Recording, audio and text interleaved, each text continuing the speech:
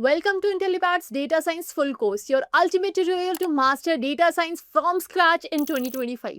If you are searching for best data science course that actually gets job ready, this is it. This data science tutorial for beginners isn't just theory, it's a practical roadmap built from real industry trends, recruiter expectation, and the tech stack that top data scientists are using today.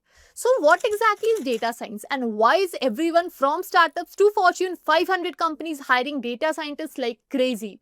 Because data science helps business uncover hidden patterns, make smarter decisions, and even predict the future. And in this full course, we teach you exactly how to do that from the very first line of Python code to building real machine learning model.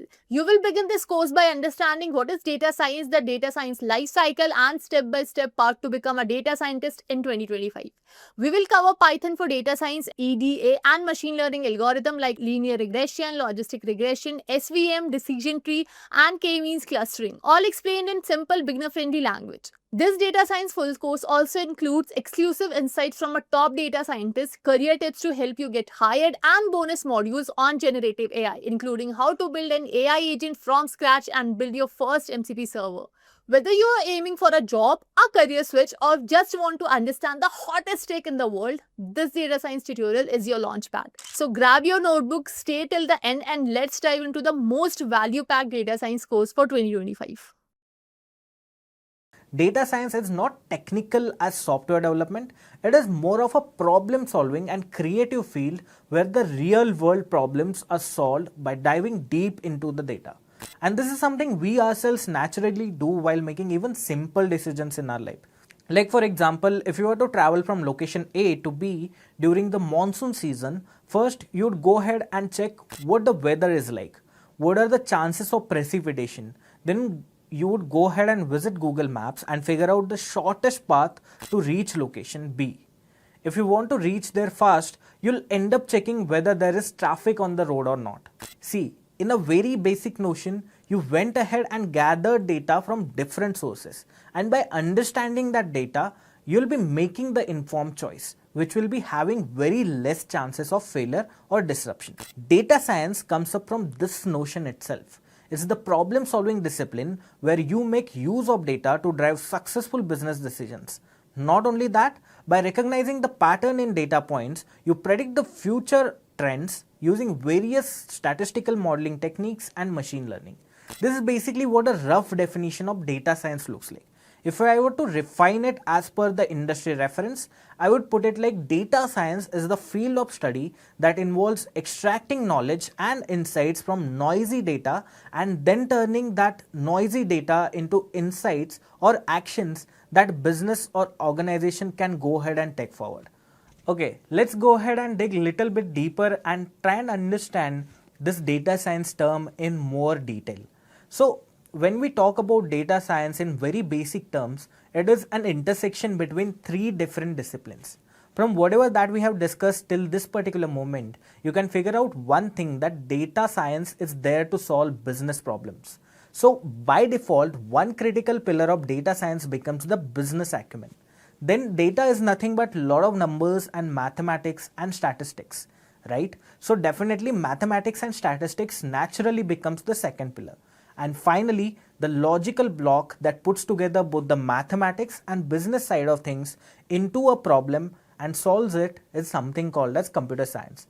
So basically, in a nutshell, data science is intersection of these three disciplines, and every data science initiatives involves collaboration across these three key areas. Now let's talk about the different types of data science methods you might use depending on the questions you are asking in your organization. And believe me, these questions can range from simple to downright complex with varying levels of value they can provide. So let's map this out by complexity and value.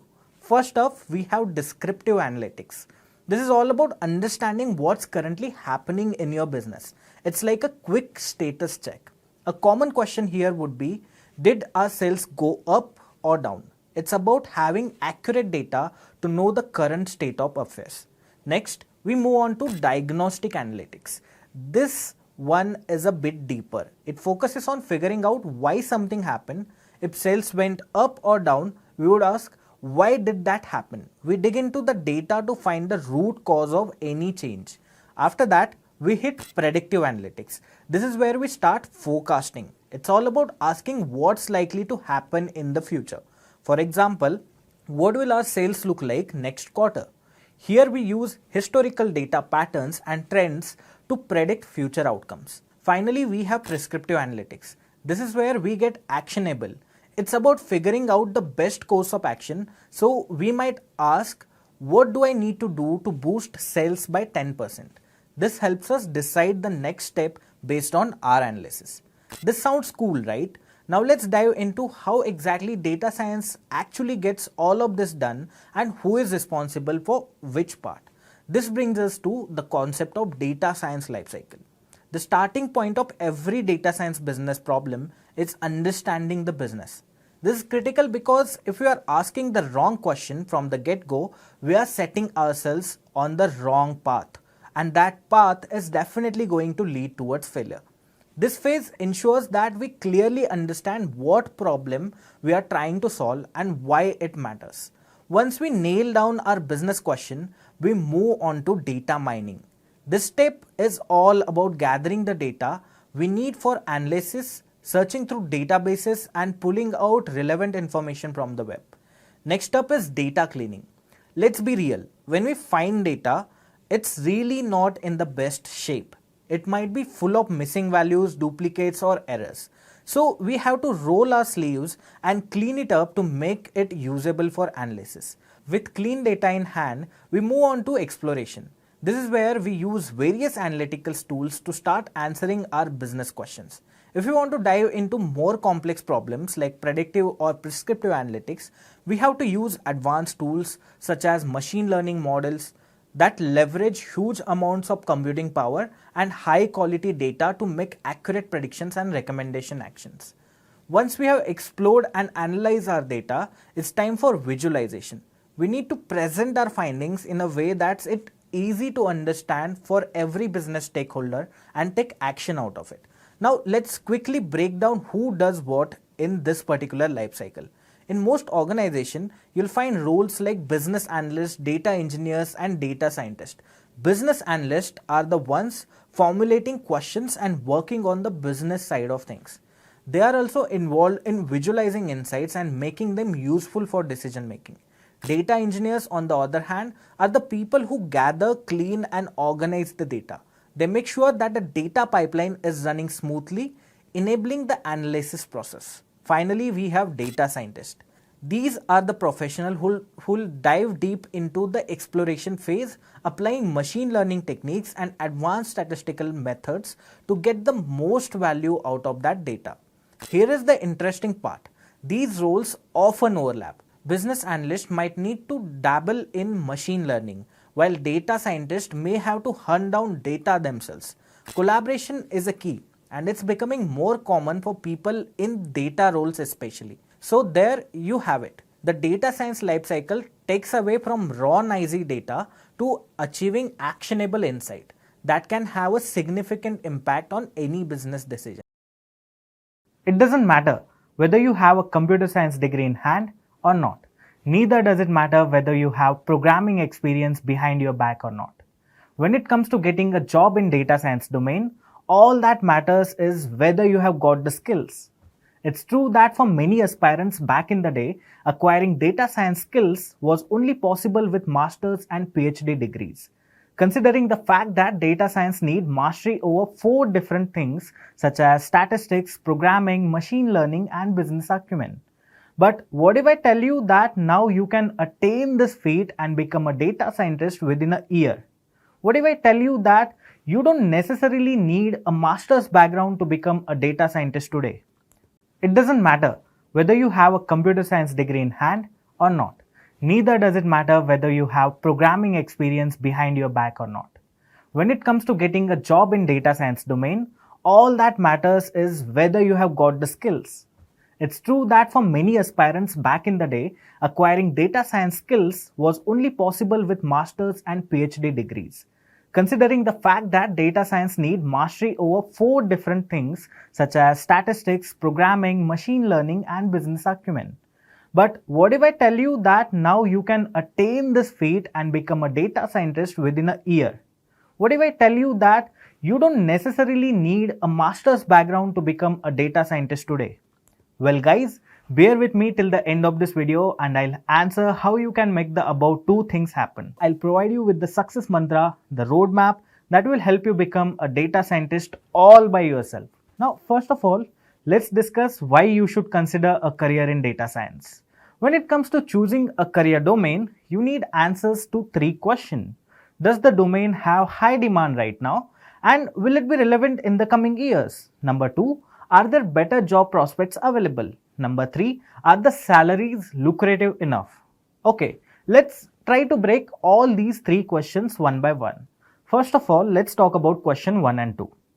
Right now, if you just go over to the Google search and search for data science jobs available, you'll get to know that on just the LinkedIn job board, there are 7 lakh plus jobs available. If you consider the other job boards, the number of data science jobs available might be even more substantial. Now, that's one thing. Consider this as well. In the last 2 years, 400,000 employees have been laid off by IT companies. And according to the Economic Times report, almost every job was impacted by these layoffs. Some were impacted severely, whereas some faced a less backlash. But consider this, 27% of laid off employees were from an HR background. 22.1% were from software development background, whereas just single digit amount of people were from data science backgrounds. What that means is AI did not harm the data science jobs at all. Also, since both AI and data science go hand in hand, there are predictions that both these job roles together will produce 80 million jobs by the end of decade ahead. What that means is for data science, both the present and future is quite bright. What about salaries, you may ask? Well, let me tell you that data science salaries are one of the highest in the IT industry.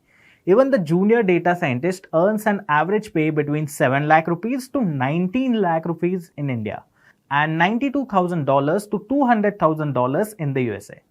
You can see that data science as a career clears all the checkboxes that we set out in the beginning. Hence, definitely data science is a great career option you can go for. Now, having said that, let's move forward and discuss how you can become an employable data scientist all by yourself. Basically, to make it happen, you have to be very strategic about what you learn and how you learn it. After doing a thorough consultation with data science trainers and industry experts associated with us at Intellipaat, we have formulated a roadmap that not only will provide you with the necessary skills, but also will prepare you for data science interviews at top companies. So ideally, the very first thing you need to do is go through the concepts of statistics. See, the term data science itself suggests that you'll be dealing with a lot of numbers. If you lack the fundamental math knowledge, doing so will become very difficult.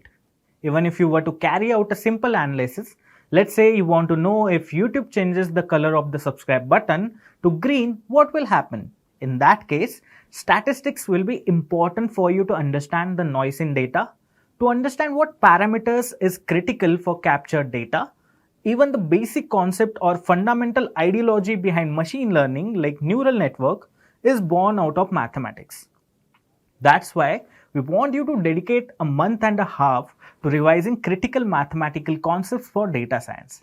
See, if you have done engineering and 10 plus 2, you'll already be acquainted with ideas like probability, normal distribution, charts and graphs, etc.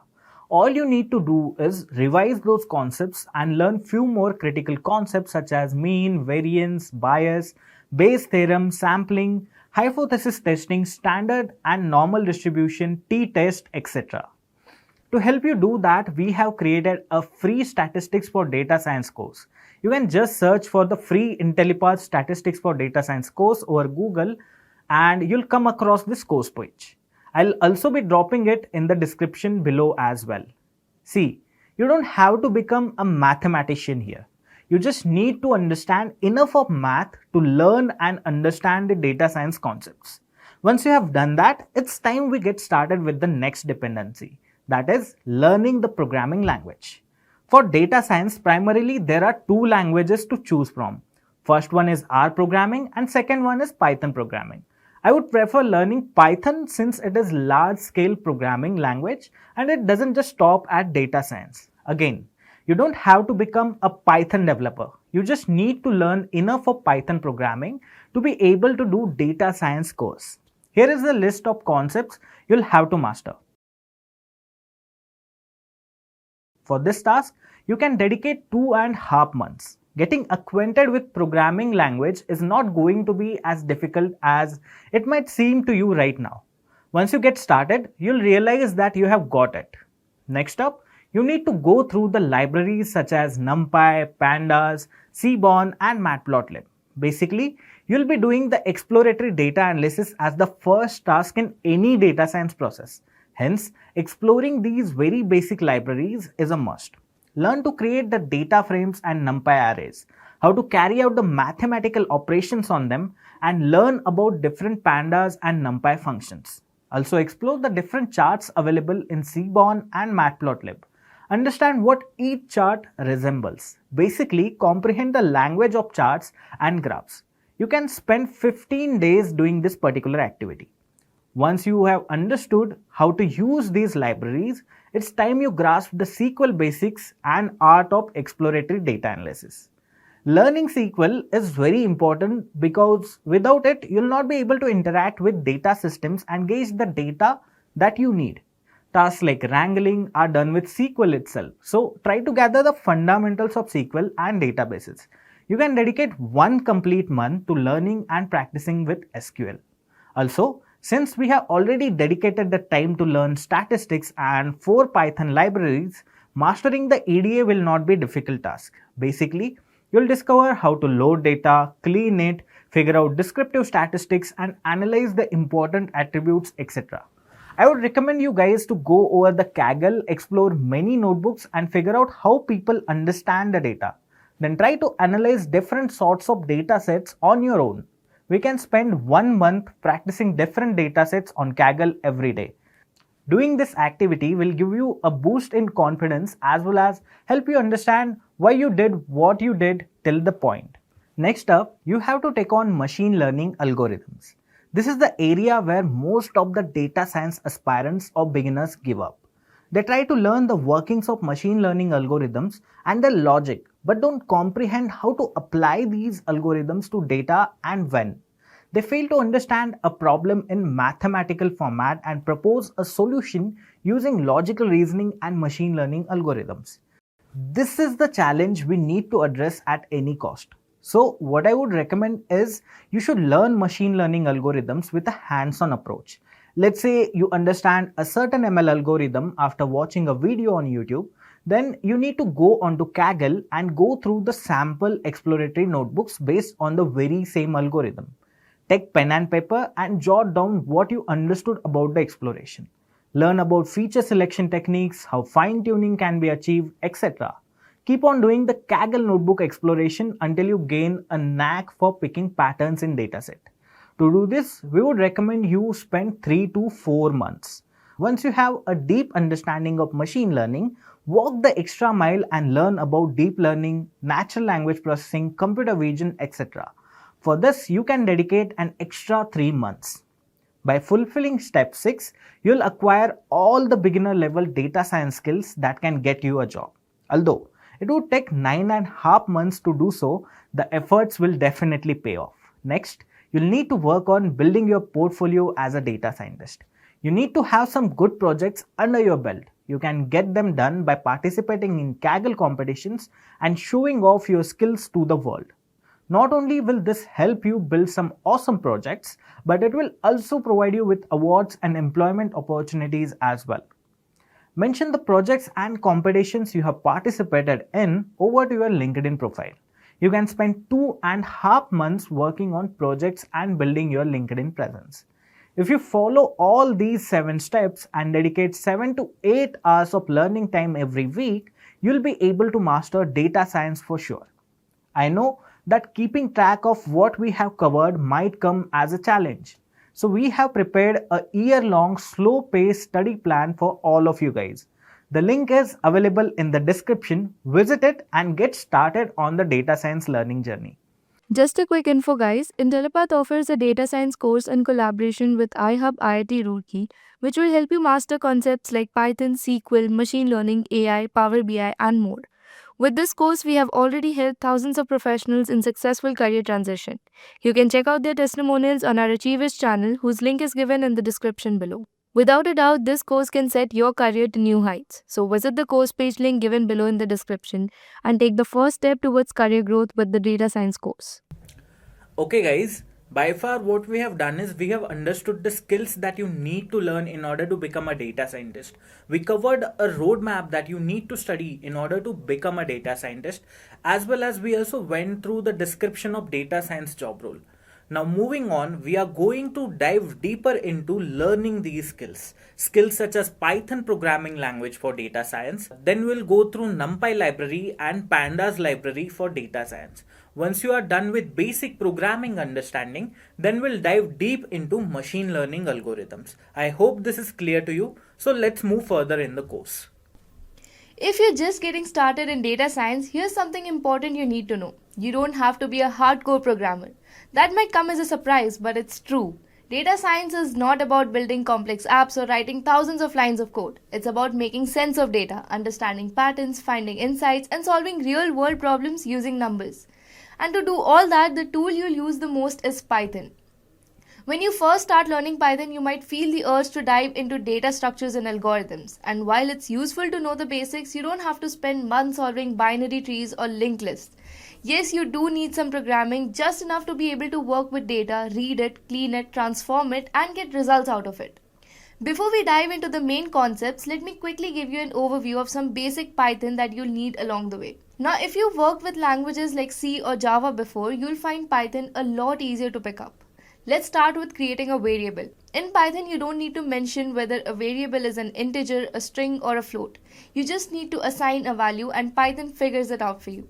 For example, writing height equal to 175 is enough. Python knows it's a number, and if you write name equal to John, it understands that it's a string.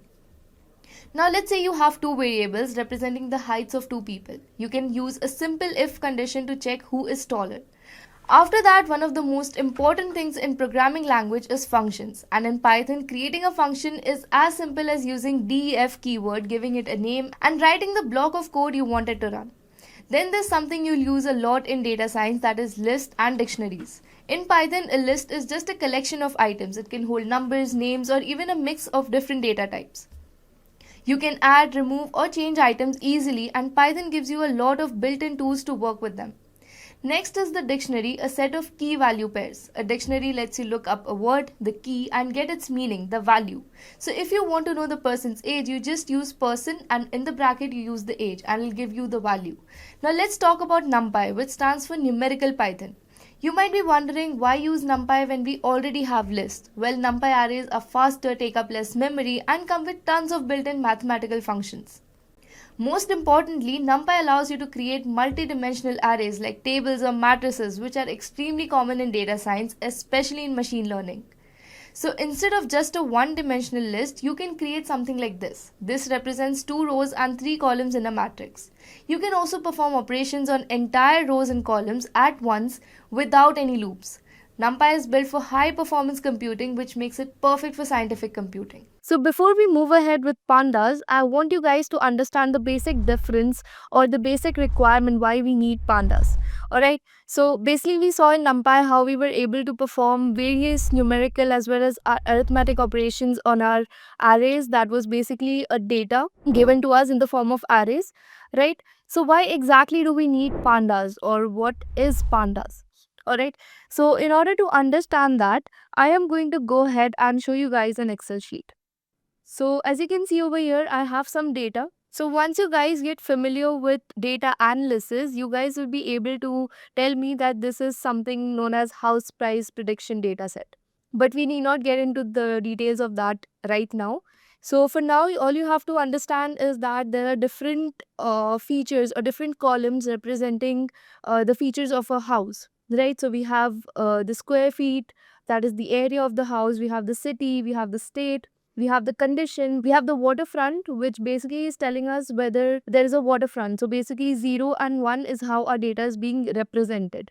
Okay, so the number of floors, the price. All right, so we have all these features in our data. All right, now if I were to represent the same thing in a NumPy array, I would have my array something like this. Okay, so say I'm just representing two houses, and these two houses have two bedrooms, two bathrooms. Okay, and the other house has just one bedroom and one bathroom. Okay, this is what my NumPy array would look like. Okay, this is basically my house 1, my house 2, and this is my bedrooms, and this is my bathrooms. Okay, so do you guys agree with me or not? Would our NumPy array look something like this or not? Except we wouldn't have this information with us. We would just have an array that would look like this. So this is the major issue that comes in NumPy when we are dealing with data. Okay, so since we only have two columns over here, maybe we can try and remember that the first one is bedrooms, the second one is bathrooms. But in case we have 12 or say 50 columns, how are we going to remember what each and every column is representing? So this is where Pandas steps in. Pandas is nothing but a tabular format of data, just how we saw in Excel. It gives us a similar representation of data in our notebook. Alright, so before we go ahead and see the demonstration with Pandas, first we'll understand why Pandas. So here are some of the important features that Pandas provides us. So it gets very easy to import our data sets. It could be a CSV file, it could be an Excel sheet, okay? It could even be your SQL database. So you can import any sort of data set in your Pandas environment. I'll be using Google Colab in this video, but you can use Anaconda or even your VS Code. Alright? Then comes your data cleaning. So this is a very important step. Now, what exactly does data cleaning mean? So when we say data cleaning, we are talking about missing values and majorly the invalid values. Okay. So when we talk about missing values, okay, let me go back to my Excel sheet. Okay, so this is the data that I have, right? So say in case of this particular value over here, 10500, what if I had a blank cell over here? That would represent my missing value. Okay, so that is basically what missing value means. So if we have a particular data set and some of the values in our data set are missing, so whenever we're dealing with that kind of scenario, we will be dealing with those missing values. Okay, we will be seeing how we can do that with Pandas. And the other case is invalid values. So say I have an age column. Okay, now we know our age can normally range from 0 to 100. Taking the worst case scenario over here, we have 100 or say 120. Okay, it cannot go above that and it cannot go below 0. Alright, so this is basically a standard age range. But what if I have a value say 200 in my age column? Now this is basically an invalid value, right? I cannot have an age that is 200 if it's for humans especially. Okay, so I would understand that there is some typing error or there is some mathematical error, and the common way of dealing with this invalid value would be dividing by 10, right? So 20 is a valid age, but 200 is not. Okay, so that is basically what invalid value means. Size mutability. So we can easily add and delete columns or rows. Okay, then we can reshape our data set, we can pivot our data set, we can efficiently manipulate and extract from our data set. And most important step is statistical analysis. Okay, so we can easily have all the statistical analysis of our data with just a few lines of code. Okay, now moving on to the prerequisites to learn Pandas. So you need to know any programming language, preferably Python. But if you know any other programming language as well, it's not an issue. Okay, and the next one is maths. That is basically you need to know some stats or inferential statistics. You need to have a basic idea like what is standard deviation, what is variance, what is mean, median, mode. So basically you need to have a basic idea of all those terms. So moving on to Pandas, we have two primary data structures in Pandas. First is series, second is data frame. Okay, now what is data structure? Data structure is basically a collection of data types that provide the best way of organizing the items or the values in terms of memory usage. Okay, so series is going to be our one-dimensional data structure, whereas data frame is a two-dimensional data structure. Okay, now series basically represents only a single column from the entire data set, whereas a data frame is able to represent the entire data set. Okay, that's the basic difference. So let's go ahead. Okay, so series we already discussed is one-dimensional. Why it's one-dimensional? Because a series would look something like this. So say I have a price column and these values would be represented by an index value by default. Okay, and remember our index is always and always going to start from 0.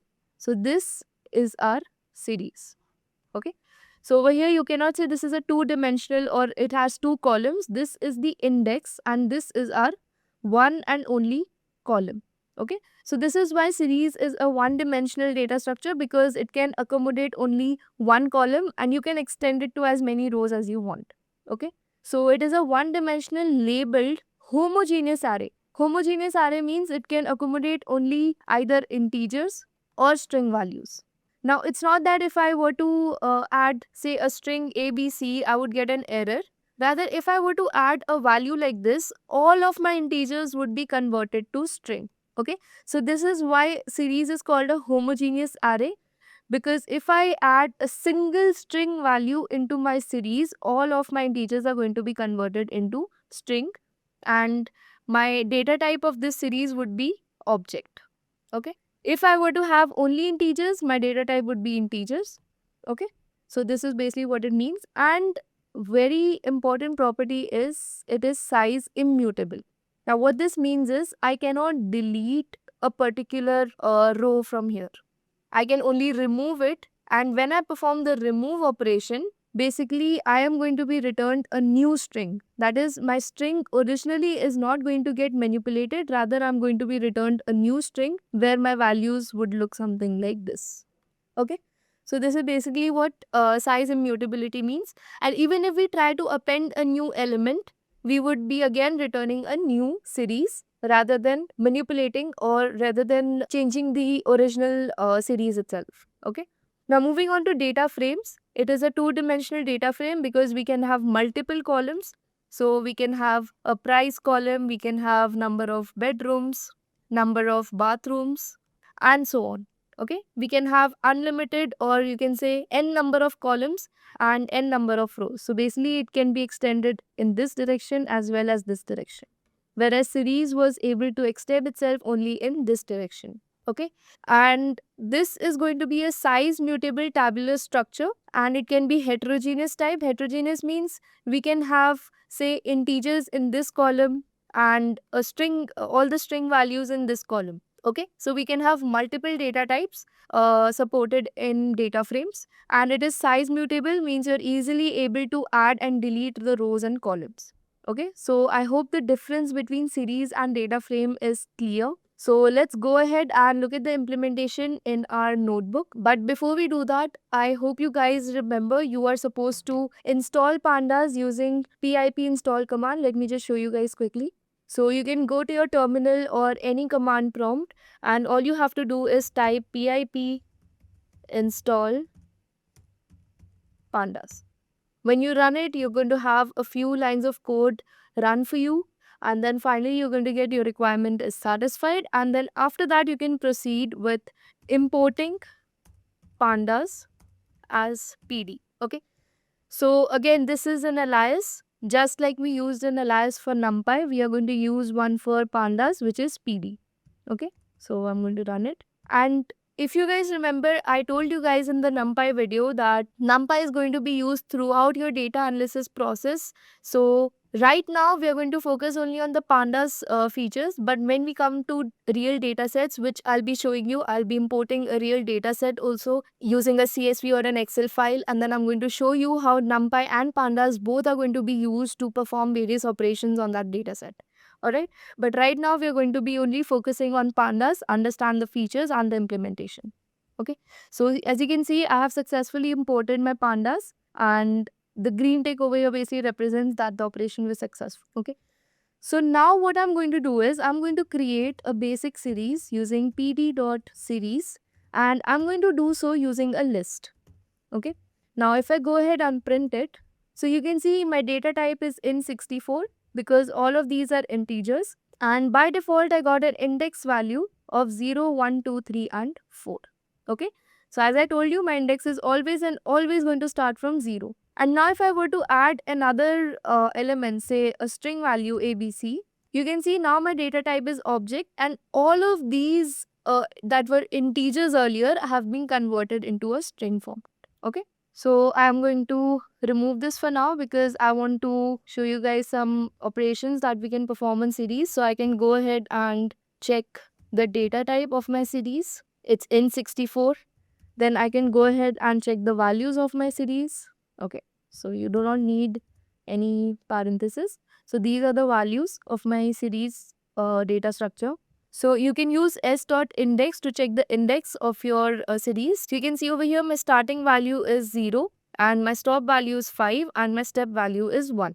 Alright, so basically I have my index from 0 to 4. So here you can get an idea about your index as well. Okay, and lastly you have s.name. So it's not printing anything because it's none. So if I print s.name, you can see it's none because we have not given any sort of name or any sort of value to our column. Okay, in order to assign a value to our column, we can just say s.name and we can assign a value to our column, say those are just numbers. So I'm going to write numbers, and if I print my series, you can see this is what my series is going to look like. Alright.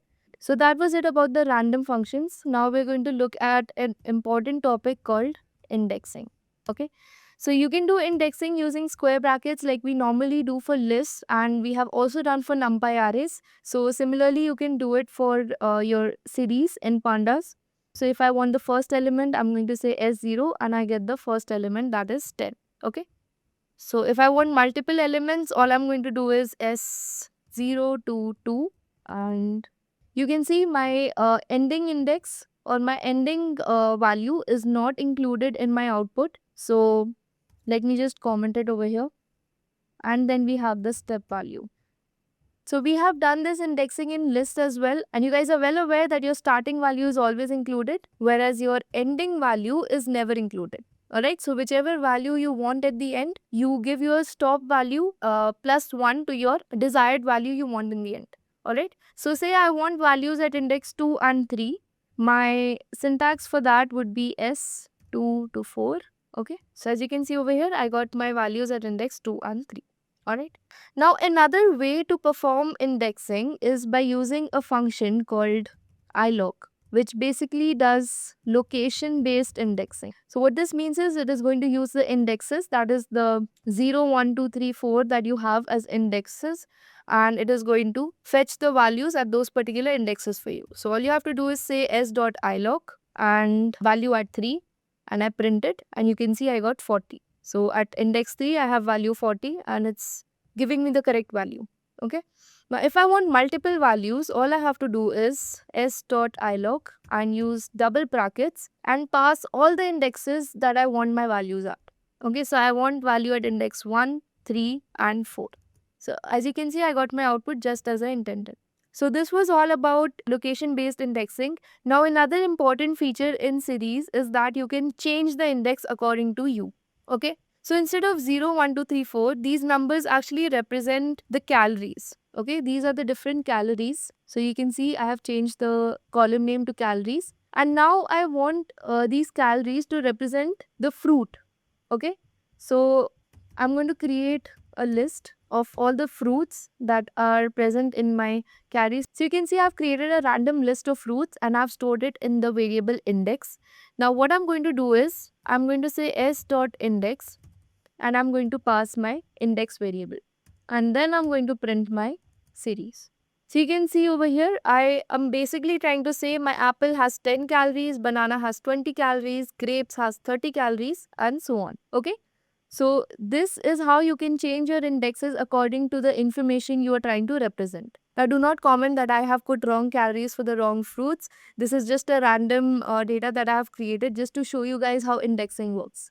Okay. So now if I try to access any value using my indexes, so if I want to find the calorie of grapes, I can just say s grapes. Okay, in square brackets. Now can I use ilog function over here? Let's try it. Okay, so I get an error because this is not a location anymore, right? So when I had my numerical indexes, ilog was working absolutely fine. So I can still use ilog, but for my numerical indexes, right? The original indexes, that is, we have indexes in lists, we have indexes in NumPy, we similarly have indexes in series as well, okay? So we can do that by ilog, but again, how will we remember what is index 3? right? So that is why we have another function called lock. This is label based indexing. Okay, so using lock we can go ahead and say, and you can see I get my value. Okay, now another important thing you need to remember is in label based indexing your start as well as stop value both are included in the output. Okay, now this is a very important thing that you need to remember, because unlike normal indexing or the indexing that we do in list, numpys and all, whenever we are using a normal list, our stop value is never included. Alright, now say I want my calories of banana, grapes and orange. Okay, so what I'm going to do over here, so you can see my banana, grapes and orange. So all three of them, that is my starting value as well as my ending value, both have been included. I hope label based indexing and location based indexing, that is your normal indexing, the difference between both of them is clear. Difference between lock and ilock is clear. Okay, so let me give you guys a quick recap. We learned how to create a series using a list. Okay, we saw the default indexes, we saw the default name, which is none of the column. Then we saw how to check the data type of the series, we saw how to check the values and the indexes of the series. Then we saw how to rename our column or the series. Okay, and then we went ahead and looked at indexing. We saw normal indexing, we saw indexing using ilock. Okay, then we went ahead and changed the index of our series. We gave a different set of indexes to our series using s.index equal to the new index. And then we went ahead and performed indexing on our labels. That is, we used the new indexes to index the values. And then we also looked at the label based indexing, that is using lock. Okay. Now, if I want to access multiple elements over here, multiple values, again, I have to give double brackets and I can say grapes and then I want apple and I can print it. So you can see I got my desired output. Okay. So that is all about indexing. Now let's also see how we can create a series using a dictionary. Okay. So I have already created a dictionary for you guys, which is basically fruit protein. So our keys are the fruits and our values are the proteins or the grams of protein stored in that particular fruit. Okay, so this is our dictionary. Now if I want to create a series out of this dictionary, all I have to do is say I'm going to name it S2 because this is my second series, and I'm going to say pd.series fruit protein and I'm going to print it. Okay, so you can see, and by default the name of our column over here that is representing the protein is 0. So I can go ahead and say name equal to protein. Let's run it. Now my series is giving us a complete information of what our data is representing. Okay, and you can see the data type over here is float. Okay, again you can go ahead and perform the similar kind of operations on this particular series. I will be sharing this notebook with you guys in the description below, so you can download it and do the necessary operations that we saw in our earlier series, that is our series S. So all those operations can be performed on this particular series as well. So I want you guys to pause the video, download the notebook and perform these operations. And if you guys face any doubt, comment it in the chat box below. I will respond to you guys at the earliest possible. Okay? Alright, so I'm assuming now you guys are done with the earlier operations. Now we'll be looking at something important and something new, which is called conditional selection. Okay? Now what conditional selection basically means is, now I want to fetch all the fruits over here that have protein greater than 1. Okay, I want to find out all the proteins that are greater than 1. So what I'm going to do is I'm going to say S2 greater than 1. Now you can see over here I've got boolean values that are representing true and false. So wherever I have protein greater than 1, I got a true, and wherever it is less than 1, I got a false. Okay, but what if I want only those rows in my output that have the value greater than 1? So what I'm going to do is I'm going to put this conditional selection statement inside my series. So I'm going to pass it inside my original series, and you can see I got the result. Okay, so all these fruits have protein greater than 1. Okay, so this is basically how conditional selection works. It is first going to provide you with a mask series, which is basically a series of boolean values true and false. And if you pass that masked series into your original series using square brackets as we just did, you get your desired output. So our next topic is logical operators. Okay. Logical operators, we have and, or, and not. So I hope you guys are clear with what is and, or, not. Okay. If you guys are not, let me just give you guys a quick example. Okay. So say I have two values. One is true, the other is also true. Now if I do a and between these, if I perform an and operator between these, my result is also going to be true. Okay. Now if I have a true and a false, and I perform an and operation between these two values, my result is going to be false. Okay. Similarly, if I have a false first and a true later on, and I do an AND operation, my result is going to be false. And if both my values are false, my result is again going to be false. Okay. So we need both our values to be true in order to have a result true. Okay. But in case of OR, any one of our value has to be true. This is going to be true. But if I have true or false, it is again going to be true. Okay. If I have false or false, then it is going to be false. Okay. So this is basically and or. Okay. Now let's see how it is used in a series. So say I want to give a range. Okay. I want to have all my fruits, or I want to see all those fruits which are greater than 0.5 but less than 2. Okay. So all I'm going to do is S greater than 0.5 and S is less than 2. So this is the syntax that you have to follow. Okay.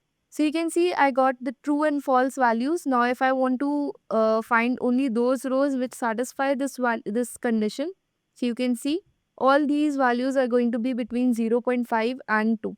Okay. I can say I can say less than or equal to 2. And now I have my fruits which have the protein value equal to 2 as well. Okay. So this is how AND is performed. So basically what happened there is wherever we had 0.5 and greater but less than 2, this range was passed to us when we use the AND operator. Okay. Now if I were to use the OR operator in this particular scenario where I'm trying to find this range, would I get this desired output? No. For the OR operator, my first condition would be greater than 0.5. So I would get all my values that are greater than 0.5.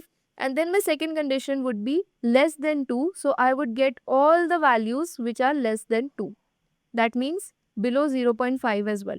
Alright, so as you can see over here, I have 0.3 and I have 2.6 as well in my output. So this is basically telling me that I have used an OR operation over here. Okay.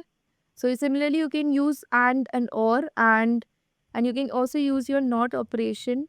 So I can say I want all my values which are not greater than 1. Okay. So you can see all these values are smaller than 1. Okay.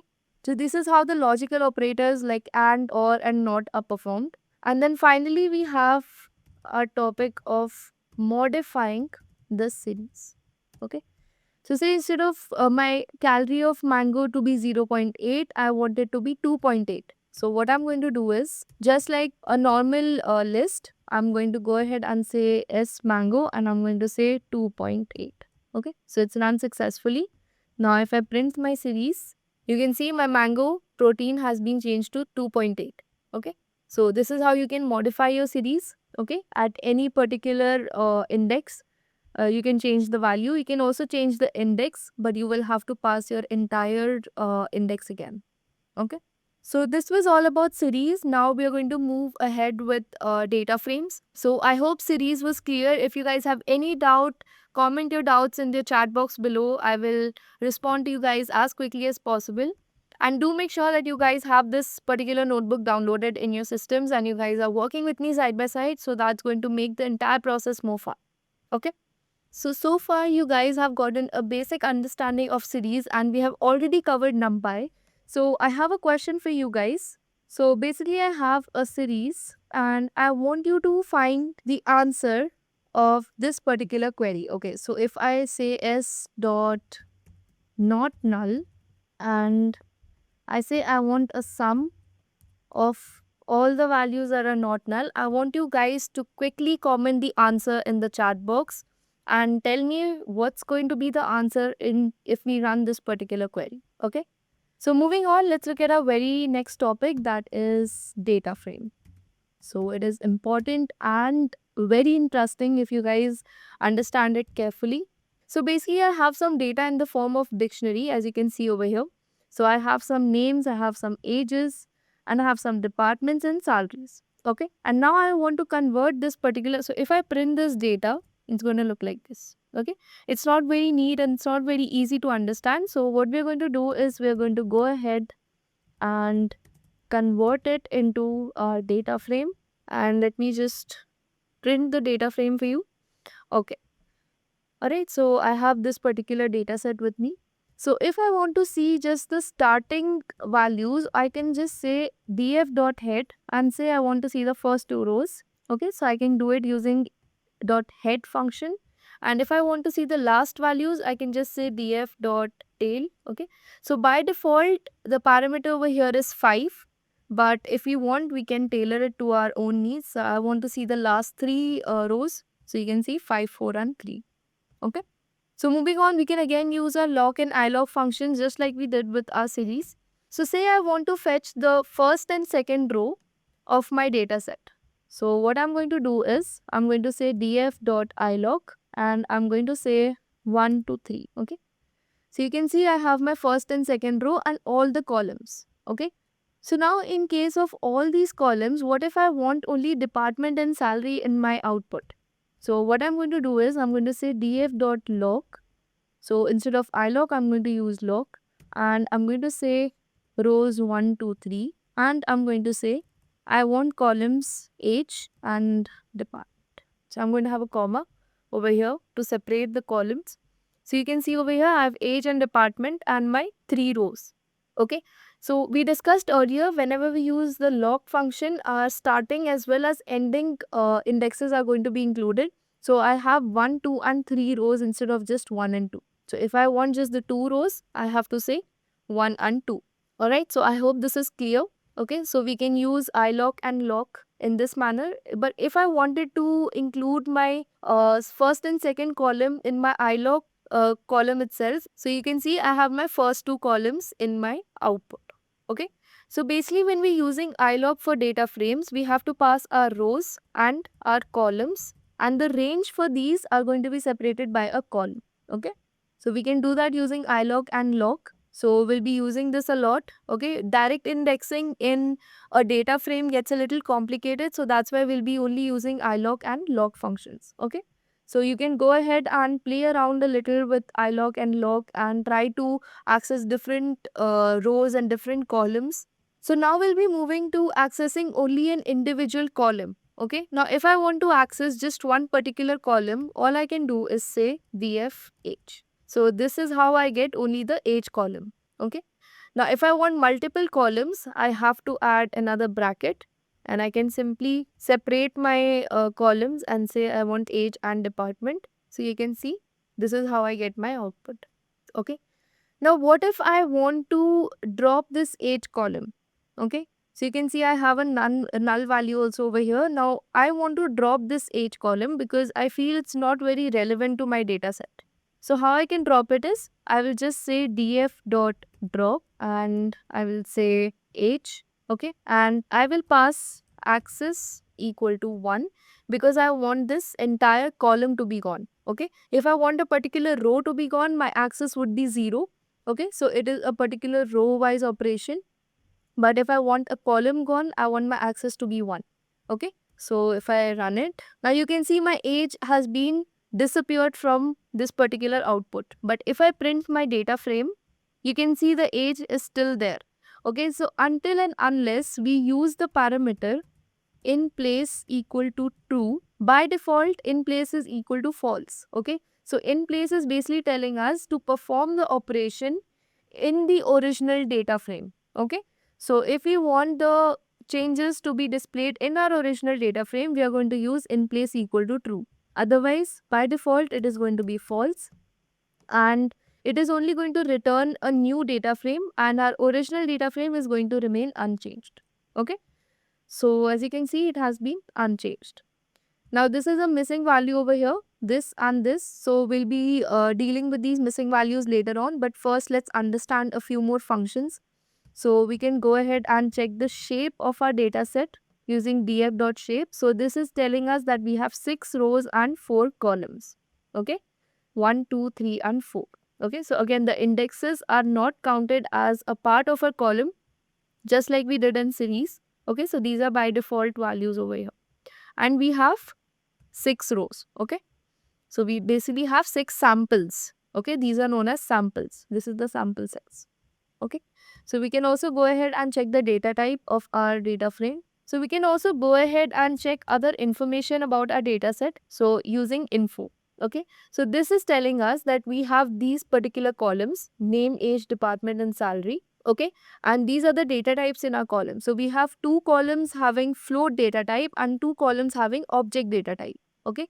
So name has object data type, age has float data type, department has again object data type and salary has float data type. Okay. Now over here we have a non-null count. Non-null count basically means that we have 6 non-null values, that is we have total 6 samples and all of these 6 samples are non-null. Okay. So basically in the name column we have 0 null values. Okay. And we move to the age column and over here we have 5 non-null values. That means we have 1 null value over here and over here also we have 1 null value. Whereas over here we have 0 null values. Okay. It is also displaying the memory usage to store this particular data set. Okay. And another operation that you can perform on your data set is describe your data set. So over here you get statistical information on your data. So over here we only have 2 data sets that are of type float or integer. Okay. So we can perform these particular operations, that is the count, mean, standard deviation, minimum value, and these 25%, 50%, 75% are basically the outliers in our data set. Okay. And the maximum value. Okay. So using the describe function, you get a basic information about your data, like you have 5 values in your age column and 5 values in your salary column that are present. Then the mean value of your age column is 28, whereas mean value of your salary column is 58400. Standard deviation is this. The minimum value of age is 25 and minimum salary is 50,000. Then you have other information about your data set. Okay. So in NumPy, we saw an important concept called broadcasting. Okay, we also looked at the rules for broadcasting. Now we'll see how broadcasting is performed in Pandas. Okay, so I have a salary feature over here. So our columns are also known as features. Okay, so these are our columns or our features. Okay, so if I want to say increase the salary of all the people over here, okay, of all these people, I want to increase the salary by say 5,000.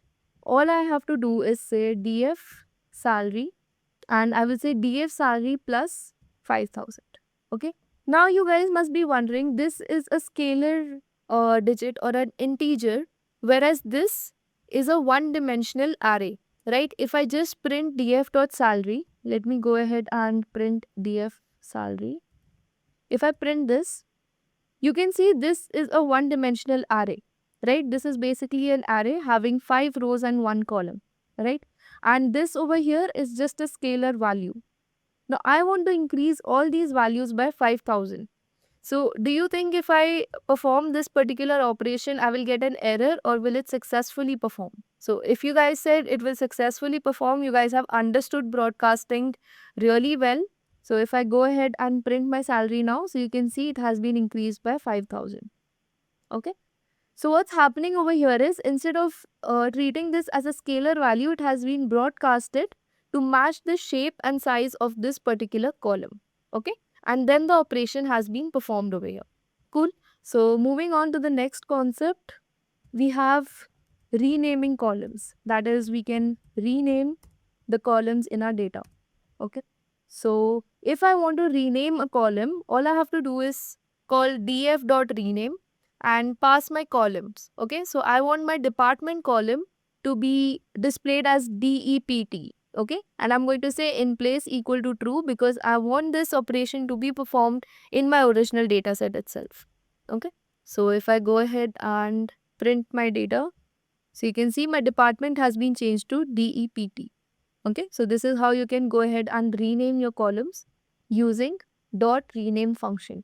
So you can also go ahead and check the unique values in your data for a particular column. So I want to see all the unique salaries in my data set. So you can see over here, these are the unique salaries in my data set. Okay, I can check it for another column. So I can check the unique departments. So again, these are case sensitive. So if I check the unique departments in my data set, so I have 3 unique departments, that is HR, IT and finance. Okay. Now, if I want to see how many employees are in which department, I can go ahead and do the value count of these departments. So I will say DPT dot value counts. Now, as you can see over here, HR department has 3 counts, IT has 2 counts and finance has 1 count. Okay, so basically it's telling us that there are 3 people in HR team, 2 people in IT team and 1 in finance team. Okay, so this is how you can check the distribution of one particular column across your data set using value counts. Now, what if I want to create a new column called promoted salary?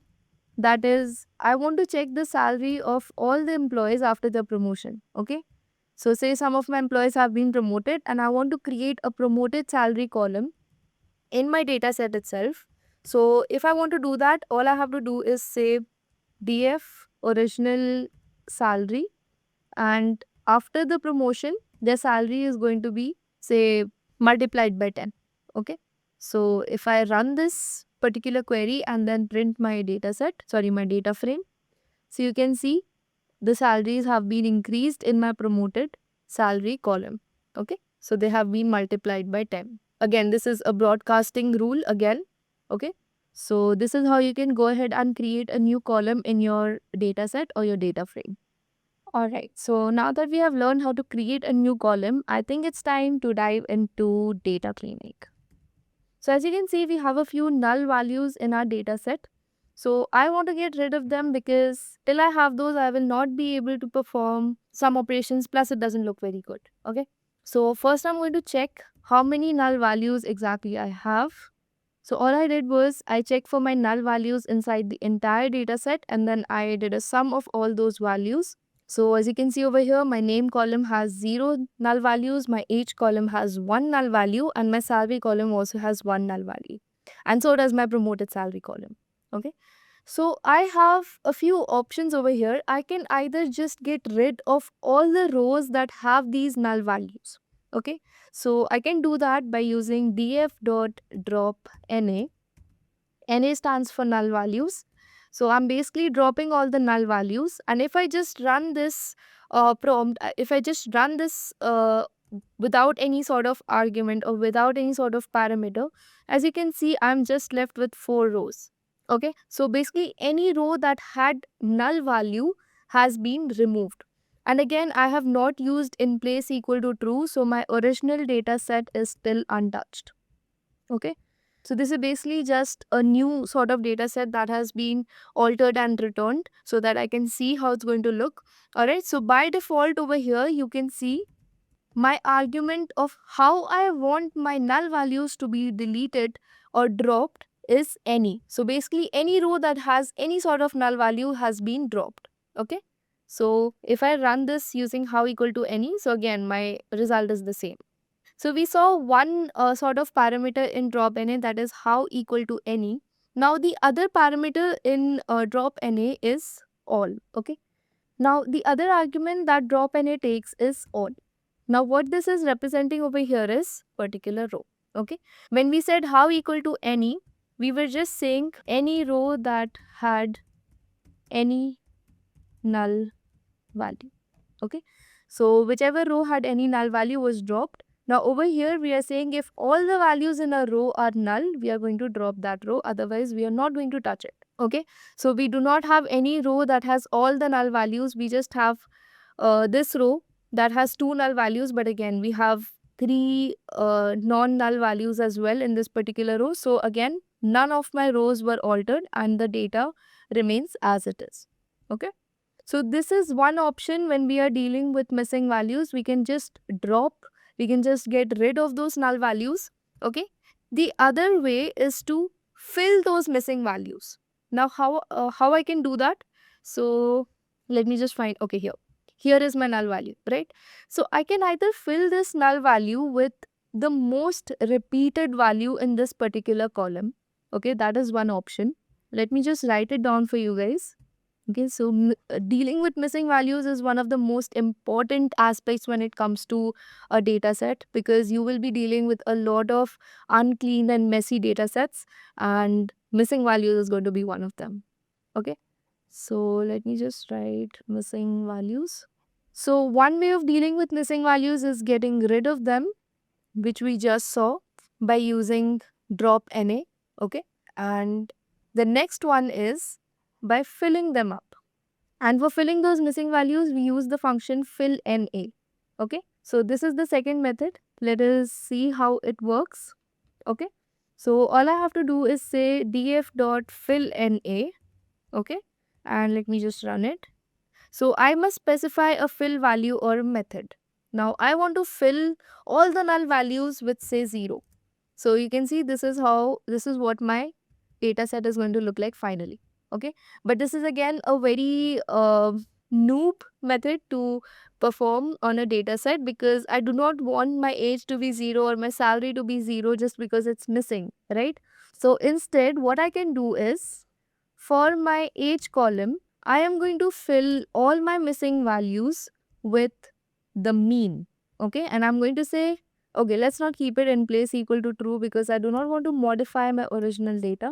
But if you guys want to, you guys are free to do it. Okay, so I'm just going to replace all my missing values in the age column with the mean of the age. Okay, so initially my third row had a missing value and now it has been replaced with the mean. All right. Similarly, for the salary column, what I'm going to do is, if I replace it with the mean, it's not going to be very technically or mathematically correct. So instead, what I can do is, I can replace it with the median, right? I can go ahead and replace my salary in my df column, and I'm going to say I want it to be filled with the median of my salary. So you can see over here, my fourth row was missing in my salary column, and now it has been filled with the median value. Okay, so this is another way that you can fill your missing value. Okay, now this is something that we can do mathematically, right? But what if I want to just randomly fill my value? So this was the missing value, right? So there is another method in fill NA. Instead of providing a default value, what we can do is something known as forward fill. So basically, when we use fill NA, we have two methods, forward fill and backward fill. So in forward fill, what happens is we move from top to bottom, okay, and say this was our missing value. So when we use forward fill, 35 is going to be replaced in our missing value. Okay, and similarly, when we do backward fill, 29 is going to be replaced for our missing value. Okay, so this is basically what forward fill and backward fill means. So let us quickly go and perform forward fill first. Dot fill NA, and in our method, we're just going to pass forward fill. Let's run it. So you can see 35 has been replaced in our missing value column. Okay, so it has been done using forward fill. Similarly, I can perform a backward fill. So you can see 29 has been replaced in my missing column. Okay. Now using these methods, backward fill and forward fill, can be a little tricky, and they can also give you errors in cases where your first or last value is null. Okay, so in case your first value is null and you try to do a forward fill, your first value will still remain null. Alright, and same goes for backward fill. If your last value is null and you do a backward fill, your last value will still remain null, because there won't be any value before that to replace it with. Alright, so in cases like that, we go for statistical operations like mean, median, mode, alright, according to what's more technically sound. Okay, So these are some of the methods to deal with your missing values. Okay, so now we saw how we can deal with missing values. Now we'll look at another operation where we can say replace a particular value randomly. Okay, so say instead of Charlie over here, I want to replace this name with another name.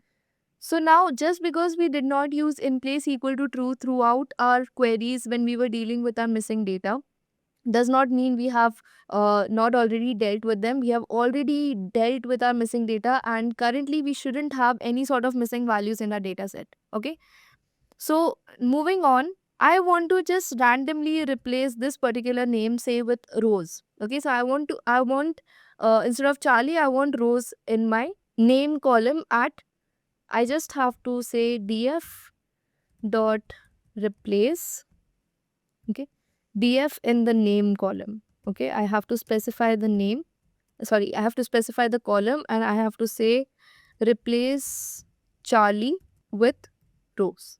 Okay, so as you can see, my operation has been performed successfully. Okay, and again, if I wanted this change to be reflected in my original data set, I would have to say df name, and I would basically be storing the change in my original data set. And now I can go ahead and run it. So as you can see, I have changed the name from Charlie to Rose in my original data set as well. Okay, so this is how you can make your changes permanent. Okay, all right, so let's look at the next concept when we're cleaning our data, that is dealing with duplicate data. Okay, so we already saw how we deal with missing values. Now we will see how we deal with duplicate values. Okay, so as you can see in this particular data set that we have over here, we have the entry Alice twice. Okay, and as you can see, the age, department salary, and the promoted salary, they match for both these records. Correct? So how do we deal with duplicate values? So we already have an inbuilt duplicated function. So in order to check for all the duplicate values, all you have to do is say df.duplicated and pass it in the data frame variable. And when you run it, and your output will be your second repeated record in your data set. Right? So we are not going to consider this as duplicate. Rather, we're going to consider this as duplicate. So let's see how duplicated works. Okay, so say I have a record over here of different countries. Okay, so I have Italy, France, Greece, and then Italy again. Okay, so if I go for duplicated method, what happens is we work our way from the top itself to the bottom. Okay, so first I'm going to check for Italy. So Italy is not present, no problem. I'm going to simply add it to my list, or uh, a list where basically I'm keeping a track whether an element is duplicate or not. Right?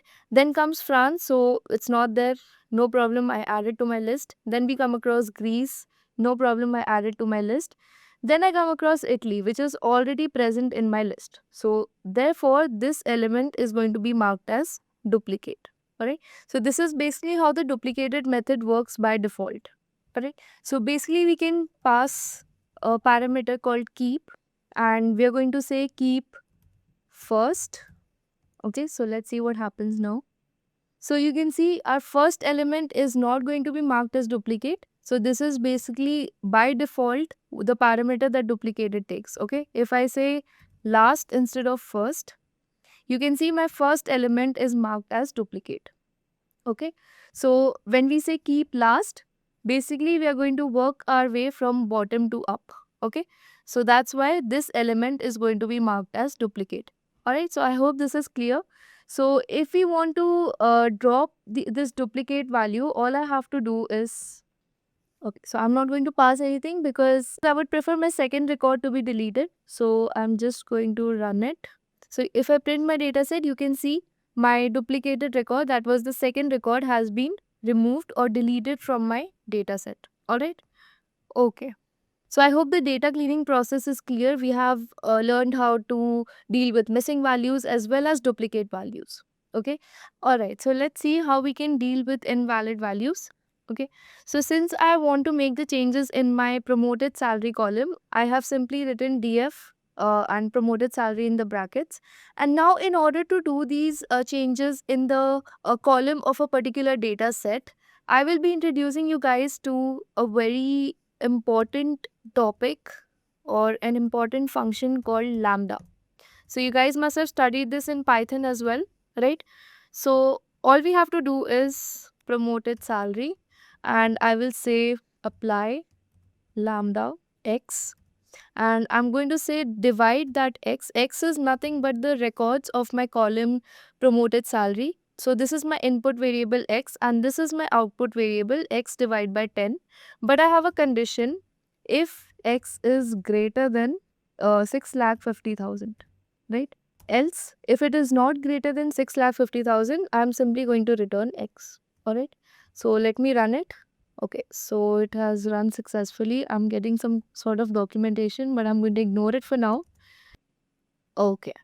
So as you can see, the two records that I had that were greater than 6,50,000 have been divided by 10. Alright. So this is how you can deal with your invalid values using the lambda and apply function. Alright. So this is the syntax for that. So moving on, we'll also look at some string functions. So in this particular sample dataset that I have taken, we do not have any sort of explicit need to do these string functions. Okay, so maximum times whenever you have a string input, okay, so say the names. Over here, I just have the first name, but in case I had a name like Alice underscore, say, Fernandez, okay. So in order to deal with inputs like this, all I would have to do was df, and I would create two separate columns saying first name and last name, okay. And then all I would do was df, and I would split my name column. So basically I'm using name as this name instead of my column name because I do not have any sort of input like this which I want to demonstrate to you guys. Okay. So even though this is not a column per se, this is just a variable that I've created and I'm pretty sure I'm going to get an error. Okay. So I am going to split it using string.split method. Okay. And I want to split it based on underscore. Okay, so wherever I have an underscore, I want to split my string. Okay, so in case instead of underscore all I had was a space, I could use an empty string over here. Okay, but since I have an underscore between my first string and my second string, I'm going to split it based on my underscore. Okay, and let me see if I run it, what's going to happen. Okay, so I do not have any column name, but again, this is how you would split your data set. So obviously this code is not going to run for me because I do not have any column called name, and wherever I have name, I do not have any sort of connectors between two strings. These are just single names. Alright, so I will not be able to split these particular strings over here that I have. So this is just a demo for you guys that in case you have a column like this is how you're supposed to deal with it using string.split method. Alright. So now that we are clear with data cleaning, I want to show you guys a few more examples of apply and lambda.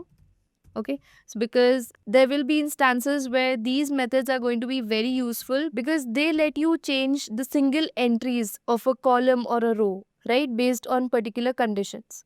Alright, so let me create another scenario where I want to multiply the age. Okay, I want to multiply all the ages by 2. Okay, so all I'm going to do is age, and then I'm going to call my age function, age column over here, and then I'm going to say I want to apply. Now instead of passing lambda, what I can do is I can go ahead and create a function where I am multiplying my age. Okay, I'm going to have my input as x and then I'm going to simply return x into 2. Okay, so instead of calling lambda over here, what I can do is I can say multiplying age and pass x. Okay, so it will not take any input. I'm sorry about that. So let me run it. Okay, so now if I print my data frame, you can see my values of age have been multiplied by 2. Okay, so let me bring back my ages to the original value. Now this time I will use lambda instead of creating a function by default. Okay, and I'm going to say apply and I'm going to pass lambda and I will say x, and I will say x divide by 2. Okay. Now there are no conditions, there are no if else conditions. I want all of these entries in the age column to be divided by 2. So I'm not going to pass any if else like we did previously, right? So I'm going to run it, and if I print my data frame, my ages are back to the original values. Okay. So this is how lambda and apply functions are used, and you will be using them quite a lot. Okay. So moving on, I want to tell you guys about another very important concept, that is joins and merges. Okay. Now, in order to understand joins, let us go through a quick overview of what are joins. Okay. So consider this scenario where I have two data sets, A and B. Okay. Now, when you're dealing with large data sets, it's not necessarily that you're going to have all the columns in one particular data set. Okay. So if you guys remember, I showed you guys an Excel sheet of various columns or various features of a house, right? Number of balconies, number of bedrooms, the location, the state, and so on, right? Now I had all those columns in one particular sheet. But what if I had two sheets, A and B, where in one sheet I only had, say, the features of the house, that is, the number of bedrooms, the number of bathrooms, the balconies, and in another sheet I had the different features, say when the house was built, where it's located, what's there nearby, and stuff like that. Okay, so I had two separate sheets. Now I want to combine these sheets. All right. So there are different methods.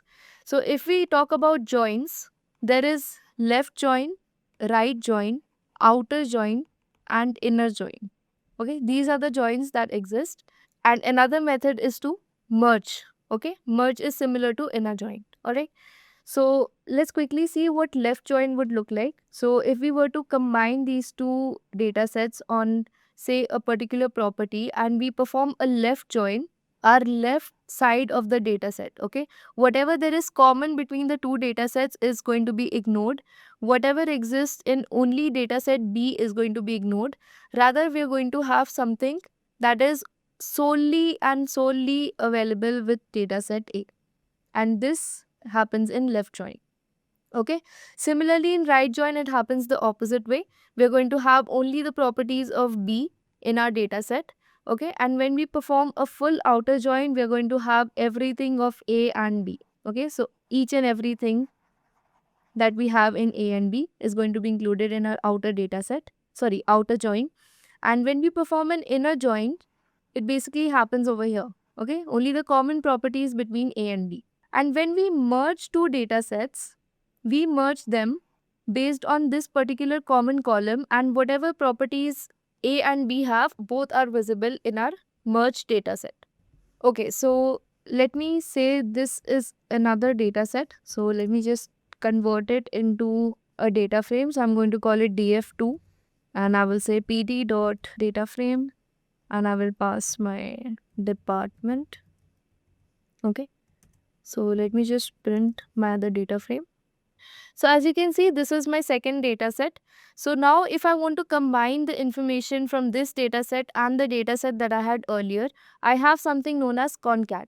Okay, so concat is going to let me merge the information from both these data sets. So if I use pd.concat and pass the two data sets that I have, this is the output that I'm going to get.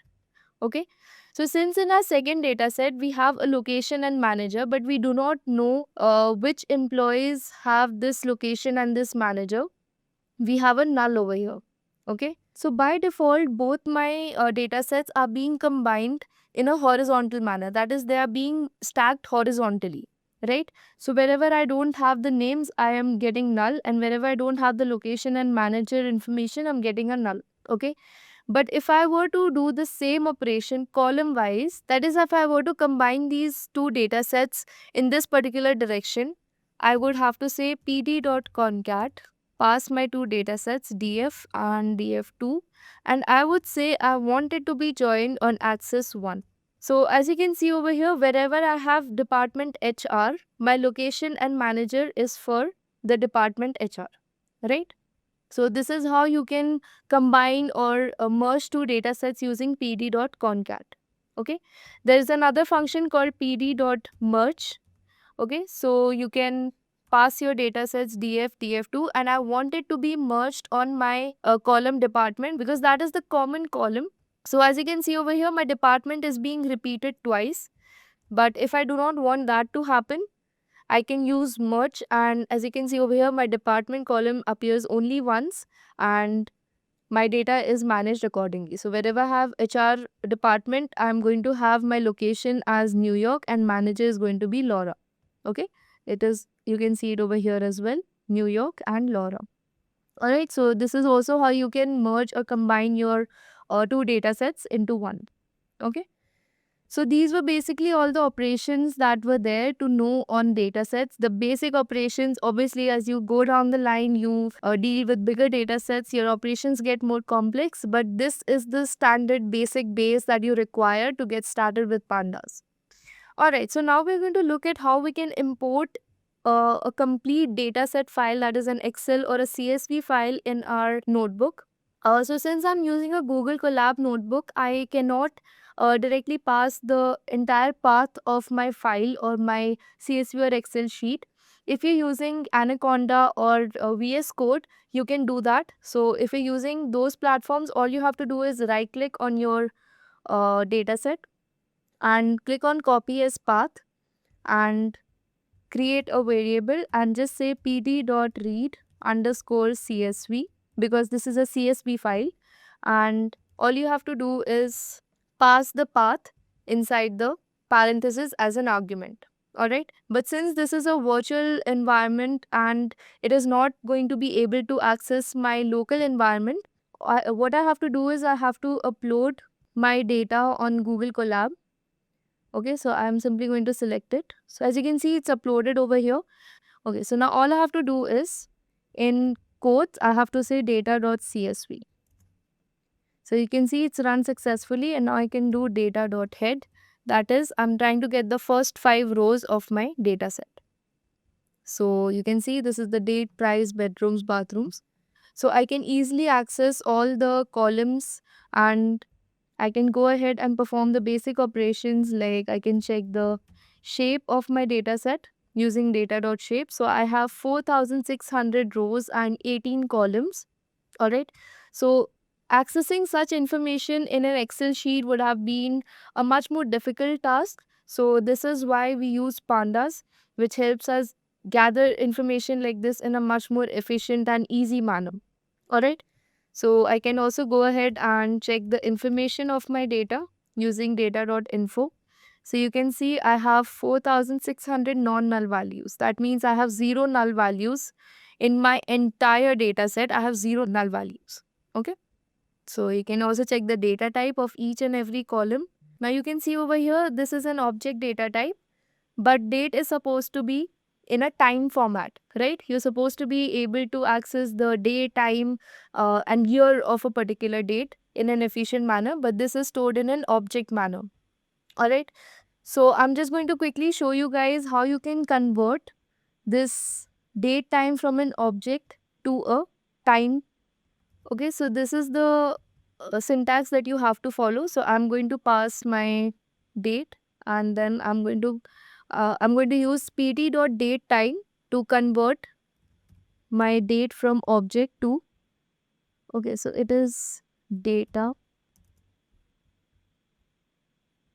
Okay, so as you can see, it has been executed successfully. Now if I go ahead and check my information of the data, you can see it is converted to date time format. All right, so this is how you can convert your date time features into the valid format using Pandas. All right, so this is again only a one line code, but you should be aware that it can be done, and this is how you bring your data to the correct format. All right, so this was it for this video. I think we have covered almost everything there is to know about Pandas, and I'm sure you guys got a basic understanding of how you guys can implement Pandas on even a large data set. And I am going to give you guys this notebook link in the description, so you can go ahead and download it and practice on this data set, or you can download data sets from Kaggle.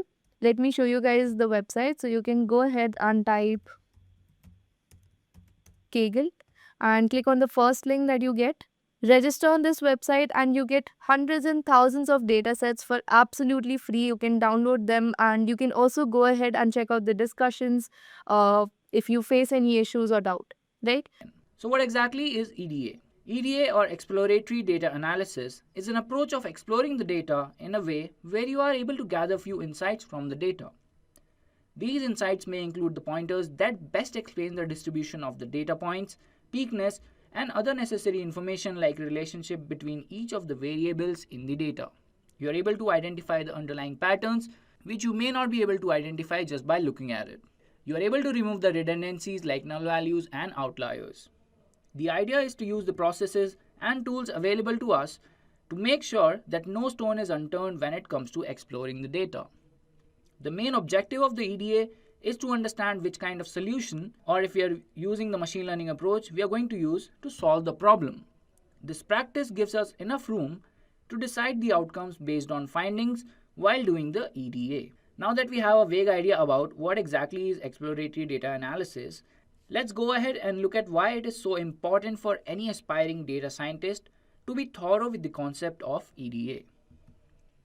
So when we discuss the importance of exploratory data analysis, we have to cover some points. First of all, EDA helps us uncover underlying patterns and trends in the data that are not visible by just looking at the data. So let's say if you are looking at any data which is related to insurance companies, you might not be able to find the patterns in how the people are paying their premium just by looking at it. And when it comes to EDA, it will help you identify those patterns and actually work on those insights. Next up, EDA can highlight useful relationships between the data points to gather insights.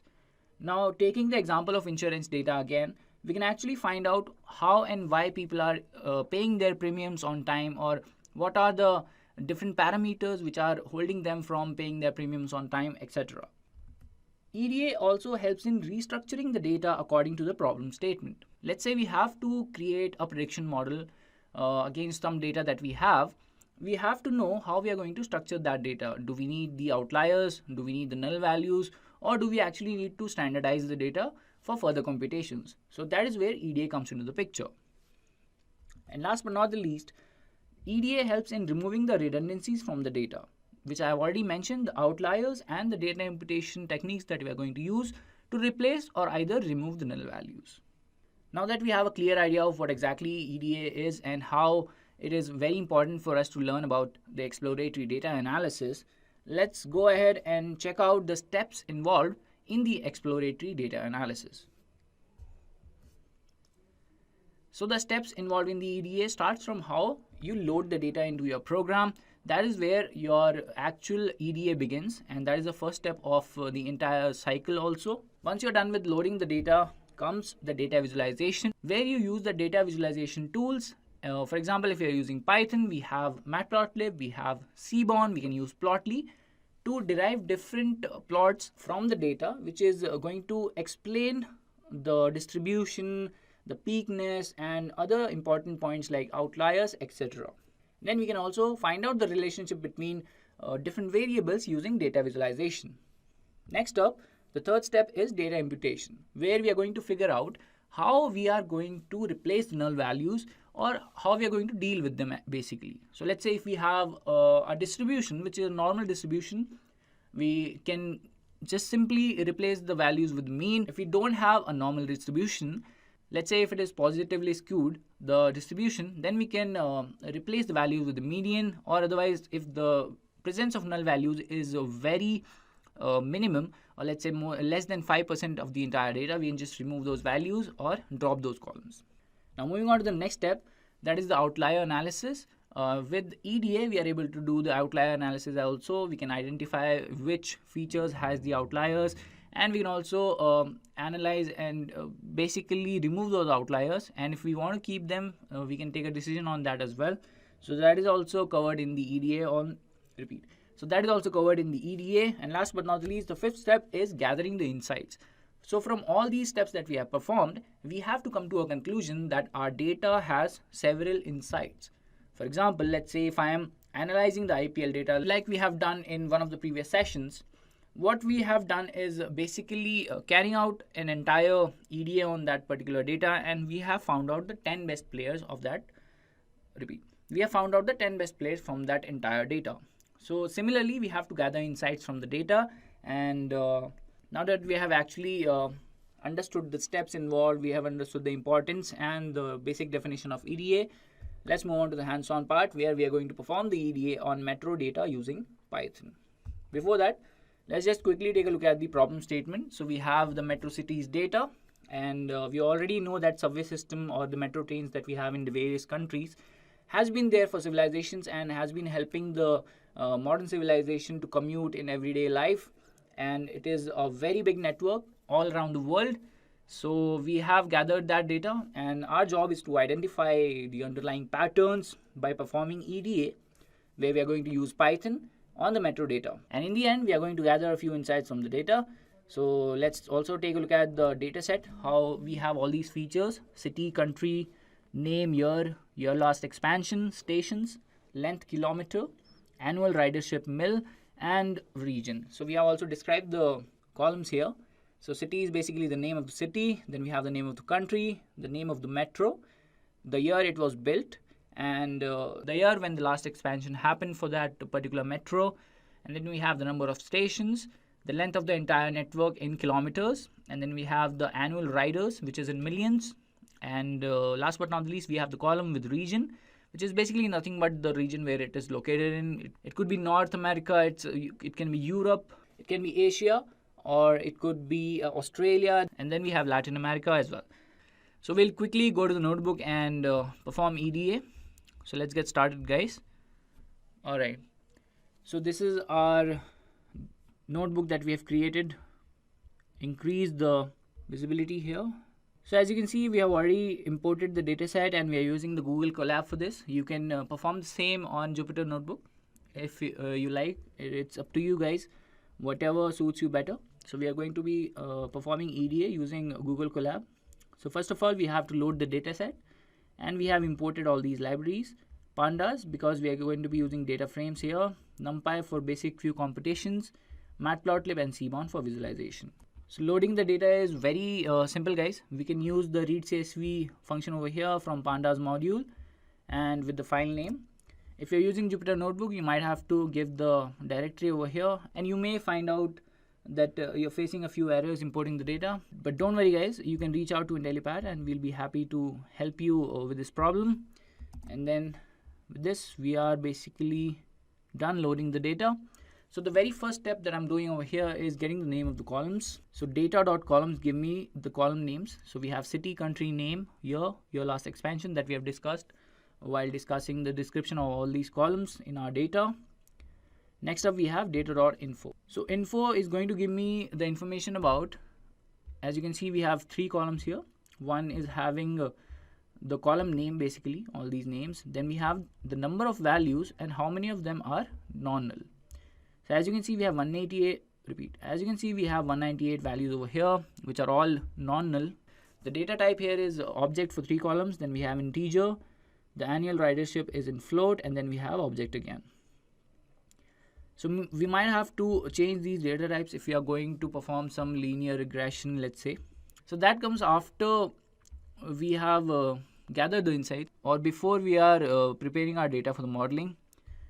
So that is also one of the things that we can cover in the EDA, where we look at all these data types and figure out which one needs to be converted to, let's say, integer. Now let's go ahead and check the shape of the data with data.shape. So we can see we have 198 by 9 is the shape of our data over here. We can check the dimensions also. So checking the dimensions helps you when you are performing, let's say you have a data which has 64 dimensions, then you may have to perform dimensionality reduction over there, which will help you in preparing your data for the modeling. And that is why checking the dimensions is also one of the good practices when you are doing EDA. Alright, so this is the part where we describe our data. So first of all, what we are doing is we are getting the first 5 rows in our data set using the data.head method over here. As you can see, the first 5 rows in our data, we have the cities, we have the country, the name of the metro, the year it was built, the last time it was expanded, and then we have the stations, the length in kilometers, annual ridership in million, and then Africa. So we have a lot of variables here which are not integer or float type. So what we are doing is we'll describe the data, but we are not going to get the values for those particular columns. Like if you can see over here, the describe method does not fetch us the count, mean, standard, minimum, 25 percentile, 50 percentile, 75 percentile, and maximum. For the columns, city, country, we don't have name over there. We won't be having region as well. So we have only got the year last expansion, the stations, length kilometer, and annual ridership. So this is one pointer that you can make a note of.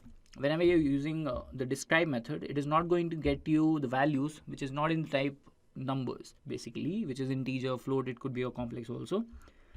But if it is a object or a string data type, it is not going to get you these values. So describe is actually one of the methods which is quite useful while doing the EDA. So I can, for example, let's take this column, stations. So we can know what the count is, we know what the mean is, we know the standard deviation, we know the minimum, and there's a 25th percentile, that is 50th percentile, then we get the 75th percentile as well, and the maximum also. So we know for sure the highest number of stations in the entire data is 424, the lowest is 6, and the mean value for all these metro stations is 68. Similarly, we can have the numbers on length kilometer.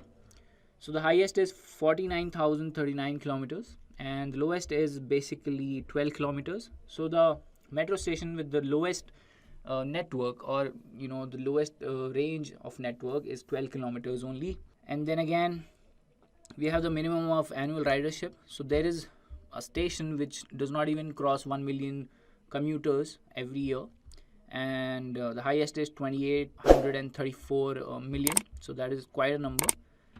So this simple 5-point summary you can get from describe method. So this is very crucial when you are doing the EDA for any data. You get the basic idea of how your data is. And then again, what we are doing is getting the unique values for region. So let's say we have this column region over here. So we can get all the unique values using the unique function over here, and we are printing those. So the number of unique values is 6, and the values are Africa, Latin America, Asia, Australia, Europe, and North America. Let's say if we wanted to narrow down our analysis only to one region, we can segregate the data based on this value and then perform our EDA on that particular set of data. So that is why we have done that, and we have done that same thing for countries. So we have 59 countries that has the metro network in our data, and these are the country names. And then again, if we do that for the cities, so 187 countries from the world in our data has the metro networks or metro trains. So this is a very simple finding from our data, which you can say in these 6 regions, 59 countries have metro stations, and out of these 59 countries, 187 cities are there. So that is our initial finding from the data. Now when we move on, let's check the distribution plots for each parameters. Now we are using Seaborn over here to create a distribution plot. Now distribution plot will tell you a lot about your data. Basically it will give you if it's a normal distribution or if it is positively skewed or negatively skewed. So if you take a look at this data, this is negatively skewed because we have a lot of values towards the end of the distribution, and that is how we can estimate or basically interpret this data. So most of the metros were built after 1975, we can assume that, and the first ones were built somewhere around 1900s or before that in very less numbers. When we take a look at the next plot, which is about the stations, this is also a skewed data, not a normal distribution. So most of the metro stations are in numbers 0 to 100, and only a very few metros have stations more than 200. So these are the findings we get from visualization. That is why data visualization is a very important aspect of performing EDA on any data. Now visualization can be it can be of any sort. You can find out the distribution, you can find out the relationship between the variables, you can find the outliers. So these are 3 basic things that we'll be covering in this session. But visualization is not just limited to finding out the distribution or the relationship. You can actually get beautiful insights or create dashboards using Plotly or you can create a beautiful dashboards using Power BI and other tools available to you in the market. But we are only going to be using Matplotlib and Seaborn for this session. There's a surprise in the end where we'll be covering something interesting using Plotly. So hang on there if you are waiting to learn something new today. And moving on, there's another distribution plot where we are checking the distribution for the annual ridership. So there again we have a skewed data, and most of the ridership or the annual ridership falls between 0 to 500 million, and only a few goes until let's say crosses 2500 million annual riders. And then we go on to check the distribution of last year expansion. This is also skewed, and we can clearly see that most of the expansions happened after 2000. So that is how you easily find out the distributions here and make quick assumptions about the data using these values. So from these few plots, I know that most of the stations or the most of the metros that are located in these cities, countries have has less than 200 stations, were built after 1975, and the annual ridership is less than 500 million, and were probably expanded after 2000. So these are the insights I have gathered so far. Moving further, I check the distribution for the length of kilometers, and this is where it gets interesting. So mostly all of the data falls under 10,000 kilometers. So that is where our distribution is not very helpful. So we'll be taking a look at this particular parameter while checking the box plot, so that we get a clear idea about how the data is distributed. Now we do the outlier analysis with box plots. Now box plots is not just about finding out the outliers, which is basically whatever values we're getting outside this particular line over here.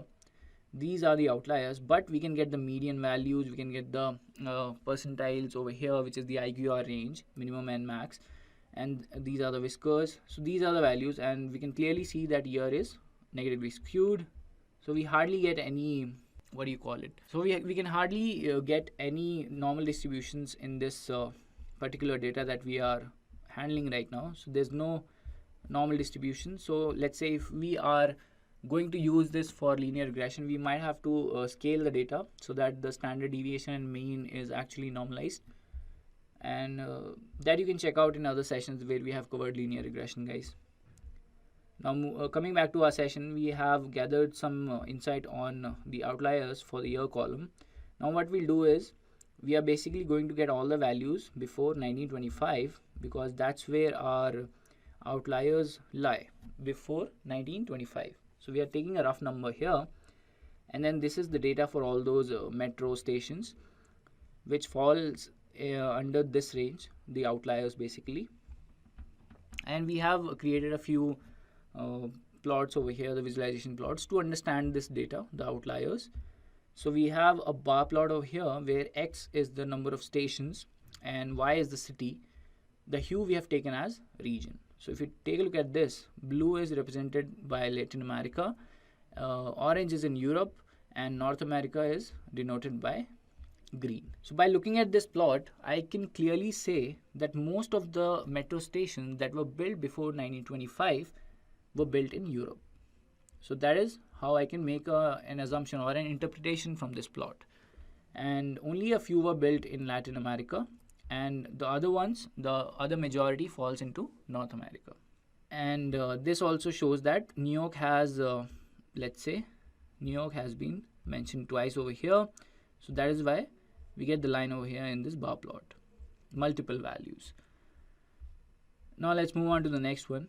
Next bar plot is the length of kilometer and the city. Now I can make assumption about these because most of the metros that were built in Europe has a length of kilometer which is higher than everybody else, which falls under London. So my assumption from this plot is the metro station built in London or the subway built in London has the length in highest numbers that were built before 1925.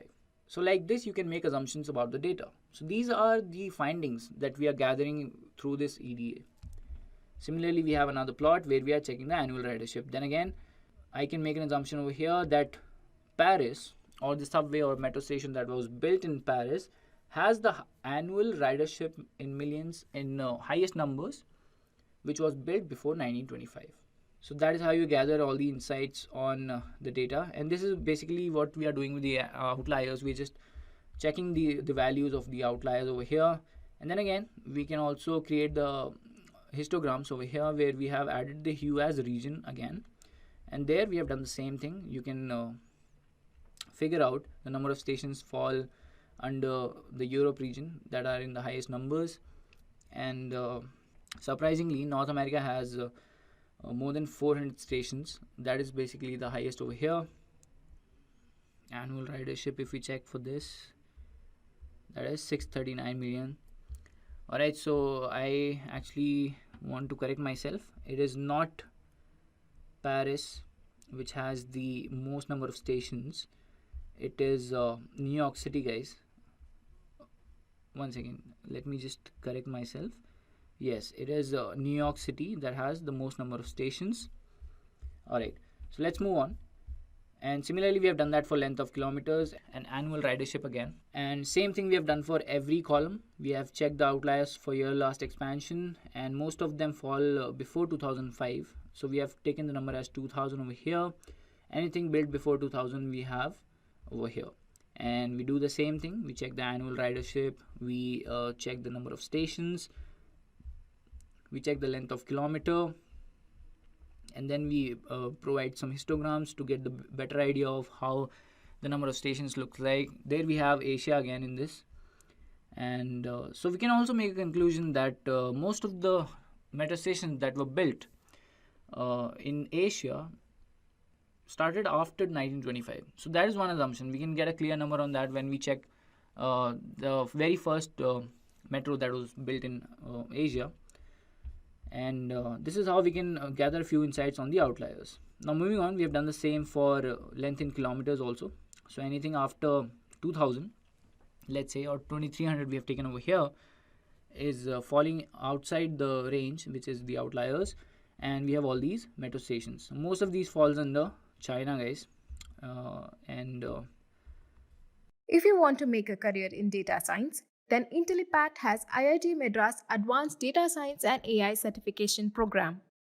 This course is of very high quality and cost effective, as it is taught by IIT professors and industry experts. And we have done the same thing. We have created the histograms for annual ridership. So annual ridership falls majorly in 0 to 500 million, and then we have the number of stations, which also falls majorly in 0 to 50, let's say 0 to 70 stations.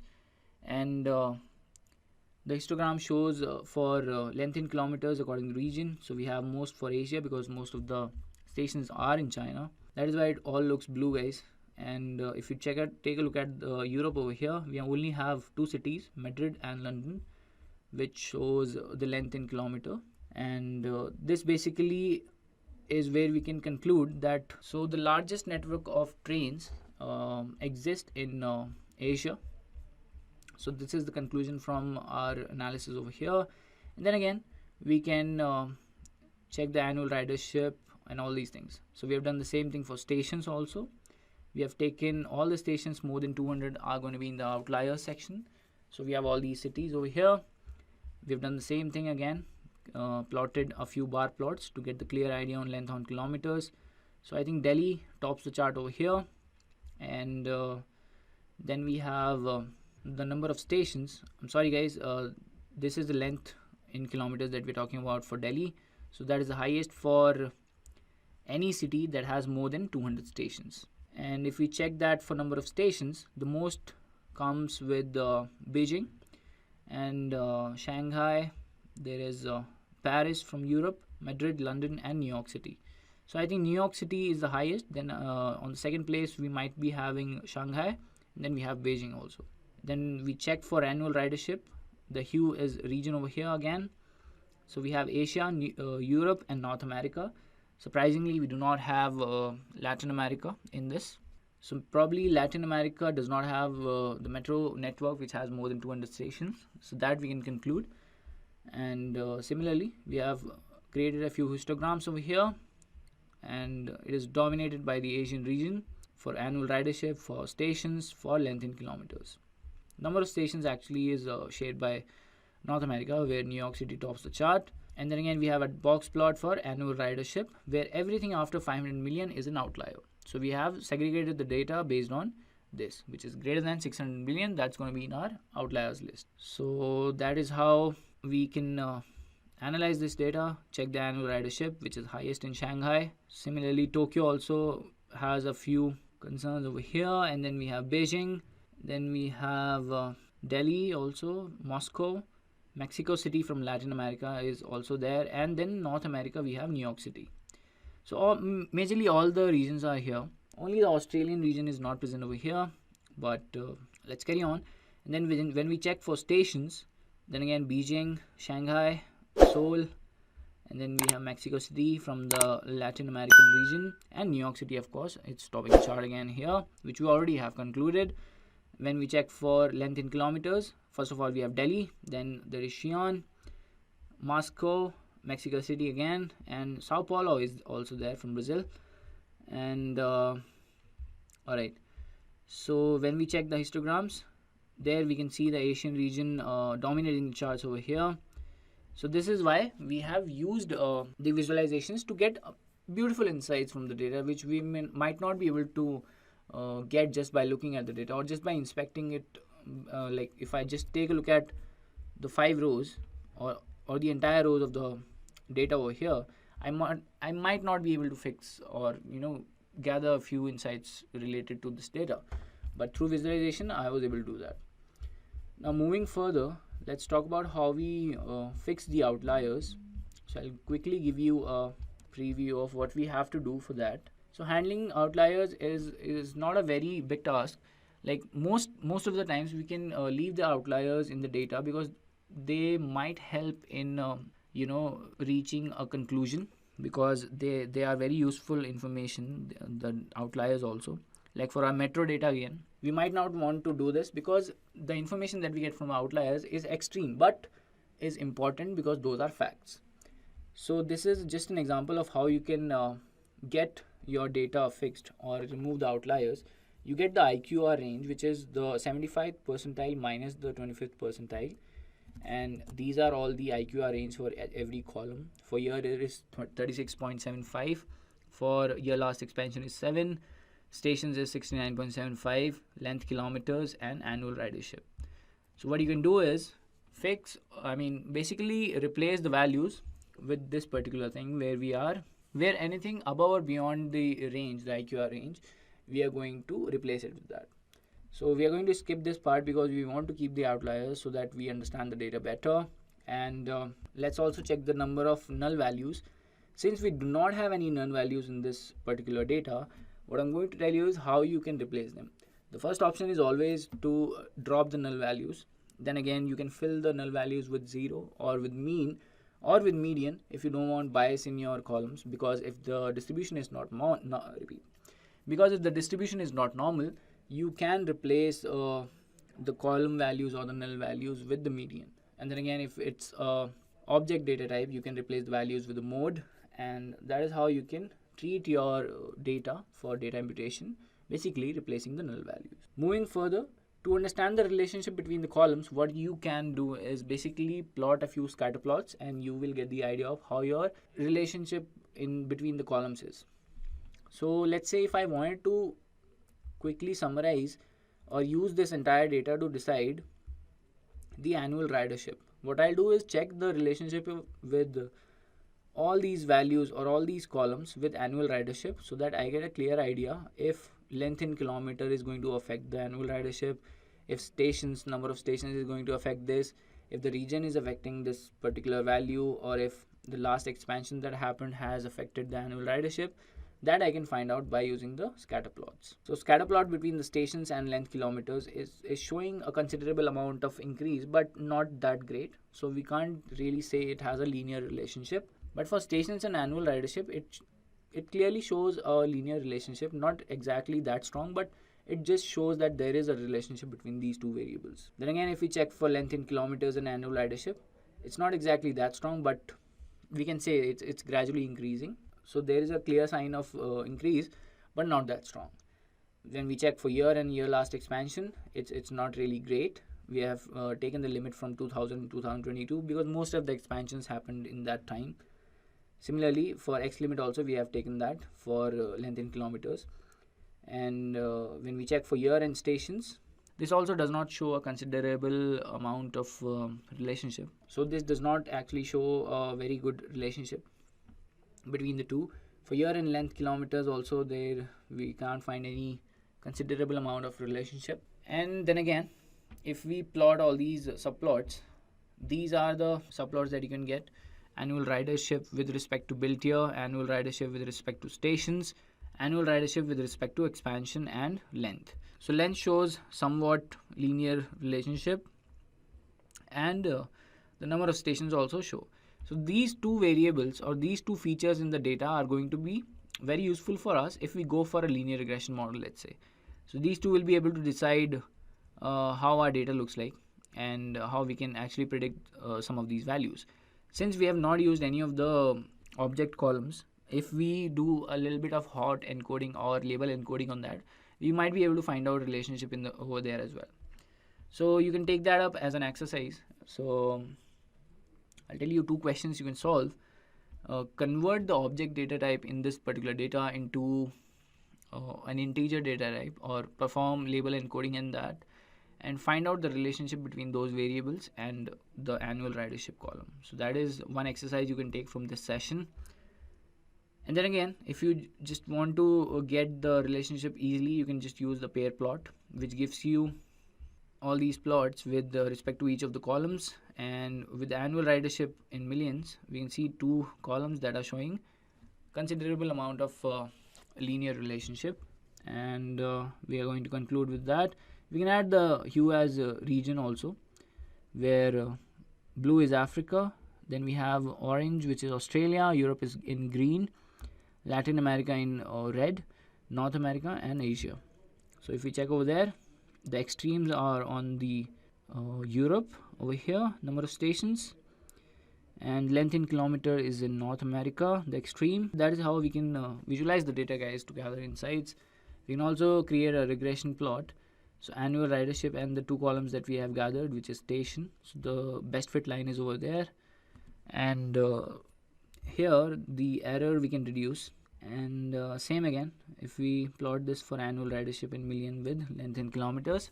So that is how we plot the regression line also. Now to sum up this session, let's also do a little bit of region wise analysis, and also a little surprise for you where we have used a few pie plots using Plotly. So that is something that looks interesting and gives you a better picture of the entire data. Alright, so we get the unique values, which is all these 6 regions. We segregate the data based on all these regions. We're using the data.loc or loc, where the region is equal to Africa, Latin America, Asia, Australia, Europe and North America. Now what we are doing is we are using Plotly for sunburst, which looks like a pie plot, but it actually opens up when you click on these. Alright, so just to quickly give you a review on this, we'll go to the Asian and let's check for Latin America first. So this is sunburst, which is going to give us the clear picture of the entire data or the entire metro network in the Latin America. What we have is all these countries. So these are countries. Let's say, alright, I'm sorry guys, these are not the countries. So we have only used the region, the city name and stations. We have not used the countries. I'm sorry guys, these are not the countries. So if I click on Caracas, we have the Caracas Metro, and which has 52 stations and and the annual ridership in million is 358. Let's go back. Let's check for Medellin, and we have the Medellin Metro, which has 27 stations and the ridership in million is 115. So I can check that for every city that we have in Latin America or in Africa. For in Africa, we have only one city, which is Algiers Metro, which has 19 stations and 45.3 million annual ridership. So this quickly summarized all the data based on regions. So that is how I have segregated the data. If we take a look at Rio de Janeiro, we have the Rio de Janeiro Metro, which has 41 stations and the annual ridership is 118.7. Now when we have a lot of cities, we have a lot of these columns. So what we can do is we just check for the number of stations over here. Let's say we go to Seoul. Seoul has 2 metros. We have the Korail metro lines, which has 86 stations and 426.4 ridership in millions. And then we have the Shimbodang line Neotrans, which has 12 stations and 122.5 ridership in millions. Then in Asia, we can check for other cities. Okay, let's go to Istanbul. So we have the Istanbul Metro, 107 stations. There might be there's Manila over there, which has the Manila Light Train System. Repeat, the Manila Light Rail Transit System, and number of stations is 33 and 218.2 million ridership. Alright guys, so that is all about how we can create a sunburst. So in Bangkok we have BTS SkyTrain, the Metropolitan Rapid Transit, 53 and 60 stations, annual ridership 236.9 and 95.3. So we have Bengaluru also, which is Nama Metro with 51 stations and 174.22 million riders or commuters every year.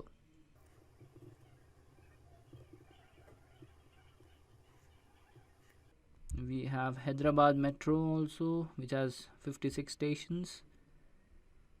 And these are all the summary of all the cities that has metro in the Asian region. St. Petersburg is also there, the St. Petersburg's Metro, 64 stations and 495 million. So that basically gives me a summary. Then we have for Australia with Sydney Metro, has 13 stations and 12.9 million users. And then we have for Europe, Milan, Munich, Vienna, all these values, the Lisbon, Warsaw, Minsk, and we have Prague, Kiev, Rome. So for Kiev we have the Kiev Metro, which has 52 stations and 279.5 million riders every year. We have for Lisbon, the Lisbon Metro, 56 stations and 184.6 million riders every year. And Barcelona we have for Vienna actually has Vienna U-Bahn, 98 stations with 459.8 million annual ridership.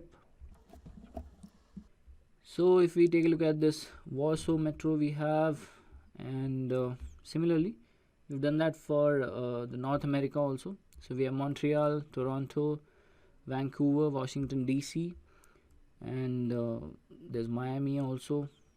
So a sunburst is something that you can use to get a clear picture of all the data points in your data set. Now last but not the least, I want to talk about the data correlation, which gives you a better picture of all the variables that are going to be correlated to each other. And if we check for annual ridership in million, we can see stations and length in kilometers is showing a positive correlation, where stations is actually showing a strong positive correlation, whereas length in kilometers is not that strong but is considerably showing somewhat correlated values over here for annual ridership. So this is where we are going to sum up our session, guys. If you have any questions, you can mention them in the comment section below. And now that we have come to the end of the session, don't forget to subscribe to Intellipaat for more exciting videos, and press the bell icon to get the latest updates from Intellipaat. Also, tell us in the comments about your journey as an aspiring data scientist, which areas excite you the most, and where we can help you master data science concepts in the best possible ways. Thank you. Machine learning is subcategorized into supervised learning, unsupervised learning, and reinforcement learning. So let's start off with supervised learning. In supervised learning, we teach the machine using data which is labeled. Let's say we have a bunch of fruits and each fruit is tagged with a label. So here the machine learns that an apple looks like this, a mango looks like this, a banana looks like this, and an orange looks like this. So once the training is done, the machine is fed with new data or test data. So here the machine is fed with a new image of apple, and the machine predicts that there is a 97% probability that this is an apple. Now, supervised learning can again be divided into classification and regression. So classifying the input data is a very important task in machine learning. For example, whether the mail is genuine or spam, whether the transaction is fraudulent or not. And there are multiple other examples. So let's say you live in a gated housing society and your society has separate dustbins for different types of waste. So one dustbin for paper waste, one for metal waste, one for plastic waste, and so on. So now what you are basically doing over here is classifying the waste into different categories. So the classification is the process of assigning a class label to a particular item. And in this example, we are assigning the labels paper, metal, plastic, and so on to different types of waste. And one thing to note in classification algorithms is that the output variable is categorical in nature. Let's take this example to understand it better. So over here we have gender of the student and result of the student. Here, gender is the input variable or the independent variable, and result is the output variable or the dependent variable.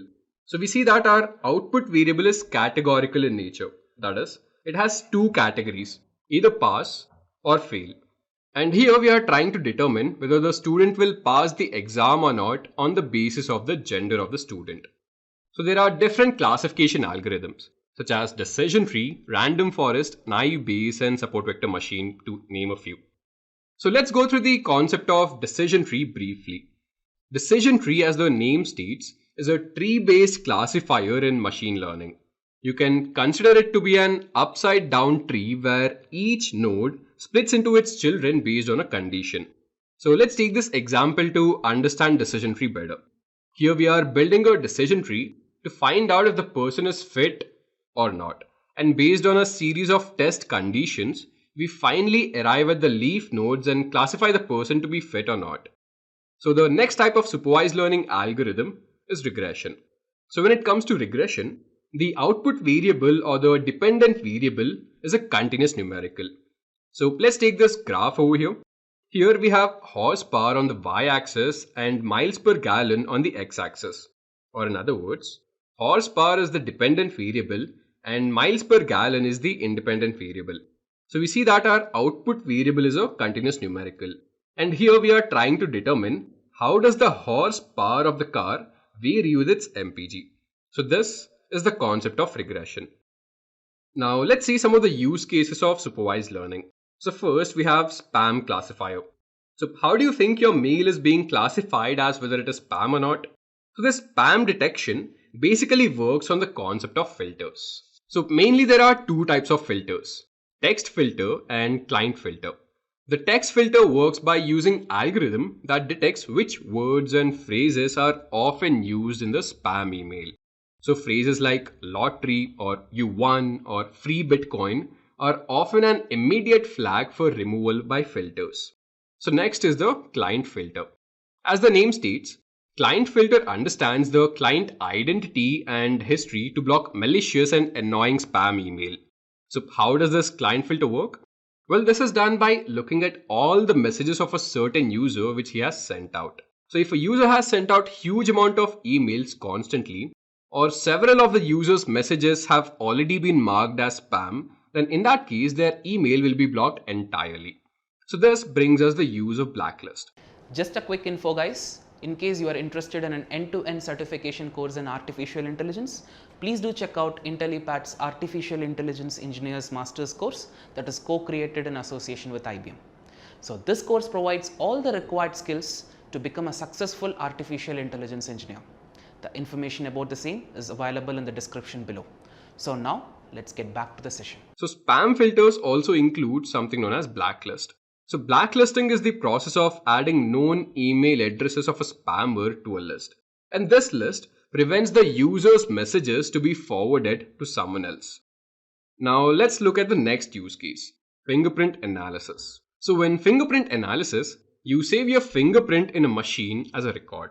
So the machine checks the data and verifies whether the data belongs to you or not.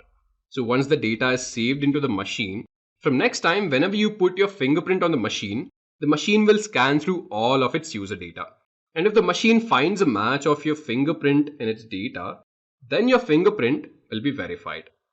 Now that we've completed the different types of supervised learning algorithms, Let's go ahead and understand what is unsupervised learning. So when it comes to unsupervised learning, the input data doesn't have any labels associated with it. The machine understands the underlying structure of the data to identify similar patterns, and the data which is similar in nature is grouped together. So here, even though there are no labels, the machine understands that all the apples are similar in nature and thus they are grouped together. And same is the case with bananas and oranges. So this is the concept of unsupervised learning. Now let's go through an unsupervised machine learning algorithm called as k-means. So the aim of k-means is to group similar data points into a single cluster. So there must be high intra-cluster similarity and low inter-cluster similarity. That is, all the data points within a cluster should be as similar as possible, and all the data points between two different clusters should be as dissimilar as possible. Or in other words, all the points inside cluster A should be very similar to each other.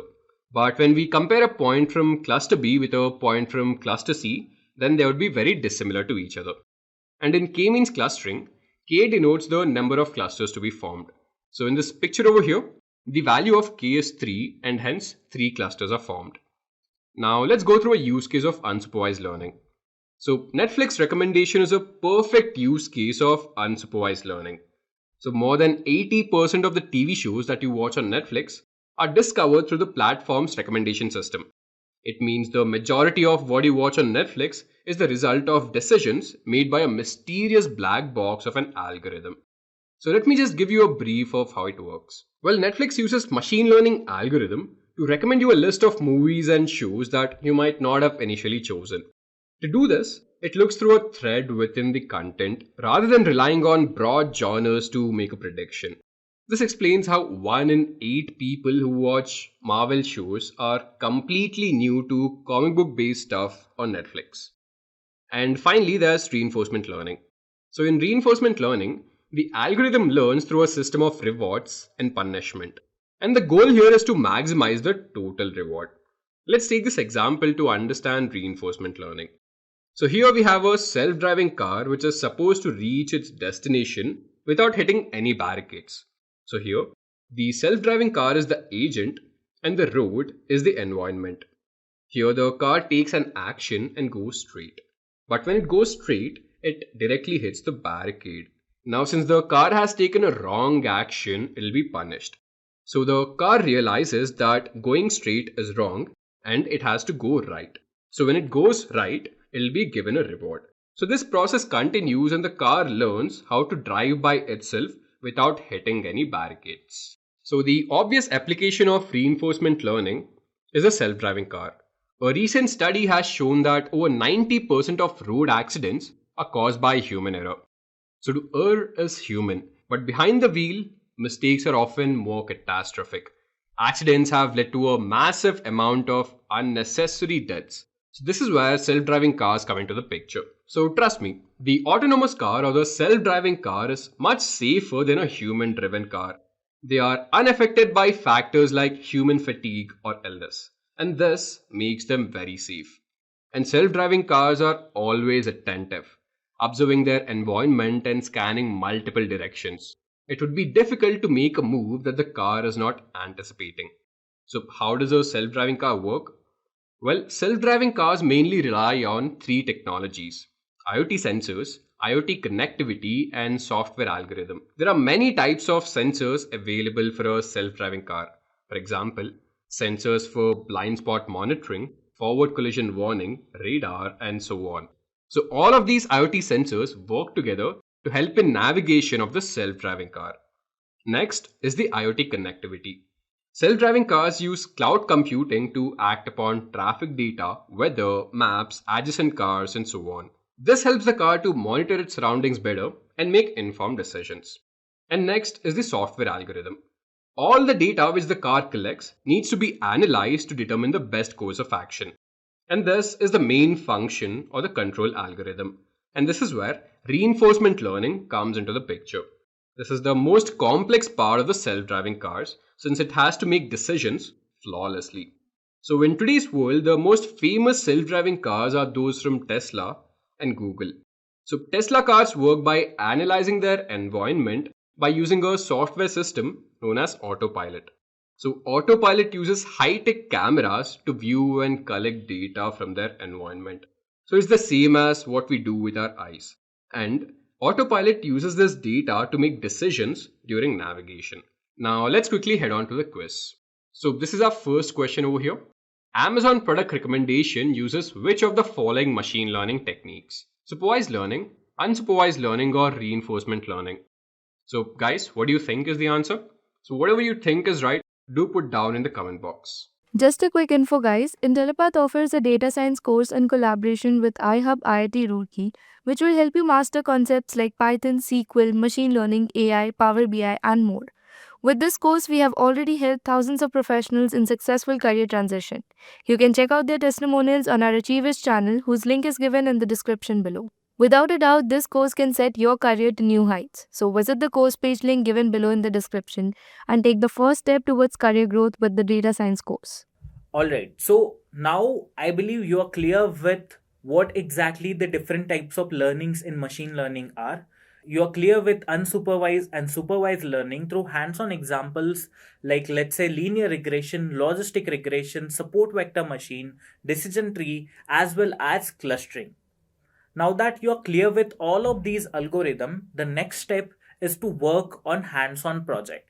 Project is very important when you're getting prepared for data science jobs. Projects are the key pillars that basically add value to your resume as well as your portfolio. So the next step is working on a project. So that is the reason why in the upcoming model, what we are going to do is we are going to cover one data science project. That project is based on recommendation system.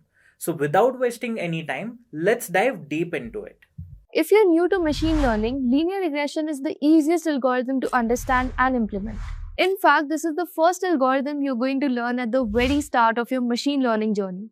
Even though it might seem like a big task, within this video, this concept has been covered in a way that even a high school student can understand it easily. For starters, let me help you visualize what linear regression is all about.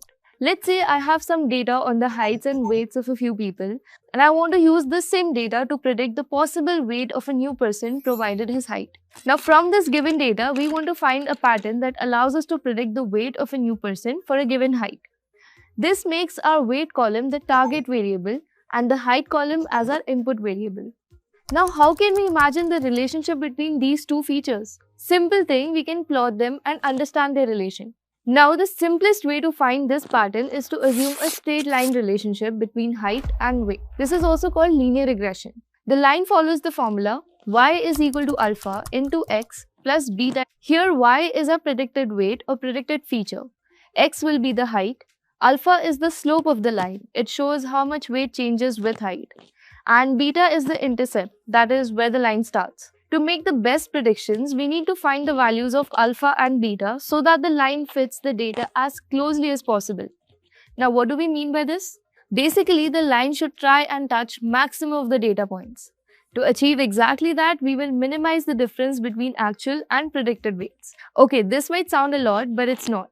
Let me hand over the proceedings to one of India's best data science trainers. He's right now leading the AI development team in one of the world's renowned fintech companies. And after he's done teaching, I am 100% sure you will never have to retouch upon this concept of linear regression. Imagine you have a data set like this. You have weeks and sales, right? So week, W-E-E-K, week, okay? This is the first week, the second week, the third week, the fourth week, and the fifth week. Example, you have 5 weeks, okay?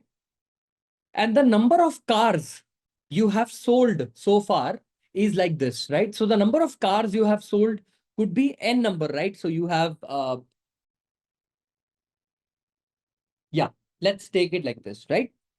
You have week in one of the variables and the number of cars you have sold so far in those weeks could be 2, 4, 5, 4, 5, some numbers, right? This is the data that has been given to me. Sir, can we mathematically understand in depth how does linear regression work? What does it actually do? And how does it make our life easier? Okay. In order to understand how linear regression works, First, we need to plot this data. Okay, we need to take the data and we need to plot it in the XY graph. How do we do that? In a very simple sense, I'm going to take the variable like this. I'm going to take a straight line and I'm going to pass it like this. Okay, I'm going to have this. So this is my x-axis and this is my y-axis. Okay, I'm going to point it out like this.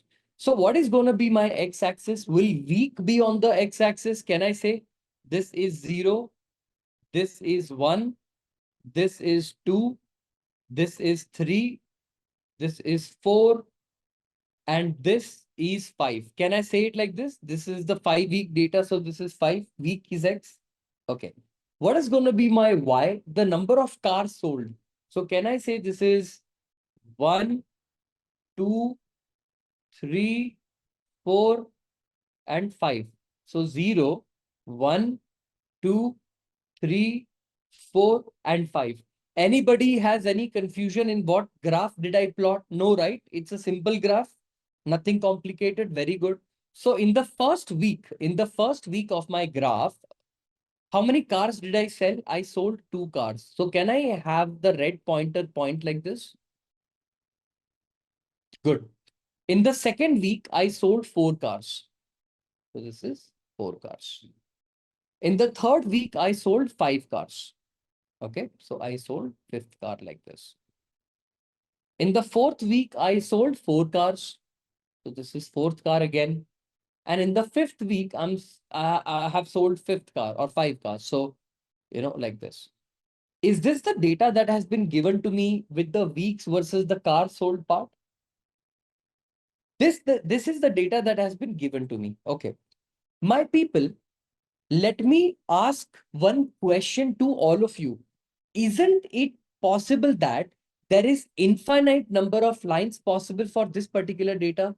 Meaning a line like this is also possible, this is also possible, this is also possible, this is also possible, this is also possible. Meaning to solve this problem, infinite number of lines are possible that will pass through the data point. Agree or disagree? I want to identify which line is the best line. Which line represents the best line for this particular data. In the previous example, I said line will pass, but what line? Which line? How do we identify that? We don't know anything. So in order to solve this problem logically, isn't it best to first understand where the line would pass from? Meaning, I'll give you guys an example. Listen to me. Suppose I have a point like this, a single point in a 3-dimensional space. Is this line possible in a 3D space? Is this line possible? Is this line possible? Is this line possible? Is this? Basically, infinite number of lines are possible through one single point. Yes or no? Okay. But will the point move if I fix the point? Meaning, if I tell you this is the fixed point, the point won't move, correct? Only the lines are possible through that point. Agree? Yes or no? Okay. So listen to me. Can I not do one thing that is a guaranteed good point? I mean, the point that I'm recommending right now is a good point. What do you mean? In your x-axis, what is the mean of your x-axis? Can somebody tell me what is the mean of x-axis? Basically, the mean x bar of mean and x bar or y bar of this. What is the mean of x-axis? Is it going to be 3, the number 3? And what is y bar? What is the mean of y bar? 4. Agree, disagree? The minute you plot the data, the first thing you should do is take the mean and take the mean of x and take the mean of y. So can I say that the mean of x is 3? So it is going to pass here. I'm going to take a different color. Give me 1 second. I'll choose purple. I'll choose peach. Yeah, peach is good. Okay. So control. Give me 1 second. Is this the mean of x-axis? This peachy line that you see? Very good. What is the mean of y? Is this the mean of y? The minute you took the mean of X and mean of Y, did you get a point for reference where the line should pass from? The minute you took the mean of X and the mean of Y, you kind of got a reference via which a line could pass. Agree, disagree? But in this scenario also, listen to me. In this scenario also, isn't this line possible? Isn't this line possible? Isn't this line possible? Oh, it's complicated. So many lines are possible, but it's okay. We'll solve a problem one step at a time. Is this step clear to everybody? Take the mean of X and the mean of Y. Step number one. Take the mean of X and take the mean of Y. Okay. Now, what you need to do is this. Okay. Your week data, I'm going to take it as X. So what is the X data that has been given to me? 1, 2, 3, 4, and 5. Everybody agrees? This is my X-axis data. Very good. What is the Y data? It is 2, 4, 5, 4, and 5. Okay. This is my X-axis data and this is my Y-axis data. Okay. What you need to do right now, the minute you calculate this part, X and Y, so can we take first data point and try align with connect points? You will calculate something called X minus X bar. Hey, what is X minus X bar? Is this data point called X? This particular data point called 1 minus 3. From the perspective of 3, I want you to understand from the perspective of the number 3. Is this number 1 called X value and this is the X bar? This point is called X bar and this point is called Y bar, yes or no? So basically, aren't you calculating that 1 is deviating from 3 by how much? 2 is deviating from 3 by how much? 4 is deviating from 3 and 5 is deviating from 3 by how much? Are you calculating this exactly? Yes or no? So tell me, X minus X bar meaning 1 minus 3. What is 1 minus 3? What is 1 minus 3? Minus 2. Very good. What is 2 minus 3? Minus 1. What is 3 minus 3? 0. What is 4 minus 3? 1. What is 5 minus 3? 2. So tell me, from the mean value, is this 1 point not in the negative 2 direction? Isn't from the mean this point 2 in the negative 1 direction? From mean, the mean itself is at 0 distance, meaning it is within calculation of itself. Then this number at 4 is 1 positive distance and this number to 5 is a 2 positive distance. Did it not give me the spread? The information, not exactly spread, but did it not give me the information of the deviation I have in the data? Minus 2, minus 1, 0, 1, and 2 with the number format. Is everyone clear? We kind of got the idea of how much is this part. Okay, because you did this with X, don't you need to do this with Y also? So you need to calculate something called Y minus Y bar. Y minus Y bar. So tell me, what is 2 minus 4? What is 2 minus 4? Minus 2. What is 4 minus 4? Is it 0? What is 5 minus 4? Is it 1? What is 4 minus 4? Is it 0? And what is 5 minus 4? It is 1. Is everybody clear what we did here with the calculation of X minus X bar and Y minus Y bar? What did we do with this? Why did we do it? To understand how far off my data lies from the actual mean value. Are we clear? Are we clear until here? Okay, good. The next thing that we do, okay, is there any reason to take X equals to 3? What you have to do next is X minus X bar, the whole square. You know why should you take the whole square? Because isn't minus 2 and plus 2 cancelling each other out? If I want to add them together, Will I be able to add them together? Will I be able to add them directly together mathematically? The minus will nullify the plus value. Agree or disagree? So that the nullification does not happen, what do? We take x minus x bar the whole square. Doing squaring of a number, what does it make sure? That the number is always positive. Agree, disagree? If you take minus 3 and if you square it, won't the answer will be 9? And if you take 4 square, the answer is 16. So squaring will make sure that the number is never negative. So nobody will get cancel each other out, right? So what is x minus x bar the whole square? Minus 2 square. Can I say that is 4? Minus 1 square. Can I say it is 1? 0 square. Can I say it is 0? 1 square. Can I say it is 1? And 2 square. Can I say it is 4? Yes. Now, if you take the summation of all the values, what do you mean by summation? Addition of all the number. So tell me, what is 4 plus 1 plus 0 plus 1 plus 4? 8, 9, 10. Can I say it is 10? Can I say that the summation of x minus x bar into y minus y bar is this? Okay. Until here is everybody clear. Until here is everybody clear. The next thing you calculate is what we called as x minus x bar into y minus y bar. Now listen to me carefully. Can I say that this data point and this data point distance is called as x minus x bar?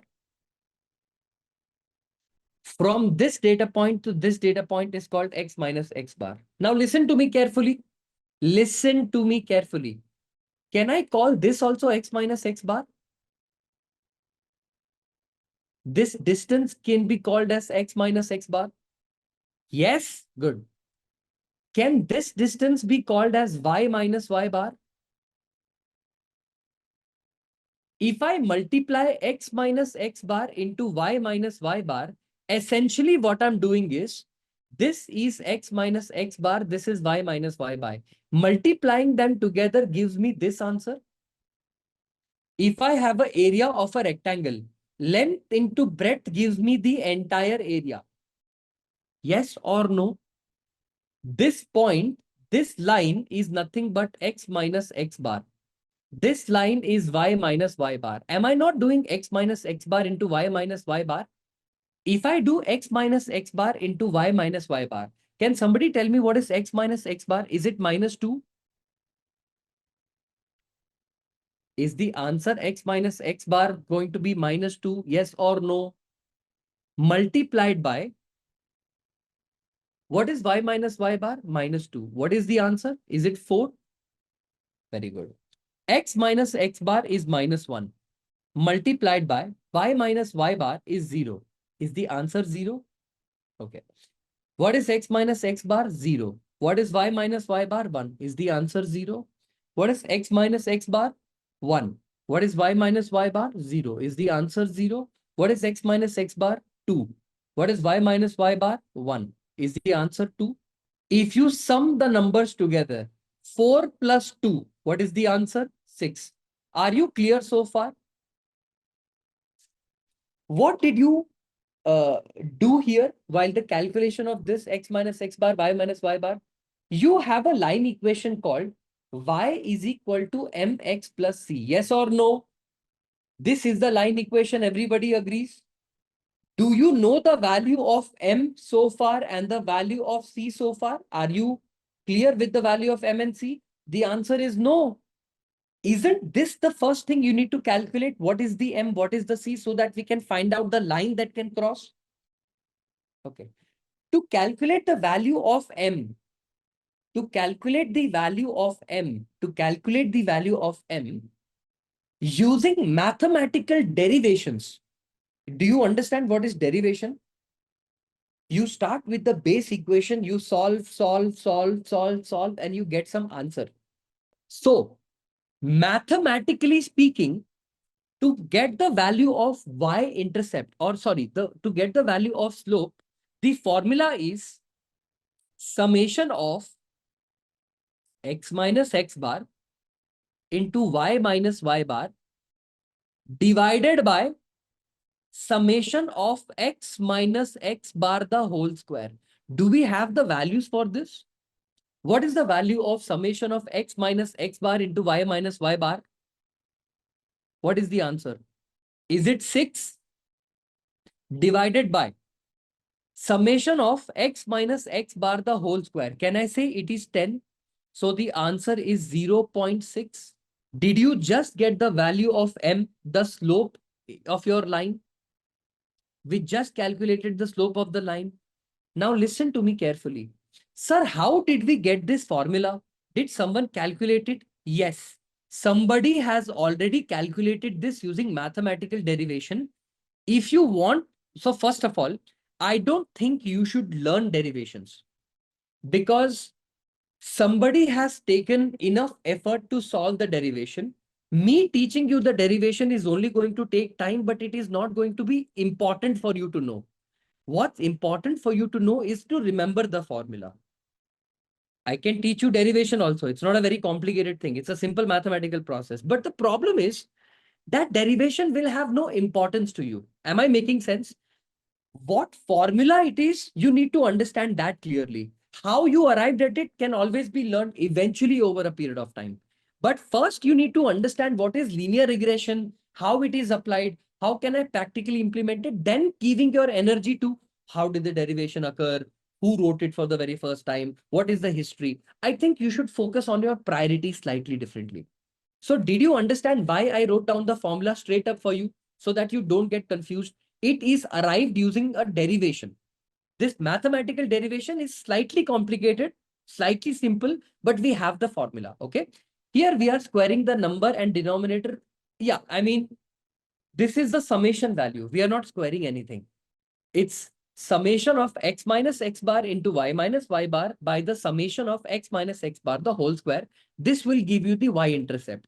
The logic is pretty simple, but in the derivation, you will see why we do the division, because this goes on the left side of the equation. So we put it in the bottom. Okay. Anyways, this is the value of y. Now, between y is equal to mx plus c, what did we calculate? Did we calculate the value of y? It is now calculated. But do we have the value of c? No. We don't have the value of c. So to calculate the value of c, how do we calculate it? The formula to calculate the value for c, you have to use this equation. Y bar is equal to mx bar plus c. Now tell me, in this formula or in this equation, do we have the value of x bar and y bar already given to us? What is the value of x bar? X bar is equal to 3 and y bar is equal to 4. Yes or no? So you have this equation called y bar is equal to mx bar plus c. Okay. To calculate slope of any line, mathematically, you have to calculate the delta, the difference. Meaning, if you have a line here, if you have a line here, right? This difference in y and this difference in x will help you calculate this. And while the derivation of linear regression was done, right? So पहली चीज क्या है ना, हर formula mathematically sensible हो ये जरूरी नहीं है. Let me also tell you why. आप पहले सुनिएगा ध्यान से और समझने की कोशिश कीजिएगा और फिर मेरा तर्क समझिएगा कि मैं क्यों ऐसा कह रहा हूं. एक मैथमेटिकल डेरिवेशंस में क्या होता है, जो डेटा होता है, जो नंबर होता है, वो किसी फॉर्मेट में होता है. जैसे एक आपको एक एग्जांपल देता हूं मैं. हमने इनिशियल एग्जांपल जब किसी डेरिवेशन का लिया तो वो डेरिवेशन में हमको बहुत सारे अजम्पशंस लेने पड़ते हैं. Left hand side right hand side को 10 से डिवाइड कर दिया, लेफ्ट हैंड साइड को लॉगरिदम नेचुरल लॉगरिदम से डिफरेंट बेस लॉगरिदम में कन्वर्ट कर दिया क्योंकि वो नंबर्स मैच नहीं हो रहे हैं. तो क्या होता है, इवेंचुअली हम किसी डेरिवेशन को जब स्टार्ट करते हैं, स्पेसिफिकली ये लीनियर रिग्रेशन की जो डेरिवेशन है ना, आपको अगर मैं पूरा डेरिवेशन सिखाऊंगा तो आपको समझ में आएगा कि क्या हो रहा है. कि इनिशियली जब हमने स्लोप को लिया था, जो स्लोप का एक्चुअल फॉर्मूला है हम उसी को कंसिडर करते हैं. बट इवेंचुअली जब हम इसको ना सॉल्व करते हैं, मतलब solving for the left hand side and right hand side, जब हम सॉल्व करना स्टार्ट करते हैं ना, तो हमको रियलाइजेशन होता है कि may be left and right में ना कुछ और ऐड करना पड़ेगा ताकि वो बैलेंस आउट हो जाए.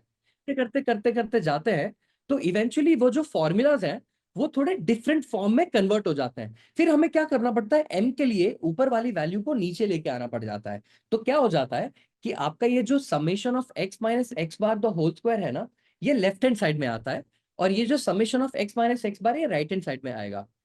तब क्या होगा, ओवरऑल जब हम सॉल्व करना स्टार्ट करते हैं ना, तो ये समेशन वैल्यूज जो है, जो ये आपको ये फॉर्मूला दिख रहा है, it starts sort of forming into this particular formula. जो आपको ये दिख रहा है ना, ये इस फॉर्म होना स्टार्ट होता है।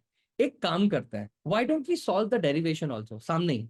If you really want to understand machine learning, yeah, the point is, if you want to deeply understand machine learning, like when I'm talking about deep, because here is the thing, when I started machine learning, right, I have implemented each algorithm, every algorithm in machine learning from scratch. I have done that. That is when my knowledge in machine learning increased 10 times, because when you do not use any packages, any libraries, understand the core mathematical concepts, you should be able to like build anything because you now understand the basis behind it, right? Just like that, learning the core mathematics is important. The reason I am not going ahead with the derivation and explain you logically how did we arrive at this conclusion is because it will end up taking a lot of time. Number one. Number two, the mathematical reasoning that it takes to arrive at this solution is also going to be very, very complicated for few people. So that's why I said, if you start with machine learning right now, you guys are just starting with machine learning, right? Focus on how to apply machine learning, then learning the foundational logic. But because if the question is, how did we arrive at this conclusion? We can always go back and learn the derivation also. So it's up to you guys. I mean, if derivation is also something that we can look at, we can also look at this. The derivation will make sense. Why are we taking this area x minus x bar the whole square will start making sense because it is directly related to residuals. So now that we've understood, right, slope of the line using the data point or variable, which is one independent, one dependent, we are able to calculate the equation, slope using this particular formula. Now that we've understood how we calculated that using the slope, the next thing that's pending is for me to calculate the y-intercept, okay? Because y-intercept cannot be calculated directly, I need to manipulate my equation slightly differently, like y is equal to mx plus c. Because we don't have m and we don't have c, right? We don't have c, sorry, y and x. We calculate y bar and x bar. X bar is already given to me as 3 and y bar is already given to me as 4. So tell me, what is the value of y bar? Is it 4? Is equal to, what is the value of m? 0.6. What is the value of x bar? Is it 3 plus c? So mathematically, if I solve this, 4 is equal to, what is 0.6 into 3? Is it 2.2? Okay, that's good. 2.2 plus c. Now, listen to me. In mathematics, when you jump equal to signs, you convert the sign from positive to negative or negative to positive. Meaning, if this 2.2 needs to jump to the other side of the equal to, what will it become? Will it become 4 minus 2.2 is equal to C? Yes or no? Whenever you change the number from one part of the equation to the other part of the equation, if it is a, so what will be the value of C? What will be the value of C? 2.2. Wait, 0.6 into 3 cannot be 2.2. I don't know if it makes sense to me, because 6 threes are 18. It should be 1.8, right? If I'm not wrong, 6 threes are 18. Point difference is 1.8, right? Yeah, this should be, I think the difference is 2.2. I think this is what you mean. Yeah, I think I got the concept. Okay. This is C.2. Yeah, D is 2.2. Exactly. So tell me, did you get the equation y is equal to mx plus c, and now you have an equation for the line 0.5 into x plus the value of c will be 2.2. Did you get the line equation for your data using the steps that we have done so far? We got the equation called y is equal to mx plus n, and we got the line. But our job is not yet done. Until here, is everyone clear? Until here, is everybody clear? What exactly did we do to solve until here? Everyone got the concept until here. 0.5 or 0.6. But there is so much more to achieve. Meaning, you got the line equation 0.6x plus 2.2 something, something, something. My people, based on the linear equation graph that you see that I have plotted for you like a while ago, which is this. Okay, give me 1 second. Let me copy the graph. Give me 1 second. Let me just go ahead and copy this and paste it here. Give me 1 second. Copy this and paste it towards the bottom.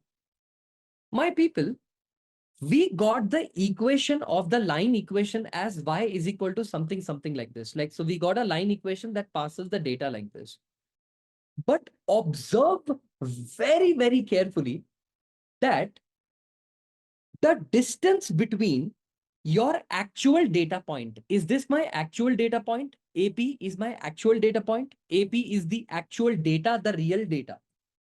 And the line is the prediction. Agree or disagree? This is my predicted data and this is my actual point and predicted point. Can I say it like this? Do you see there is some difference between it? Some distance, some error? Yes or no? This error exists here also. This error exists here also, here as well, and here as well. There is some distance between this, and this, the data points are distance. This distance or difference is called as residual. What do we call this? What do we call this? Residual. Tell me, the point is very simple. When you make linear regression line happen, or when the linear regression line has been calculated, do you want the distance between data point and the actual point to be the least as possible or to be the maximum as possible? What should your intention be? Your intention should be to minimize, right? Your intention should be to minimize the residual, but your life and your job is not that simple. Let me explain why. Let me explain why this is not simple. Listen to me carefully. I'm going to erase these data point, okay? The line point, and I'm going to show you guys an example. Mathematically, also sensibly, it should make sense to you. Okay, give me 1 second. Let me copy this graph and paste it so that I don't ruin the graph. Give me 1 second. Why am I not able to copy? Okay, this is the copy, is it? Okay, fine. Yeah. So listen to me carefully. I'm going to erase the middle line for a second so that you guys don't get confused, okay? X bar, Y bar, I'm going to remove. My people, now we have a line that passes through the data like this, okay? It is passing through the data point like this. Listen to me carefully. And it is passing through the line like this. Like this is the line that we have calculated, okay? This is the distance between the predicted data point. This is the predicted data point, and this is the actual data point. Okay. So tell me, isn't this data point the data point which is predicted versus this is the actual data point? This is the data point which is actual, that is, this is predicted, that is actual, this is predicted, that is actual, this is predicted, that is actual. So listen to me carefully. This is the error, also called error number 1. Can I call this difference as error 1 E1? Yeah, can I call this error as E1? Okay. Can I call this error as E2? Can I call this error as E3, this error as E4, and this error as E5? Can I call this E1, E2, E3, E4? So the best possible line for me to claim that the line that I have has the best fit. It's fitting the data points in the best possible way. So shouldn't that be possible that E1 plus E2 plus E3 plus E4 plus E5, this number should be the most minimum number as possible? Yes or no? The number E1 plus E2 plus E3 plus E4 plus E5 should be the most smallest number possible. But the problem here is some data points are following in the positive direction, meaning in the bottom, and some number are at the top. So isn't it possible that E1 and E2 will also cancel each other out because the directions are different? Does that make sense? See, from this data point to this red data point, it is in the negative direction, but E2 is in the positive direction. So if I don't square them, won't they also cancel each other out? And the actual answer will be terribly wrong. So rather than combining E1, E2, E3, E4, E5, do we not take E1 square plus E2 square plus E3 square plus E4 square plus E5 square? Agree, disagree? Now listen to me carefully. Listen to me carefully in a most simplistic sense. Okay. If I take this line and rotate it a little bit more, the line that we have calculated it just for practical purposes, just to test something, can I rotate it a little to the left and a little to the right? And when I rotate it 2 times to the left, one left, one right, I got the value of error, ERROR, TOTAL, total error as 1.6, 1.2, 1.9, and 2.3. When I rotated the line, which line gave me the least amount of error? In this 4 rotation that I did, 2 to the left, 2 to the right, did this give me the least amount of error? That line is your best fit line. Did that logically make sense? Did that logically make sense? Okay. Can I show you an example? Can I show you an example practically to show you how in reality in linear regression, how it works? You guys want to have a look? Have a look at this, okay? Linear regression, best fit line, okay? Fit line. Look at this, my people. This is my linear regression data. Can you see what's happening to the line? Did you see what happened? Did you see what happened? See, I'm going to rotate the line, okay? I'm rotating the line. Is the error increasing and decreasing?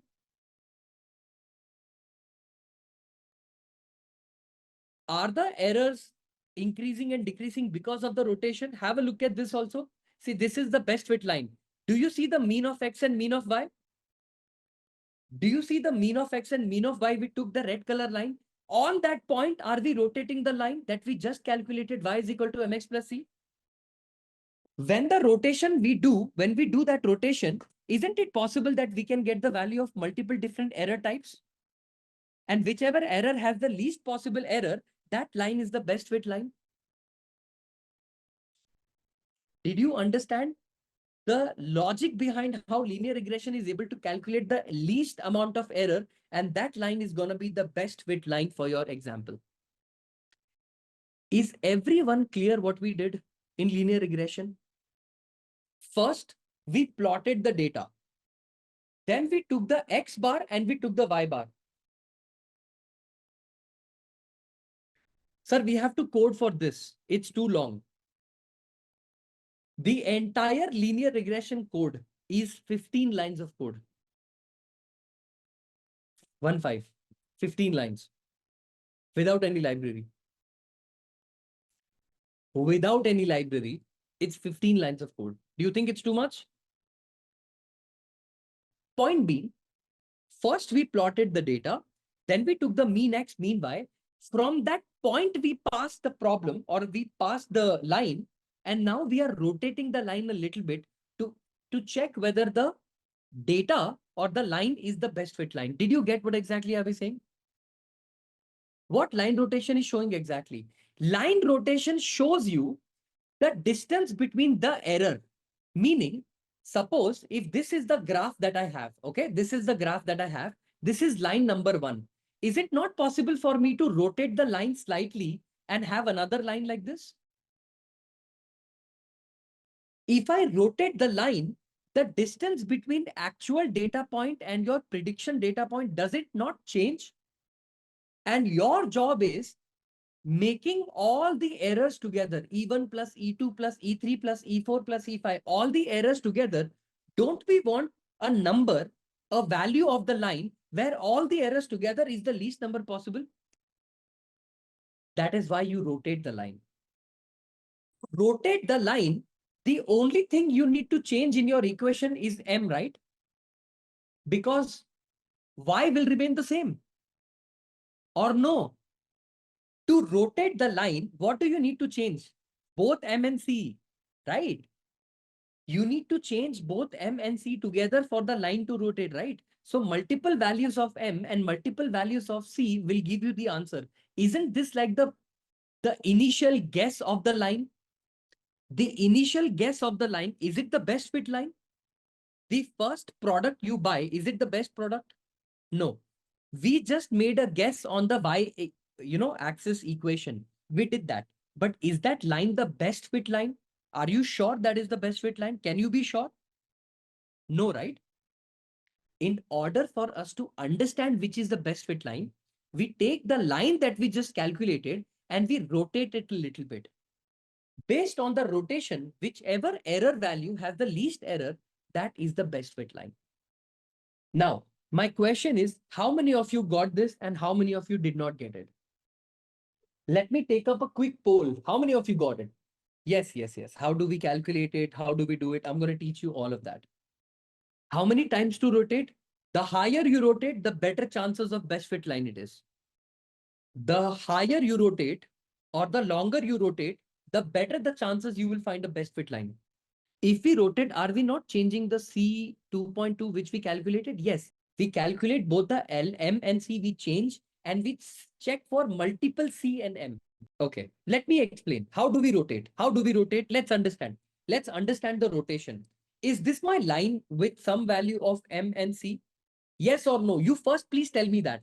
Is M is equal to, is the value of M 0.6 and the value of C 2.2? Yes or no? If I want to rotate, this is the line, okay? This is the line which will give me this y M is equal to 6.6.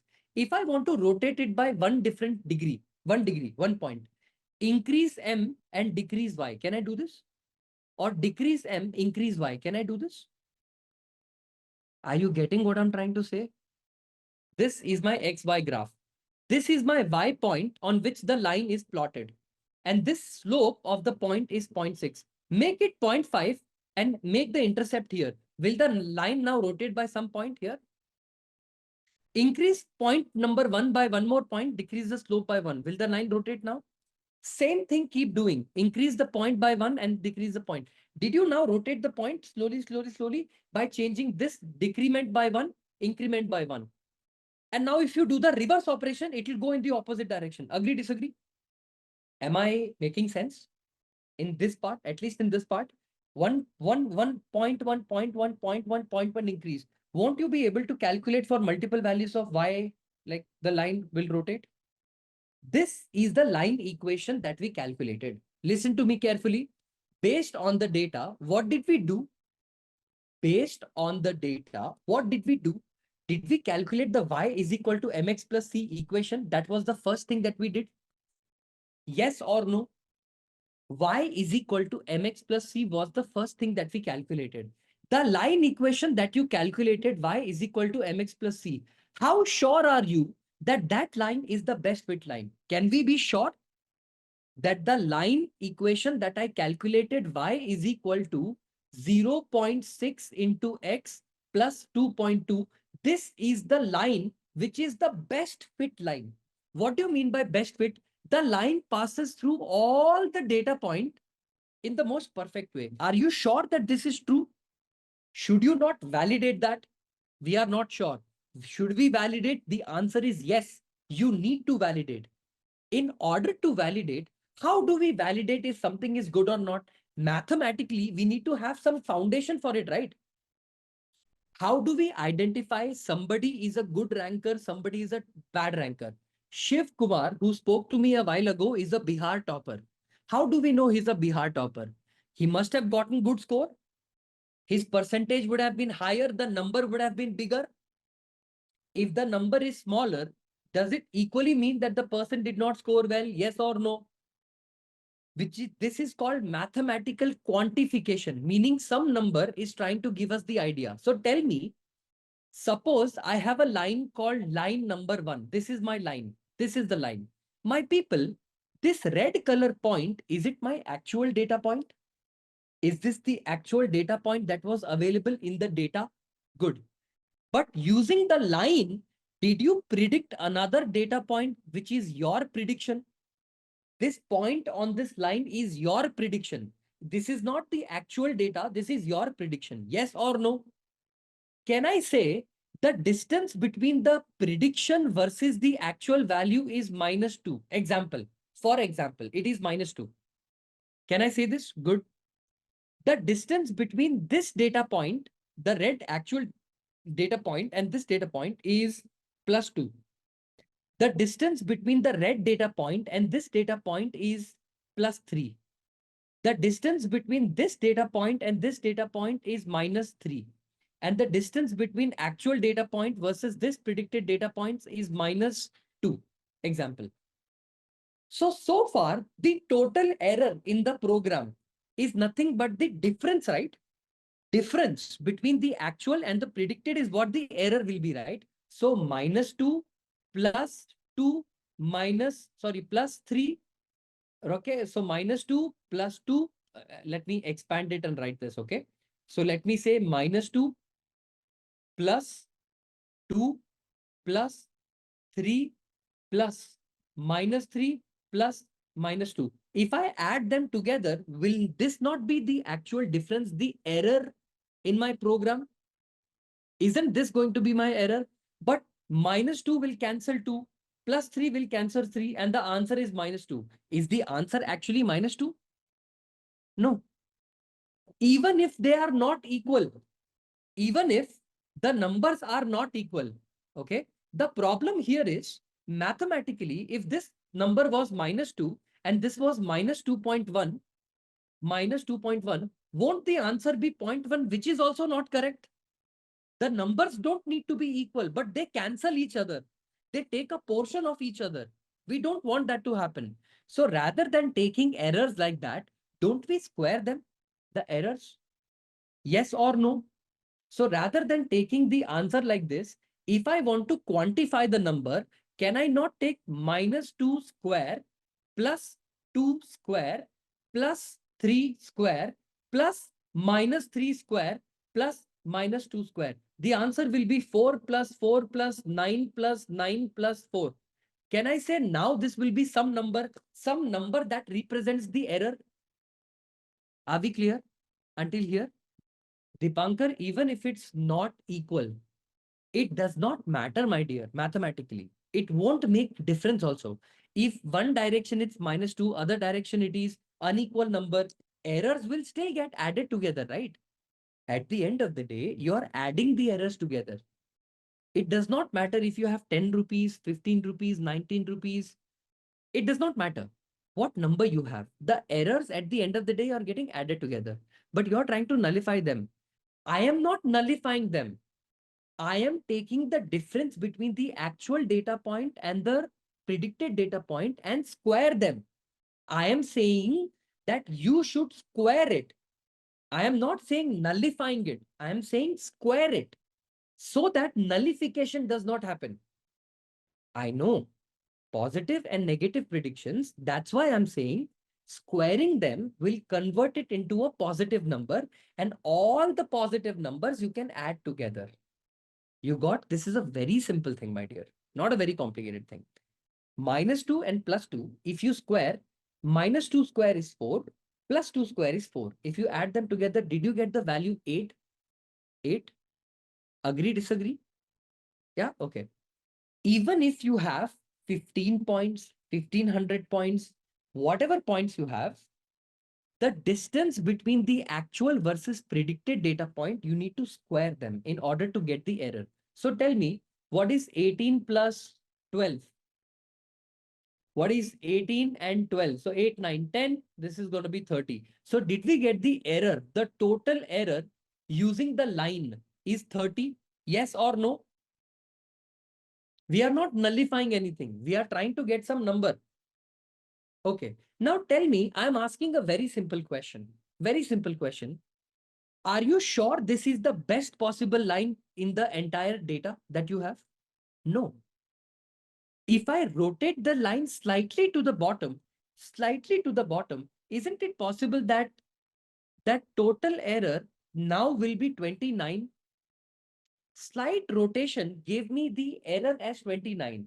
And we want the error to be as minimum as possible. So will you choose line number 1 or will you choose line number 2 as the best fit line? If this is my line, okay.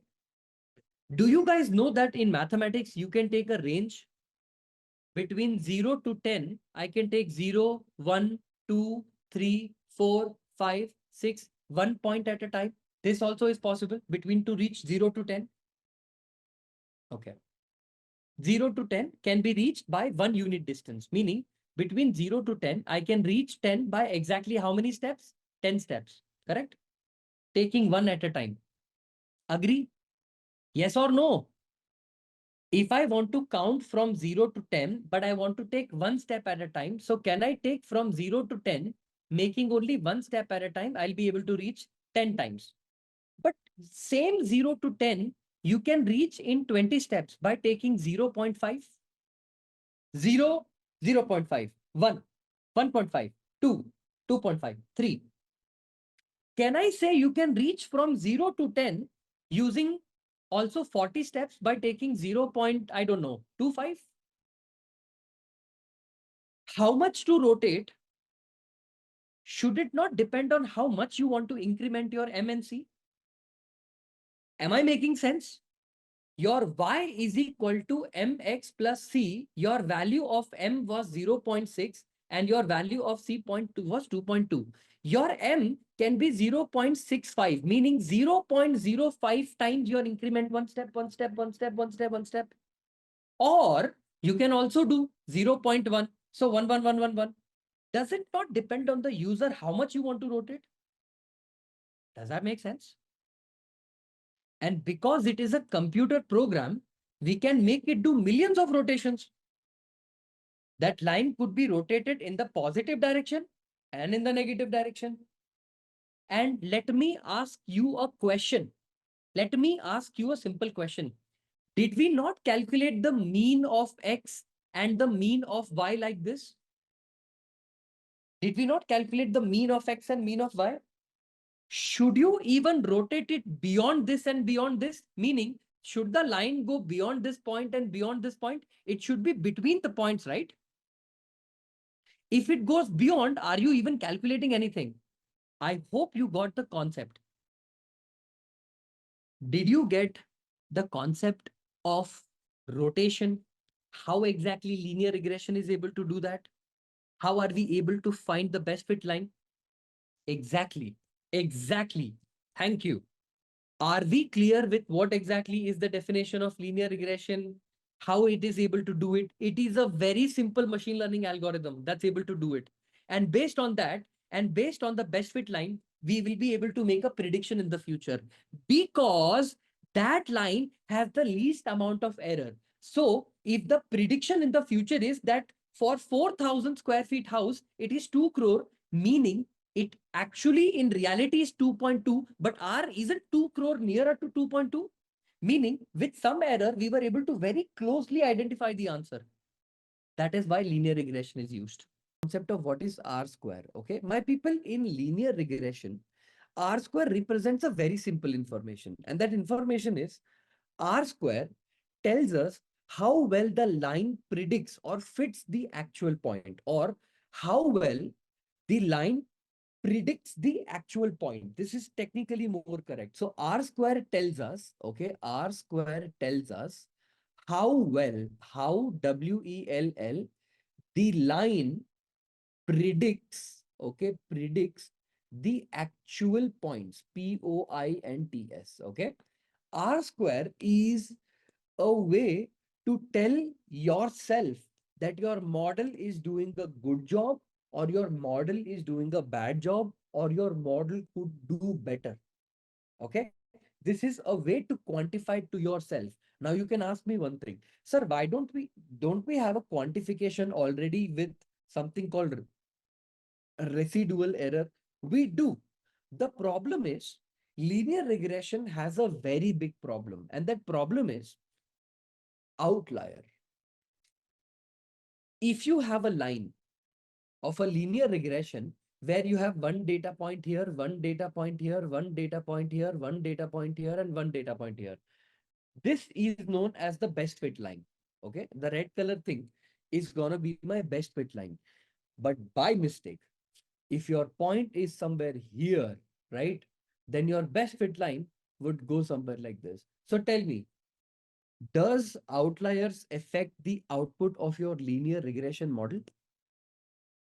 Does having an outlier create problems? Sir, 100% it will create problems. If you don't know, I'm telling you this right now. So removing outliers from your data should be an essential part of your EDA. Have you all heard of something called EDA? Has anybody heard of the concept called EDA? The full form is called Exploratory Data Analysis. It's called Exploratory, okay, Data Analysis. Are we clear? So now that we have spoken or learned about R square, what exactly is R square? Take a line. Listen to me carefully. Take a linear regression line. Okay. So for example, if this is like the y-axis and this is like the x-axis. Okay.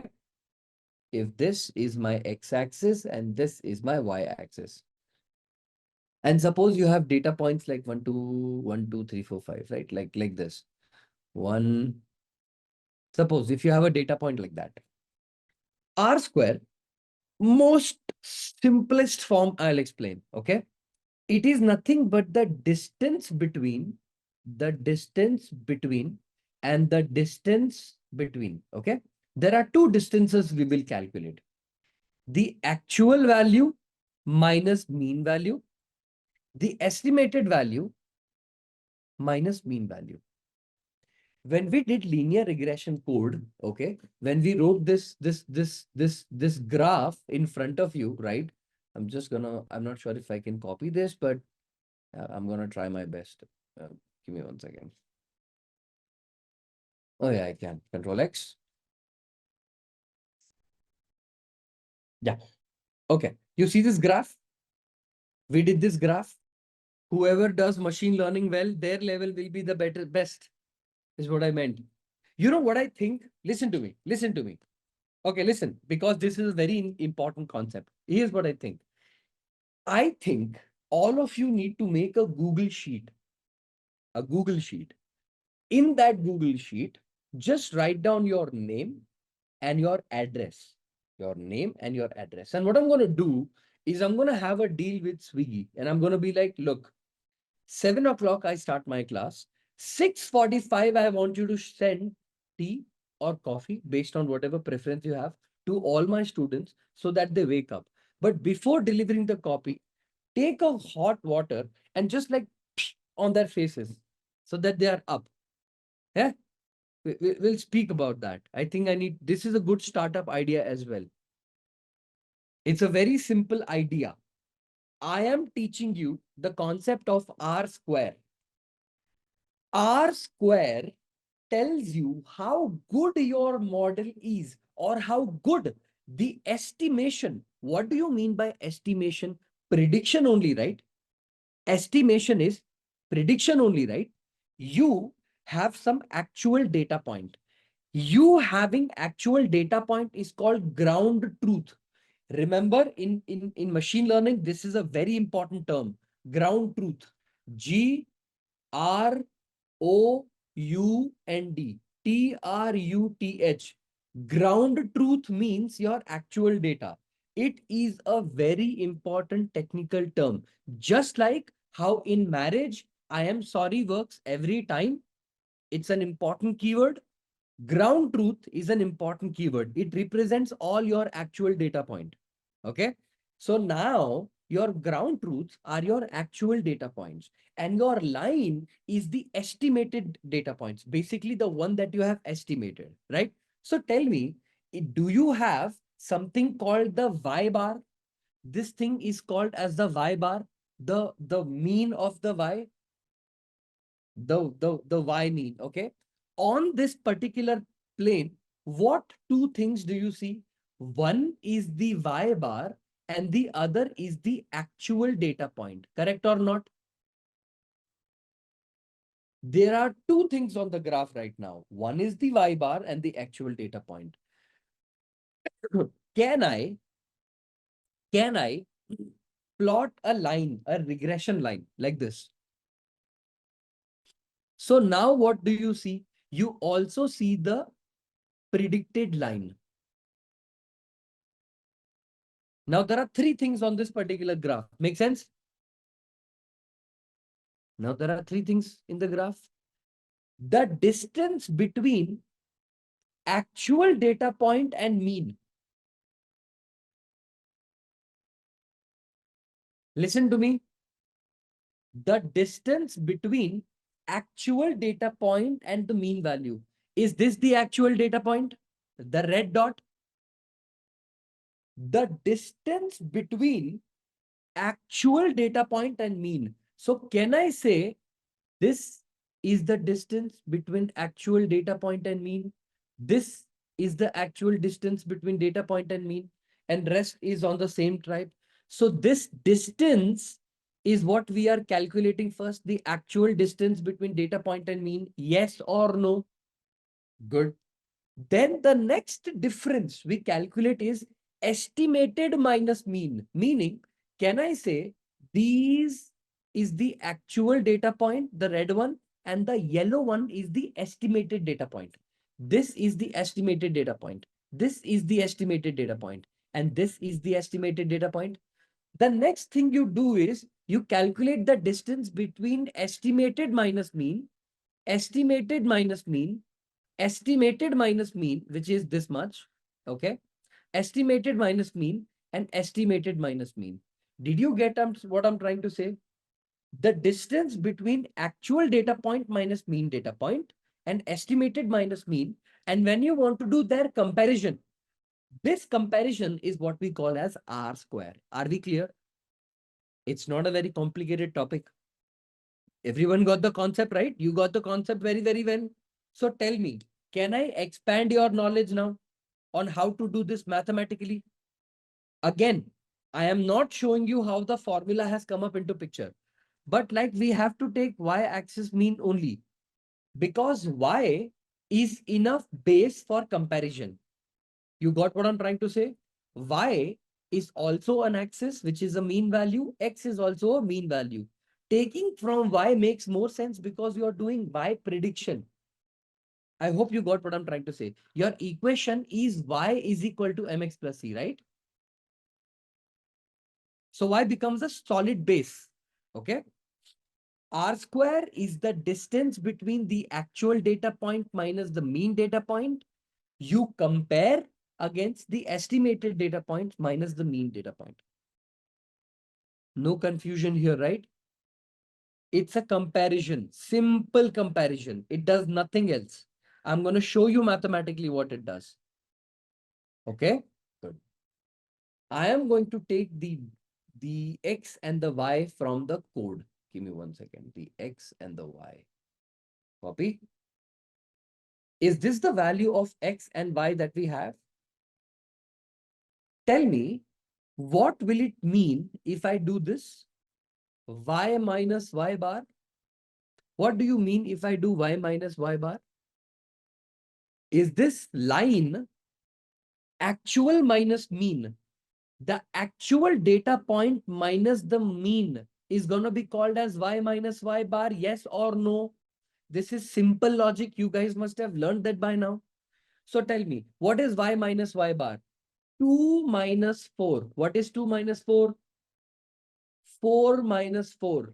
5 minus 4. 4 minus 4 and 5 minus 4. What is the answer, everybody? What is 2 minus 4 minus 2? What is 4 minus 4? 0. 1. 0. 1. Can I say this is the answer? For actual minus mean, Y minus Y bar? Can I assume my understanding is correct? Because the numbers could be both negative and positive, we don't want that. What do we do with those numbers? Whenever the number starts becoming negative, very good. So do we take Y minus Y bar the whole square? So does it become 4, 0, 1, 0, 1? Now, tell me if I sum the number up, if I calculate its summation, what will be the answer? If I sum them up, 4, 5, 6, 6. Let's calculate something called Y hat. Y hat is nothing but, what was the equation that you got? What was the value of m that you got here? 0.6 and 2.2. 0.6 and 2.2. 0.6 into x. What is the value of x? 1 plus 2.2. Can somebody tell me what is the answer? 0.6 into x is 2 plus 2.2. 0.63 plus 2.2. 0.6 into 4 plus 2.2. 0.6 into 5 plus 2.2.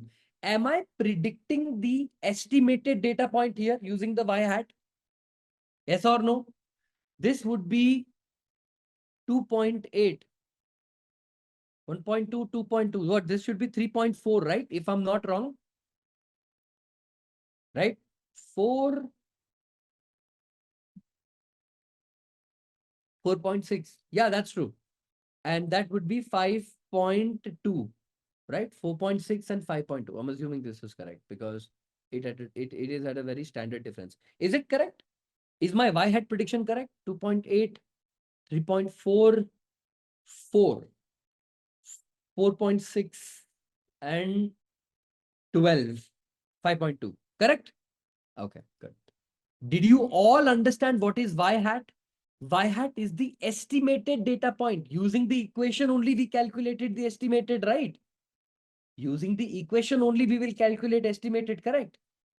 So tell me, my people, I have actually taken something called actual data point, actual point minus mean I have taken. What am I remaining with? What is remaining? What is missing here? Which point is remaining? Estimated minus mean, correct? See, actual data point minus mean is taken. Estimated minus mean is not taken. What is your estimated value? Y hat. What is the mean value? Y bar. So what is the estimated value, my people? 2.8 minus what is the y bar? Is it 4? What is y bar answer? Negative 1.2. 2.8 minus 4 will be negative 1.2, correct? You know what? You do the hard work. 3.4 minus 4. 4 minus 4. I will write the answer. It is easy. Minus 4 and 5.2 minus 4. Come on, give me the answer for all of these. What should be the answer? Negative 1.2, negative 0.6, 0.6, and 5.2 minus 4 is going to be 1.2 because similar answers. Aren't these answers in plus and minus? Do we like answers in plus and minus? Do we like the answers in plus and minus? No. So what do we do? Y hat minus y bar the whole e square. What is whole e square? Everybody, what is 1.2 the whole square? It becomes 1.44. What is 0.6? 6 twos are. Nah, it's not done like that. It's going to be 0.36. Yes or no? 0. 0.36 and 1.44. Now what do we do? If I sum the number, what answer do I get? What is the answer? If you sum them together, 3 point. Is it correct? Is the summation going to be 3.6, everybody? That's good. That's good. Once you have calculated this, your R square formula is very, very simple. Your R square formula is summation of y hat minus y bar the whole square divided by summation of, what are you comparing it against? Estimated minus mean is compared against actual minus mean. What is the actual minus mean? The actual minus mean the whole square. So tell me, what is the number that we got? Is it 3.6 divided by 6? What is the answer? What is 3.6 divided by 6? What would be the answer? About 0.6. Remember one thing. R square is a number between 0 and 1. What is the number R square? R square is a number between 0 and 1. If your R square is closer to 1, the fit is good. If your R square is closer to 0, the fit is bad. What R square did we get? What R square did we get? Closer to 1. So what does it recommend? Is it recommend or is it recommending something that my fit is good? But R square has a problem. You know what is the problem? I'm going to show you what is the problem. R square formula. You are going to be very much confused when I show this formula, right? Have I taught you the formula like this? Okay. Did I teach you the formula like this? Y minus y hat the whole square, y minus y bar the whole square. Is my formula different from this formula in what way? Copy image and paste it here. Okay. What's the difference in my formula and this formula? Please, somebody tell me fast. Nope. Look at the numerator and look at the denominator. Y minus y hat. And here I have y hat minus y versus y minus y bar. Okay. Actual minus predicted and estimated minus mean. Okay. Two things. I'm also going to show you guys one more formula. Okay. I'm going to show you guys it like this. Okay. Give me 1 second. Copy image and paste it here. Is this visible to all of you? Is this image right there visible in front of you? Listen to me carefully. Do you see this thing called SSRES? SSRES. The full form of this is sum squared residuals. Residuals. And the third is SS tot. Sum squared total error. Okay. TOTAL. Now, I don't want you to get very much confused with this concept that, oh my God, what is this new thing? It's nothing. It's nothing. Literally nothing. Okay. The formula that I gave you. Okay. The formula that I have given you, which is this formula. Here, R square is nothing but sum of squared residuals divided by sum of squared total. Sum of square residual divided by sum of square total. You have to think of it like this. In R square, okay, while calculation of R square can be expanded in multiple different forms, like sum of square residuals by sum of square residuals plus sum of square error. Okay, that becomes sum of square total. When you rearrange the terms, you get an answer like this. 1 minus, okay, summation of y minus y hat, which is the actual minus estimated, actual minus, actual minus predicted, which is y hat, and actual minus mean. When you say you're comparing, you're basically dividing one comparison with another comparison, and you're taking something called as a ratio. Now, I am going to ask you guys a very simple thing. Do you know what is the meaning of the word ratio in mathematics? Let me give you guys a very simple example. Very simple example. Tell me, if you had 4 chocolates and 2 people to share it with, per person will get how many chocolates? 2. Reverse the situation. You have 2 chocolates, but 4 people. How many will each person get? About 0.5. Agree, disagree? Okay. This number represents the power of the method. Meaning, when you divide a larger number by a smaller number, you get a number which is significantly different. When you divide a smaller number by a larger number, you get a significantly different result. What do I mean by that is, does the answer of the division represents the equal parts for that particular division? For 2 people, you get 2 chocolates. For 4 people, you're going to get this chocolate. Division of A divided by B will give you some value called X. B times X is always going to be A, right? X into B will always be A. It will always come back to A. The value X represents equal portions. Equal portions for the value at the top, or equal portions with the value at the bottom, meaning sum of squared total, right? You will get some answer called X. Has a relationship with this number. This X number represents the equality among the equation, or equality among the among this particular division. Meaning, whenever you take R square and the number is larger to 1 or closer to 1, whenever your R square is closer to 1, what does that represent? with numerator and denominator, what should it represent? Under what condition will be the number closer to 1? If the numbers are closer to each other, or if the numbers are far away from each other, meaning you have a value called A, you have a value called B. Between A and B, if the number of A and B, if they are closer to each other, will that become 1? Or if they are far away from each other, will that number be 1? Please think and answer, okay? Please think and answer. If the numbers are closer to each other, meaning, let's take the example 3.6 divided by 6. 3.6 divided by 6. What is 4 divided by 6? Very much tell me, what is the answer? What is 4 divided by 6? This is not a very hard calculation. What is 4 divided by 6? 2 2s are 4, 2 3s are 6. What is 2 divided by 3? 0.67 approximately. What is 5 divided by 6? What is 5 divided by 6? 0.83. What is 5.5 divided by 6? 0.92. Let me ask you guys a simple question. When your sum of squared residual error, which is sum of square residuals divided by sum of square total, when both the errors are very close to each other, is your R square saying that the model is a good fit? Listen to me.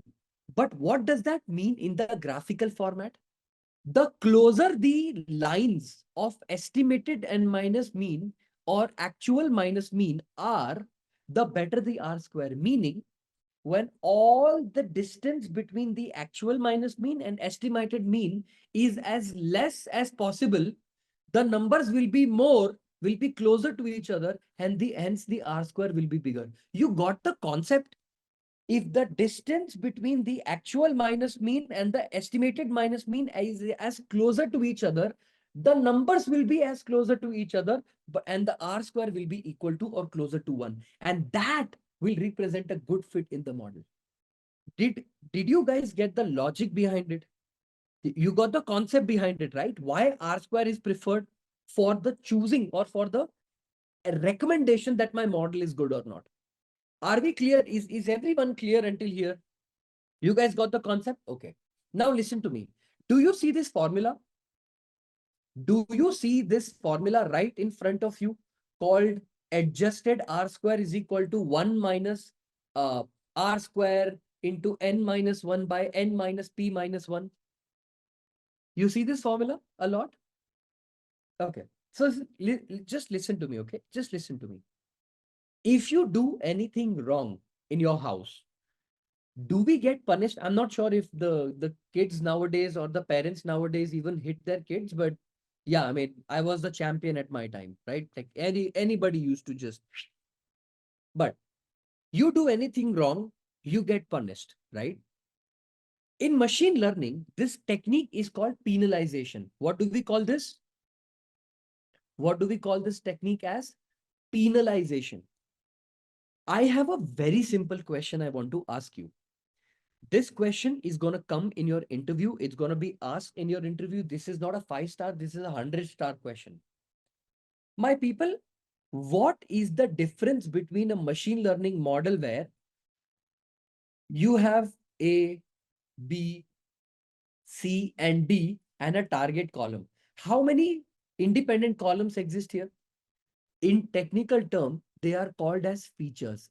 Features. So from now on, do not call it independent column, call it feature. How many feature columns are there? 4. How many target column are there? 1. Correct or not? If I want to run machine learning on a model or on a data where the number of features, features, is 100 columns and the target is 1.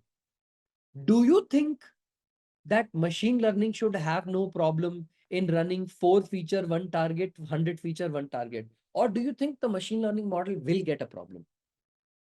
My question is, if the number of features increase, listen, this is a very important question I'm asking you. Trust me, this is very important. If the number of features increase in linear regression or any machine learning model, okay, not just linear regression, if the number of features increase, Does that cause problem in the machine learning modeling? The answer is yes. The answer is 100% yes. I'll tell you why. Listen to me why. For the prediction of some answer, for the prediction of some target variable, I'll tell you why this is a problem. Listen to me. Listen to me. I'll tell you why this is a problem. Suppose you have a column called age. You have a column called salary. You have a column called blood group. You have a column called civil score. You have a column called DPDs, days past dues. Oh, XYZ, XYZ. And the target column is whether this person should be given loan 0 or should be given loan yes or no. Tell me, for the prediction of the loan, will the age column also will be like a person? Hey, you should consider me also for your prediction. Then there will be one more person called salary. Hey, you have to also consider me for the prediction. Then the background will be like, hey, I am also existent. Civil say I am also here. DPD say I am also here. More the column, won't there be more chaos because so many people are saying prediction should be 0, prediction should be 1, and the machine learning model will be confused. More the columns, more the people are talking. All the columns are saying you have to listen to me, you have to listen to me, you have to listen to me. Won't the model be confused? Who do I listen to get my prediction? Right? And it is good to be wrong. My people, when I started machine learning, okay, and when I learned machine learning from my instructor used to also ask me questions the way I'm asking you. And I used to also say no, and then I used to say yes. It's okay. It's a fun part of the game. That's the beauty of learning together, right? The point is, the more the columns you have, the higher the chances of something called overfitting. Okay, I have not taught you what is overfitting, underfitting, but more the chances, more the overfitting. So tell me, does it not mean that by default, if a model, a machine learning model with 4 columns exists and a machine learning model of 100 columns exist, because the numbers of columns are higher, R square will always be closer to 1 because the number of columns are so many. So don't we want a true measure of R square? Even if the columns are 2000 tomorrow or 100 or 4, you give me the proper value of R square. Yes or no? You got what I'm trying to say? If the numbers of column increase for a linear regression model, higher the columns, R square will always be pointing to 1. But is the real value of R square 1? No, sir. It's because more the columns, more the representation. So don't we need to adjust our formula in such a way that even if the number of columns are higher, it will give us the right value of R square. That formula is called adjusted R square because the R square formula that I taught you, is it adjusted? No, it is not adjusted. It is not fixed. This is the formula that is fixed. So what is the formula of adjusted R square? Is R square nothing but your sample R square that you normally calculate the way I calculated? Yes, absolutely correct. But you divide the equation by total sample size. Can you see I'm dividing this by total sample size n? The sample that I have taken for the consideration of R square, that sample. At the same time, can you see number of independent variable here? This is nothing but the number of features. If your data is working with 100 features, am I not dividing and subtracting it with n? So I am penalizing the model saying that if you take more number of features, your division also will be larger. You got what I'm trying to say? If your column is 100, suppose if your feature set is 100, I will divide you by 100. So the number also will be that much smaller. But if your column is 10, I will only divide by 10. So be careful. Don't get overconfident and take too many columns. You got what I'm trying to say? That's the logic behind the R square formula. If the number of features are higher, R square is likely to be near 1. Of course, 100%. If the number of features that you have taken are very, very large, what happens in your R square? Because each individual column will start saying that you have to listen to me, you have to listen to me, you have to listen to me. What happens in that situation? What will happen in that situation? I mean, think about it. More the number of dimension, more the number of models complexity increase. What will happen with that? If the model's complexity increase, what happens to the model? Will it get confused? So closer to 1. That is your answer. It'll basically overfit itself. It gets so overconfident on the training data. On test, it basically performs nothing. Is everyone clear until here? This is the formula for adjusted R square, meaning you penalize it more. If you want to take more columns or features, I will divide you by that number of size and you will be equally reduced in your R square. For more number of data or less number of probability of getting a good fit is high. See, let me answer this in this way. Sometimes when you do machine learning, listen to me, I'm asking you a simple question. Sometimes when you do machine learning, do you want more and more columns, more and more features? That is the requirement of my machine learning modeling, but are anyway trying to get R square closer to higher. How is it a problem? We never try to get the R square closer. And just focus on this part of the piece of code. Just be here, okay? I want to ask you guys a very simple question, okay? What data did we take for our prediction? What answer did we take for our prediction? Or what answers have we take? What data did we take week versus something, right? So what I'm going to do is import pandas as PD. Can I do this?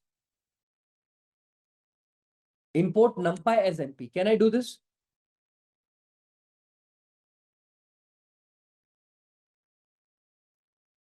Import matplotlib.pyplot as PLT.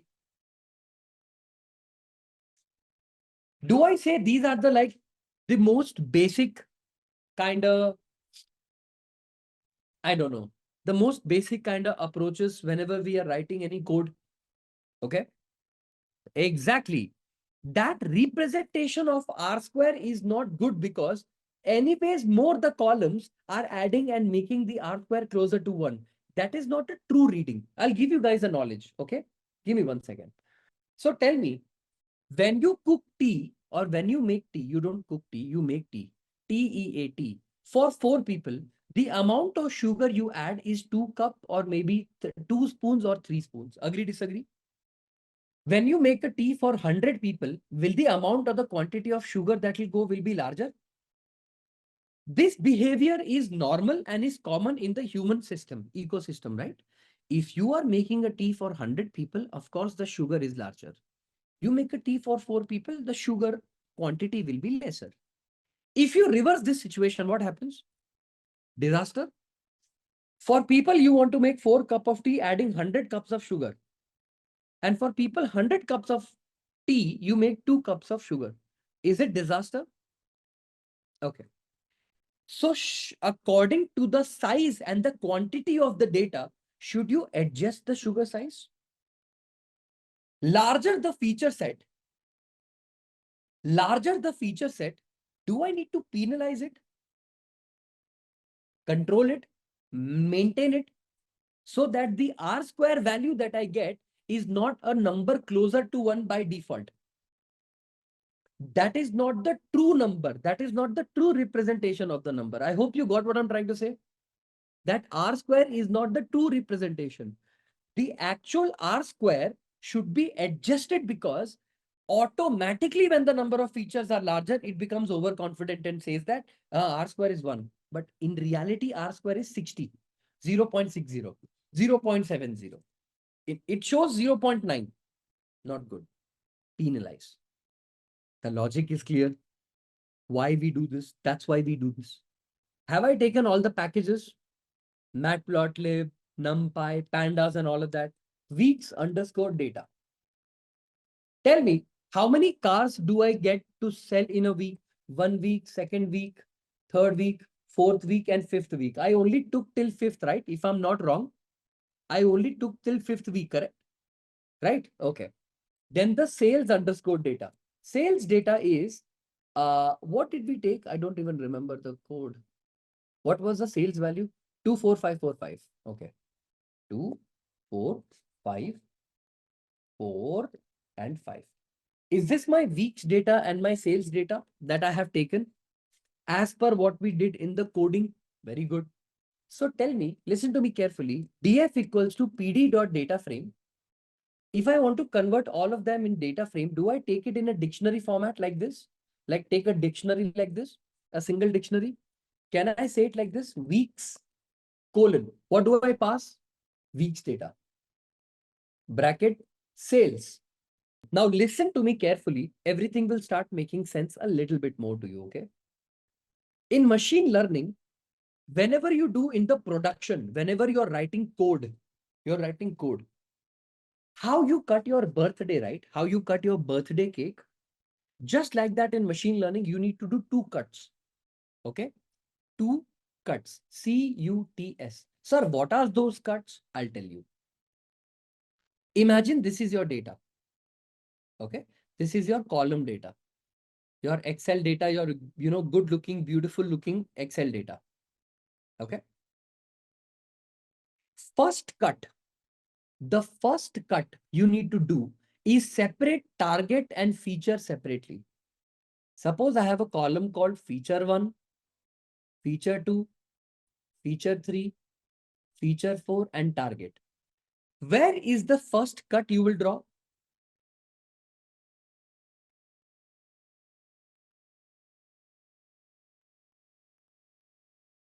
Okay.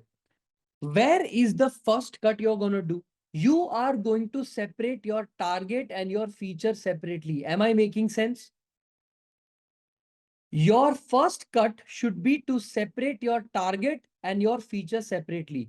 Usually in machine learning, target is taken as X and the feature or your actual feature, sorry, your feature is taken as X. Okay.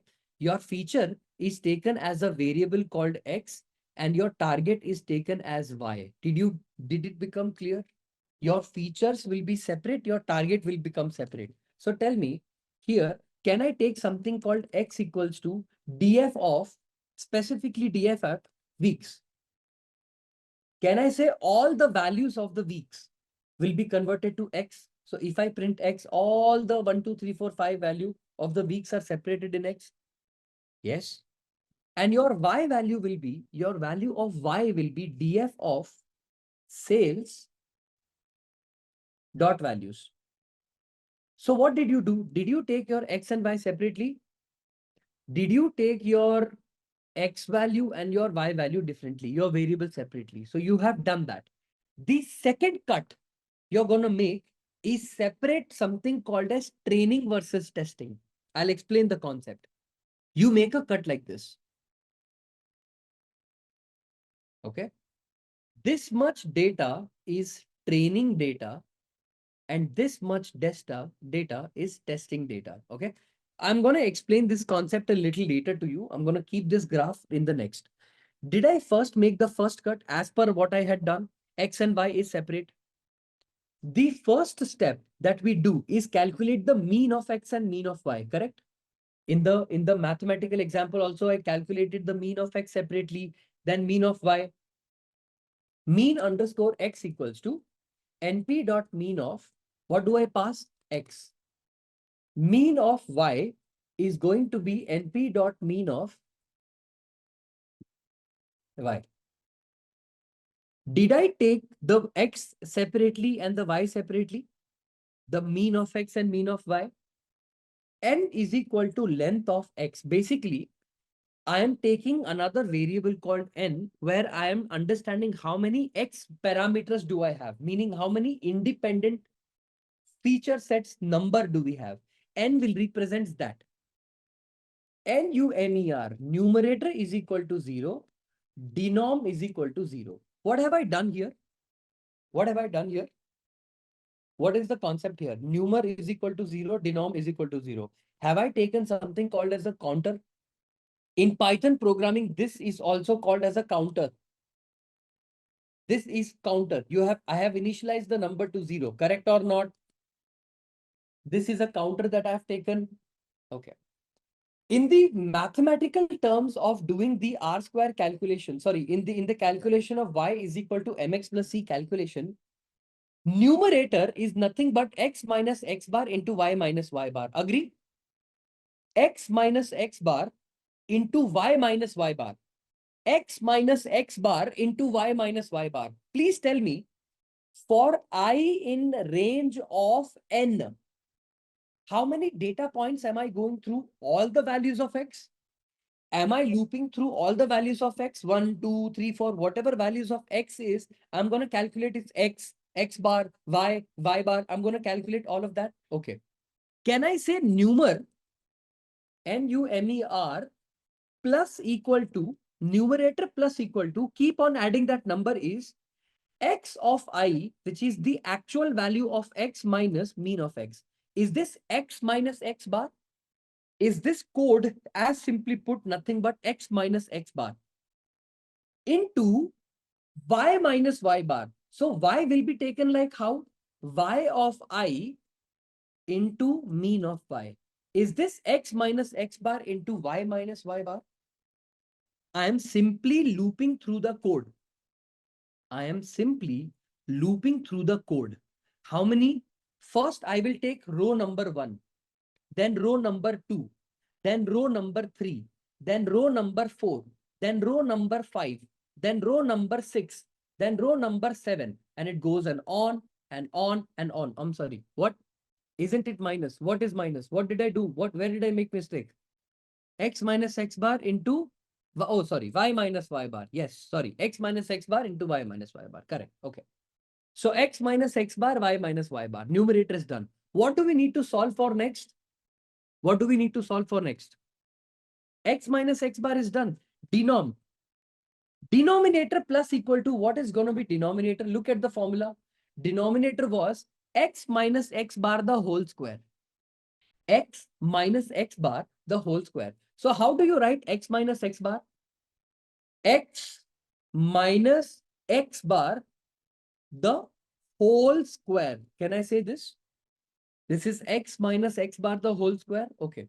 If I come outside the loop to calculate the value of M, do I need to divide numerator by denominator? Numerator divided by denominator should give me the value of M, correct? M should be equal to numerator divided by denominator. Agree or disagree? Okay, that's good. And what will be the value of C, my people? What will be the value of C? I have written the formula right here. Can you see? Y bar is equal to mx bar plus C. Y bar, sorry, give me 1 second. Y bar is equal to mx bar plus C. So can I say C is nothing but mx bar, sorry, y mx bar plus C. So if I move y bar minus mx bar, can I say it like this? Can I say this is going to be y minus mx bar? So if I write it like this, mean of y minus m, whatever value of m I have calculated from top into mean of x. Can I say it like this? If I print f double quotes of m is this.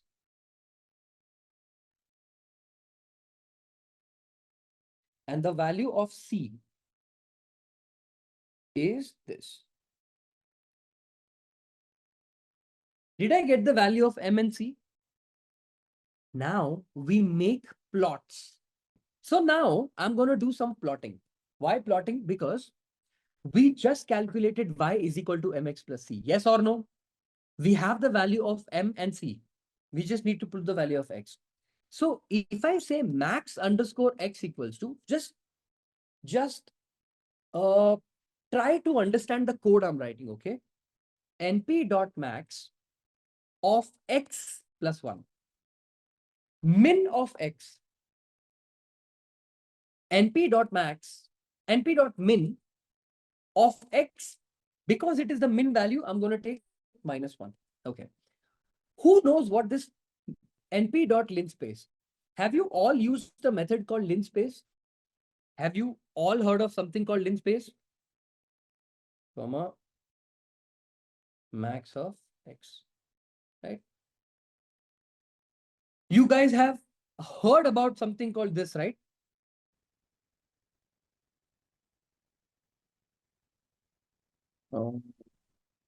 Mx plus c, correct. That would be 1, 2, 3, 4, 5, 6, 4 and 4, and then mx plus c, right? That should be fine. That's my equation, correct? From min to max, which is correct. Okay, fine. See, I'm very sure you must have studied something called linspace in you guys did do something called NumPy, right? You guys have studied something called NumPy, correct? I'm assuming that NumPy is done. Okay. Or maybe, I don't know. Let's take a little maroonish color like this. Yeah. Let's come to this part of the code and change this to hashtag this. Color is done. I can change the label also. X and Y in color. Okay. And you guys have studied matplotlib, correct? So what I'm doing here is I'm writing a label because this is going to be sort of like my regression line. Okay. Regression line that we have just calculated from that particular thing. Okay.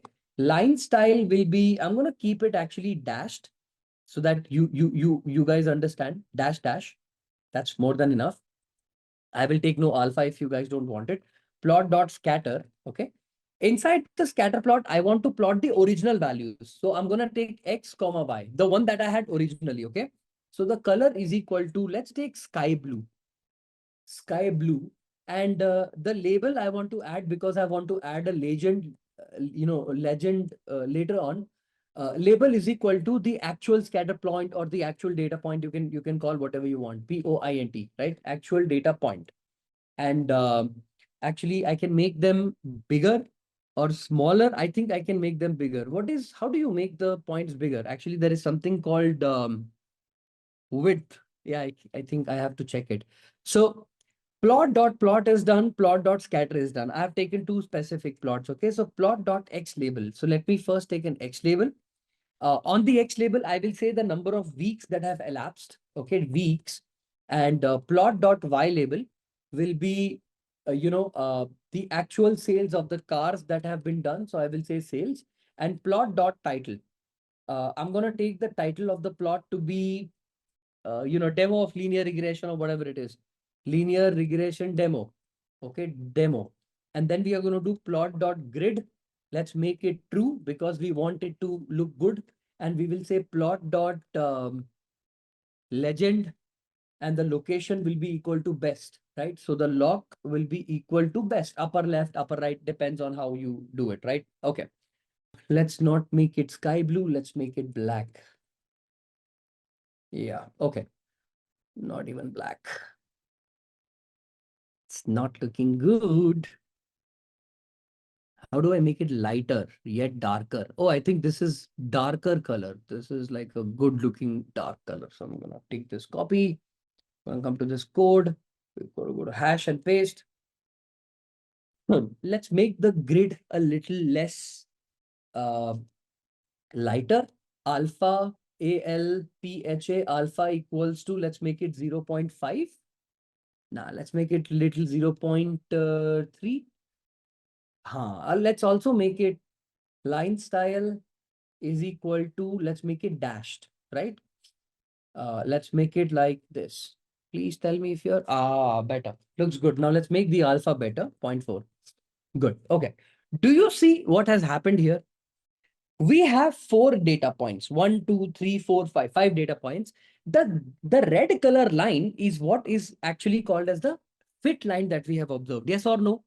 The red color line is the actual y is equal to mx plus c line, and the blue dots are the actual data points. You got what I'm trying to say? Let's make it a little bigger if you want. Please tell me if the code is correct. No.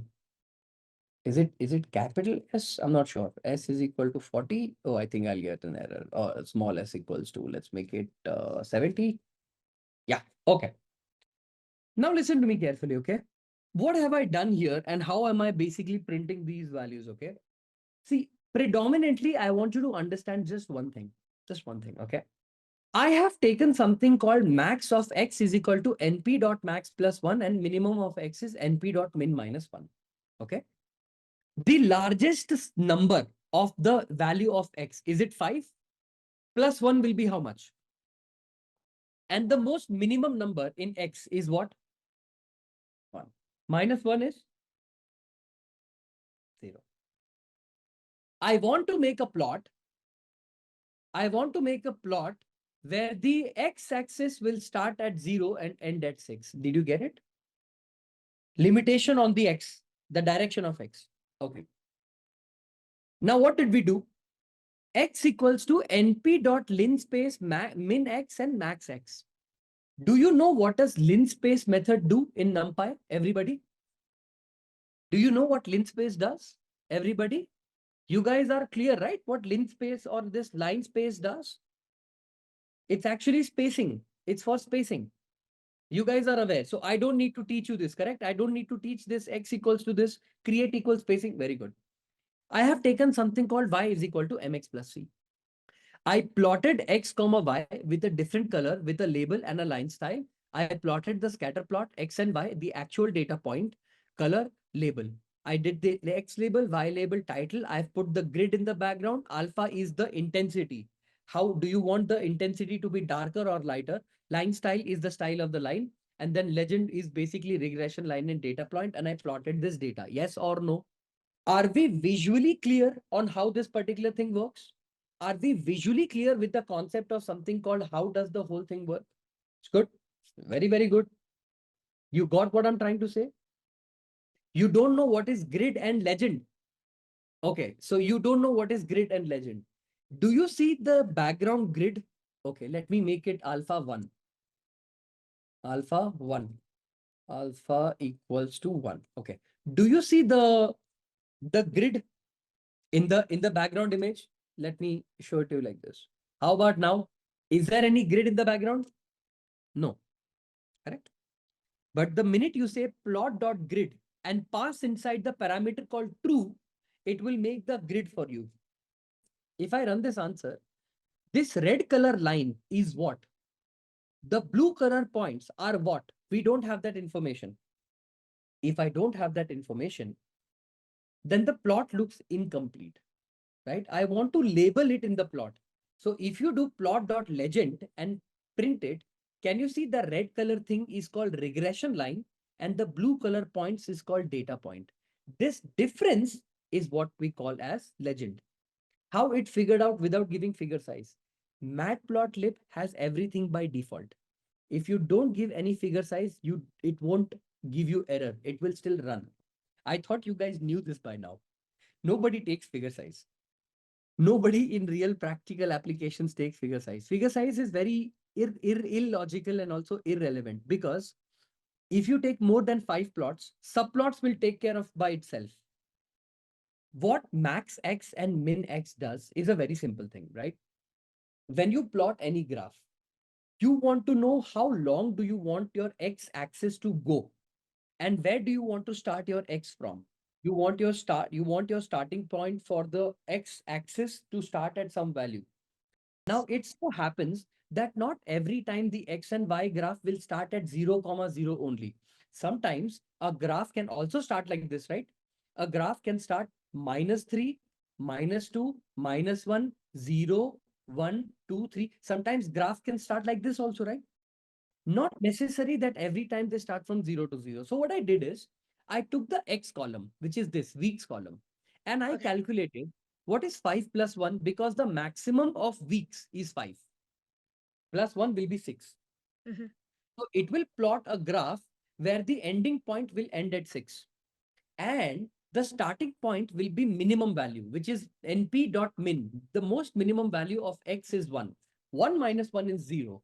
So it will start at 0, go all the way till 6. And then I can plot whatever y value I want. So to restrict the columns, the values on X, I did that. So now tell me, let me ask you guys one more question. Sir, if I do it like this, 100%, let's take -10 plus 10 and run this. What is your axis value? What is your axis value here? -15 to 15. You got what I'm trying to say, right? Plus 10 and -10 were added to your data. So your actual data point got shifted below. Can you see the points are now closer to each other? Let me copy paste this. sorry, not copy paste, and move this. And do you see the answer called 2.2734, 2.34, 2.42, 2.49? Okay. Y is equal to mx plus c. You will be like, there are so many values in this, right? There are so many values. Is that the question that you have? That y has so many values? Tell me, okay, print length of y. Okay. Length of y. Tell me, what is the length of y? 50. Okay. How many data points does y need if I calculate y is equal to mx plus c? In actual y predicted value, what answers am I supposed to get just for the prediction of y hat? Y is equal to mx plus c is supposed to give me 5. Okay. Tell me one thing, right? When you print y is equal to m into x plus c, okay? Did I break my actual x into multiple different data points here? This is not the actual x, the capital X. It is the small x. You didn't understand. Okay. Is this y is equal to m capital X, which is the actual data point plus c, or I had to take linspace because I had to plot the value for line also? You didn't get it. I had to print the value for each individual line, correct? So have I not taken x is equal to np dot linspace, and it divides the whole data into 50 different points. And that's how I got a straight line. You got what I'm trying to say, or is there confusion? Did everybody get the concept or no? Okay. How many data points do we have in weeks? Okay, listen. How many data points do I have in week? 5. The name of the variable, is it capital X or small x? Is it capital X or small x? It is capital X, not small x. When I did y is equal to mx plus c, is it small x or capital X? When I wanted to plot the point, I wanted to show the line for the entire data point, right? For all the 0 to 6. For all the values of 0 to small value, I wanted to show. So tell me, if I did x equals to np dot linspace, if I print x, how many values of x did I get? Equal portion. 0 to this is one portion. This to this is one portion. This to this is one portion. This to this is one portion. Haven't I divided my value also into multiple small points? Meaning your x-axis also got divided into so many smaller points, equal spaced value. Yes or no? Now, don't I need to do a line equation for all small points? So that is why I have not taken capital X, I have taken small x. That's why the line will go from the 0 all the way till 6. Longer line. Why are we doing it? If you don't do it, will you be able to plot a line? If I don't do it like this, will I be able to plot a graph like this? Like the line going all the way from here to here. That line, that red line going from left to the bottom, will it go? No. Line will start here, it will end here. Correct or not? The regression line will be so small, it won't be visible. That's why we are doing it. If you don't do that, you're pretty much done. You will not be able to plot. Then you will be having only y is equal to mx plus c. That's it. Like you will have 5 different answers. You will get this answer. Y predicted is equal to this, but you will not be able to plot it. This value, y hat. 2.8, 3.4, 4, 4.6, 5.2, and you're done. So what it did is it created some values and then connected the dots to create a line. Yes, that is what it is doing. If I take the values to be more and more, the line will always be visible. The line will not become shorter and longer. It will always be visible. The regression line will always be visible. That's why we did that. I hope you got the concept. In reality, it's only calculating 5. That's it. That's all it does. It's not a very complicated thing. So what if we have only 7 data points and not 50? Still, we will be able to plot. You can do it, Piyush. It's not a very complicated thing. If you want to plot only is equal to y mx plus c, write a loop, write x of I, and you'll be able to calculate it. Shouldn't be a problem. It's not going to be a problem at all for you to calculate it. What value of x's do I have? Do I have the value of x's like this? X is equal to, let me show you. What is the value of x do we have? Is it an array? So if I do x of 0, will it give me the value 1? So tell me, for I in range of, listen to me, for I in range of length of x, Will this run the loop 5 times? If I print x of I, will this give me the value of each number 1, 2, 3, 4, 5? Now that you have 1, 2, 3, 4, 5, can I do this? Y is equal to m into x of I plus c. Can I do it like this? And close it and close it. And if I go ahead and print y, each time that the y happens, I print it. So 2.8, 3.4, 4, 4.6, and 5.2. Can you not take this in an array and plot it? You can, na, sir. Of course. It's a simple method. You know how to plot this, right? You guys know how to take two array values and plot them, right? You must have done that like multiple times. If you take another array, ar underscore new is equal to an empty array, and take this ar underscore new dot append. Okay, inside that append, what do? We append the value of y. If I run this, what is my ar underscore new value? Did we get the answer? Take this and plot it. Done. Now, my people, let's talk about the calculation of R square. How did we calculate R square? What did we do in R square? Sum of square total, sum of square residual, all of that stuff. We'll be talking about that. Okay. So as you guys already know, we calculated something called R square, right? To calculate R square, sum of square total, SS underscore TOT total. Okay. Is it going to be empty? It's going to be 0. Sum of square residual is going to be 0. Okay. I have taken two separate counters, sum of square total, sum of square residual. Listen to me. For I in the range of how much do I need to run the model? How many times do I need to iterate? N times, because I've already taken the value of n on the top. Y underscore pred. For calculation of R square, I want the value of Y predicted values. Yes or no? For the Y predicted values, I want the values of Y pred. So can I say Y pred is mx? X is nothing but x of I and plus c. Can I say it like this? So sum of square total plus equal to, based on the formula that we wrote, y minus y bar the whole square. Listen to this. Y minus y bar the whole square. The whole equation is reversed. That's why we do 1 minus. I'll show you. Y minus y bar the whole square. So can I say the equation will be written like this? Y of I minus mean y the whole square. Y minus y bar the whole square. This is my sum of square total. My sum of square residuals value plus equal to y minus y pred the whole square. Opposite. Y minus y pred the whole square. So y of each individual point, actually this is capital Y, okay, because we are taking from the actual value. Y minus y of I minus y pred the whole square. I have taken the value of sum of square totals and sum of square residuals. Based on this, my R square answer that I got is 1 minus sum of squared residuals, right? So sum of squared residuals divided by sum of squared total. If I run this and print, go ahead and print F double quotes R square is going to be R square. If I run the answer, what answer did we get? What answer did we get? 0.6. What answer did we get here? The only difference in this formula and that formula is sum of square total and residuals are opposite.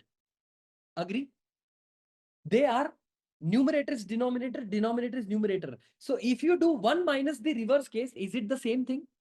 In mathematics, when you want to reverse A by B with B by A, you just take 1 minus of sum of square total by sum of square residual, and your answer is pretty much the same. I hope you got what I'm trying to say, everybody. So tell me, did we use any library in this? But we got the value of R square and Y is equal to mx plus C.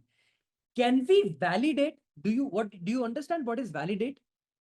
If I would have used a machine learning library like sklearn, scipy, what answers are they saying and what answers do we get? Can we validate it? From sklearn dot linear model, I'm importing something from sklearn dot linear model. I will import something called linear regression. Can you see I'm importing something called linear regression? I'm importing a a model called linear regression I've imported. X equals to, now remember, the problem is when you use a library like linear regression, sklearn, stuff like that, it needs the data to be in two-dimensional format. So your X value should be reshaped. I'm going to reshape the value to -1 or n comma 1. So if can I take it like this, n comma 1? What does this do? Do you guys know what reshape does? N comma 1. The value that we had, was it not a single array like this? The X value was a single array. If I print X here, is it not a single array, one-dimensional array, one bracket open, one bracket close? But in sklearn, you cannot run like that. You need to have the data, even if it's 1D array, it should be in what format? It should always be in what format? 2D format. So this reshaping, I converted the entire form into a 2D array. Are we clear? We converted the whole thing into a 2D format. Now that the whole thing is converted into 2D format, let's take this as a small x, not a capital X, because there will be a lot of confusion. So let's run. Okay, X value should be equal to this. The problem is what you need to do. You need to call the library. Regression is equal to linear regression. Close the bracket. Regression is equal to regression dot fit. And inside the fit, you will pass something called the actual value of X and the actual value of Y. Did I make a mistake? I did make a mistake. I think there is a shape. Oh, I took it as a small x, correct? I did take it as a small x. Yeah. What did I do here? This 2 lines of code has run the model. The model has run, meaning linear regression has occurred. You don't need to do anything else now. Your value of y_pred, y_pred value, the predicted value that I want to calculate is going to be m into x plus c. If I do, you know what, let's take it in X format only because I'm taking it separately. So there is no confusion here. Okay. Mx plus C. My people, if I calculate the y_pred value like this, Mx plus C, right? And if I run that value directly, suppose if I want to just run the value of y_pred straight up, because I'm using the package directly, if I have reshaped the value or maybe, you know, maybe I'll do it like this. Until here, is everyone clear? Let me run this once again. Until here, is everyone clear? I have run the linear regression part. This part is called linear regression. I have just used the method. Why do we need to reshape Y? We never reshaped Y. We only reshaped X. We only reshaped X. We never reshaped Y. Where in this code do you see reshape Y? Where in this piece of code have we reshaped Y? Why not? Okay. When we run machine learning or when we run machine learning code, Y is only for prediction, right? But the actual mathematics is happening with the feature numbers, right? Y is not even getting involved there. Does that make sense?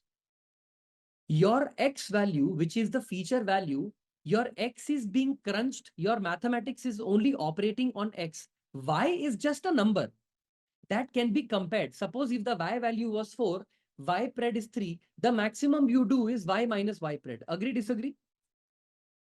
The entire operation is running y is equal to mx plus c. The x is being multiplied with m and then added with c. All this operation happens on the x value, correct? So the reshape has to happen only on x, never on y. All of you got the question that features are the one that goes through a lot of mathematics. Target just sits. It has no operation. The maximum it will do is y minus y_pred. Done. Everybody got what I'm trying to say? What did I do here? I took a value, I reshaped X, and I'm running linear regression. Basically, this value here is running linear regression. Agree, disagree? This particular value is running your linear regression. That's it. You've run. Now, if I say y_pred value, whatever is your y_pred value that you want to score or you want to calculate. So if I want to calculate the value of, say, r square, you want to calculate the value of r square. If I say r square is equal to, just r square is equal to reg, because I have taken everything in the small reg. Reg dot score, score, pass x comma y directly. And if I print r square like this, what answer did we get? What answer did we get? 0.59999. Is it 0.6? What answer did we get for R square? We got an error of 0 point or 10 to the power of minus 12 with least significant digit of 10 to the power of minus 12. Did you understand? I ran a model, a linear regression model. By the way, this is not modeling. Modeling, I will teach you how to do that. But when I ran the algorithm, the actual library versus our code, we got the same exact answer. You got the concept, my people, on how we wrote linear regression from scratch, how we implemented it from library, the numbers match. If R square is matching, M and C also is the same answer. The point and the plot is also the same answer. Everything that we've done is calculated. Did we get the concept clear? Now, in the formula of R square, did I not take the value here, the formula? Y hat minus Y pred the whole square. This formula, I have taught you this formula. This formula is already given. All I did, sum of squared total was Y minus Y bar, the whole square, and Y minus Y pred the whole square. We had taken opposite, but in actual R square formula, we take 1 minus of this value. When we take it like this, whatever formula we get on, whatever answer we got then, we got the same answer here. Validate part is confusing. It will be confusing. Have you ever used a method called linear regression or linear model ever? No. This is not for your understanding. This is only to show you that the answers are same. Even if you don't understand the code, it's okay. This is to show you the difference. Linear regression formula, library, and our way of written, we got the same answer. Is going to be a very simple thing, right? I'm going to be importing something called import pandas as PD. Now, I'm going to ask you all a very simple question. This is not the first or a very new library for you, right? I'm very sure you must have implemented this library and you have learned this library, so I don't have to teach you. Okay. Hiding internal implementation and use of existing libraries as and when needed instead of rewriting the code. Yes, absolutely correct. The abstraction in object-oriented programming is different from the abstraction that I am talking about, but you got the logic correct, right? So encapsulation, polymorphism, injection of control, dependency injection, adaptee, adapter. These are all object-oriented principles. SRP, single responsibility principles. These are all object-oriented principles. They are very technical in nature. What I'm talking about is the basic concept of abstraction, but I'm very glad that you got it. Knowing object-oriented skills, programming skills is very important, right? So now what we've done, we've imported pandas as PD. I want to load a data, right? So I'm gonna keep this thing as import all other OTHER libraries here. Okay, import all other libraries here. Here, I'm gonna load the data set. I'm gonna load the data set. Okay, let's load the data set. Data is equal to PD dot. Now, I already have an API or a method which is given to me using which I can load the data set, right? So pd.read CSV. And my people, I'm going to give you guys certain tricks. I'm not sure if you know them or not, but I'm going to do it. See, in pandas, you have a trick of loading the file directly, right? So if I want to load it directly, I have this. See, now my data is loaded. Okay. So I have loaded pandas and I have loaded the data set. Now, let me tell you the trick I use to load a certain file faster. Okay. Every computer has a structure called folder. Yes or no? You create your own folder. You can create your own folder. Inside that folder, listen to me carefully. Inside that folder, how many files are there? To find that out, you can use a trick called dot and forward slash. A dot and a forward slash. When you use dot and a forward slash and press on tab, you can see all the files. So you see this headbrain.csv. Now I have loaded this file. So basically, a method called dot read CSV reads the file called CSV. Now, what is CSV? It's comma separated value. Now, let me tell you two different things. You guys are currently learning machine learning on a tool called Jupyter Notebook. Like Jupyter Notebook, there is something called Google Colab. Like Google Colab, there is another tool called Visual Studio Code. These are platforms on which you can write the program. This CSV is the format of the file on which you work. Sometimes you work with Excel format. So the extension will be .xlxs. If you work on something called Apache Parquet, so you will have Apache Parquet, Apache Parquet, right? If you work on Hadoop distributed file systems, then you will have a different kind of data set that's given to you. If you work on Carrot file, it'll be different for you. Remember, in machine learning, you can use as many different kind of structures as you want. Depends on what is the file structure that you have. Okay. It is so if the same folder available to no. Dot/ only gets you the file from the same folder on which your file ml_ff is written. Your folder needs to be same. If the folder is not same, it's not going to go beyond that to get it for you. Okay. What is the difference between Jupyter Colab and Visual Studio? See, Visual Studio is something that you will appreciate a lot. Like if I show you a Visual Studio code, I'm not sure if I have it with me. I mean, not here, Visual Studio code.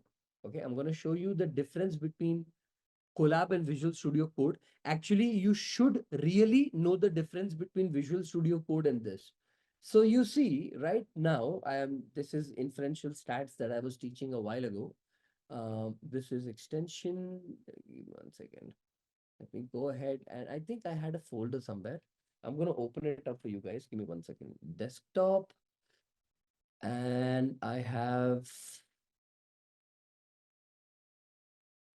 A to Z. I think I was teaching. Yeah. Let me see if this is the, yeah.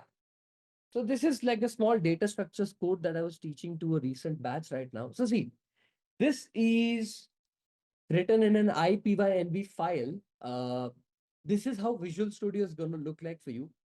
So you see, it has a certain theme. So I'm just going to expand it a little bit, right? So I'm going to, yeah, show it to you. So what happens is basically, if you run a portion of this, so for example, how do you find the second largest and the second smallest thing from an array? So you have a certain way of doing this. So what happens in Visual Studio Code is, Visual Studio Code can help you write any kind of program with a proper and a beautiful file structure. So you can maintain and work on the database together, files together, multiple different stuff like Docker, Kubernetes. If you want to build a Docker container for your, code, if you want to do a blue-green deployment, so you can do all of that in one place. Jupyter Notebook is more like for beginners. If you're a beginner, you're just starting with your machine learning journey or starting with your programming journey, people usually prefer Jupyter Notebook. But Jupyter Notebooks are not predominantly used for deployment, meaning you don't take a Jupyter Notebook file and you're going to be use it for deployment. Some people do that using Amazon Web Services and Kubernetes services, but usually it's not preferred because you have to do load testing, stress testing, pen testing. It's like regression testing. That's like crazy amount of stuff you have to do. Okay. For VS Code, we need to create environment for Jupyter, or you can use it directly. It's directly. All you need to do is just download Darwin. So VS Code Darwin, if you just just download Darwin, you should be able to work on it, or just write Visual Studio Code, right? Like VS Code, depending on your computer, MacBook, or whatever it is, download. That's it. Just download, install the kernel, you're done. Okay. Colab is just like that. Colab is exactly like Jupyter Notebook, but it works on cloud. So if I go to Colab for you guys and show you just one example, I have a pro version. So I'm going to show it to you differently. So see, this is the code of large language model like GPT. If you want to make your own GPT, this is a code for that. I'm using something called Microsoft 5 3.5. So see, for example, if I want to chat with my model, so if I ask a question like, like, hey, can I extract some image information from from a given image or something like that? So see, I use something called as Google Colab Pro. The difference in Pro is I get an opportunity of connecting with something called A100. A100 is a very expensive GPU. So you will not have this option. I have this option. You will only have CPU or GPU or TPU. In Google Colab, what happens? You are able to load your data in a separate file called file structure to the left. So you have files here, so you can load your data there. That's the only difference. It's just like Jupyter Notebook, but the way it is done is slightly different. Okay. So Jupyter Notebook is same, Google Colab is same, and all of that is same. It's just that you can use a lot of, you can do a lot of fancy stuff with Google Colab.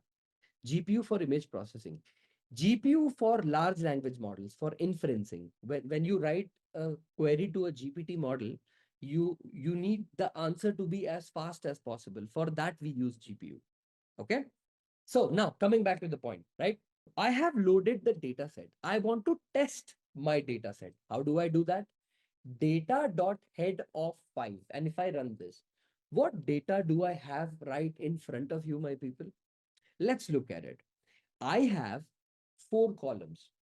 Those 4 columns are, I have gender, I have age, I have head size, and the size of the brain in weight. Okay. So this data set that is available right in front of you, you guys are able to see the, okay, how about now? Is this more clear? Much better? I've zoomed in for a better clarity. Okay, good. So the data set that I have right in front of you is a very simple data set.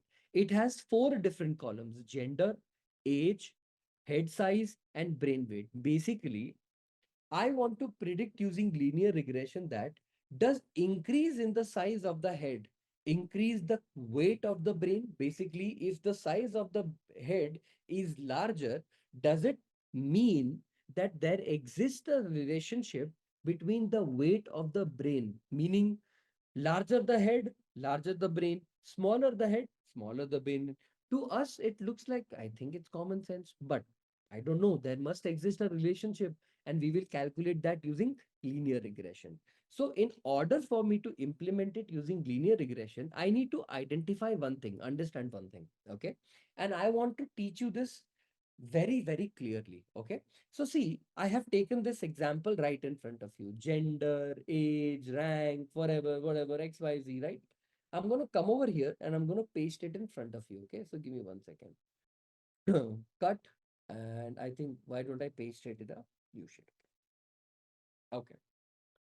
Are you guys able to see this original data set right in front of you? Okay. This data set is what I would like to call the OG, the original data set. Okay. Now I will tell you how important is data scientist's job. My people, look at the data and observe carefully.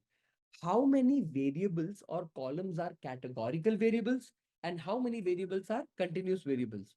How many variables are continuous variables and how many are categorical? First of all, let me ask you all one question.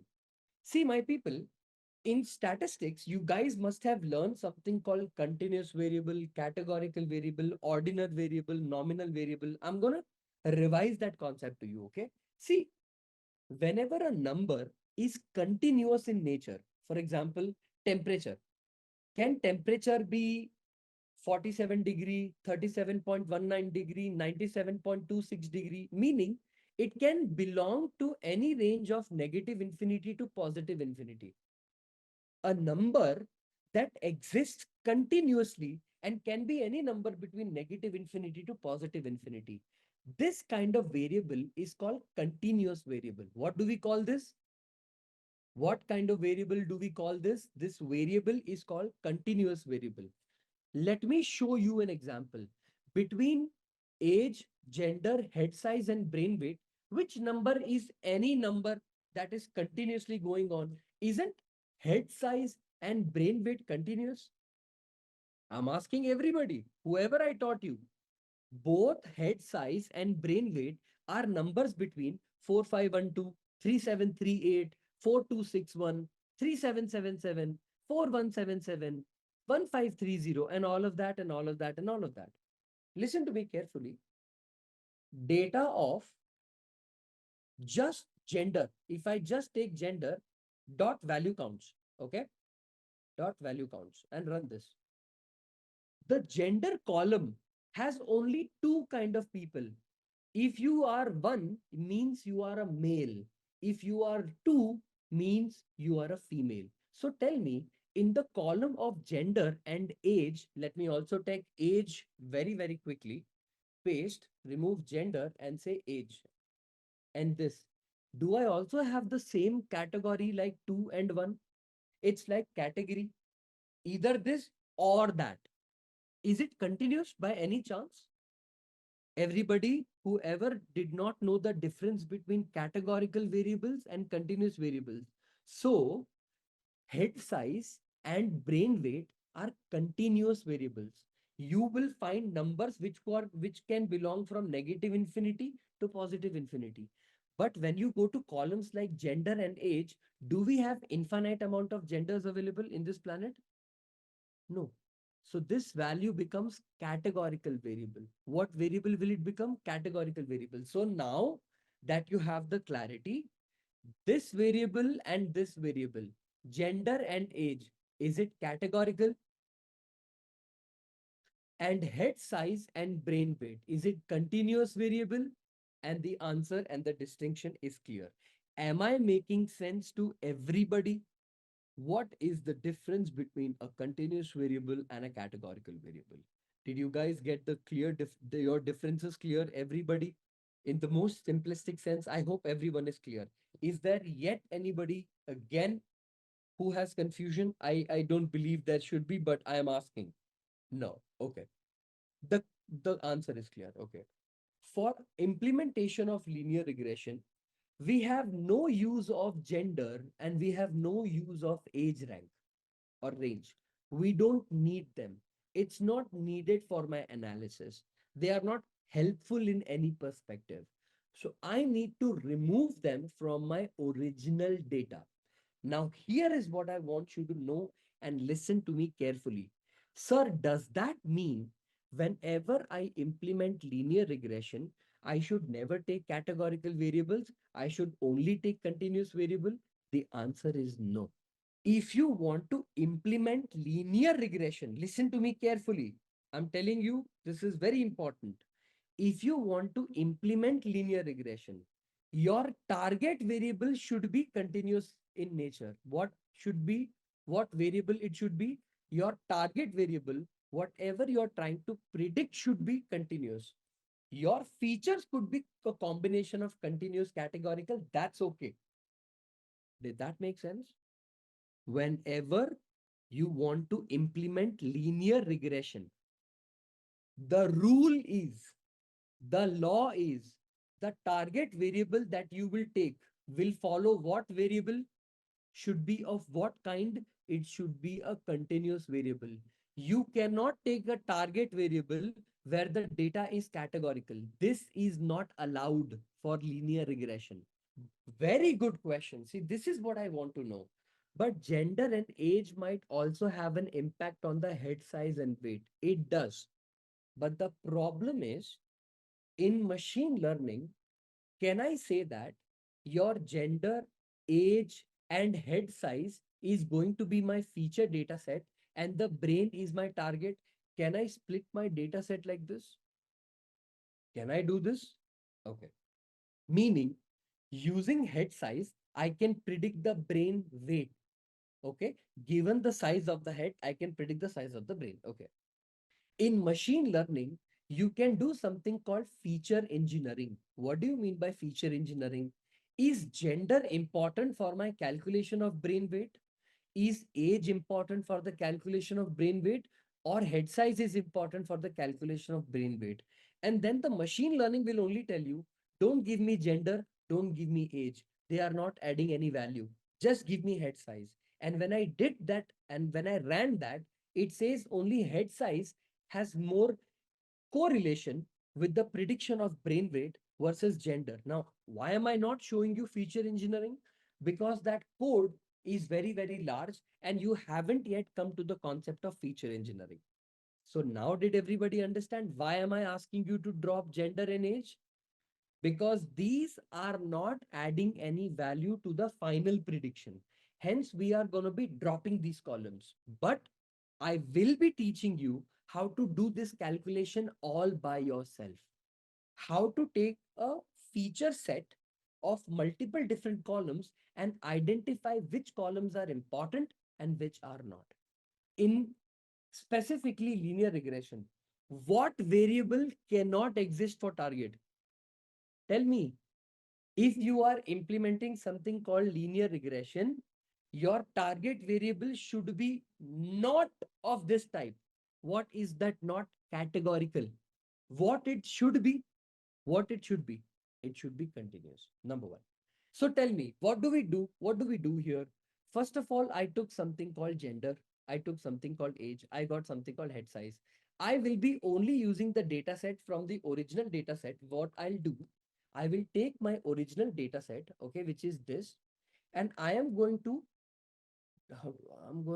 duplicate, okay, come to the bottom. And what I'm gonna do is I am going to remove these two columns, age and gender. And now I will be left with this two columns. So originally, what did I do? I had this data, but what did I do in between? I dropped dropped some columns, and I got the answer called, I got the data set as head size and brain weight. Agree, disagree? This is my original data. Now, this was my original data, but this is my data now because I no longer have needs of these two columns. Taught you the concept of something called as in machine learning. Okay, just listen to me carefully and everything will make sense. Just like how we humans need to be shown some things for us to understand, machine learning also requires training. When I say training, it needs to go through something multiple times for it to get the idea. So tell me, my question is very simple to you. If I teach you 4 plus 5 is equal to, that's correct. 3 plus 2 is, reinforcement is different, Kalpesh, right? Reinforcement will be a different thing. But yeah, reinforcement also is like you have to train the model and get the idea. It's absolutely correct, right? So it's also going to be, it's also going to be same. You will get the concept. Okay. So imagine you have been taught how to do addition. 4 plus 5 equals to 9, 3 plus 2 equals to 5, 1 plus 2 equals to 3, and 2 plus 2 equals to 4. I taught you this. I taught you mathematics, okay, addition, where 4 plus 5 is 9, 3 plus 2 is 5, 1 plus 2 is 3, and 2 plus 2 is 4. I taught you this. If I now want to test, have you learned mathematics or not? Or have you learned how to do addition or not? What two numbers will I take? You didn't understand. Let me explain. I taught you how to add two numbers, 4 plus 5, 3 plus 2, 1 plus 2, and 2 plus 2. I taught you how to add using these numbers. Okay, good. If I want to test your mathematics skills, if I want to test your mathematics skills, should the numbers be different from what I taught you? Because if I give you the same number 4 plus 5, 3 plus 2, 1 plus 2, you can also cheat. You can also cheat, right? You can also memorize. My question was very simple. I said that when I taught you mathematics, I taught you using four numbers, 4 plus 5, 3 plus 2, 1 plus 2, and 2 plus 2. If I give you a number called 2 plus 2, wouldn't that be cheating? Because you can always memorize what was 2 plus 2, 4 and write it down here, but you did not really understood math, correct? You can cheat like this. So what if I, for testing, give a number like this, 3 plus 6 equals to whatever this answer is, right? I think it'll be 9. Yeah. You understood what I'm trying to say? And then if you're able to answer 9, then I know you have learned math, correct or not? Agree or disagree? Machine learning works exactly like this. I'll tell you why. Imagine you have an entire data set of all these numbers. 4 plus 5 equals to 9, right? 3 plus 2 is 5. 1 plus 2 equals to 3. 2 plus 2 equals to 4. and 3 plus 6 equal to 9. This is my entire data set. Okay. This is my entire data set. To train my machine learning how to do addition, what will I do? I will divide my data set like this. All this from the top will be used for training my machine learning model, but I will keep this number separate. Why will I keep this number separate? Because I want to test my model also. Hey, model, did you learn mathematics? The model will say, yes, sir, I learned mathematics. Okay, let me give you a question. But the question I'm going to give you, you have never seen it in the training. This question is unique, one of a kind. You have not seen it. But because you say you have learned everything from the training, you should be able to solve the problem. Is this logical? Is this a logical approach to test whether something who says that I have learned, to test whether this person has already learned or not, actually learned or not? If I want to test your mathematics skills, if I want to test your mathematics skills, should the numbers be different from what I taught you? Because if I give you the same number 4 plus 5, 3 plus 2, 1 plus 2, you can also cheat. You can also cheat, right? You can also memorize. My question was very simple. I said that when I taught you mathematics, I taught you using 4 numbers, 4 plus 5, 3 plus 2, 1 plus 2, and 2 plus 2. If I give you a number called 2 plus 2, wouldn't that be cheating? Because you can always memorize what was 2 plus 2, 4, and write it down here, but you did not really understood math, correct? You can cheat like this. So what if I, for testing, give a number like this, 3 plus 6 equals to whatever this answer is, right? I think it'll be 9. Yeah. You understood what I'm trying to say? And then if you're able to answer 9, then I know you have learned math, correct or not? Agree or disagree? Machine learning works exactly like this. I'll tell you why. Imagine you have an entire data set of all these numbers. 4 plus 5 equals to 9, right? 3 plus 2 is 5.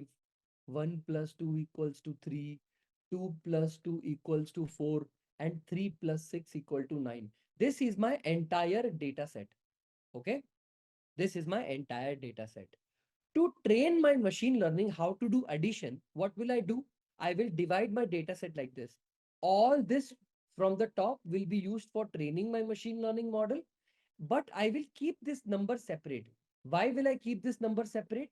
Because I want to test my model also. Hey, model, did you learn mathematics? The model will say, yes, sir, I learned mathematics. Okay, let me give you a question. But the question I'm going to give you, you have never seen it in the training. This question is unique, one of a kind. You have not seen it. But because you say you have learned everything from the training, you should be able to solve the problem. Is this logical?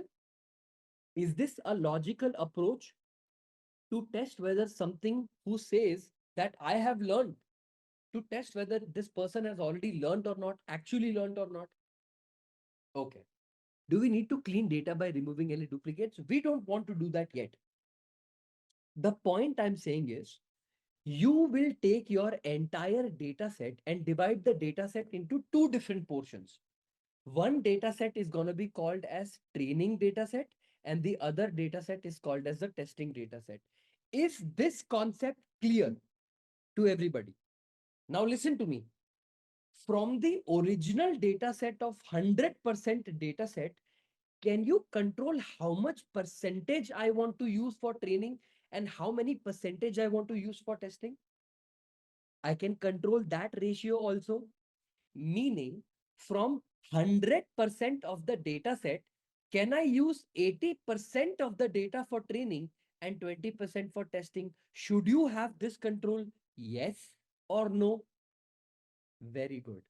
Very good. Now listen to me carefully. Everything will make sense. This is my original data set, correct? Head size, brain weight, and all of that stuff. Yes or no? You should always do how many cuts in a data set? How many cuts will you do in the data set? 2 cuts. The first cut will separate the feature from the target. So can I say that head size is the feature X and brain weights is the feature or target Y, sorry, feature X and target Y. Can I say this? So the first cut I'm going to do is where the first cut I'm going to do is on my original data set, which is this data set. So how do we cut it? Duplicate it. Give me 1 second, my people. You know, I am not very fast. Give me 1 second. So what I'm going to do is I'm going to make a cut. How do I make a cut? Actually, let's copy and let's make a copy of it somewhere here safer later on. Okay. So what will I do here? I will make a cut here. Basically, this is going to be my feature. I'm going to say, okay, my feature set is separate. And now I am taking another cut, which is going to be called as crop, which is going to be my target variable separately. So what did I do? I separated my feature and I separated my target. I did this. I separated them together. The entire feature set has the name of the variable as x equal to. So this is x equal to this, and this is y equal to this. Agree, disagree? This is called as the first cut, separating the feature from target. The second cut you need to do is in the x and in the y. You know why? Because between this data, you need to decide how much percent you want to take for training and how many percentage you want to take for testing. So can I do this? Listen to me. Okay, so let me explain. First of all, the data set that we have loaded has what? How many data do we have in it? 234. Okay, this is only 5 for example. It has about 200 data set. So tell me, the first cut I made was this cut, separating the x and the y. And the second cut I made was separating this. You know why did I do the separate cut? Because this entire data set is going to be used for training, and this entire data set will be used for testing. Did you understand what I did? I first separated the x and y, and then I separated the x separately and y separately, and I call them training and testing. Okay. For example, I have taken about 80% for training and 20% for testing. Agree, disagree? My people, this variable here, this variable, does it belong to x or does it belong to y? Does this belong to x or does this belong to y? This belongs to x. Underscore. Does this belong to training or does it belong to testing? So this variable is going to be passed in machine learning model as which variable? X train. This part of the data 4512, 3718 and 426 will be going to the machine learning model as X train. Now tell me, is this Y or X? Is this Y or X? Y. Y. Underscore. Is it training or testing? Training. So this will become my Y train. What is this? This is X. Is this training or testing? This is testing. So this is X test. What is this? This is Y. This is Y test. Did you understand? What did you do? You divided your data into 4 separate parts. X train, X test, Y train, Y test. Is everybody clear? We will be doing this in the example. But is the concept clear? Why do we do this? Is everybody following with me? You need to do this. You cannot escape this in your life of deep learning, generative AI, machine learning, statistics. You have to do this. So did you just divide your data set into 4 parts? Training, X training value is different, Y training value is different. X test value is different, Y test value is different. Agree? Once you divide all this data like this, how do you know your model has performed good or not? So I am asking you a simple question. This part of the data will be used for training. Agree, disagree? This training part of the data, both X and Y will be used for the training. Agree, disagree? The one that I have highlighted, both X and Y will be used for training. Whatever model has learned, machine learning model has learned, should I not create another folder or another column called y underscore predicted column? Meaning, Using the training example, if I give it the test example 37774177, it will predict some number like 1200 1500. This is the actual value 1282 and 1590. This is the actual value, and this is the predicted value, yes or no. And comparing the difference between these two columns, I will be able to say that, oh, okay, I am off by 2%, 3%. This is your entire machine learning. Is this concept clear to everybody? If the concept is clear, remember one thing. I am coming over to my data set right now. Is this my original data set with which I'm working on? This data set called data.head of say 10. This is the data that I have. My people, your machine learning model has done a good job or bad job. How do we know this? How do we know if the machine learning model has done a good job or bad job? By seeing the results, correct? But to see the result, you need to be able to compare it with something, right? Let me give you guys an example. When we were young, our parents used to tell us how good the neighbor's son is, because neighbor's son got 90% and you got 80%. Example, I'm giving you an example. They had a comparison to do it with, right? Like you had somebody to compare it against. If you have nobody to compare against, can you do comparison? And by the way, I am Sharma. So, you know, Sharma ji ka ladka. So you get the concept. You have something to compare it against. So tell me, in the entire data set, how many data set did we take for testing? How many data set are we taken or have we taken for testing? 2 points.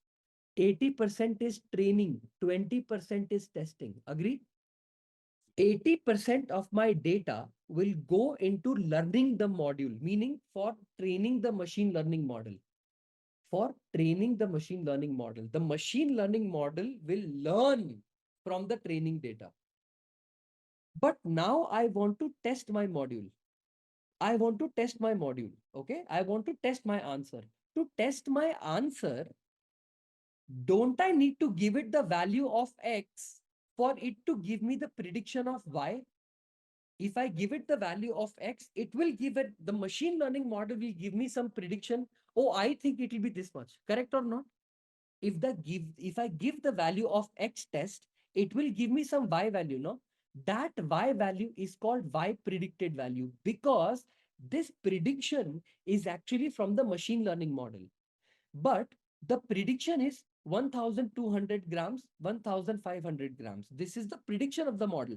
But don't we have the real value, the actual value that the model, the actual value in the data set, which is the Y test value?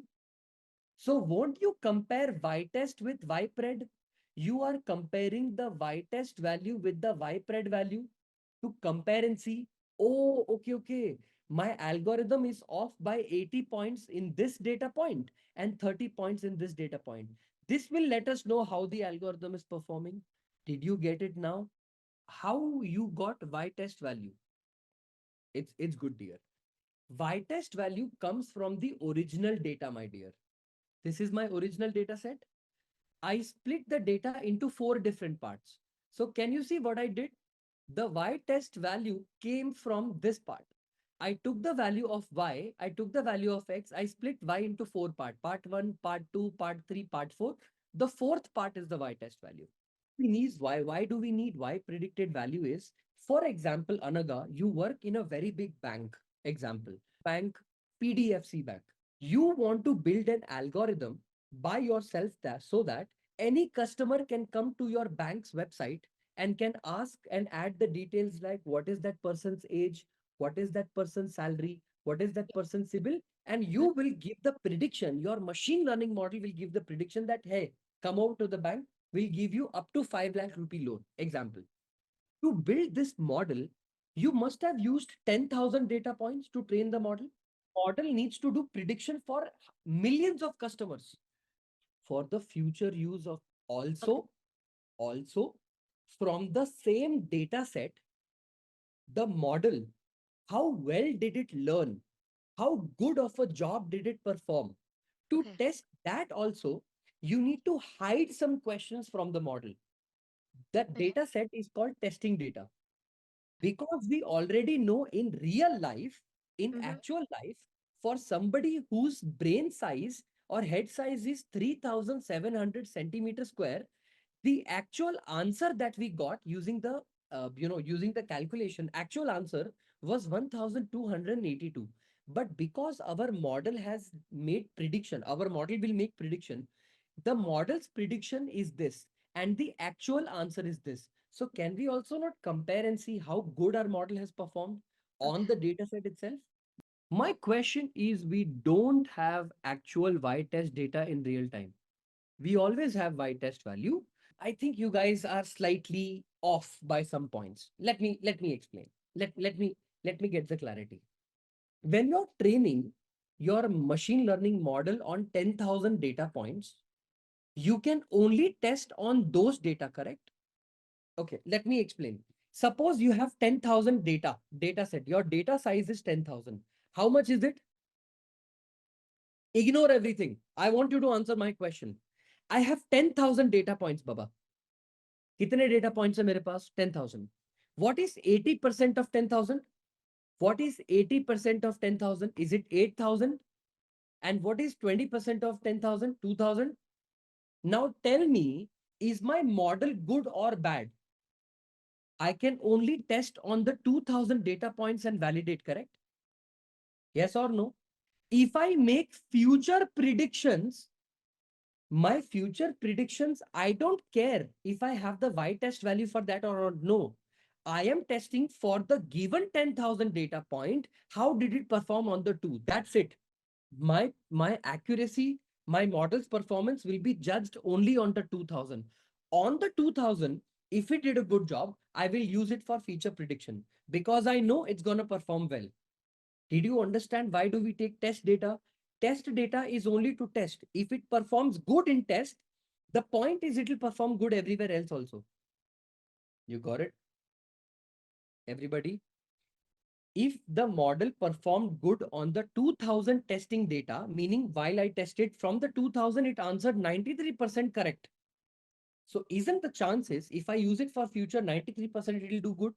That's the point. So is it the test data the basis of Vipred? Yes, of course. If you give it the X test value, it will perform Y test. That's it. If prediction is not accurate, do we not give it more data to train? Yes, if that's exactly the point. If the testing is not good, we try to feed more data or we change the algorithm. You got it? If the answer that you want is not arriving well, then you either change the algorithm or add more data. Are we clear now? This graph is clear to everybody. Have any confusions? You please let me know now. Is it clear? Okay, now listen to me carefully. This is my data.head. How we arrived at ypred. Yeah, I'll show you how ypred is calculated. I will show you how ypred is actually calculated. I'll show you how ypred is calculated. Is that cool? In the practical part, so that your knowledge will be clear. Is this my data that I want to run machine learning on? Okay. I want to take a variable called x equals to data of which variable do I want my x to be in? I want the head size to be my x variable. Agree, disagree? I have already taught you this. I want my x to be the head. I want my y variable to be what? Or let me take it one point at a time. Values, okay? Dot values. If I run this and if I print x, have I taken x separately? All the values 4512, 3738, 3261, whatever all the values of x is now separate. Now it is in the format of an array, a single array. It is become an array. Agree? Okay. What do I do next? I take another variable called y. Okay. I take another variable called y. Which portion of the y do I need to pass? Do I need to pass data of something called as, what do I specifically pass inside the y? I pass brain weights. I copy this and I paste it here. Dot values. So what kind of answer did I get? I got all the values of y as an array. Agree or disagree? So have I separated the x and the y now? Have I separated all the values of X and Y now? I did. Now, to implement linear regression, I need to import some libraries. These libraries are already given to us from sklearn dot linear model. Using sklearn dot linear model API, I'm importing something called linear regression. Did I import linear regression also? This function will help me run linear regression. I don't care how it is written. I just need to call it. Agree, disagree? Yes or no? From sklearn dot model selection, import train test split. Have I done this? From sklearn dot model selection, I'm importing something called train test split. From sklearn dot metrics, import mean square error. Okay. Import mean squared error. And I'm also going to import R square error. All right. R2 score. So tell me, what did I do? Did I import the libraries? I'm not even using them. I have just called them. I have just called them. I am making them sit on the chair. I have not asked them to do anything. Agree, disagree? So far, I have only called them. I have not done anything with them. Okay. Because I have taken the X value separately and I have taken the Y value separately, the X value currently is in what dimension? Is it in one-dimensional data or two-dimensional data? One. That for sklearn, your data should be what dimensional data? 2. So can I say X equals to X dot reshape? Inside the reshape, if I pass this comma this, and if I print X again, did it become 2D? If I print X dot ndim, the answer is 2. The number of dimensions have become 2. From one dimension, I converted that into 2 dimension. Remember, you don't need to do this with Y, only X, because X is the data that is being crunched by the model. Y is only for comparison. Only X needs to go through this process. Are we clear? Yes or no? Until here, is everybody clear? Oh, you don't know how reshape works? Okay. Have you ever done something called reshaping in NumPy? Have you ever performed something called reshape in NumPy? Okay. Okay. Sure. Sure. Okay. Okay. Listen. Array is equal to, listen to me. Listen to me carefully. Array is equal to np.array and pass any number inside it. 1, 2, 3, 4, 5, 6, 7, 8, 9, whatever it is. 1, 2, 3, 4, 5, 6. There is a name of a method called array.reshape. So if you change that like okay. Did you understand this is how you declare an array in NumPy? This is how a NumPy is declared. Array is equal to np.array 1, 2, 3, 4, 5. This is an array. Okay. What is the dimension of the array? Is it a 1D array or a 2D array? Is it a 1D array or a 2D array? Okay. The shape of the array is 1D. Agree? If I want to reshape this, reshape bit array is equal to reshape RESHAPED underscore array is equal to r dot reshape.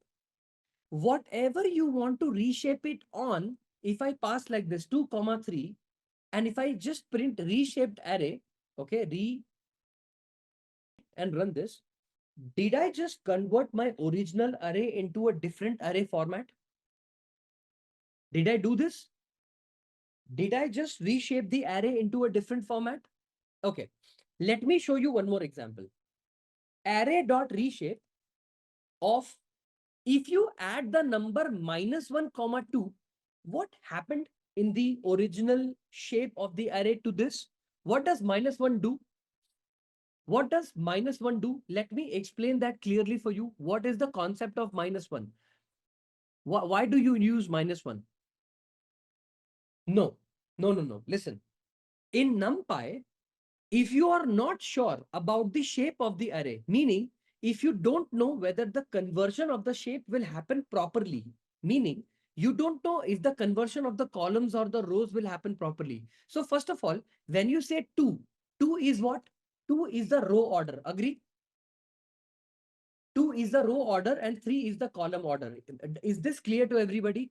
2 is the row order, 3 is the column order. If you're not sure about the row order or the column order, you don't know. You just want to make sure that the row should be 3. Because tell me one thing, depending on 1, 2, 3, 4, 5, 6, if I take one more number called 7, can this happen? Will the answer pop up 7? No. But because you don't know how many numbers exist, even number or odd number, I don't know. But if I do it like this, what happened? Array.reshape cannot reshape array of size 7 into shape 2 because you have given the column order 2. Yes or no? Agree? If I cross and put -1 and -1 here, it will still not be able to do. But what if I do 7, 8, right? And if I come over and do it like this, okay, let's change this to maybe 3, right? Give me 1 second. 1, 2, and 3.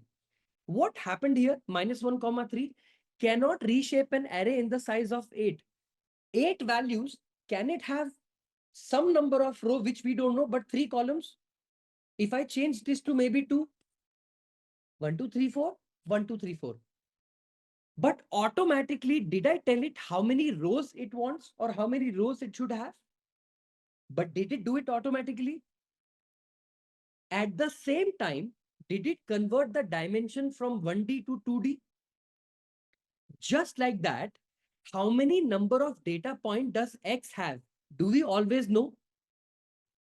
Will we always know the size of the X? No, because we don't know. And also we want no errors and we want to convert it in 2D, always put -1, 1. So have I put only one column and one row, which automatically it gives, but in 2D format. So this is reshaping the whole array. So what did we do now, right now? Did we reshape the array? What if we have more than one feature? So do we have to make all the feature into 2 dimension? Always. Does not matter you have 100, 200, 300, 800 features. It will always be 2D. It should be nested array. It will be nested array. Does not matter. It has to be 2D. Otherwise, sklearn does not consume this. Are we clear until here? Are we clear until here? Now that we have reshaped the array, if I take it like this, x underscore train, comma, x underscore test, comma, y underscore train, comma, y underscore test. Call this method called train test split. And inside this, pass the value of x and y. Okay, so the values of x and y, you can pass inside it directly. At the same time, I can say test size is equal to 0.20. What happened here is, did I import a method, a function called train test split here using the library called sklearn.model_selection? Am I using the library's method called train test split? I am. I have just called that particular function here called train test split, and I'm passing the original value called x and y. And I'm taking the 100% of the data, but for testing, how many percentage will I use? 20%.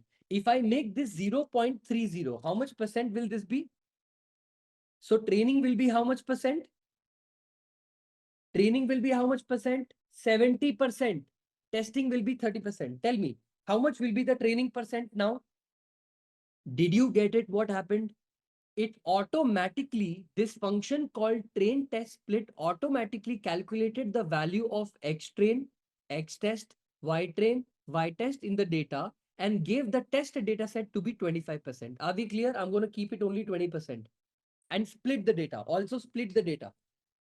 So did we get the value of x train, x test, y train and y test? Just what I taught you a while ago. Run this code. Your answer is done. That's it. That's all you had to do. The concept I had to take was so long, but it happened in one single line. Done. Now you want to implement logistic regression. Okay, some random and nums. Okay. Return nums. Okay. Okay. Some random of 1,2, 1 minute रुक जा हाँ just give me 1 second 2, 3, 4, 5, 6. Okay. Or I can do this. Okay, I can do this. some random function of a comma b. Okay. Return a plus b and return a minus b, return a into b and return a divided by b. Okay. मैंने एक function लिखा है. I wrote a function called some random function. ठीक है? In front of you. If I call this function called some random function, and if I pass in the number 4 comma 5, is it giving me 4 different answers?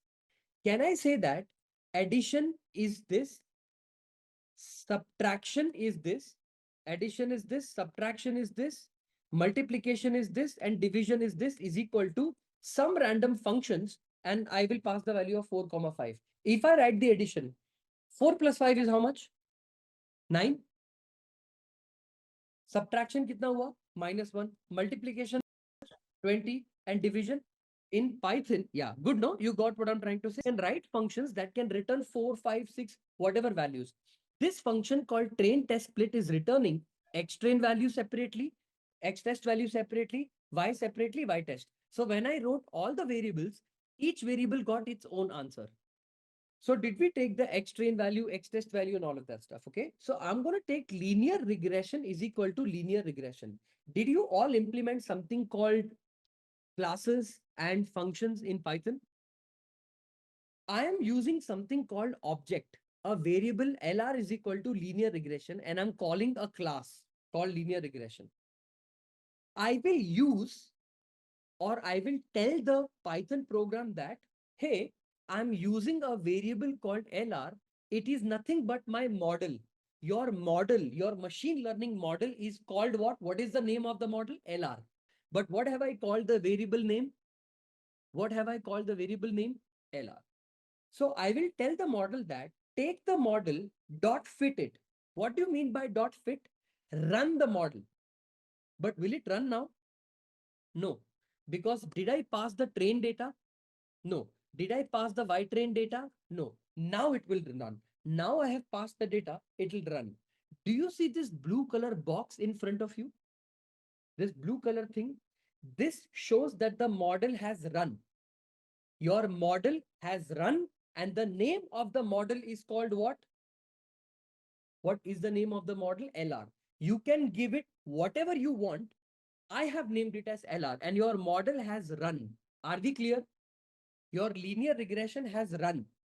Now, I want to know how my model performed on the testing data. So I will take another variable called ypred equals to, don't you want to make prediction on the test data to compare? What is the name of your model? LR dot predict. LR dot predict. This dot predict comes from sklearn only. You don't have to program it, it comes predict. So will I give it all the values of y test? Because all the y test value will tell me what is the y predicted value? No, you can't do that. Because y test is for comparison. You need to give it the value of x test for it to give you the value of y test, which is y pred value. So I need to, rather than x, test value, I need to give it the value of x test. Now I have all the values of y predicted, calculated for me. See, the values of y predicted values that the model has calculated for the test data is now created. So basically, I have created one more column called ypred in front of you. It's right there. Agree, disagree? Now I want to know whether my model did a good job or a bad job. So can I say R2, R square is equal to R2 score of what do you pass inside it to compare whether your model did good or not? Won't you pass ypred and y test because you want to compare them together? Y test and ypred will be passed to see how good they are, how close they are to each other. Yes.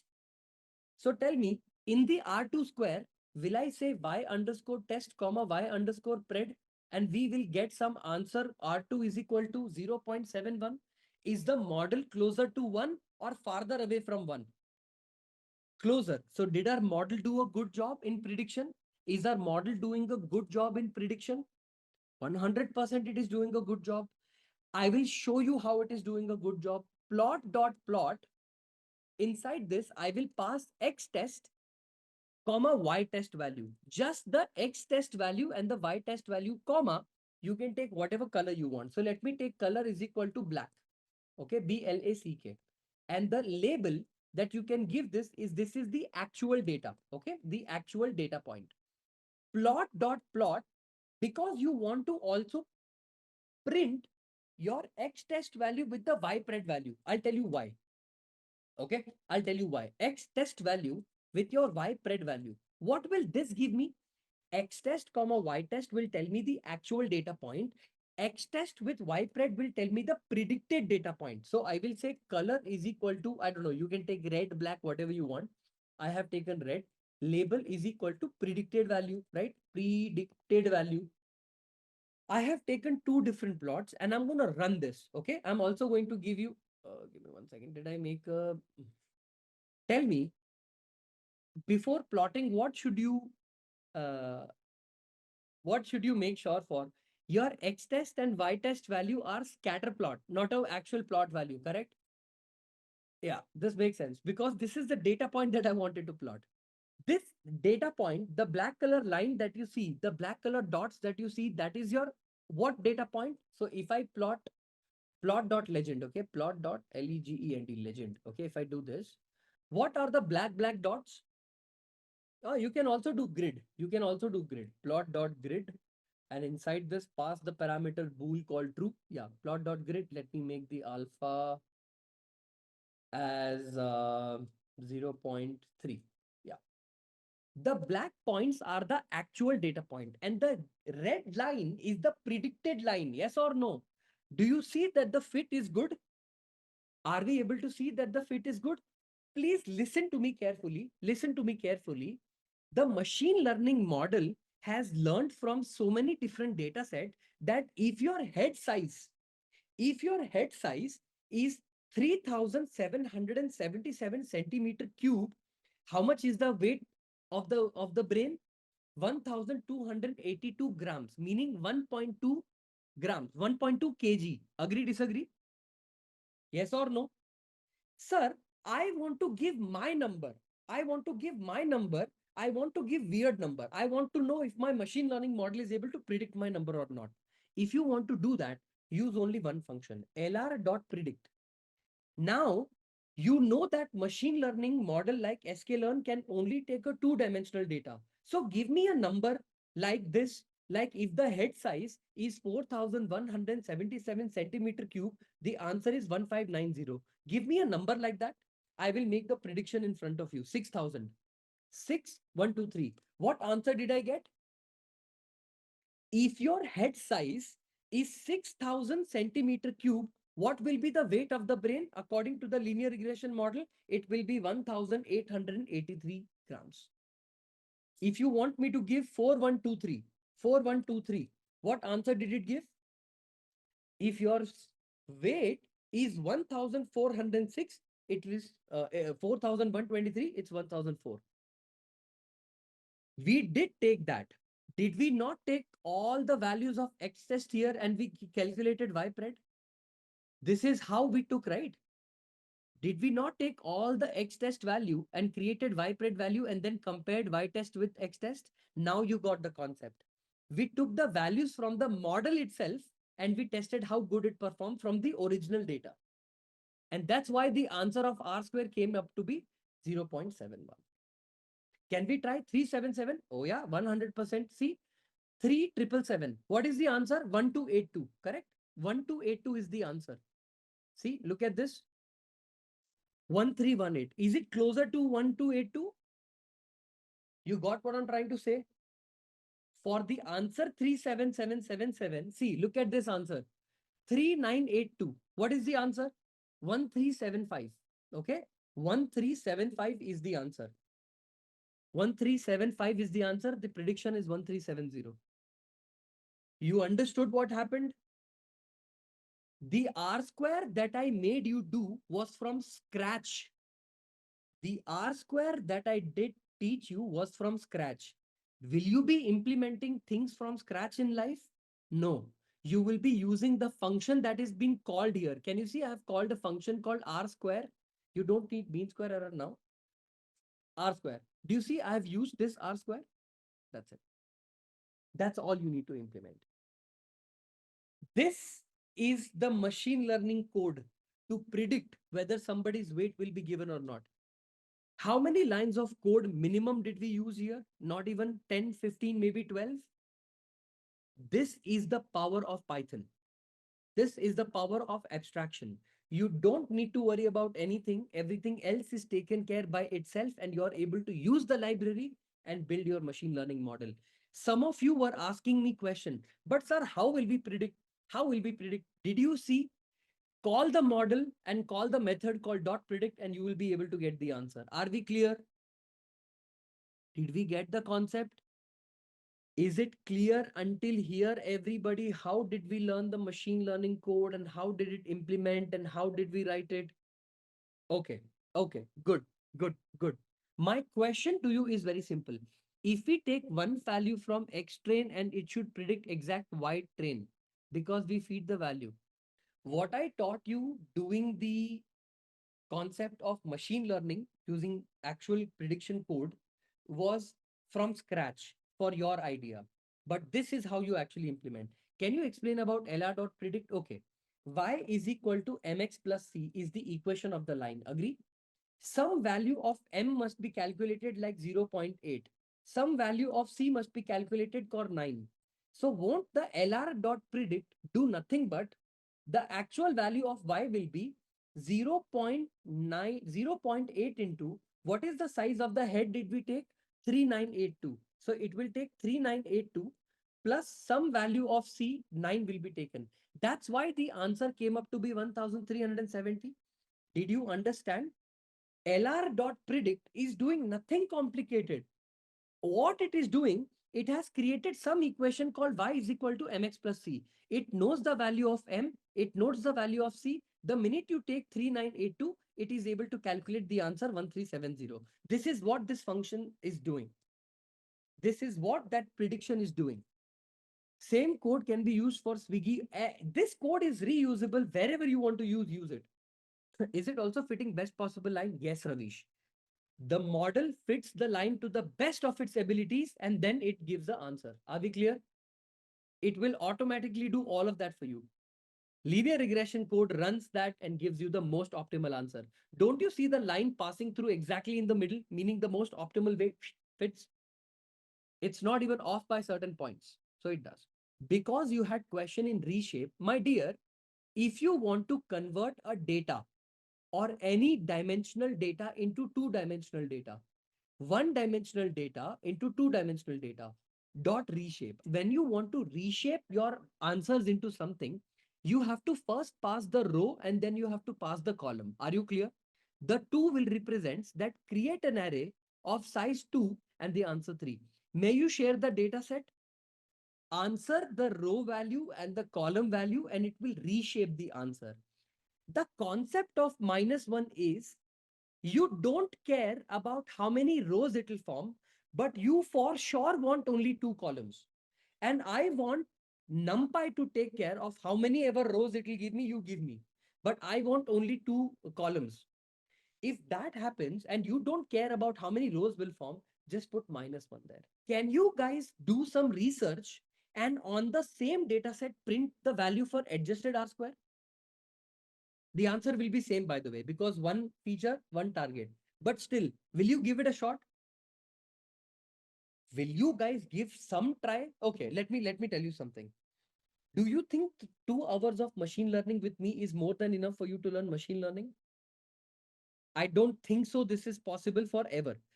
Don't you think you want to do your own research sometimes? Maybe validate whatever I teach.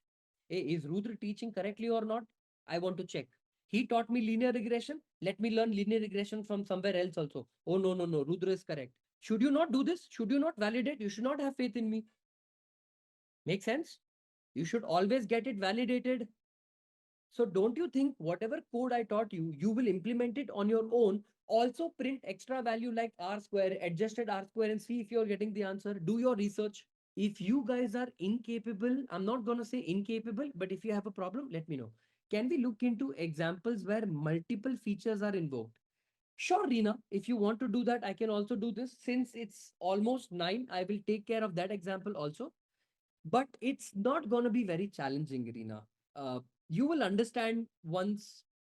I mean, not multiple, like I can take hundreds of columns. It's not going to be a very complicated thing. Why don't you give it a shot, Reena? And let me know if you face any trouble. If you want to implement machine learning algorithms, right? I have a folder created for guys like you. If you go to my GitHub page, right, you will find a repository called ML codes, right? In this ML codes, you will, under the ML folder, you will find something called linear regression. See here, how do I teach you? Yeah. Can you see multivariate linear regression? Can you see? I'll show you the example. See, do you have area of the house, bedroom of the house, age of the house, and price of the house? Is it multivariate, meaning multiple features? If you go to my code, look at what I did. Listen to me. Just have a look at this data. Is this the bedroom? Yeah. Do we have this equation? Listen to me carefully. Do I load the data? df is equal to df.read CSV? Yes or no? df.read CSV. I'm going to zoom it. Yes. Okay. Do I have something called linear regression is equal to regression.fit? Can you see?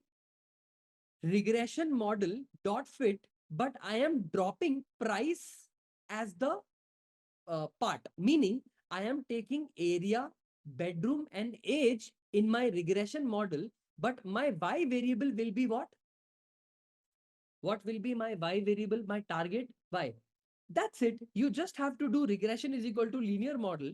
X will be equal to area, bedroom, and age, and price will be separate. Now, what did I do? I run the coefficient. See, I'm doing regression dot predict. If my house is 3000 square feet, what is the next thing? 3 bedrooms and 40 is my age. What will be the price? 4,98,408 rupees or dollars. Did you get the idea? See, I'm able to predict also now. Did you get what I'm trying to say? Here, what I did is I have just dropped y variable because I don't need y variable. In X, I have taken both area, bedroom, and age.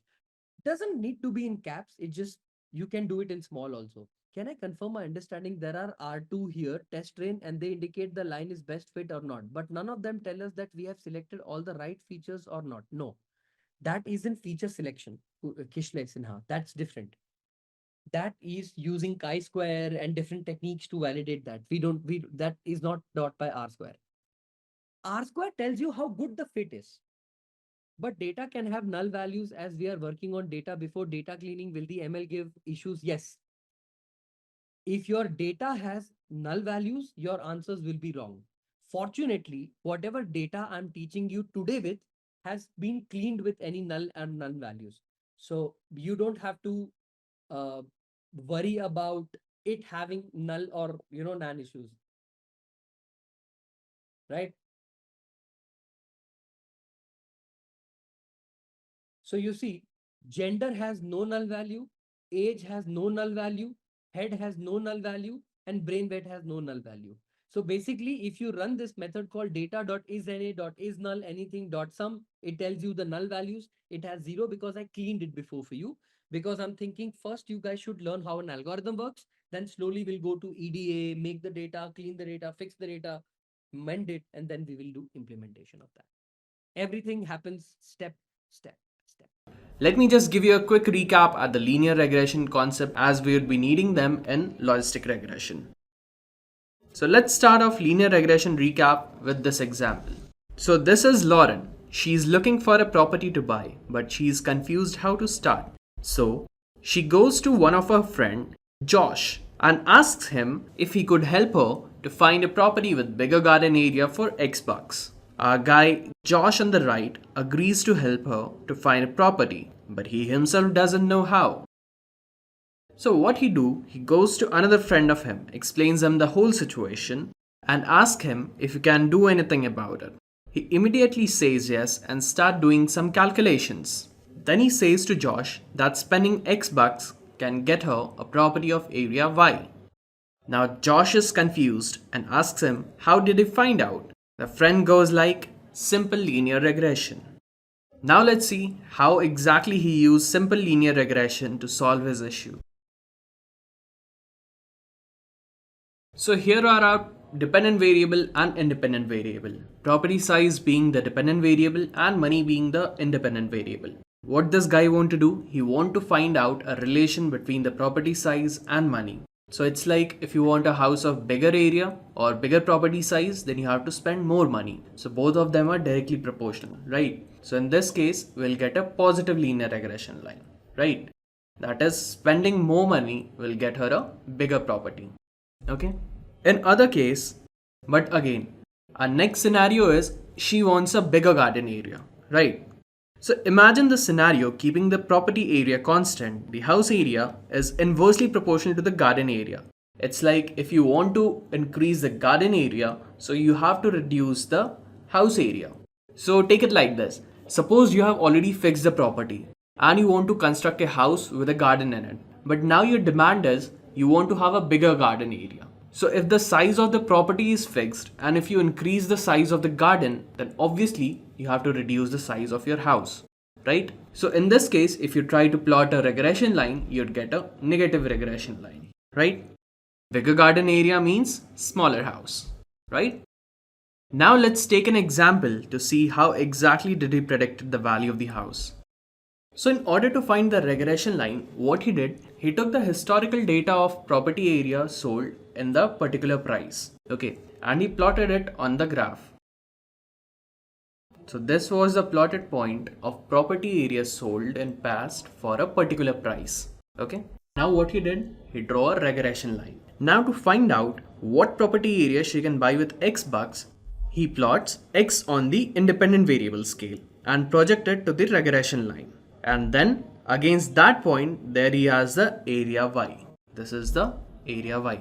So this is how he predicted Lauren can buy Y area of property in X bucks. Alright. Now let's see what he can and what he cannot say from this. So he can say that if Lauren spends X amount of money, she can buy a property area of Y. But what he cannot say is, will the property would have a good neighborhood or not? Or will the location be noiseless suburb or a bustling city? Right, so these are the questions which even he cannot answer using this graph. So the questions like, will the property will have a good neighborhood? Or will it rain tomorrow or not? Or is this mail a spam or not? All these kind of problems fall under a particular category known as classification problems in machine learning. Now with linear regression algorithm, we could not answer these problems. So that is where logistic regression comes into picture. Now let us see where this logistic regression algorithm that we just talked about lies in the machine learning algorithm tree. So in machine learning, we use two traditional learning techniques to build a predictive model: supervised learning and unsupervised learning. Again, look at the supervised learning. There are two categories, regression and classification, right? In regression, we have linear regression, and in classification, we have logistic regression and SVM. So our today's topic of discussion is logistic regression, which comes under the category of classification. Okay. So now that we have got a little bit idea about logistic regression, let's go a little bit deeper and discuss about what exactly is logistic regression and why do we use it. So what is logistic regression? Well, logistic regression is a statistical classification model that deals with categorical dependent variable. Again, you must be wondering, what are these categorical dependent variable? Well, these are some of the discrete variables that have two or more categories without having any kind of natural order. For example, temperature, area, or gender. Okay. So you can say that logistic regression is generally used where the dependent variable is binary, or where the dependent variable is binary. That is, only two outcomes are possible, either yes, no, true, false, 1, 0, etc. Right. And also remember a fact that you can use both continuous and discrete input data with logistic regression. So before moving ahead, let's look at the graph. See, there are two variables. One is independent and other is dependent. Can you figure out which one is dependent and which one is independent? So before moving ahead, let's take a look at this graph. So over here, we have two different variables. are studying and probability of passing exam. Can you figure out which one of them is dependent and which one of them is independent? So if you have guessed that hours of studying is your independent variable and probability of passing the exam is dependent variable, then I'd say that you are 100% correct. So now that you know what exactly is logistic regression, let's move ahead and see why do we use logistic regression. Well, logistic regression can be used as a tool for applied statistics and discrete data analysis. Why? Because it gets the output in the form of probabilities, which help us to easily classify the given data. Okay, so this is why we are using logistic regression. So now that we have successfully established the basic of logistic regression by understanding what and why of it, let's go ahead and see how logistic regression can be applied for classifying data with the help of an example. So here we are using an example of spam email classifier. We need to build a predictive model that would classify whether a mail is spam or not. So let's look at the approach that we are going to take while building this model. First, we'll try to understand the variable that on the basis of which we are classifying the mail. Next, we'll plot the label data. Once we are done with plotting the label data, we'll draw the regression curve. And finally, we'll try to find out the best fitted curve using maximum likelihood estimator. Alright? So let's get started. So step 1 is defining the variable. So let's start off by understanding what is independent variable in our case. So in our case, the independent variable is count of spam words. Well, here are some examples of commonly used spam words. Word like buy, get paid, guarantee, winner, unlimited, etc. Okay, so these are the kind of words which when found in the mail is treated as spam. If the number of these kinds of words are more in a mail, then that mail would definitely be a spam mail. Okay, just for a better representation, let me put them in a bag of spam words. Let's put the bag. So there's a bag of spam words. Let's put all the words in them one by one. Buy, get paid, guarantee, winner, and unlimited. Okay. Now, what about our dependent variable? Well, our dependent variable is going to be the probability of mail being a spam. If the probability is 1, that means the mail is spam. If it's 0, it means it's not a spam mail. Well, in general, the mail with less number of words from the list of spam words will be treated as a spam mail. With 5 or more spam words in a mail would be treated as a spam mail. But there can be cases where you might find mails with less spam words being spam. Also, you might find cases where mails with more number of spam words is not a spam mail. So here our aim is to build a predictive model to classify the mail with minimum error. Okay. Let's see what is our next step. So our next step is plotting the label data. Let's say this is a set of data that we'll be using to build the model. This is a very small data set, but just remember that whenever you are using logistic regression, make sure that you are using a large amount of data. Logistic regression works pretty well with large amount of data. It doesn't work that good with small amount of data. Okay. Here, just for the purpose of understanding, we are using small data set. Alright. So we have two variables. Number of spam words and the probability of mail being spam against each mail. Okay. Next, as a step 3, we'll draw the regression line. So next what we'll do, we'll plot our data set on x-axis and y-axis with independent variable on the x-axis and dependent variable on the y-axis. So number of spam words in a mail is an independent variable, right? And the probability of that particular mail being a spam or not a spam is a dependent variable. It depends on the number of spam words in a mail, right? So let's plot these words one by one. So first we have is one word and the probability of this mail being a spam is 0. So it will be plotted up here. So next we have is 5 spam words in a mail and the probability of that mail being a spam is 1. So it will be plotted somewhere here. Next is 3 spam word is a spam mail. So it will be plotted again here. 2 words, it's not a spam mail. So I'll be plotting up here. 7 words, again a spam mail up here. 4 words, not a spam mail here. 9 words, it's a spam. 8 spam words, again, it's not a spam. So once we are done with the plotting, this is how our plotted data would look like.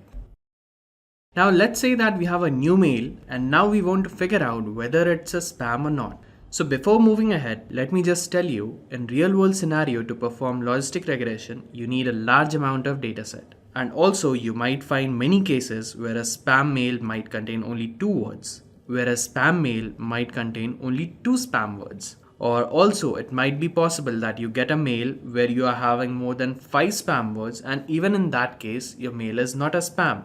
Okay, so here we are building a predictive model with primary aim to reduce the error. Okay, now let's say we have a new mail up here. Now we need to figure out whether this mail is spam or not. But how do we do that? Well, first of all, we need to plot a regression curve which would fit the best, and that curve would be our logistic regression curve. But now the question comes, how to find out which is the best regression curve? Okay, well, this will contain 3 steps. Well, the first step is to convert the y-axis from the scale of probability confined between 0 and 1 to a scale of log odds. Then drawing a random regression line out of the data that we already have. Then with the help of sigmoid function, we'll convert the log odds to the probability of mail being spam. We'll plot each mail on the basis of their new probability values, and this will form our regression curve. Then finally from this plot we'll find out the log likelihood values of each mail.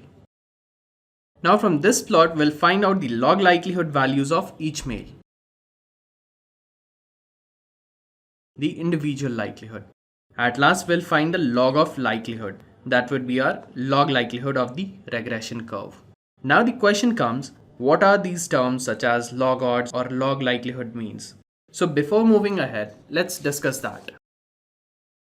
So what does log of odds mean? Let us explore this with the help of an example. So before we proceed any further, let me just clarify you one thing. This probability and odd, these are not the same thing. Let me explain you this with an example. Suppose this guy, he goes to fishing 5 times a week. So out of 5 times, he catches a fish 2 times and he failed to catch 3 times. Okay.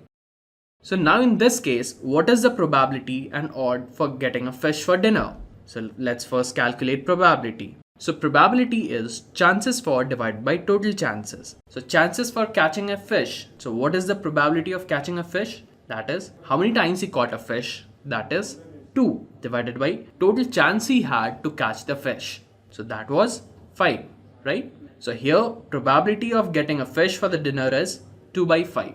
Okay. Next comes the odd. Chances for divided by chances against. That is the ratio of how many times he caught the fish divided by how many times he failed to catch a fish. Okay, so he caught the fish for 2 times and he failed in catching the fish for 3 times. So the odd for getting a fish for dinner is 2 by 3.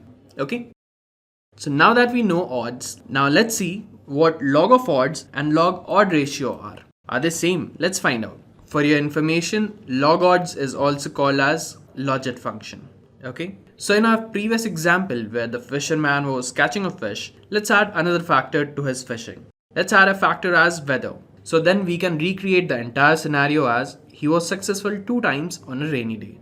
But on a sunny day, he was successful for 3 times. Now the odds of catching fish on a sunny day is how much? It's 2 by 3, right? And the odds of catching on a rainy day is 3 by 2, right? As it's already mentioned that on a sunny day, he catches 3 times. So he is successful for 3 times and he failed for 2 times. So let's see, he was successful 3 times on a rainy day and 2 times on a sunny day. So odds for catching a fish on a sunny day is 2 by 3. That is, he's successful 2 times on a sunny day and he failed for 3 times in a week. So odd for catching fish on a sunny day is 2 by 3. Similarly, odd for catching fish on a rainy day is 3 by 2. And now log of odds of catching a fish on a sunny day is just log value of 2 by 3. And similarly, log of odds of rainy day is log of 3 by 2. Now log of odds ratio is nothing but the log of odds on a rainy day divided by odds on a sunny day. Okay. Next is log of odds ratio. So log odds ratio is nothing but the ratio of log of the odds on a sunny day to log of the odds on a rainy day. That is log of 2 by 3 by 3 by 2, which is nothing but log of 0.44. So here we can say that odds and odd ratio are both different things. Now let us go back to this step. So now that we have understanding of log odds, so we are ready to perform this step. Okay. So let's see how we converted the 0, 1 axis to minus infinity to plus infinity axis. So here we'll be converting the probability scale to scale of log odds. Okay, so for the log odds, we have a formula as log of probability of spam divided by 1 minus probability of spam. So here the probability of a mail being a spam is 1. Okay, so we get the value of log odds as log of 1 divided by 1 minus 1, that is log of 1 by 0. It's positive infinity. How we got that? So log of 1 by 0 is nothing but log of 1 minus log of 0. And log of 0 up here is minus infinity. So minus of minus infinity is what? Plus infinity. How log of 0 up here is minus infinity? Let's see. So in general logarithm, so we have log 0 with base b equals c. So if you convert it into exponential form, we get 0 equal b to the power c. Right. So if the value of b is less than 1, so the value of c has to be extremely small or closer to minus infinity for this equation to be true. Okay. And we'll get a positive infinity in the case where b is greater than 1 or our base is greater than 1. Okay. So coming back up here. So here log of 1 by 0 is nothing but log of 1 minus log of 0. And we got the result as positive infinity. As log of 0 up here is minus of infinity, and minus of minus infinity is what? Plus infinity. How we got the value of plus infinity? Let's see. So log 0 with base b equals c. If we convert this into exponential form, we get something like this. 0 equal b to the power c, right? So for the equation 1 to be true, if the value of b or the base is less than 1, then in that case the value of c will be positive infinity. Okay. For example, 0.1 to the power 1000 would be smaller than 0.1 to the power 100, right? So more the value of c up here, more closer will the number get to 0, right? And in next case, if the value of b is greater than 1, so for this we have to make the value of c closest to minus infinity. Why? For example, we have 10 to the power minus 1, okay? Or 10 to the power minus 10, which is more smaller. 10 to the power minus 10, right? So which is much smaller or closer to 0? 10 to the power minus 10, right? So that's why we have to keep the value of c as less as we can. So here, if the value of b is greater than 1, the value of c would have to be close to minus infinity in order to make the equation true. So in this case, log of 1 by 0, by default we have base as 10. Okay, so that's why we took the value of c as minus infinity. So minus and minus of infinity is plus of infinity. So that's why we got the plus infinity up here. I hope this thing is clear to you. How we got the value of log odds as plus infinity. So we'll plot this up as plus infinity log odds. Now next, let's find the log odds of non-spam mail. So here we have the formula as log of probability of a mail not being a spam divided by 1 minus probability of mail not being a spam. So log of 0 divided by 1 minus 0. So we have log of 0 by 1, which is log 0 minus log 1, which tends to minus infinity. Okay, similar concept. Now we have our data up here. So first we'll assume one regression line. So now we have our data up here. So first we'll assume one regression line. Then we'll project our data onto the regression line. Okay. Now let's just go back to this step where with the help of sigmoid function, we'll convert the log odds to the probability of mail being spam. Okay. But what does this sigmoid function mean? So sigmoid function is the standard logistic function, where logistic function is defined as L multiplied by e to the power k times of k minus k dot upon 1 plus e to the power k times of x minus x naught. So here L is the curve's maximum value, k is the steepness of the curve, x naught minus x is the value of sigmoid point. Okay, so here the sigmoid function e to the power x divided by 1 plus e to the power x, here k equal 1 and x naught equals 0 and L equal 1. So this mathematical sigmoid function form S-shaped curve which is confined between 0 and 1. Let's try to understand how logistic function works with the help of an example. So let's say we have a set of unspecified data and on these data we need to apply a sigmoid function. So let's see what a sigmoid function can do by visualizing this graph. So let's say we have a unspecified data and on these data we need to apply a sigmoid function. So plot this data and find out the respective y for these points. Okay, So what a sigmoid function is doing, it can be visualized from this graph, right? So you are giving some values on your x-axis, and using sigmoid function you can predict its probability on the y-axis, right? So this is the reason why sigmoid function is very useful while solving the classification problem. It takes any real valued number and maps onto a value between 0 and 1. Okay. Well, now that we have an idea of how sigmoid function works, let us move ahead with our spam email classifier. So we are ready to perform this step. That is converting the log odds graph into a sigmoid function graph. Now we have to find out the best MLE. Okay. Best maximum likelihood estimator. So we are going to replace the log odd value of each mail to get the probability of each mail being a spam. So we have the formula up here, probability equal e to the power log odds divided by 1 plus e to the power log odds. So 1 by 1 will place the log odds of each mail into this formula and calculate the probability for each mail. Okay. For example, I have this mail which after projecting into the regression line gives us log odd value of minus of 3.2. Okay. So what we'll do up here, we'll calculate the probability using the value of minus 3.2. We'll place the value minus 3.2 in our formula, e to the power log of minus of 3.2 divided by 1 plus e to the power log of minus of 3.2. So from here, we'll get the probability as 0.03. So plot it accordingly onto the new graph between probability of mail being spam versus spam word count. So on the basis of probability, our mail would lie somewhere near to 0. So according to the prediction, this mail is not a spam mail. Again, for another mail which is projecting on a regression line, this gives us a log odd value of 5.6. So when we put the value of 5.6 in the formula, we get the probability as 0.99. So the probability of this mail being a spam is 0.99. So again, we put this into this graph. Similarly, 1 by 1 will calculate for each one of them. For this mail, after projecting onto the regression line, we get the log odds value as minus of 4.5. So minus of 4.5 when put into the formula, we get the probability as 0.01. So the prediction of this mail is not a spam mail, which is same as actual, right? So again, we plot this mail onto a graph, alright? So similarly, you can repeat this step for the rest of the email as well. And finally, we got the S curve up here.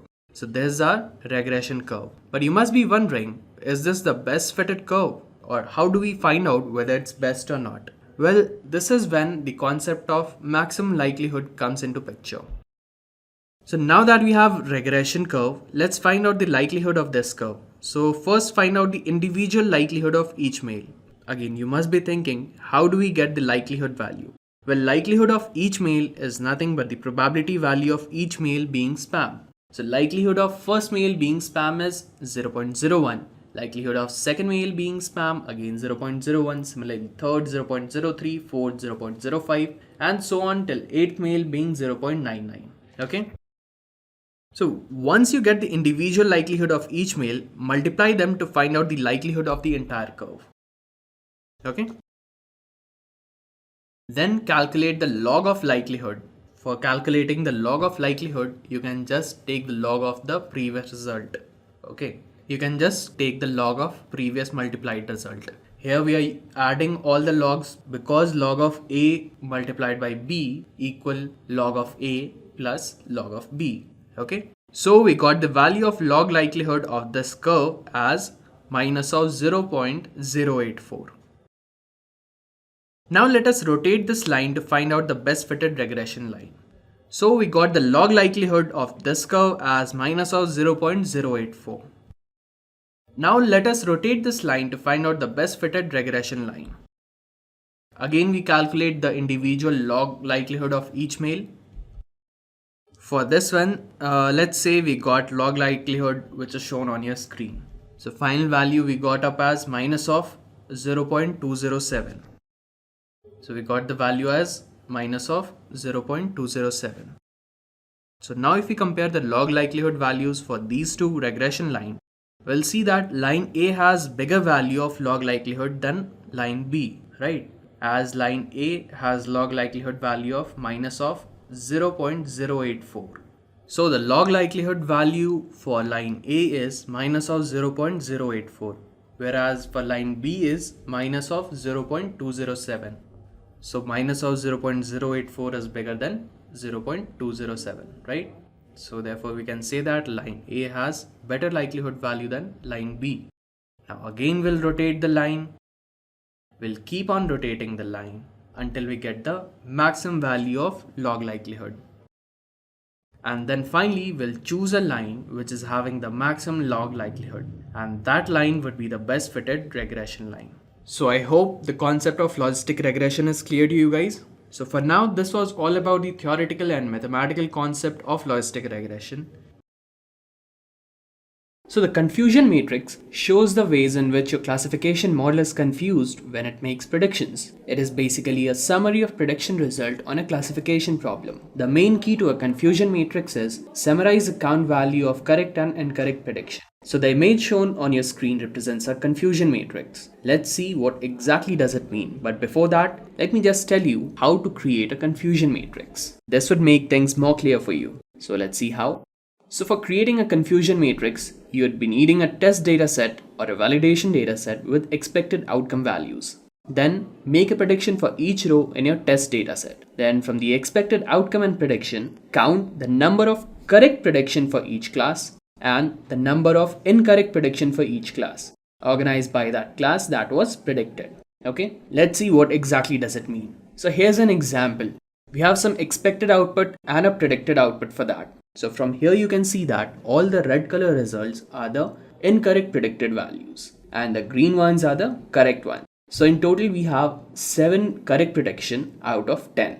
Okay, so from here you can say that the accuracy of your model is 70%. Now here men classified as men are 3, 1, 2 and 3, and women classified as women are 4, 1, 2, 3 and 4. And now men classified as women, men as women 1 and men as women 2. Okay, so 2, and women classified as men 1. Now if you create a confusion matrix out of it, you will get something like this. Men classified as men 3, men classified as women 1, women classified as men 2 and women classified as women is 4. So from here you can say that total actual men 3 plus 2 is 5. Total actual women 1 plus 4, again 5. And total correct values, men classified as men and women classified as women, that is 3 plus 4, it's 7. So from here you can say that there are more errors while predicting men as women rather than predicting women as men. Okay, so this was about how you can calculate a confusion matrix.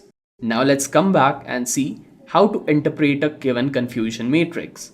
This is the sample of a confusion matrix. So here we have created a confusion matrix for a fire alarm. So this represents an actual alarm, this represents no actual alarm. Here predicted fire positive and here predicted fire as negative. So if the alarm goes on in case of fire, so it's a true positive event.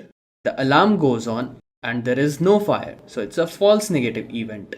There is no alarm in case of fire, so it's a false negative event. And there is no alarm and there is no fire, then that means it's a true negative event. Okay, so let me just explain you this example. This should make things more clear to you. So actual alarm and predicted fire. So total true positive events we have 40 and total false negative event we have 10. So from here you can say that total number of times the alarm rang was 40 plus 10, that is 50. Okay, here we have false positive event as 5 and true negative event as 95. So the total number of times the alarm did not rang was 5 plus 95, that is 100. And this one is the predicted fire or not. So true positive plus false positive, that is 40 plus 5. How many times the machine positively predicted the fire? So that is 40 plus 5, 45. And how many times the machine was not able to predict the fire? That is 10 plus 95, that is 105. And total number of events, that is 50 plus 100 or 45 plus 105 is 150. So we have mentioned n equal 150 up here. That is total number of events. Okay, so this is how you interpret a confusion matrix. So let's move ahead.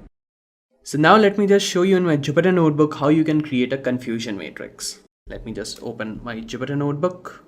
So this is my Jupyter notebook, and what we are gonna do is create a confusion matrix in Python. So the very first thing that I'll be doing up here is importing the required libraries.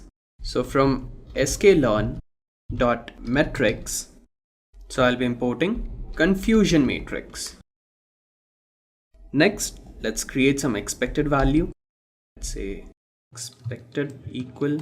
So let's add some values in it like 1, 1, 0, 1, 0, 0, 1, 0, 0 and 0. Now this is my expected value. Now let's create some predicted values for that. So predicted equals, first it's predicting correct. Next let's say 0, 0, 1, 0, 0, 1, 0, 1. So this is a predicted value. Now let's calculate the confusion matrix. So let's say results equal confusion underscore matrix. Inside this we'll pass our expected and predicted value.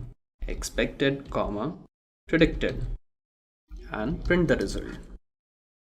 That's it. Let's execute it. So here you got the result as 4-2 and 1-3.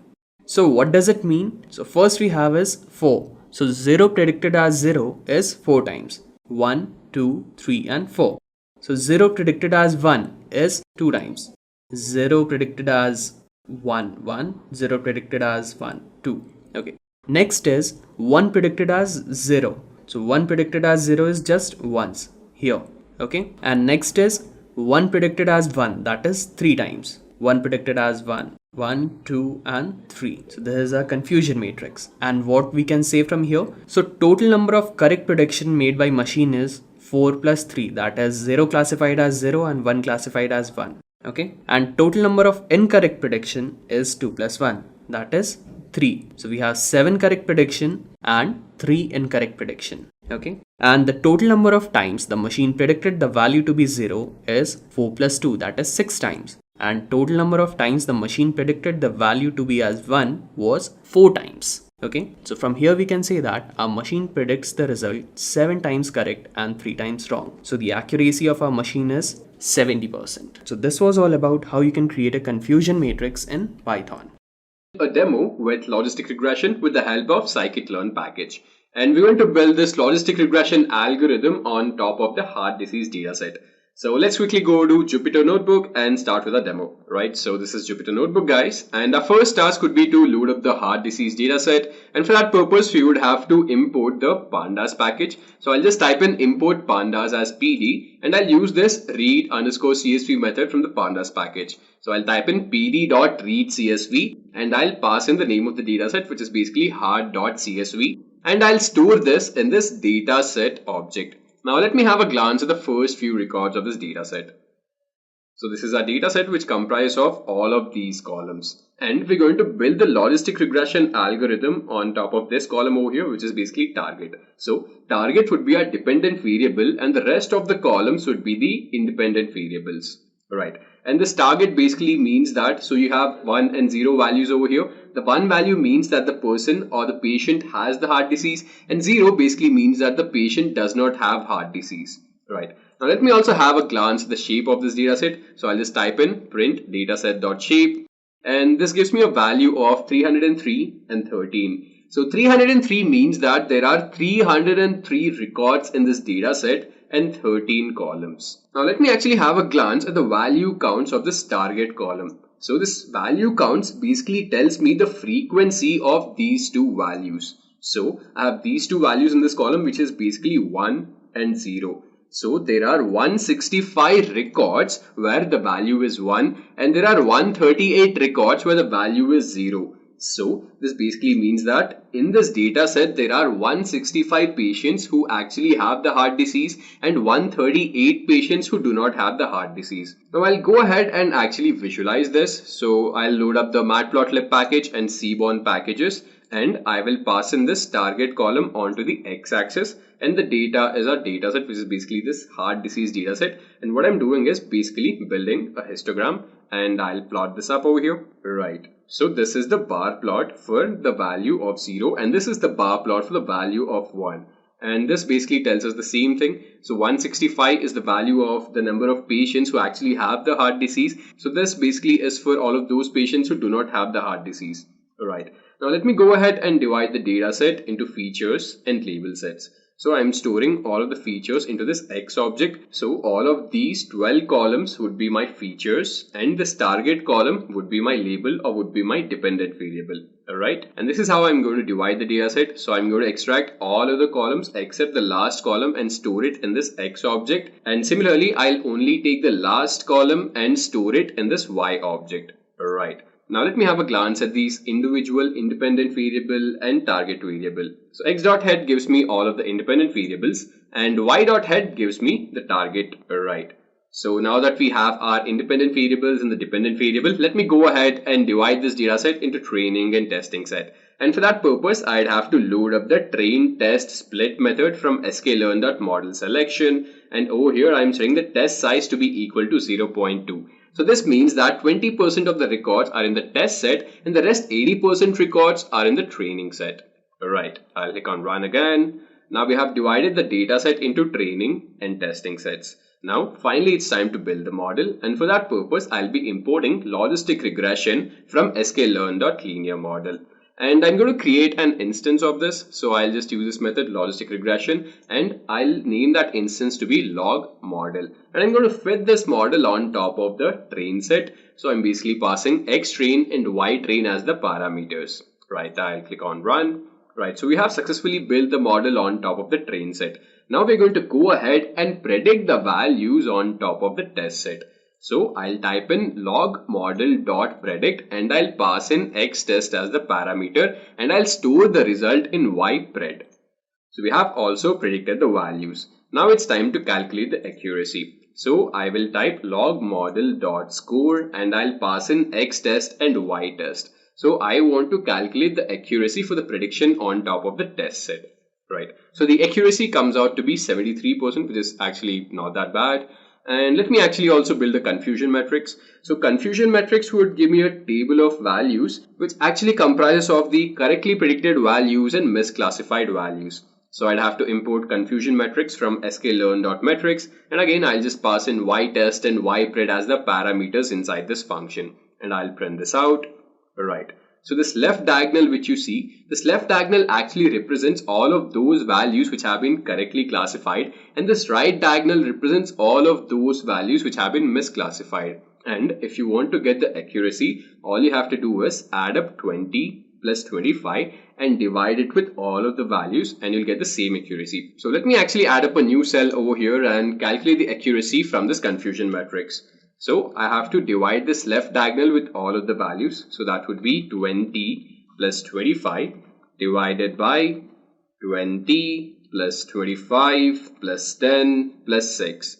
And this gives me a value of 73.77, which is the same as I got over here. So the accuracy is 73%, right? So we have built the confusion matrix. Now I'll also go ahead and build the ROC curve. So the ROC curve, it sort of gives me the right trade-off between the true positive rate and the false positive rate. So let me go ahead and plot this, and this is what we get over here. So on the y-axis we have the true positive rate, and on the x-axis we have the false positive rate. And basically you can understand this plot this way. So the closer this curve is to this top right corner over here, the better the model. That is, this curve needs to cover greater area. And this, what you see, red line, so this basically represents a classifier which would give you around 50% accuracy, and your model would be as better as it is far away from this red line. That is, this blue line has to be towards the top left corner, right? And this is how we can implement logistic regression model with the help of sklearn. Just a quick info, guys. Intellipaat offers a data science course in collaboration with iHub IIT Roorkee, which will help you master concepts like Python, SQL, machine learning, AI, Power BI, and more. With this course, we have already helped thousands of professionals in successful career transition. You can check out their testimonials on our Achievers channel, whose link is given in the description below. Without a doubt, this course can set your career to new heights. So visit the course page link given below in the description and take the first step towards career growth with the data science course. Now, the next fundamental algorithm that you will learn in your machine learning journey is SVM. It might seem tricky at first, but by the end of this tutorial, you will see how simple and effective it really is. To make things easy, let's start with an example. Let's say there's a basketball coach handling a bunch of players and he wants to categorize these players as tall or short based on their height. Here's the data he collected. Now, your goal is to help this coach draw a line or a boundary that best separates the tall players from the short players. This is exactly where the SVM algorithm comes in the picture. It finds the best possible boundary, also called a hyperplane, that separates different categories in your data. So we know that SVM finds the optimal boundary for categorizing data, but how does it exactly do so? It works by maximizing the gap between the two categories. Think of it like placing a fence between two groups so that the fence is as far as possible from both sides. Mathematically, the boundary is chosen in such a way that the margin, that is the distance between the closest points of each group, and the boundary is maximized. The points closest to the boundary are called the support vectors. These are the most important data points that define the boundary. But what if the data is not perfectly separable? That is, real world data is often messy and we can't draw a straight line to separate the groups. In such cases, SVM uses something known as a kernel trick to transform the data into a higher dimension where it becomes separable. This allows SVM to handle even complex data sets. It might sound like an advanced concept, but in reality, it's just about drawing the best possible boundary between different groups in your data. So far, we've explored linear regression, logistic regression, and SVM. Now let's dive into another powerful algorithm, decision trees. So let's break it down with a simple example. Let's say there's a restaurant owner and he wants to predict whether a customer will order dessert or not. He has collected some data based on the past orders. Now your goal is to build a model that can predict whether a new customer will order dessert based on their age and whether they ordered a main course. Now your first instinct would be to use logistic regression because it's used for classification problems like predicting yes or no. But here's why it's not the best fit for this case. Logistic regression works well when the data is perfectly separable. That is, logistic regression relies on a linear decision boundary and feature space. But in our case, the data is not perfectly separable. Look at customer B and D. They both ordered a main course, but one had dessert and the other did not. This suggests that the decision might depend on a more complex interaction between age and the ordering behavior, something that logistic regression is likely to struggle with. A decision tree, on the other hand, works by splitting the data into smaller and smaller groups based on certain conditions, just like how we make decisions in real life. For example, let's say we first check whether the customer ordered a main course. If yes, then we check their age.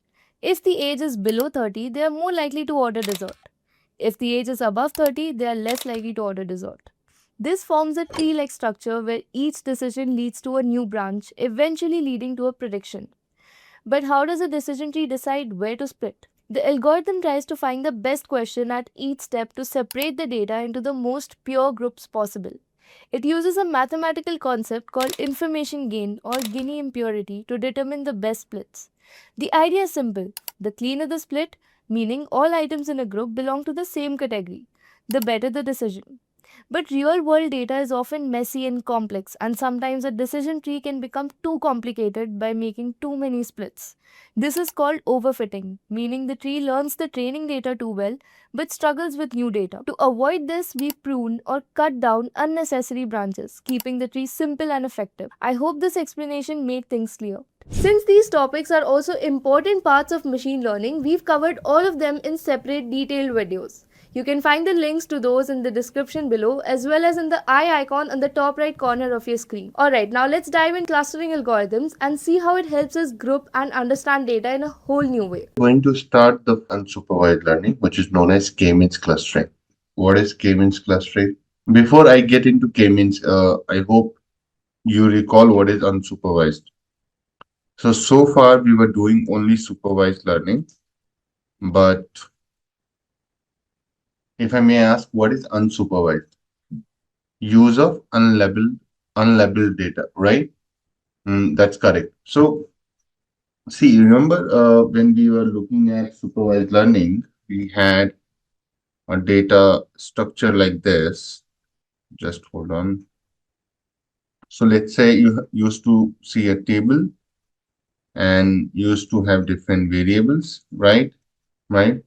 X1, X2, X3, X4 up to Xn, n variables. and then you used to have a y. This y we call the labels, right? That actually helps you. So this is how we say level data, right? Y stands for your target or response. So in supervised learning, you used to have this, but in unsupervised learning, this guy will not be present, right? This will not be there. Okay, so only the X values. So this is what you see in supervised learning. So let me write here. This is supervised learning. And if I just make a copy of it and I say this guy will not be there. So let's say this is x5 dot xn. You got it, guys? This is x5. Just trying to, improvise that. Yeah. Then this becomes your unsupervised learning. So there are no targets, no labels. Okay. Means no labels implies unlabeled data. Cool. So you guys have an idea.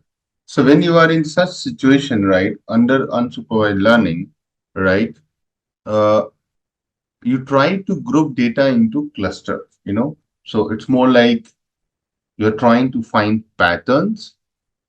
Since data has no levels, so you find patterns on the basis of similarity and then try to group them into cluster.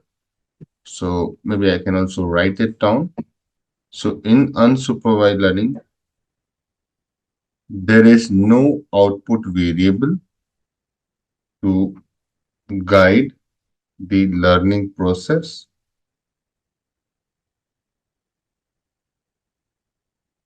Data is explored by algorithms to find patterns.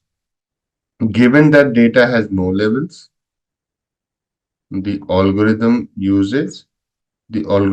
identifies similarities on the data points and groups them into clusters. Okay.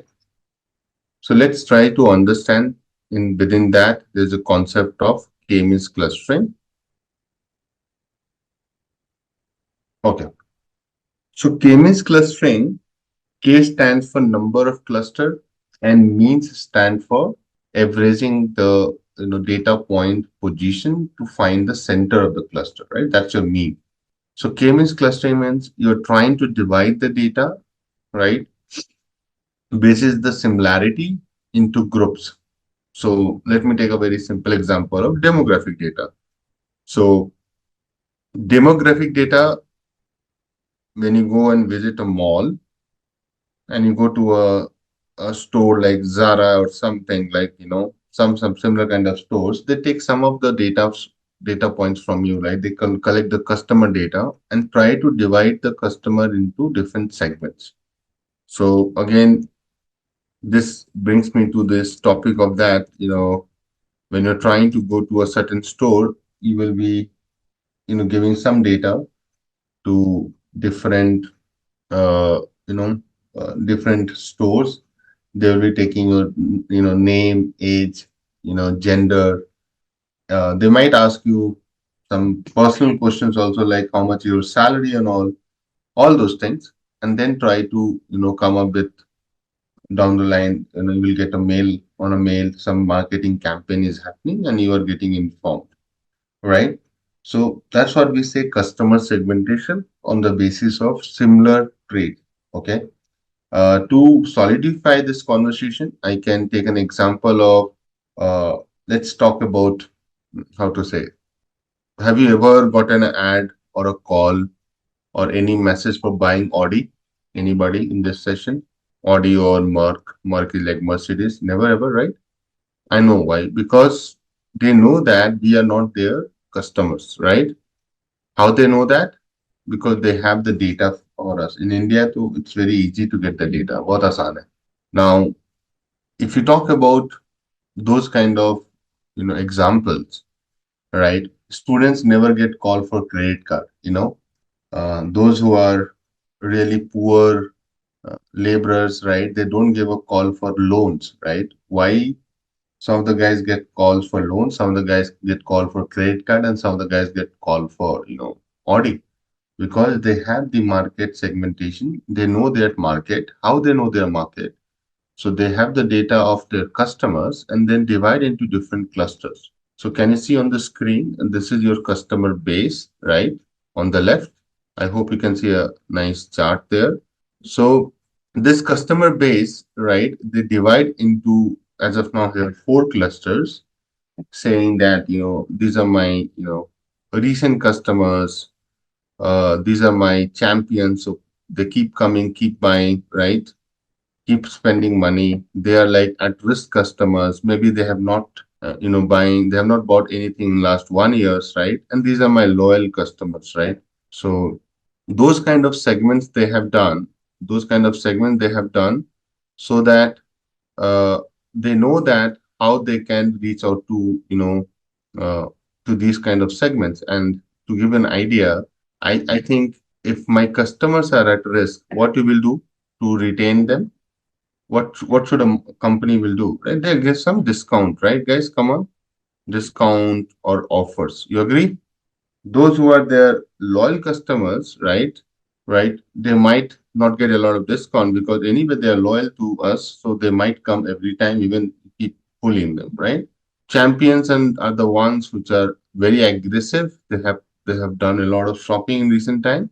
You might not also give any discount to them. But if a new customer has come, you might give some more offer so that they keep coming back to us, right? So those kind of strategies can be used or leveraged if you have proper segmentation.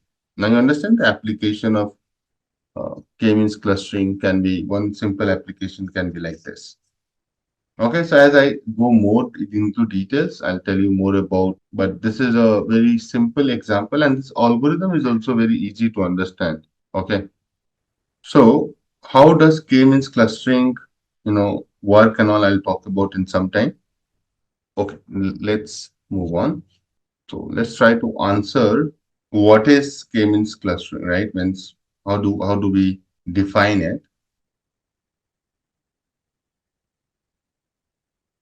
In k-means clustering technique, each cluster is represented by its center called a centroid, which corresponds to the assigned to the cluster. So if you see, we are saying each cluster is represented by its centroid, right? So center is called centroid, which is the arithmetic mean of all the data point assigned to that cluster, right? So when I'll take an example, you understand, okay? Now the question comes, what is a centroid? So a centroid is a single data point within that cluster, which represents the center of the cluster, and that means the mean. And that's where this mean is related to your k-means. Okay, that's where you got the name. So a centroid is a single data point within the cluster, within each cluster, which represents the center of the cluster called the mean, and it might not be necessarily be a member of the data set. So it can be a calculated value also, right? It's not necessary it's coming from one of the data set, is assigned like the mean, okay? So that is a very important point to keep in your head. That is not necessary that one of the data point will be given the role of the centroid. It may be possible that you might have calculated the centroid, although that value lies within that cluster, that group, but it's not necessary it's coming from one of the data points. Clear? Now, see here. I'm showing an image just for your reference. Can you see? So there are 2 groups of the data it has formed. One group is this one, okay? Other group is this one, and it looks very logical because all these blue data points are more closer to this centroid, which is your red color, right, guys? Come on. And these are close to green, right? You agree? Because finding someone close to this is really not making sense, right? Saying this is close. So here you have 2 clusters. This is cluster 1 and this is cluster 2. If you try to see cluster 1 and cluster 2, they are having centroids, right? So this is your centroid of cluster 1 or for cluster 1. This is your centroid for cluster 2. Clear? So that's how you get to the centroid. So k-means clustering is all about finding that centroid, calculate. It's a calculated value. So calculate that centroid, and it's an iterative process. So first, they will assign any data point or any value as the centroid, and they keep updating it to find and I'll show you the example that how does this iteration work, but they'll keep trying to find the better one. And the whole idea is to minimize the within cluster distribution and maximizing the across the cluster distance. So what is the objective of the algorithm? K-means clustering tries to minimize distance of the points in a cluster with their centroid. So see, it tries to minimize what? Minimize the distance of the points in a cluster, right? There will be only one centroid for one cluster, because okay. For now, you should also understand what is my message here. My message is that you are trying to minimize the distance of the point within each cluster so that you find only one centroid, the better one. Okay. So you might start here. This is my centroid. Then you realize, okay, no, I'm not in the center of the position. So tell me one thing. If I draw a circle, you will try to find the balance where till the time you reach the center. So centroid also works in the similar fashion, but your distribution doesn't mean that every time it will be a circle. Your distribution can also be like this. Then you try to find go there. Our distribution can also be like this. You can go there because here you have more data points, right? So it can be, keep shifting to find the balance. Okay. So that's the point I'm trying to make. Okay.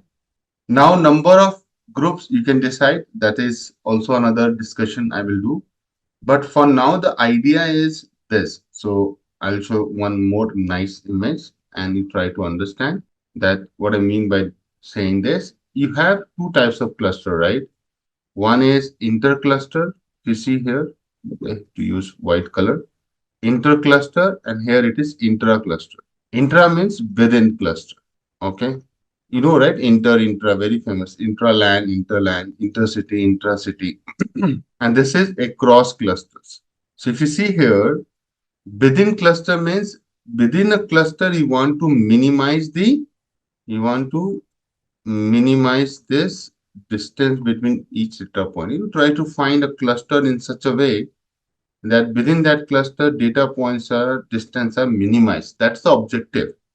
And you want to maximize this across cluster distance. Why? So that the separability is highest.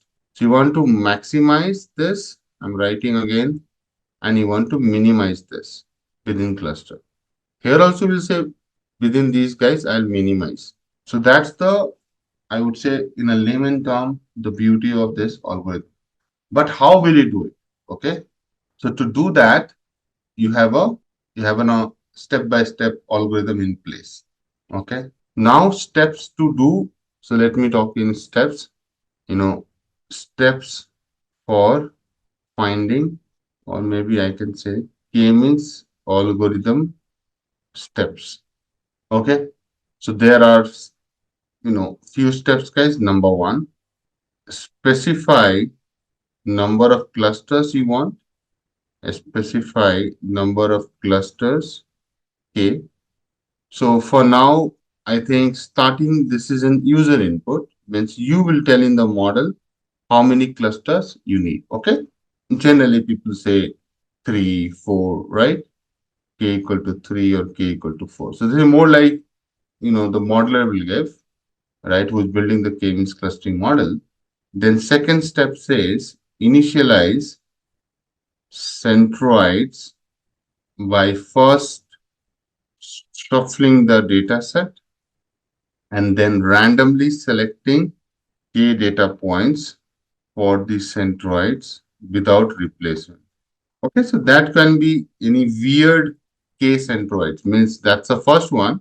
So you are selecting k data points for centroid without replacement, means you are shuffling the data set, and you are trying to find any random k centroids. Okay. Now in this diagram, if you see, there are 8 data points, 9 data points, sorry, 8 data points, right? I have, or the model has randomly selected this as the centroid for cluster 1. Can you see that? And this data point as centroid for cluster 2. I have only taken, two groups, two cluster here. Clear? That's what I mean. So here, this red and green represents the cluster of within the data points. Okay, clear? Now, point number third, what you will do?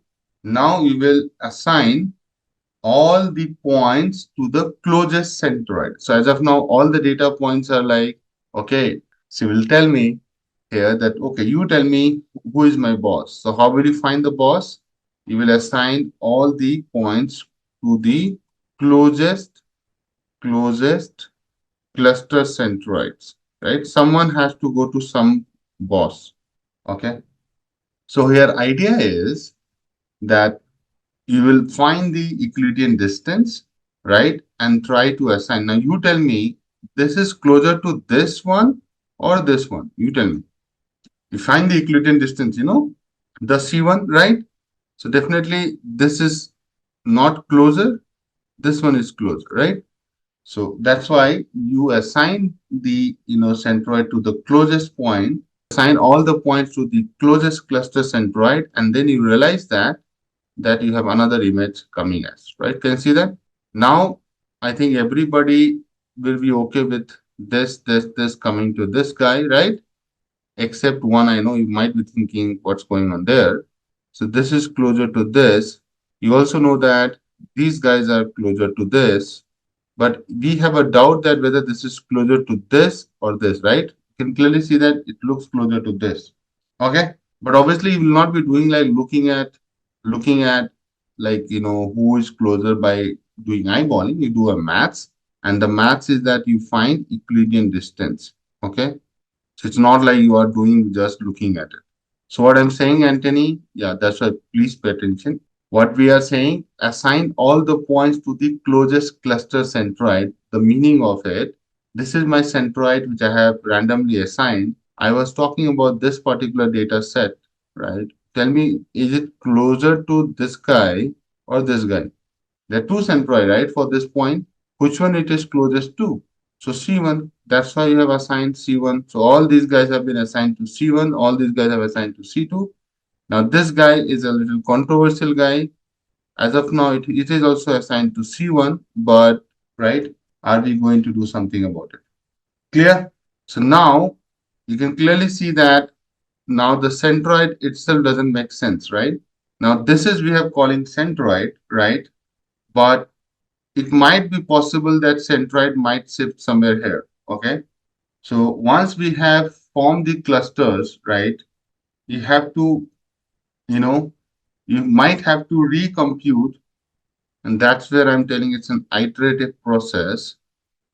Recompute the centroids of newly formed clusters. Recompute the centroids of newly formed clusters, and again finding the mean. So this is like using the mean. You have to recalculate this centroid again. So earlier you were just assigning one data point as the centroid. Now you are going to calculate the centroid again. If you look intuitively, guys, now you might feel that for the green, I think centroid should come here, somewhere here, right? That's where more balance you will find with this. So this is your cluster 1, guys. Can you see that? So centroid might look little bit here and here, right? Depends on how we are getting, and I'll show the image. And for the green one, please pay attention. Green one definitely Centroid C2 doesn't make sense. It should come somewhere in the middle, guys. You agree? Everyone here? So if you try looking at, and the algorithm gives you a new centroid, and I was trying to do a more like a by gut feeling, but see, more or less, I was right? So this is the recomputed centroids. It will never come like this when you recomputed centroids. Initial centroids were selected randomly by the algorithm itself. See, read this point. Initialize centroid by first shuffling the data set and then randomly. So it's being random. We are not selecting it. Randomly, algorithm picks something. It's written in the first, second point. Okay. Then what will happen, guys? Once you have recalculated the centroid, okay, then again, right? Then again, they are going to repeat it. Means they'll keep moving it around. So they'll keep connecting, again, calculating the distance, where it should be, right? If every data point within the cluster is same or not. So that's the exercise it does, okay? That's the exercise it does. It doesn't stop here. It will repeat its step to fine tune the cluster till the time it doesn't find a better cluster. So that's where it will stop doing, okay? So, so let me show you one more nice diagram and you will love it, I guess. Now this is how the step looks like, right? So if you don't look at the final one, if you just look at the first one step, right, you will realize that they are first trying to find the clusters. Like this is my, one group. Can you see the blue dots? Hello? So first they thought they will divide like using this plane, right? So two clusters. Everybody please pay attention. Then what if I try dividing like this? So then they divided the data on the basis of similarity again, saying, okay, maybe this can be my two clusters, right? Look at that, how it is changing every time, right? And then it fine tunes, see? So earlier, if you see the cluster points were like this, then the cluster has moved. If you are paying attention, don't look at every steps. Please follow me here. The cluster has moved somewhere here, see? And the blue has moved here. So I think earlier it was here and then it has come here. Guys, can you see that? Somewhere here. Then they realize that what if I move this guy to this completely, right? All these guys are more closer to this. Listen to me. All these guys are more closer to red. So that's why it becomes all red. So the cluster definition has changed. Now what they're doing, they're fine tuning a bit. Can you see that? So now this cluster has to go somewhere center. So that happens in the next. See? So cluster is coming in more center. Then again, this has also come little more in the center. Then they are, trying to do more fine tuning little bit. And then finally becomes your cluster. So one becomes this, right? See, there are only two clusters, but look at the beauty. You might have thought the grouping is being done, right? But see how they evolve to find you the two fine-tuned clusters. So that's why they start randomly. They find the distance, then they update the cluster groups, right? As you can see here, to fine tune, and fine tune. But the steps remain the same. First, they will assign something to as a centroid, calculate the distance, right? And then recompute the centroid, again calculate the all the distance from all data points, distance from the new centroid. If they find that okay, we have to move to some other place, they'll move. Clear? Now I'll talk about some key applications, real life applications. Already I've given one, but maybe I'll just give you few pointers around it. So real life applications of k-means clustering. Okay, so number one, customer profiling, right?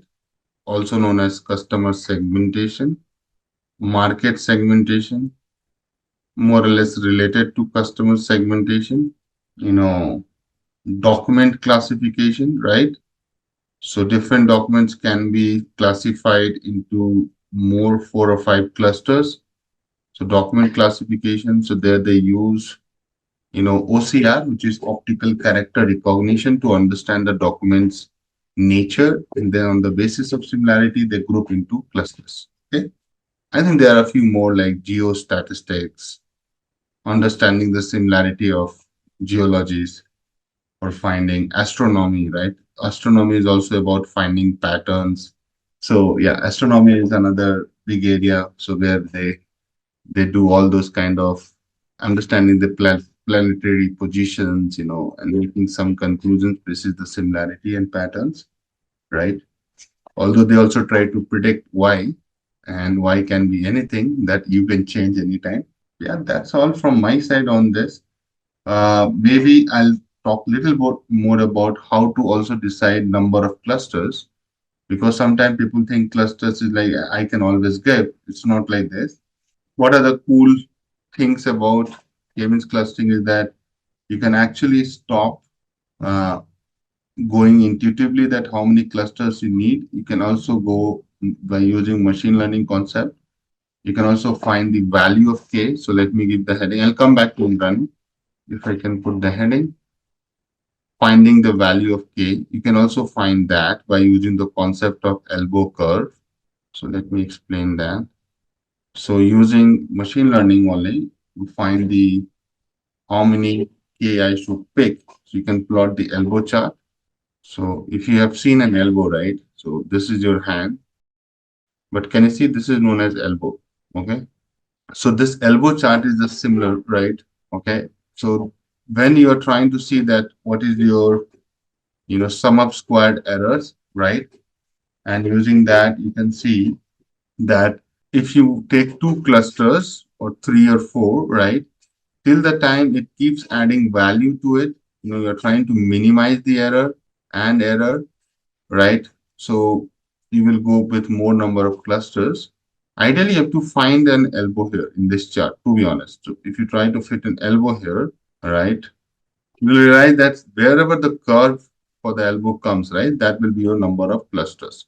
But how do we decide that? So if you have a sharp decrease, more like a very fast decline in the value of this y, which is WCSS, right?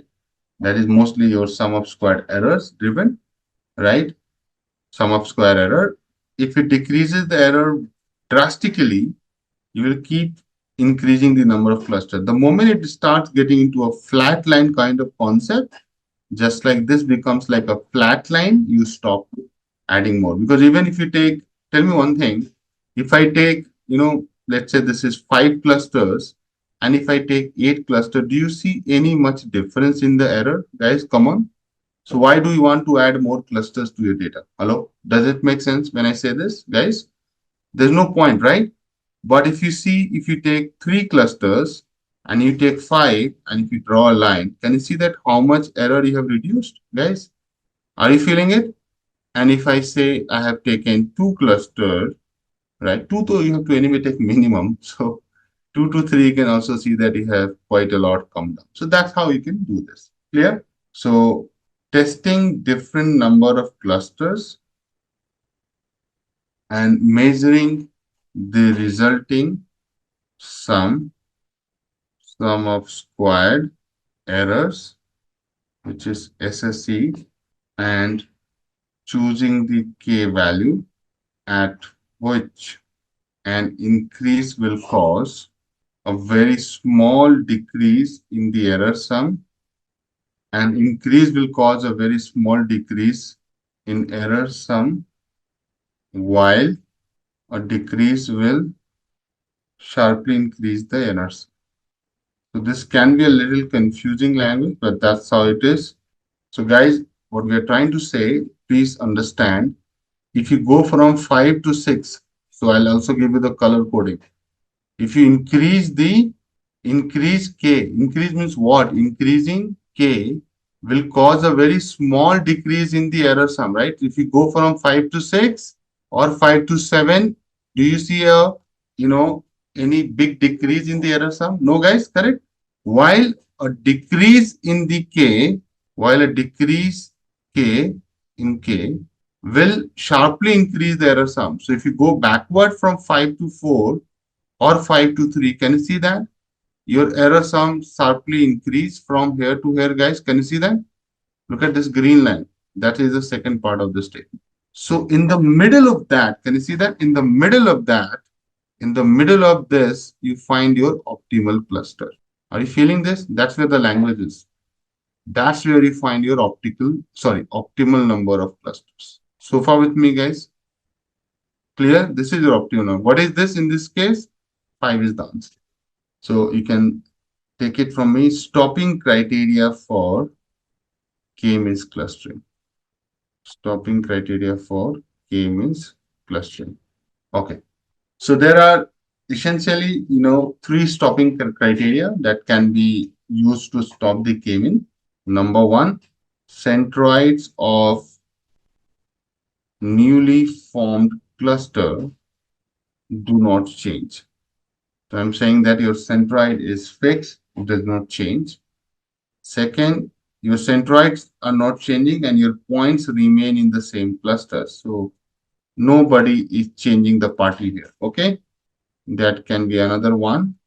And third, you can also set a maximum iteration. So suppose your algorithm, you don't want to run it forever. Just like in decision tree, you set, right? How many leaves you want to stop at or how many decision tree you want to stop at in random forest. Likewise, you can do maximum number of iterations and then you want to say, boss, stop it. I don't care. So in 3 ways, you can stop the k-means clustering. Make sense? Clear? So these are your like stopping criteria for k-means clustering. Okay. I'll be going up and do the hands-on and let me know once you have the data, guys. Okay, you try loading that data. In the meantime, I'll also get back to you. So I'm also loading the data. So we have those typical import. Let's do it. Import NumPy as NP, right? Import Pandas as PD. Import OS. Import matplotlib dot pyplot as PLT. Import Seaborn as SNS, right? I might be using a bit of Plotly also in this. So you can import Plotly as py and import plotly.graph objects objs as go. So someone can say hi on Q&A. I can share all these libraries which we are importing. And here you go. Okay, Aryan has shared a big list. Okay, so you should also know, Aryan, which one we are using where, right? Now, let's load the customer data, guys. So df underscore customer, and it's a mol data. So let me read it. What happened? I'm not in this working directory where I am. I'm in, yeah, and data is also there. So what is happening? It was not in the right folder. See, now it came. Okay. This is the data, guys. Can you see that? So you have gender, age, annual income in $1,000, and what is your spending score? Look like a more like a customer profile, right, guys? Agreed? Now to plot scikit-learn we need. So one more you need to build the cluster, and that is import k-means, right? So this is something you should also get it, and then we're good. So guys, first thing first, I'll teach you how to make a basic clustering, right? Basic clustering on 2D. So you can actually use more than 2 variables.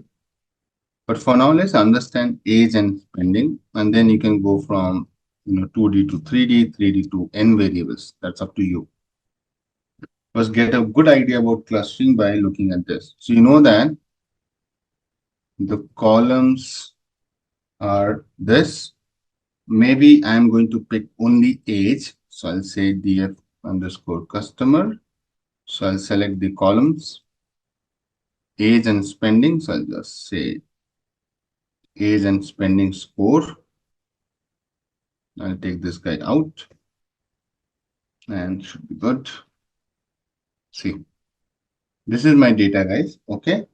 And if you try to plot a scatter plot to understand the distribution, all right, guys, you know how to do it. I don't need to teach, but I'll write plt.figure, or we can use plt.subplots, and then you can write fixed size equal to let's say 15,7. Yeah, looks good. I think I can give it 15,6. Yeah, and maybe I can take 12,6. I'm just trying to get a good shape. PLT dot show. Okay, and then within this you have to use PLT dot scatter. You have to use x equal to age, y equal to spending score. Data you already know, you have df, and size of the scatter can be 100, right? Age, spending score. Okay, cool guys. It's really bold. Now better, everyone. So you might think that, okay, my groupings can be, people can think of different types of clusters here. If you are talking about two clusters, you might be thinking, I'll assign this to one, assign these guys to be two, right? Can you think like that, right? Someone can say, okay, Akash, can I do something like this? So how do you do that, right? Means clustering is all about that, right? So I think the first thing first, we need to decide the K value, right? And give some levels to the chart. So first, let me give the levels. So title is, age versus spending score, distribution, plt.x level, and it can be age, plt.y level, and can be spending score. Yeah, see, now we have to decide the K value. Why we are deciding the K value? So that, we can assign how many clusters we need. For that, I will use the elbow chart. Right, guys? Remember? So remember, elbow chart technique plots the different cost error function. As K increases, average distortion and variance will decrease, right? Cool. And this is some funda, right? The same thing. Now, guys, first need to create the data for elbow. So we'll call elbow df underscore customer, and then I'll pick only two column, which is age, and I'll check spending score, right? This one. Perfect. Now, guys, I want to get only the values. So I'll take, all of it, only the values. This helps you to get the 2D array out of it. Okay. And trust me, you can get the array in multiple ways. See, this is a 2D array. It's the same data. If you see 19, 39, 21, 81, 26. Let me come down and show you. It's the same data, guys. The only thing here is that you are getting a two-dimensional array. Remember, I taught you, so you cannot say no. It's starting with two square braces, ending with two square braces. So it's a 2D array. Are we clear, guys? See, ending with two square braces. It's a 2D array. That's a requirement for the plotting. Then I want to keep an empty list called inertia. So this is an empty list. And now I'm going to go one by one. So I'll say for n in range, I want to go in a range of 1 to 11 so that I can plot as high as 10 clusters. I'll use the algorithm to calculate the elbow, and I'll say k means, and I'll use n underscore cluster that is coming from scikit-learn. I'll put n here, and I'll say init. This is to initialize. K means init means initialize. Remember that oops, might have heard a little bit on oops. Init means initialize. So that's your initialization of the K means. And you want to go till 11. So last is 11. Max iteration, I think, right? I'm putting 300 iterations, which is quite enough. Tolerance is more like how much accuracy you want to maintain, like till where you want to go. 0.001 delta is fine. Random state is 45, again, to set the randomness of the sample. Algorithm is EK, Euclidean, so EK-LAN, right? So now this is your algorithm, okay? And then you will fit it to your data, which is your two-dimension array, and then you will append the values you are calculating to this empty list, which is your inertia dot append. You have seen me doing append to a list. And once these values have been calculated, you can keep appending to your inertia. LCAN, not ECLAN. So you will see that inertia has taken your value of the cost, right? Right. And that's where you will also get the cluster. So let me do it. Let me plot the elbow chart. Okay. So again, I will use the same concept of it, plt dot subplots. Maybe why don't we use that, right? Why to waste time? Let's use this now. Now we don't need a scatter here. So I'll say plt dot plot. I need a line chart. And then I will create np dot arrange. Okay. 1 to 11 inertia and line marker will be O. Okay. This is to just align with the number of clusters. Okay. So this np.arrange, guys, what it does, it creates a value from 1 to 10. Okay. And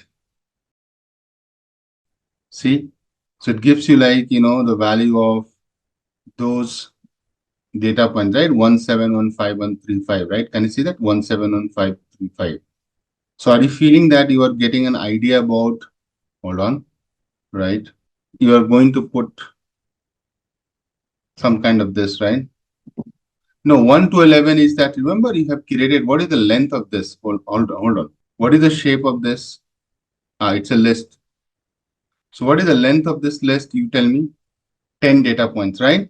So inertia is just the y-axis. You also need x, right? So that's where I've used this np.arrange. So this is your y. This is your x. Line chart, no? So we need to, so that's why I needed an x also, no? Like 1, 2, 3. Now definitely this age will go. It will become your number of clusters and you will start getting to making sense now suddenly. So that is more like your data manipulation to update your x-axis, because inertia just gives you the y-axis, which is your cost. Now you will start seeing a lot of difference, right? And title and I can go. It can be set here, elbow chart for optimal number of clusters, isn't it, guys? Now I also need a line to it. So I'll superimpose plt.plot. And again, it will be same thing, only the marker will change. See, so here marker will be a line this time, and you will see magic. Look at this, right? Isn't it the chart I showed you while I teaching you this, right, guys? Okay. Now, inertia. Okay. So, Indrani asking what is inertia? Inertia is nothing. Inertia is your cost, which is being calculated from this algorithm, scikit-learn k-means. So now if you look at let me show you the documentation. Hold on. Right. So if you see here, I've written, init k means, let's understand it. Okay, hold on. See, init means you have more like to initializing the method for your solving. So k means is your algorithm you're using, clear. Init is clear. Right now, what is it? N cluster, how many cluster you want to take? So that's why you're plotting for 1 cluster, 2 cluster, 3 cluster, and what is your cost? Okay, now come back. What is your max iteration? Maximum number of iteration for the k-means algorithm. I talked about it, right? So that's your max iteration. N init is what? Number of times the k-means algorithm will. If I'm running a for loop, for how many times? If it is 1 to 11, it will start from 1 till 10 only to run. So total, how many times I'm running the k-means clustering? For 10 clusters, right? So it will also has to match this, right? That's why I've written the same thing, 11, 11. So this means it will run for 10 times. Okay, and that's where if you see, you will see that I have given number of cluster 10. So it is solving every time, my dear. When you have only 1 cluster, when you have 2 cluster, when you have 3 clusters, every time it will solve and calculate the cost. Model is doing that. I think rest everything you can handle. Simple, clear? Inertia is an outcome of this, right? Inertia is more like your cost. So don't worry too much on it, okay? It's your cost, okay? That's sum of square error if you are trying to divide it into the syntax, okay? Now, once you look at it, guys, you can clearly see that I think ideally you should have minimum 3 clusters, right? See, between 3 and 4, see 4 and 5 same. 3 and 4, you have some delta. I think let's start with k equal to what? K equal to 3. First, we can start with K equal to 3, guys. You agree? That's correct. Very good, Indrani. You got it. Each data point on this elbow chart is one iteration with the cost, right? So every time you run it, you get a cost out of it. Let us start with K equal to 3. So again, it's the same algorithm. I'll use K means 3 means 3 clusters. K means, and then I'll copy everything from right. यहाँ आपको 3 clusters. I think number of iteration can be 3. Maximum is fine. Tolerance is fine. Random state is also fine. Everything is good. Okay. Now you will say algo 3 dot fit on your data, which is your elbow, which is your array. Sorry, this is your whatever it is data frame. I think elbow was your array, right? Let me print and see. Yeah, it's an array. And then you can find, so this is your done, model is ready. Labels, 1 you can say, algo 3 dot labels underscore and centroids. See, centroid will be cluster centers.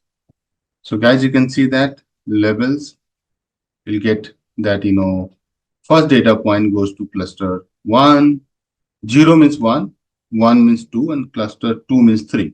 So there are 3 clusters. That's why it starts from 0, 1, 2. And if you look at the centroids, you will see 3 values. Can you see that? The value of centroid 1, value of centroid 2, and the value of centroid 3. Yes, cool. You have everything to plot the clusters. So I'm going to, guys, now plotting the clusters with centroids. Okay. So again, plt dot subplots fixed size equal to 15,7. Maybe I'll keep it 12,6. The same plt dot scatter. So you already have the data elbow, 0, elbow, everything, and 1. C can be your color, can be your labels, 1, and C map can be bodies. Here it is. Right, and then I also need to plot the centroids. So I'll use centroids :0, centroids 1, and you can give the marker like X. Yeah, good observation, Prava. And color equal to red, 100, and bingo, done. See, interesting, guys. Can you see this? Remember, the data distribution was looking like this. So this is what you had, and when you try to look at it, guys, can you see it has created a cluster like this. Another one is little different, something like this it has done. It's a real data, so you can expect clusters like this. And the other one is this. And the centroid makes a lot of sense, guys. As you can see, center, center, and center. Because of the outliers on this side, it has shifted to us little with this. Else it could have been here, right, guys? Agreed? Same story with this one. But see, this is real data, and you have 3 groups of people basis your age and the spending score. So how it is dividing, guys? Those who are spending between 60 to 100 and those whose age is less than, hold on. So the demarcation is like this. Anybody whose age is less than 40 and spending score is 60 is one cluster. And you are saying that I don't care about the age. I only care about the spending score. So anybody who is having 40 to 60, roughly, you have one cluster, right? Another line coming, guys. Correct? Hello? You agree? So another line is this one, 40 to 60. And anybody who's spending score is 0 to 30 is another cluster. See, so beautifully it has classified. That is with 3 clusters, right? But if you want more finer cluster, I think you can go with, so I can just see, you have to be very smart. You have to just copy this whole thing and I'll paste it. And now what I'll do, I will say let's go with 4 clusters. So you have to do nothing. You have to just change here 4, make this guy equal to 4, make this 4 so that you don't overwrite. Let the model solve for 4. Create the level for 4 by calling it 2. See, I'm just repeating the step. You could have written a for loop to do that. Trust me on that. Okay. So let me run it. Ta-da. See, now you can see there are 4 cluster points. You can just use same data, but you have to use levels as 2, centroids as 2, 2, right? I don't want to. See, now it makes a little more sense that now you have divided this part. Then again, so see, I thought so. Can you see that? So now it has divided like this: 1, 2, 3, and this whole thing is like a 4 cluster. Interesting, guys, and it seems intuitive also, right? So you know that who will be part of your which cluster and how you can target that. That's all from my side, guys. So nothing else on this. You can try to get more in details of it, but I think I'm done from my side on the K-means side. Segments are already there, no? So if you see, you have to just join the data. So you have this data set, right? You have an array here, right? So what you have to do? You have to use level 2 and assign it to the elbow data, right? So maybe let me do it. So you have your elbow data, correct? And you have an array. So you can convert these two into a pandas frame and just, concatenate, right? That too by axis 1, right? So you already have this guy. You know how to convert an array to a pandas data frame, right? So what you can say, df levels for 4 clusters, right? And you can say pd.data frame and your, I think, levels 2 column equal to cluster.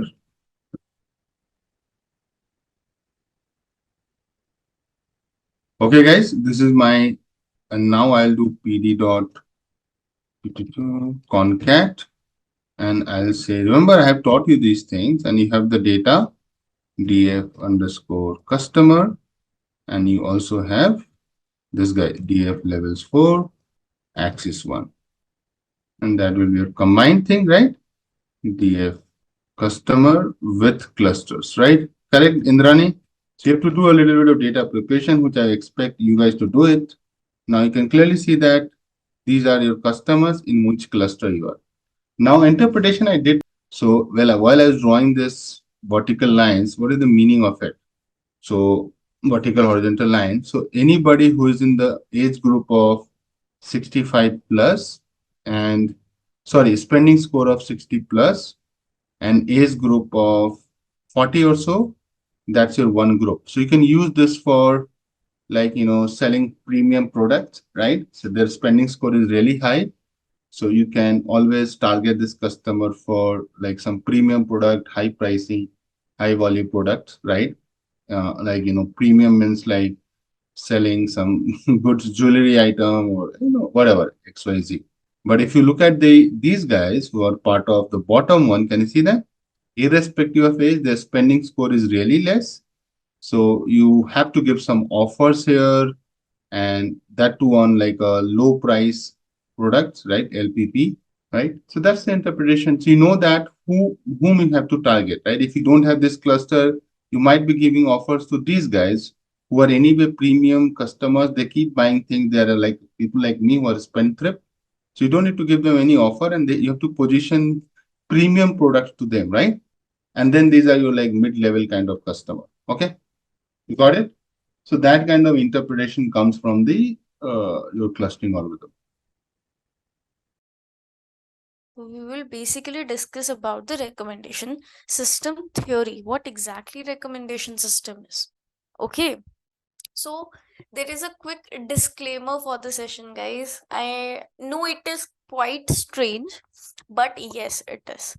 So, do you think that if you will do this project as a recommendation system, immediately you will be able to take job in any of the Netflix, like suppose the Netflix company, and you can start the recommendations there and all that stuff. Do you think so that this one project will give you the entire knowledge of the recommendation system and immediately you will be able to build a model? No, right? That's what today's project is, recommendation system. It's not necessary that whatever we will discuss, you are able to get 100% of it. Maybe some will get 80%, maybe some will get 70, maybe some will get 50% also. Why I'm saying so? Because we even know like what is the backend going on. In PC, we know what is the backend going on. But in recommendation system, guys, actually we do not know what is the backend going on. Trust me. It is just we know that okay, I'll use this and I'll get some recommendations, but how actually we are getting that, we don't have any idea, because there's a very very advanced mathematics behind which we are not going to discuss. Why this concept is scheduled for you to get an basic idea of how actually the things works, what is the deep behind mathematics, and all that stuff is something which is not in your control as of now. With the future, when you will come to your AI part, because it's a very basic concept which we will discuss today. In AI, you will try to enhance this with more kind of concepts and all that stuff. Clear? Okay. What do you mean by recommendation system? Everyone uses Netflix, everyone uses Amazon or Flipkart or Spotify or your JioSavan, means any kind of music apps, any kind of movie apps, any kind of online purchase app. You get suggestions for some items. So if it's a movie app, you will get suggestions for the movies. If you have a product app, you will get the recommendation for the product. If it's a bookstore, online bookstore, you will get the suggestions for books. That's what they are recommending you, some product. They are recommending you some entity. How do they recommend you? How they know that what are the things you like? How they know which movie you will prefer more, or which type of book you will refer, or what kind of product you will buy from Amazon? How they know that? Even if you have noticed, like I have noticed a lot, if I'm sitting in front of you and I'm talking about something like suppose I want to go to a beach, like we are discussing about our trip on a beach, suddenly my Instagram will show me reels based on that beach. Have you noticed this thing? Even if you're talking about like randomly with your friend sitting there that I want to buy a watch, something like that, your Instagram or any other app will actually try to recommend you watches. Have you noticed this? That's what recommendation system do.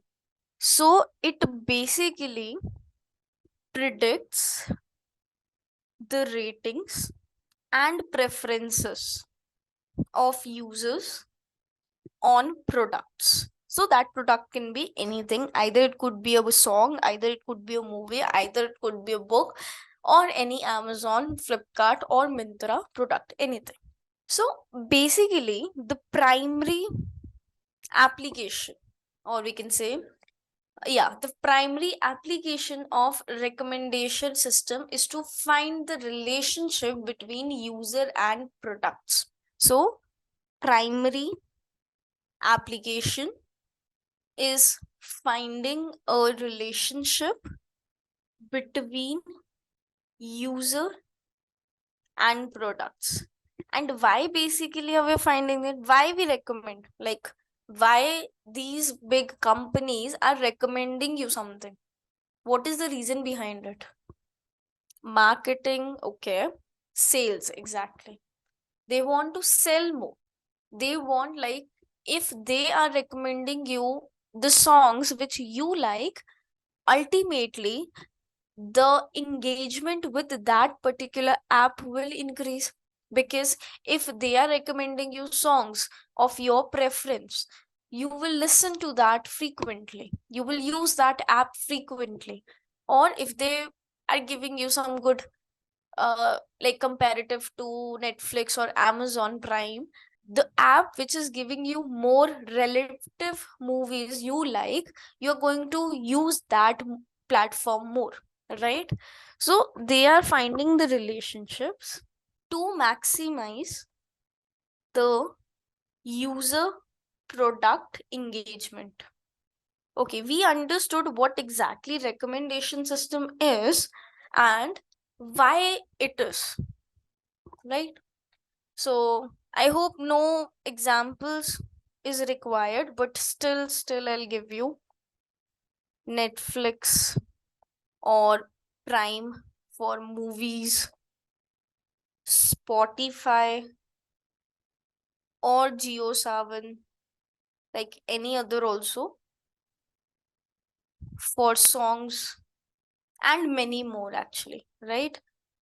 Now the thing is how this recommendation is done. We know what it is, we know why it is.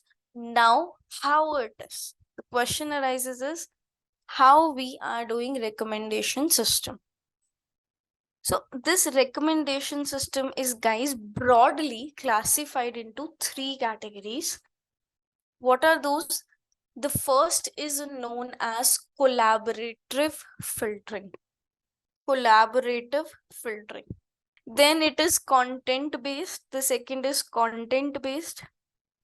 And the third one means hybrid. Hybrid filtering. So these three types of recommendation systems we are having.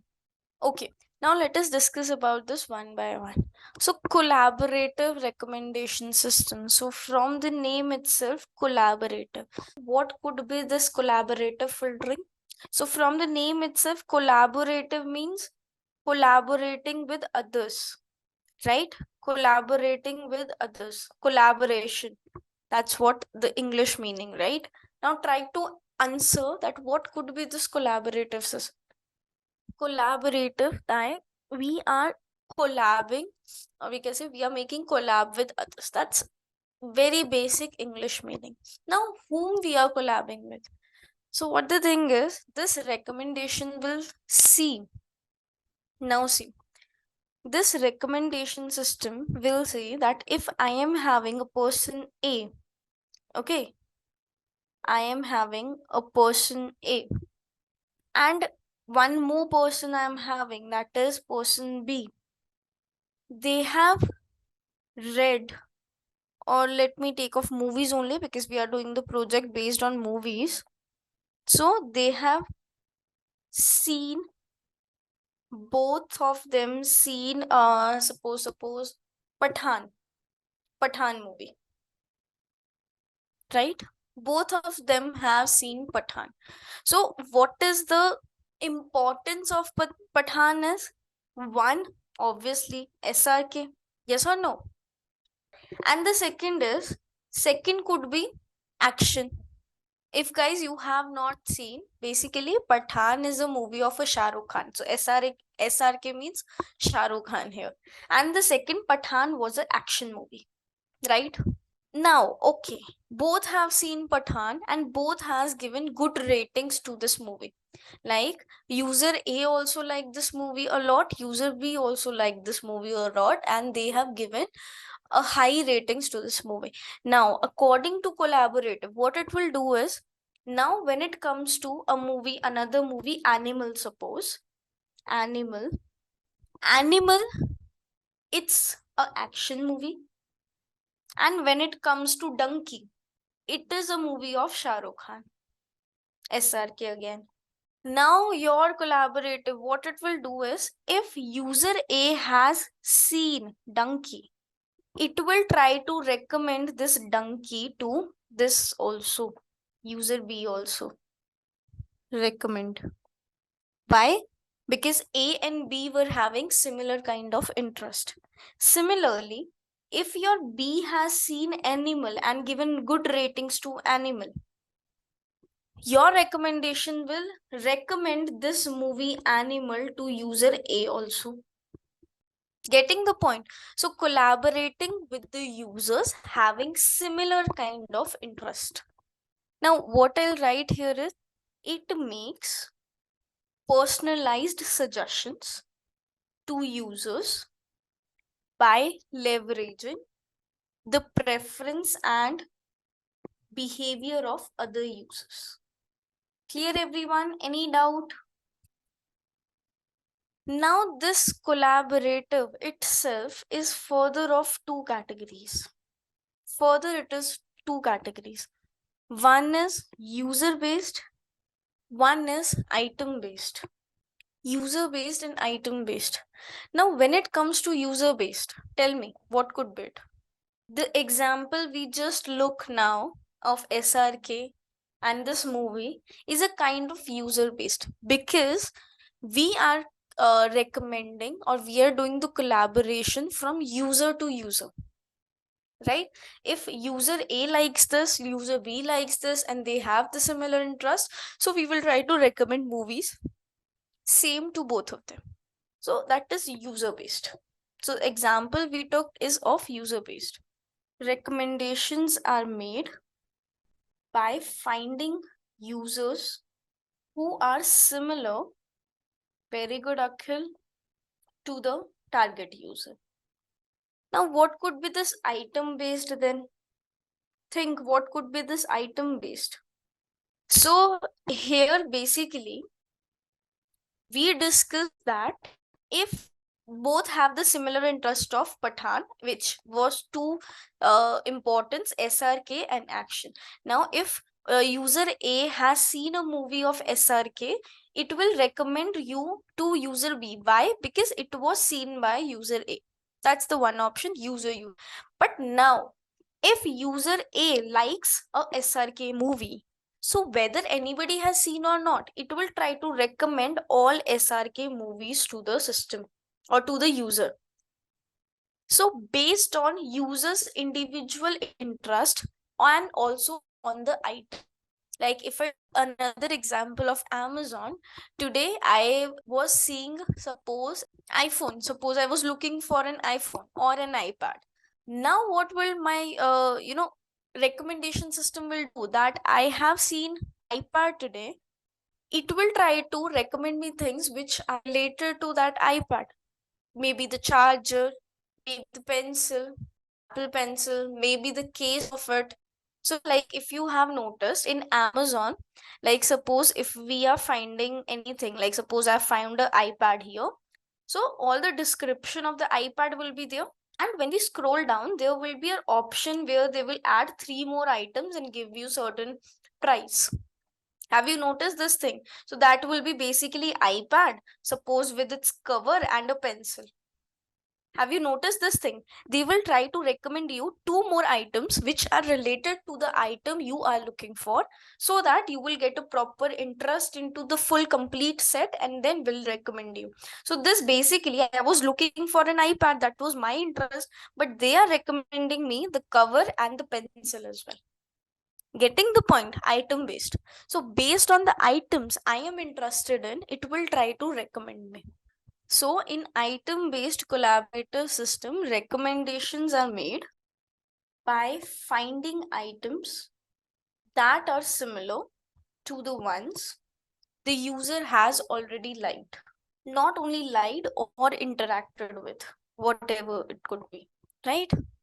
Now I'll give you like one more example here related to movies, because we need to do movies only. If a user liked movie A and B, movie A and B, both movies are the one the user liked, then if movie A and suppose the third movie C have similar characteristics,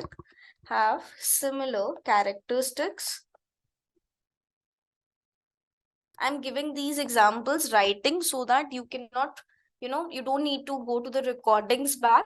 You can easily read the notes and you can recall what we have discussed. So instead of going through recordings again and again. So if movie A and C have similar characteristics, the system might recommend movie C also. So here, let me write one more thing, key features. It is user-centric approach. So let me write it, otherwise I'll forget. It is user-centric approach. Okay, guys. So we discussed about collaborative filtering, in which one was user-based and one was item-based. Now we will talk about content-based filtering. And hybrid is mixture of collaborative plus content. Hybrid is mixture of that. Okay. It was user-centric approach, means based on users it is giving, right? Okay. Now let us come to another type, which is content-based. Content-based filtering. Content-based is very similar to item-based. So it's a type of recommendation system. So it recommends items to users based on the attributes or characteristics of the items and user preferences. Here we are actually not recommending based on any other user. We are just recommending based on the past idea, the past data, or the past movies, or the items, or something what we have bought or what we have seen. So according to that, our past data, it will try to recommend us the things. So basically, movies could be movies could be recommended based on several features like genre, actors, even directors, release year. Like we use now, what are the latest movies which are released.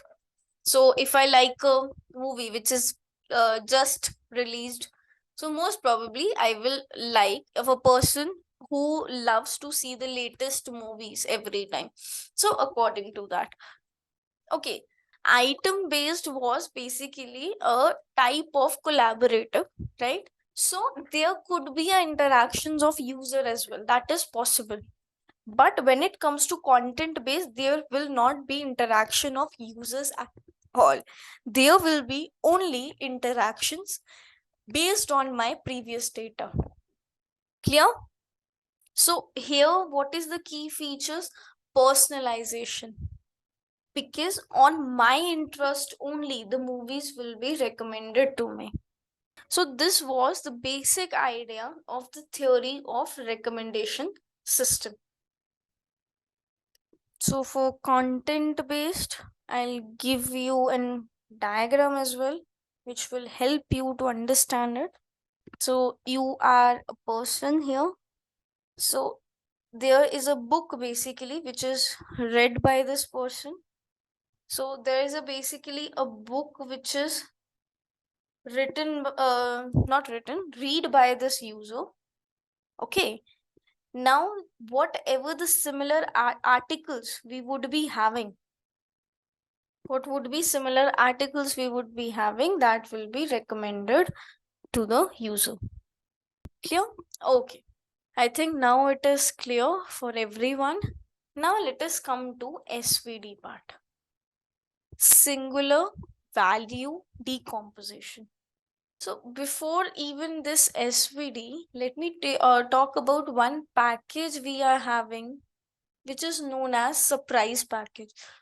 Deepak, item cold start issue is basically when your recommendation system is not able to recommend things. So that could be due to several reasons, like maybe there is a sparse data, the data is not completely filled, or there could be any other reason also. So that is the item cold start issue, that your recommendation system is not able to recommend anything to any user. So let us talk about this. What is surprise library, or you can say package? Like library would be the more appropriate word. So this is a good question actually, which could be asked you in your interviews also. So it's better to understand this. So we will use this surprise library, like we have other sklearn libraries. Like in sklearn package, we use the library, different libraries. Similarly, we have a surprise library which is specifically used for recommendation system. And in our project also, we will use this. It stands for Simple Python. So don't ask me how, ma'am, this full form came. Okay, so it's something which is already there. Simple Python recommendation system engine. That's what the full form is. So, surprise, we will also use this, is a Python scikit building, scikit-learn, and analyzing recommender system that deals with explicit rating data. So it is basically a library which is used for recommendation systems, and it is very good to analyze the ratings the particular user or the particular movie got. Clear, everyone? So we will use that for our work as well, for our project. So we'll do. Now comes to SVD. SVD, you can think it is as a dimensionality reduction technique. Like you were having a PCA, you were having LDA, when we were having some kind of data in a data frame or anything else. So we do dimensionality reduction there. Similarly, SVD is also a dimensionality reduction technique for recommending things. Now, how? So what it basically do is, like, we use here SVD decomposition. Now don't get confused with this. SVD itself is a technique. Inside that we will use an algorithm which also names as SVD. So don't get confused with that. That is known as SVD decomposition. So everybody knows the meaning of decomposition, right? It's a basic English meaning that we are dividing something. So what it basically do is, it will divide your complete matrix A into 3 sub-matrix: U, sigma, and V transpose. Now what is this? I'll talk about just a second. Right now, just understand, this will try to divide your this complete matrix into this 3 kind of matrix, and with this 3 kind of matrix, actually it is going to recommend you, it is trying to remove the unnecessary content and keep some content which is relevant and will recommend you that content here. Now, before understanding what U, sigma, and V transposes, you should know about what latent factors means. What does latent factors means? Okay, latent factors basically are known as hidden patterns in your data. Whatever the data you are having, so what are the hidden patterns inside that? So they may be, if we are talking about a movie data, so they may be the genre column, they may be the actor name, they may be release date, any kind of pattern. Only the thing is, we don't explicitly define this, that in my this data, this will be the latent factor. We will not do this. Our SVD model itself will find that hidden patterns from the data, and according to that, it will work. Only you need to understand is latent factors are the hidden patterns. This is just an example. We will not define it that genre will be our latent or actor will be. No, we are nothing to define it. We are just thinking that that could be genre column, that could be the actors column, or that could be the release date, or that could be any other pattern which is available.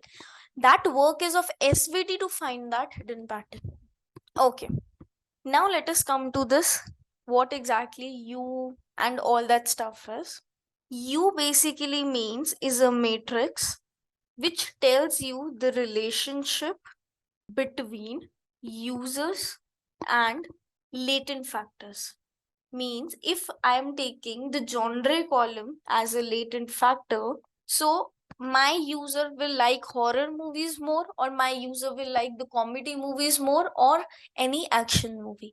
So U is a matrix which will find the relationship between user and latent factors, right? Sigma is basically a matrix, diagonal matrix of latent factors.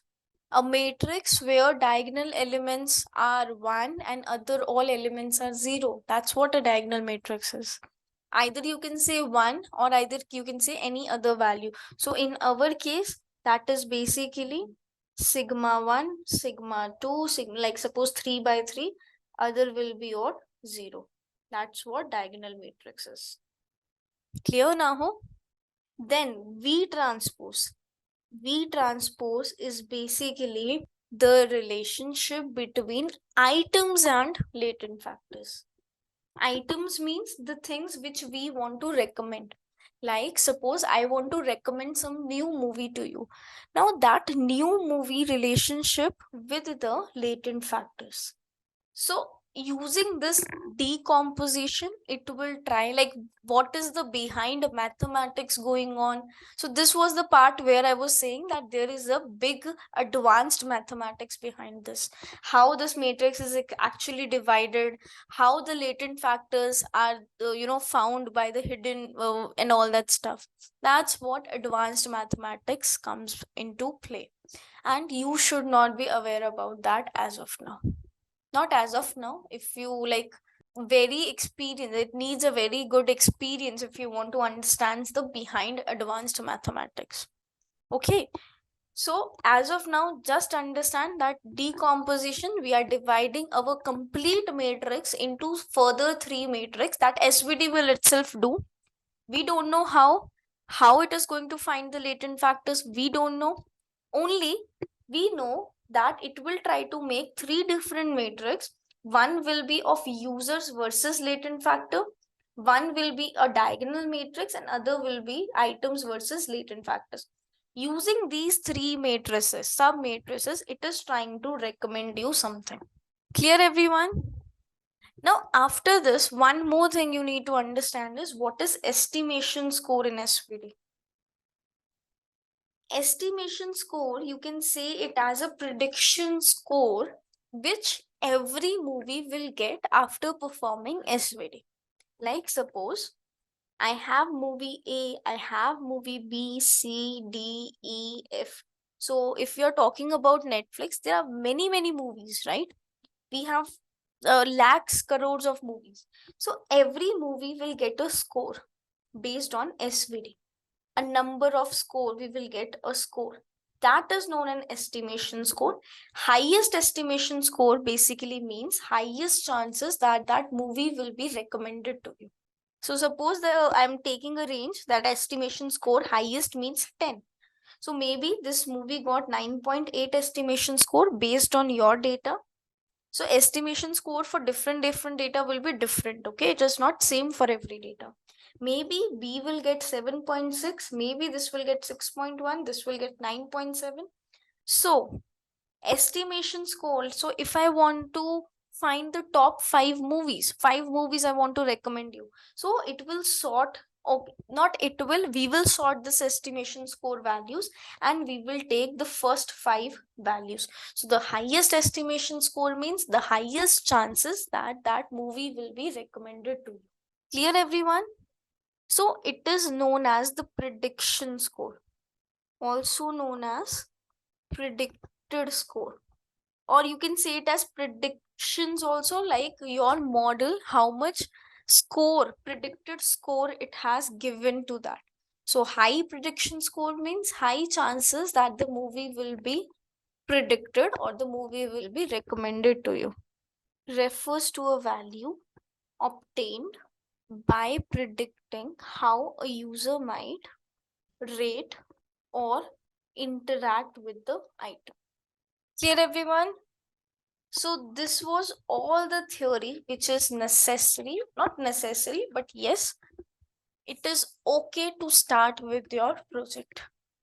Okay, so guys, this is basically the data file. So it's not in a DF format, like it's not a CSV file, it's a text format file. That's why we have opened it into a notebook.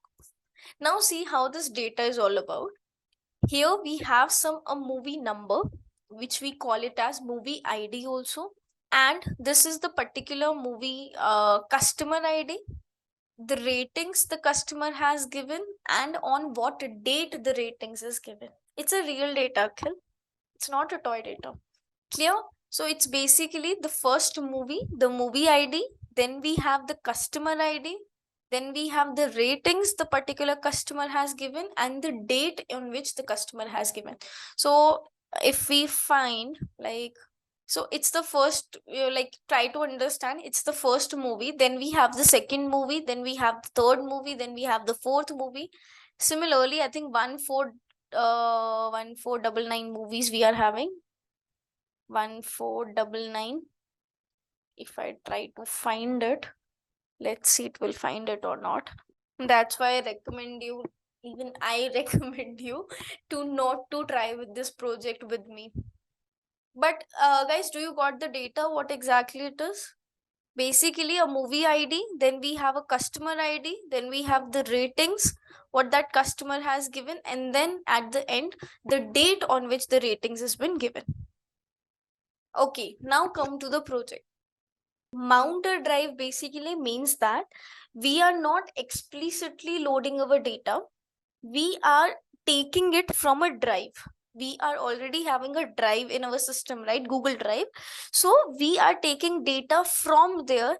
We are just mounting that drive here, and indirectly we are accessing that data. That's what mounting a drive means. Now, why we are doing it? Because sometimes the data, like this data, is very, very huge. Very, very in the sense, like maybe, yeah, you can see the shape of the data. It's approx in crores data. So if I try to explicitly load it from here, it is going to take even, I think, more than half an hour to just load this data. So instead, we will just mount a drive here and we will try to load the data indirectly from the drive. Clear the meaning of mounting a drive? And even guys, when you are trying this project, please don't try it over Jupyter, because in Jupyter you don't have the option to to mount a drive. You need to explicitly load the data using read CSV, which will take a huge amount of time, and you need a very good RAM to your system. So also try this in Google. How we actually mount it? Either we can run this code. We can run this code. What does, if I run this code? Run anyway, it will take me to the, we can choose files, it will take me to the options which are present here, and according to that I can choose the file. This is one of the option how you can load the data. There is another option which is of this mount. How you don't need to write this code. Okay, you'll just go here, you will see the third option which is mount drive. Click on this mount drive. This code will automatically be there. So for example, if I'm deleting this code from here and then I'll try to click here, see, automatically the code appears. I don't have to write this code. Dismiss, and they are saying run this code. You are running this, connect to Google Drive, allow, let it run. Now once this mounted at all the stuff, wait for few seconds. You will get a drive option here. Wait it. Now see, mounted, you will see a drive option here. Have you seen guys how this drive option came?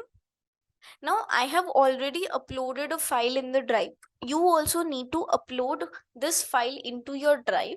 Now how to access it? You will scroll here, my drive. You will open the folder where your particular file is. So my file is there in the Netflix folder, and this is the data. So you will take copy path from here.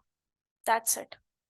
Running this code, and in pd.read CSV, you will just paste this path which you got from here. Clear everyone? How to mount a drive and how to load the file. It's simple command pd.read_csv. Only the difference is you will paste this path over there. Now, how we have actually loaded it. So remember, in the notepad, we were not having the names of the column. We were just having numbers. So here what I have done is I have given headers, means we don't want any headers, and names of the customer ID. The first was customer ID and then was ratings, right? Use column 0 and 1. So if you remember, we were having a third column which is date column. So I don't want to use that because I'm not concerned the date when the person has seen the movie or something like that. So I have removed that column and I'm using only 0 and first. These are the index values. 0 means the first column, 1 means the second column, and I'm not using the third column, so I've only written 0 and 1 here. And then simply head command, using head command we have loaded it. Okay, now seen the data type. So customer ID is an object and ratings is in float. Okay, now we want, in case the ratings is not in float, in case, so we can use this command as type. Everybody knows about as type, right? So we will use this command to convert into float. So if it is not in float, as of now it is in float only, this many rows, this is the data set. Now see what we are, first of all, before doing recommending or before applying SVD, we need to analyze this data. We should understand this data. So we have performed several steps to understand about this data. Let us talk about them one by one. So here, this one basically means it's a movie ID here, right? It's a movie ID.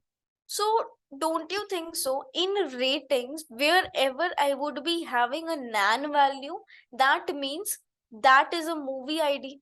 In the whole data set, wherever I would be having a nan value for the ratings column, don't you think so? That value is basically reference that that's not a customer ID, but that's a movie ID. Getting this point? So number of nan values means number of movies we are having in this data. When I shown you on notepad how the data was, it was one column. Here was some customer ID, here was some ratings, and here was a date value. Remember? So customer IDs, and like that. Then we were having second movie, and then several customers for it. Then we were having third, fourth, and like that. Yes or no? Now here I have done headers equals to none. When we loaded the data, headers equals to none is something we have done. That means these headers we do not want. These headers are included in the rows now, right? Headers are included in the rows. So movie itself do not have any ratings here, right? But customers have their ratings column. So basically this ratings column got nan value for that. So that means number of nan values will tell me the number of movies I am having. Now change the data type. We have checked the shape of the data. Now if I want to see that how many people has rated movies 1, 2, 3, 4 and 5, means how many movies got 5 stars, how many movies got 4 stars, how many movies got 3 stars. So that is the thing which we can do with the help of value counts also. See, if I do ratings of value counts, it will tell me na, these many movies have 1 ratings, these many movies has 2 ratings, these many movies has 3 ratings. Clear everyone? So this is one using value counts we can do. We can do it with the help of group by function as well. So if you're comfortable with group by, you can use group by, in which we have passed ratings and then the ratings column and dot count function. So it will basically count the values. You can use group by. You can use group by with aggregate function also. Dot count or dot aggregate also. So this is the second method, and value counts will be your third method of finding this. Clear? Then if we want to calculate how many movies, so I already told that we will count the number of null values. So I have checked for the null values here, and you can see you have 4499. Okay, it's not 1499, it's 4499. We are having movies with the nan values. That means 4499 will be our movie count. Clear? Okay, then this code is basically, if I talk about this particular code, it's basically if we want to change any ratings column into float, but when I check the data types, it was already in float, so no need to change. In case we need to change, you can use this command of as type. Now, what I have done is I have stored this number 4499 into variable movie count. Clear? So you can see movie count is equals to 4499. You can even manually do it like this. That is also okay. No issues, because you have already found it from above. But if you want to do in this manner as well, that's totally fine with you. So movie count. Clear, everyone? What is the use of any unique command in any of the column? Not here, but in any. What is the use of any unique command? Yeah, n unique will give you the count of unique values. How many unique values you are having. So I was having one column customer ID, in which if I calculate n unique, will it tell me the number of customers I'm having? Unique customers who are giving the rating? Because the possibility is we have 4499 movies in total, right? So maybe there are multiple customers, like customer A has certain customer ID which is given. This customer A has given ratings to 100 movies. So 100 times this A will be repeated in my data set, right? Similarly, there would be another customer B who has given 1000 times, 1000 movies he gave the rating. So that customer will be repeated 1000 times. So if I use n unique command here, will it give me the count of customer IDs also? The unique customers I'm having? Okay. Customer ID, clear, like how many unique customers we are having. But have you noticed one problem, that in my customer ID, I also have movie IDs now. If I'm counting the unique values, it will count the movie IDs as well. So don't you think so? We need to subtract the number of movies we are having to get the actual customers count. I'll just subtract the customer count from the movie count, because movie count is something we have already calculated. Now from this customer count, what I got, which also include movie unique movie IDs, right? Then if I subtract movie count from this customer count, I will get the actual customer count I am having. Clear, everyone? N unique will give you only the unique count, whereas dot count function will give you the total number of not null values.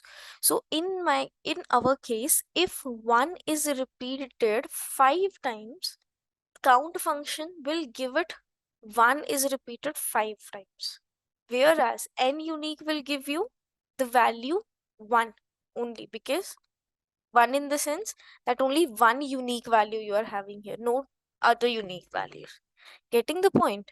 So if I find the count of customer ID, it will give me the count of not null values. All the not null, even the customer is repeated, it will count it multiple times. So what exactly this is telling me? The number of times the ratings are given. So if a customer is given 5 ratings, that means 5 number of times it has given the rating, so it will count it 5 only. If a customer has given ratings to the 10 movies, it will count it as 10 only. So 5 plus 10, 15, then so on. So number of times the ratings has been given. Clear? But again, the same problem here we are having. What? In customer ID, we again have the movie ID also. It will count the movie IDs also. But movie ID is not the ratings column, it's the nan value there. So again, we have subtracted the movie count to get the actual number of times the particular ratings has been provided. So this is actual number of times the ratings has been provided. Okay, now come back to find how many people has rated 1, 2, 3, 4, 5 stars. Means how many movies got 1 star, how many movies got 2 star, how many movies got 3 star, and so on. So one method is, first method, like which everyone can understand, is value counts, because we have used this value counts a lot. Value counts means it will give you the unique values with the frequency of number of time it occurred. So one rating occurred these many times, two ratings occurred these many times, five ratings occurred these many times. You can easily sort the values by if you want, but I want to keep it as it is, right? The second method is using group by. In group by, you can use the dot count function, which will again give you the count of not null values. Then the third method is, in group by, you can use the aggregate function also. The difference between like this method and this method is, here it will give you only count, but here if I write dot sum also, so guys, I will not run this code because I have already run the code in sequence. It will break the sequence because after like a few codes, this Netflix dataset values I have changed a bit. So I'm not running this code, but yes, if I want to find the sum also, it will give you the sum values as well. So aggregate function means at one go you can find multiple things. But if I'm using just dot count, it will work with dot count only. For sum, I need to use another function. So aggregate means we are aggregating multiple functions together. That's a possibility. Clear? So I have used aggregate function in future code also, so do not worry. We will talk about that once again. So these are the three methods how we have found that how many or got what ratings. Again, we can plot it. So this is a stars. Please note that stars variable means it is this kind of data frame count. Now, if I want to plot a bar plot for this, we can do. So everybody knows SNS dot bar, everybody knows PLT dot bar, right? But we can also plot a bar plot like this. So I've used a different code to make you understand that there is another method of plotting a bar plot. What? AX equals to stars means the variable which we have created before, dot plot. The kind is horizontal bar, H stands for horizontal. The figure size is provided, some title is provided, and grid equals to true means to give the values of grid like this, the gray color grid. So this is, you can see the bar graph proper, and highest ratings is 4, means the highest number of movies got 4 ratings. Okay, now everyone focus. Now the codes are something which is little tricky, so you need to focus on the screen. Okay, proceed. Now in my data, it was like this: 1 customer ID, for the number of customer IDs, number of ratings. Then 2 movie, then number of customer IDs, then number of ratings. Then 3 movie, number of customer IDs and number of ratings. This was the data set till it is 4499, it is repeated. Now what I want to try is that I'll create a one more column which will be the movie ID, and one which is present here, instead it should be present here. That this row is for one movie, this row is for one movie, this row is for one movie. Similarly for second, this movie is for two movie, this is two, this is two, this is two, then three, three, three, three, three. So every row itself will have the movie ID instead of only one time the movie ID was present. Every row will have that movie ID. Getting the point? What actually we are going to try? We just want that every movie ID should be present in another column. So every row, if I'm talking about this particular row, it should have the movie ID here only. Instead of I need to scroll up and see what is the movie ID, every row itself should display one movie ID. Okay, now how we are actually gonna try it? How? Let's see. So first of all, what I have done is I have taken a Boolean format. So wherever I am having a true value, that basically means it's a NaN value, and NaN values were the movies. Wherever we were having the nan values, that was movies, right? So pd.isNull command, pd.isNull helps you to find the null values, remember? Now I want to find the null values in the ratings column, and I have converted that into a data frame. That the null values what I got, I've converted back into a data frame. So wherever I am having a true value, that basically means it's a movie ID, and wherever I'm having a false value, that means it's a customer ID.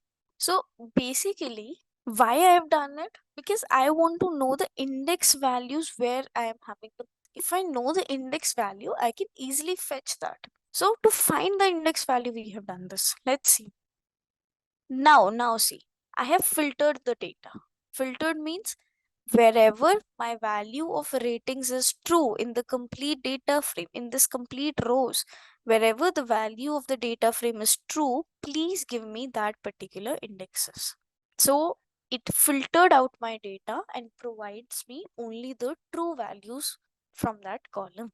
Clear? Okay. Now if we check the shape also, yes, 4499 shape. We have checked the head, we have checked the tail, like normal. Then I have done the reset index. Everybody knows what is the meaning of reset index. Here our index values are like this 0, 5, 4, 8, 9, 6, 9, 4.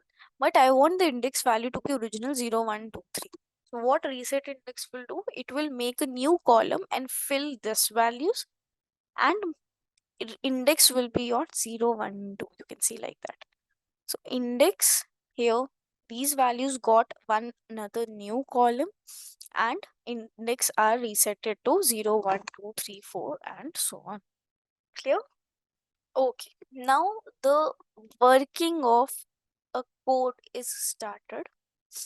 Now think that the first index is this.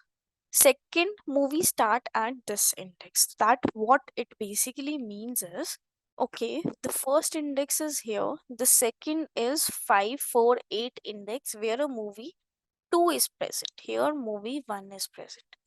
That means in between this means 0 to 547, I need to fill all the rows with 1.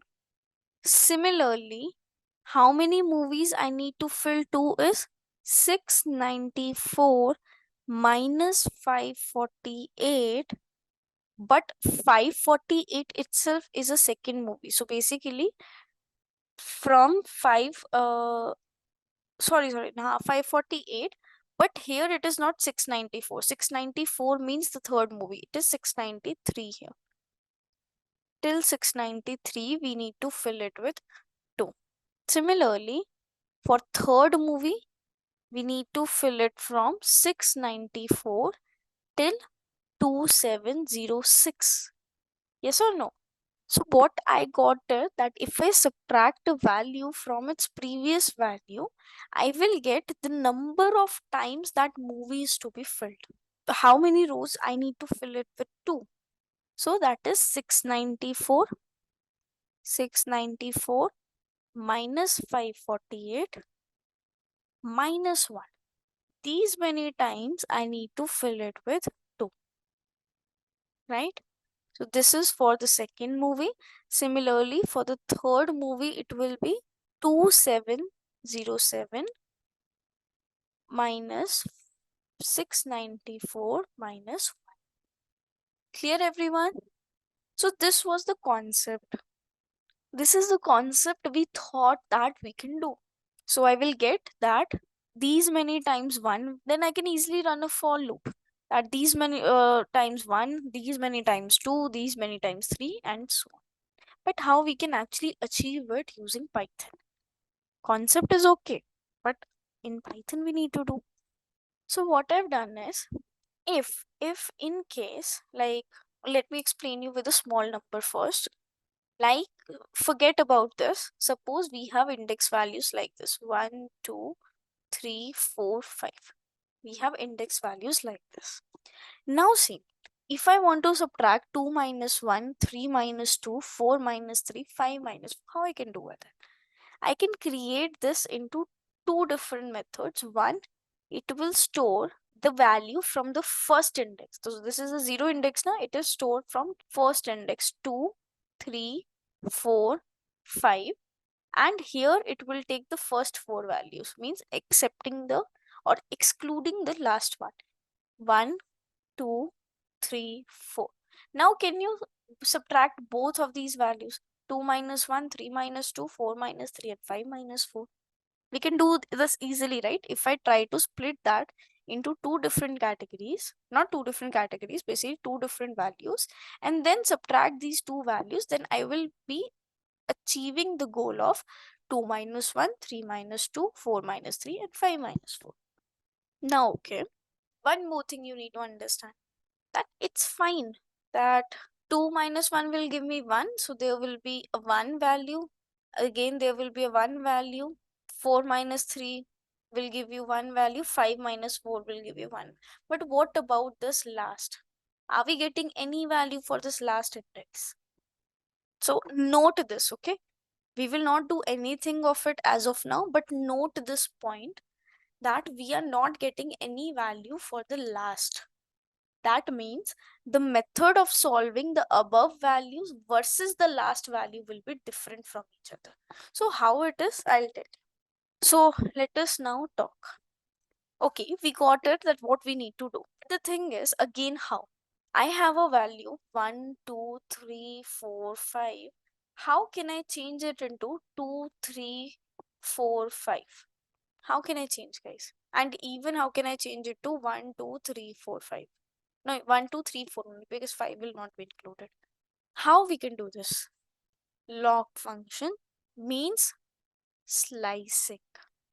Can we achieve this task with the help of slicing? Okay, let's see how. So first of all, if I take -1, so if I want to exclude, so you can see it will extract all the records from the index column except for the last index. So that is the second part what we were finding. So it started with 0 but ended till 4497. So in our reality, the last index value was 4498, the last index value. But when we sliced it, we got 4497. So last value is excluded. Then to achieve the first one, we can the index value will start with 1 only, just excluding the first value till 4498. Now I can store this in one variable, I can store this in another variable and subtract both of them. So it will give me the subtraction of 548 minus 0, 694 minus 548, and so on. Yes or no? Okay, so zip function will basically work same as your compression as you do in your system, that you combine multiple files together. So in Python, zip command is used to combine multiple outputs together. So we got one output from here, you can see two different outputs we were having. So either we can use a variable to subtract them, or either we can zip that value, and if you want to display the value, 666. So you can see here now in this x variable only. Now don't you think so you can run a for loop into this x to subtract 548 minus 0, 694 minus 548, 2707 minus 694. How easy it is now to run a for loop over this? Yes or no? Okay. Now everyone, do you remember the working of the full function?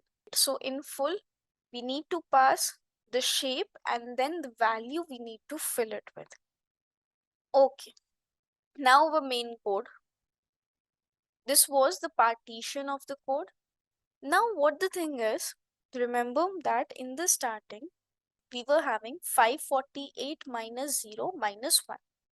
That we need to do. So 548 minus 0 minus 1 means 547 times I need to fill it with 1. So in basically, if I make a variable temp np.full, I'll give the shape that started from the 1 and fill it till 547. How many times? The first one. Okay, now we will run a for loop. How? Let's see.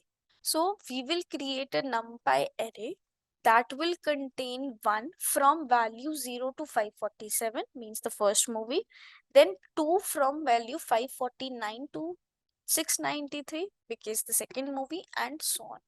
So first we have created an empty list, which is movie underscore np variable, and movie id is starting from 1, so I have taken the value movie id equals to.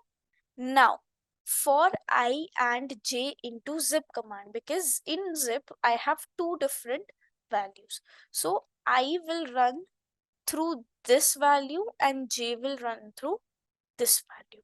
So for I and j in this, temp is equals to np dot full starting with 1, I minus j minus 1. Remember that we were having like this 548 0, then 694 548, like this. So we need to subtract. So I minus j minus 1. Clear? Now we need to fill it with, like using full command I've shown you. We have given this value 1. We have figured out 547 using I minus j minus 1, and we need to fill it with, this is movie ID. So this is movie ID. Then whatever the temp value I got, means temp will give you a value like this. So if we are talking about movie ID 1, it will give you these many times 1, means I minus j minus 1 times 1. Similarly, it will give you number of times 2, 3, 4. We are appending this temp variable into movie np, that means into a list what we have created. And when we are appending it, so this list will be created something like this, movie np. At the end it will be number of times you will be having 1, the number of times you will be having 2, then 3, then 4. So this list will be created. Then I can easily convert this list into a data frame. I can add this list as a new column into the data frame, right? Now after, once I got the number of times I need to find a particular value, it will increase the movie number. So one time it will fill all the ones, then movie id is increased, so it will fill it with 2, then 3, then 4, till the number of movies we are having. So this was how we have achieved it. Now if we scroll down to see the output, you can see here, guys. So the first movies are filled it with 1. You can have a movie id here, filled it with 1. Then other last it is filled with 499. You can see the tail. Similarly, you can see the other index values using ilog function to see a particular data is created. Clear, everyone? Now, if you're confused, ma'am, how we have changed into data frame. So we have not changed into data frame here. We have just created a list using the next command. You can see this movie underscore np first change into integer, and that values are appended in one new column of movie id, then converted customer id also into integer, and then printed. So that was the next step we have created into a data frame.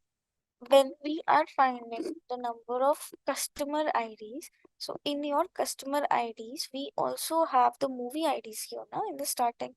So this is not a customer id, so you need to subtract these values. So this is a movie id, so you need to subtract the number of movies to get the actual count of customer id there. Clear? Okay, guys, now listen carefully.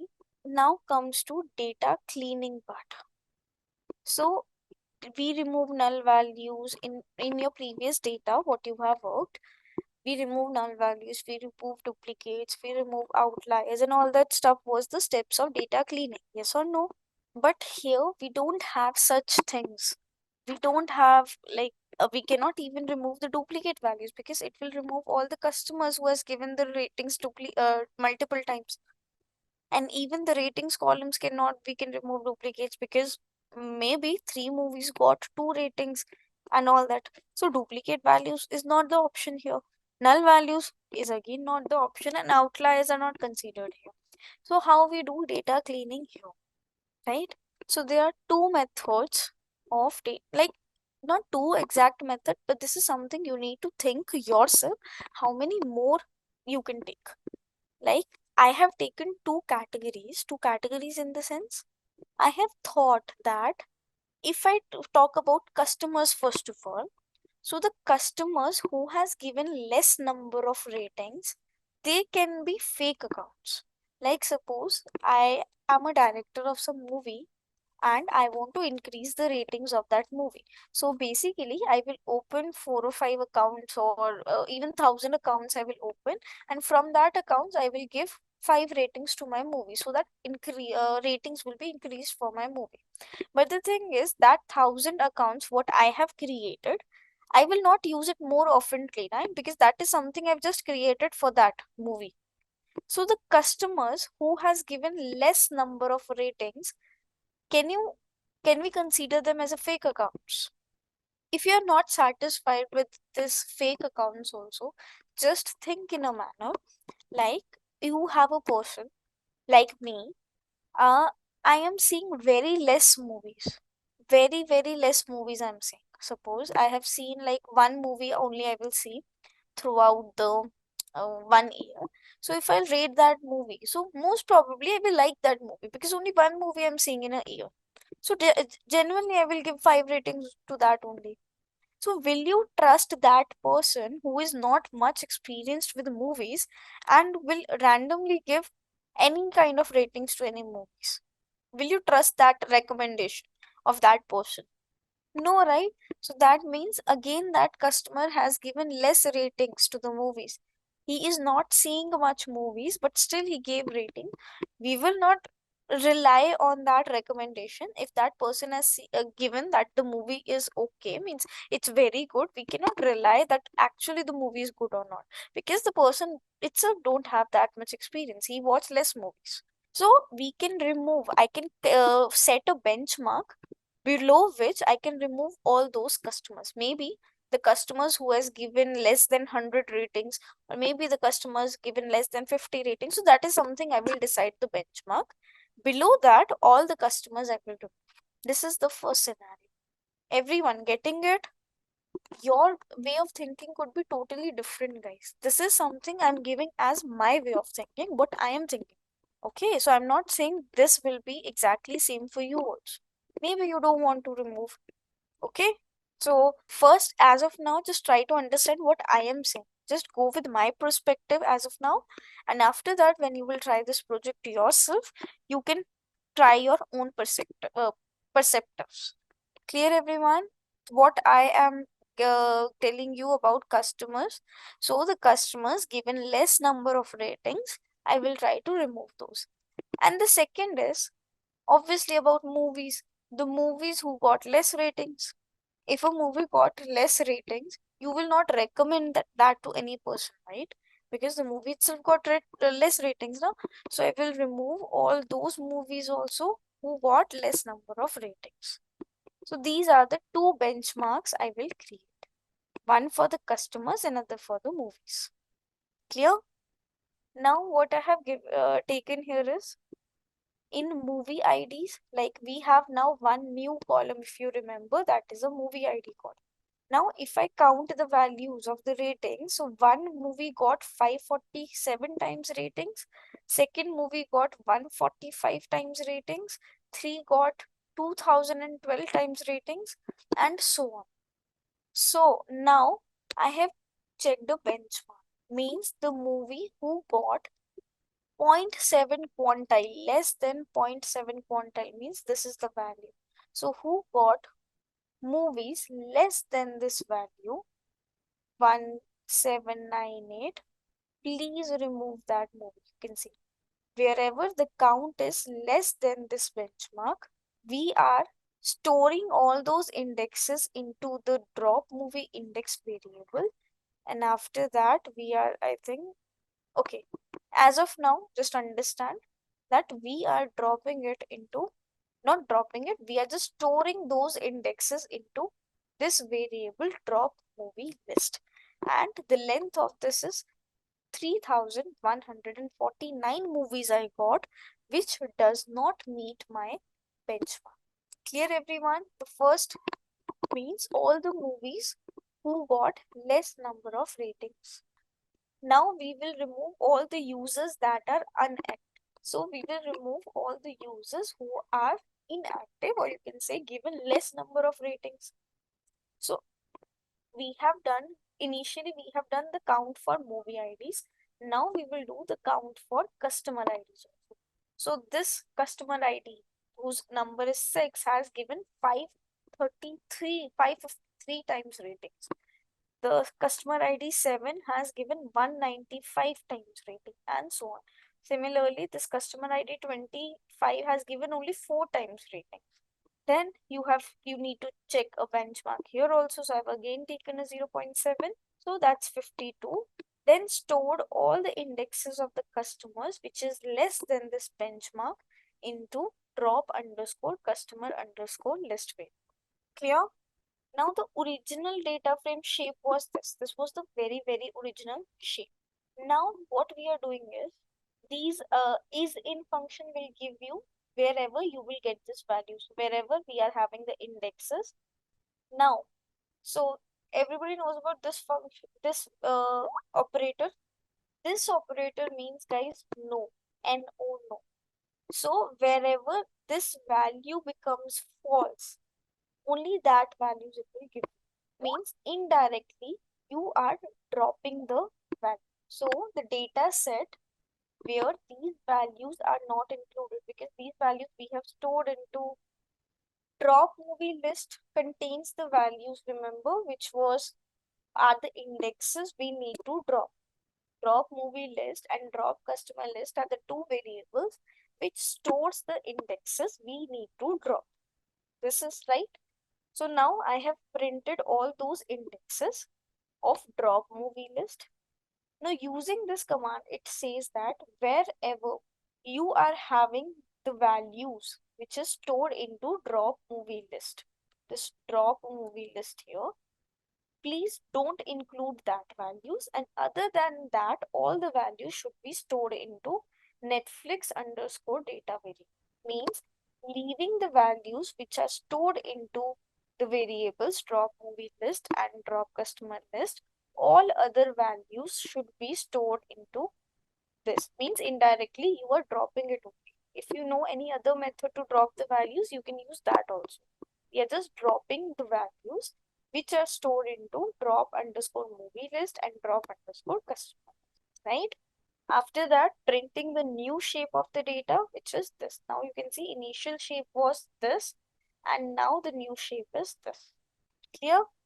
Then you can see now head commands. Head initially it was giving you 1, but the one movie was getting less rating, so it got removed. So your movie ID starting with 3 here. Not from 1, not from 2. It is starting from 3 because the data is trimmed now. Okay. Now guys, we have loaded another data set. Similarly, like here only, you can see we have another data set, movie titles. So what is this data? This will have a movie ID, the year of release, and the name of the. So in our previous data set, we were not having the name of the movie. It was just a movie ID. But in this data set, we have the name. So we have loaded the data set. Okay. So these are the, you can see, 4499 movies you are having and the specific name of the movie. That means every movie ID got a name. Okay, now the surprise. Remember what was the surprise we discussed? Surprise is a library which consists of the algorithms we need to use for the recommendation system.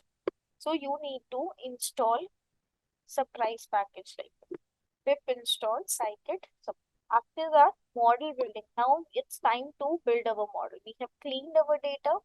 Now it's time to build. So import certain libraries, reader, dataset, SVD, and cross-validate if we want to validate our model. Now, what does reader helps? What does reader helps?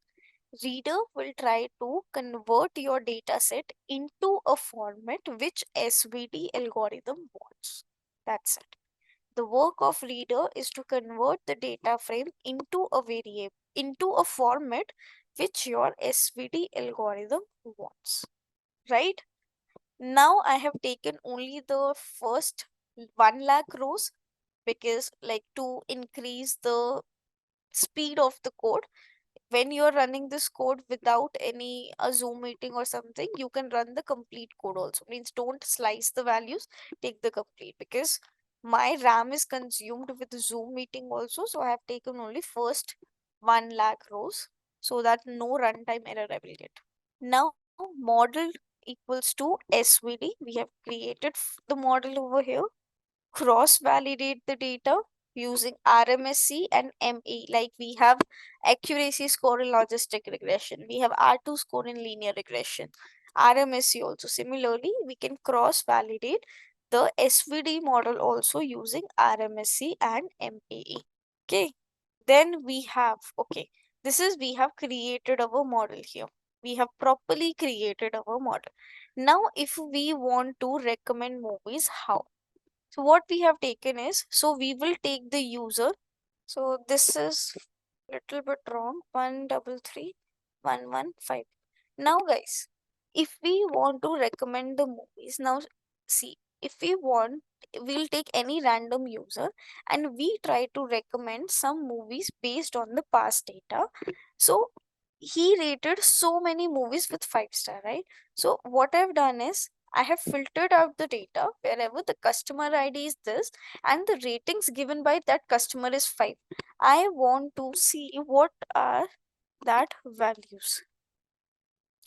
So what we were doing is, for this customer, like suppose I will give name to this customer instead of speaking any number. So what name we should give?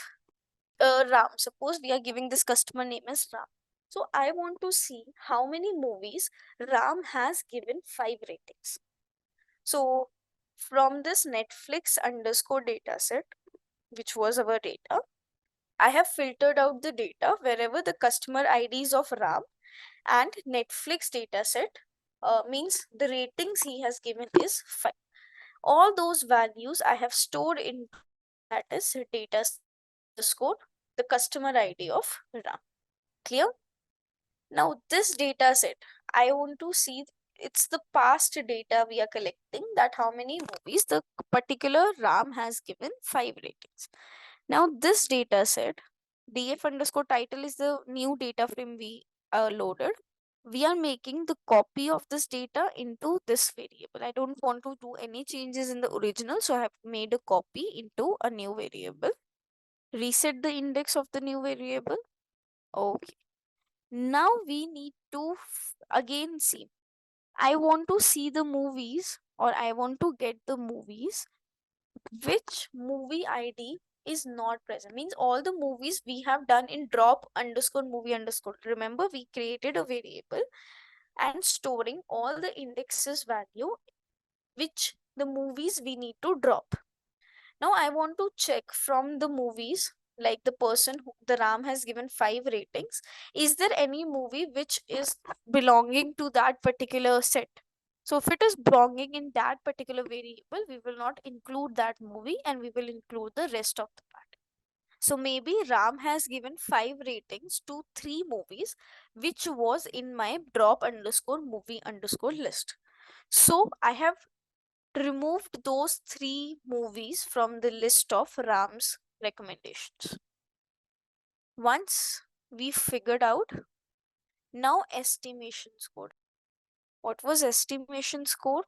So estimation score was the prediction score of each and every movie, that how much prediction value it is getting for the person. So this is the code model.predict.est. est is the function for estimations. Now see, we have created a new variable which is estimation score, not variable, new column in the data frame in which I am storing these all estimation score. So you can see movie 3 got this estimation score for the user, for RAM. Movie 8 got this much estimation score. Movie 16 got this much estimation score. Now what we will do, highest estimation score is something we should recommend. So I have done the sorting part, estimation score in descending order, so that I could get the highest. So these are the movies. So if you want to recommend the top 10 movies, you can take the first 10 values. If you want to recommend the top 5 movies, you can take the first 5 values. The first 5 movies is the what is recommended to that person to run. Clear?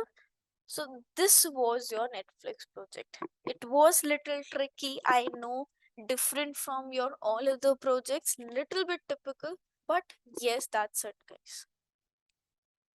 So this was all about your project. Alright guys, so by far what we have done is we have covered the statistical part, programming part, machine learning part, and now we are done with one project as well. Now what we have done is we have called one industry specialist data scientist who is working as a principal data scientist in Accenture, and he is going to give some insights about how exactly data science recruitment process looks like and how the hiring is being done in industry. These insights, these values will definitely prove helpful for you to make transition into data science job roles and crack those interviews. So definitely go through the next 1 hour and earn values about how you can get started in your data science job readiness journey. Understanding problem from business standpoint is very important. I guess you'll second me on that. So if anyone, be it let's say a beginner or let's say someone working in the IT field, but they don't have any business acumen about let's say supply chain or any other discipline, be it marketing, be it sales, but they want to enter into the field of data science, how important business acumen and understanding of problem statement becomes important in that case, and how they can crack that, to get into the field of data science, how they can build the business acumen. Okay, amazing question first.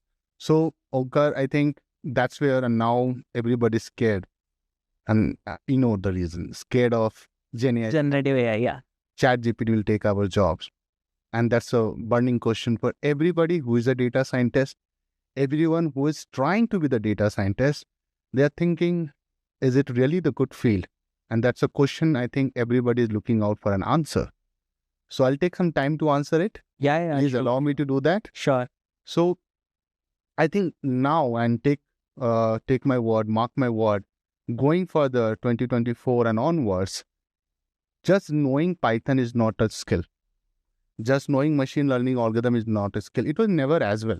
So if you go back, right, everybody has always seen data science, AI, machine learning, right, all these buzzwords, always a horizontal.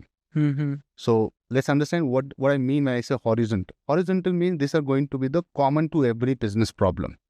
And then we have verticals. So like I'm part of one of the verticals called supply chain, right? Someone might be working in marketing. Right? Doing a lot of campaigning, buying and doing A/B testing. Yeah. Right? Then someone will be trying this into the healthcare industry, right? In a control group and test group, running statistical model. No, they're not even doing literally advanced machine learning. With the Google coming in their I/O saying that will scan the retina and they will, diagnose some of the diseases even faster and having better result than some of those machines, right? The diagnostic machines. So these are the things you need to understand that. I'll take my example because I'm in supply chain for the longest time. Supply chain, if you understand, and that is something a training cannot fulfill that. It will take some time to build the business understanding, right? If you understand, let's say I'm working in network optimization or let's say inventory optimization.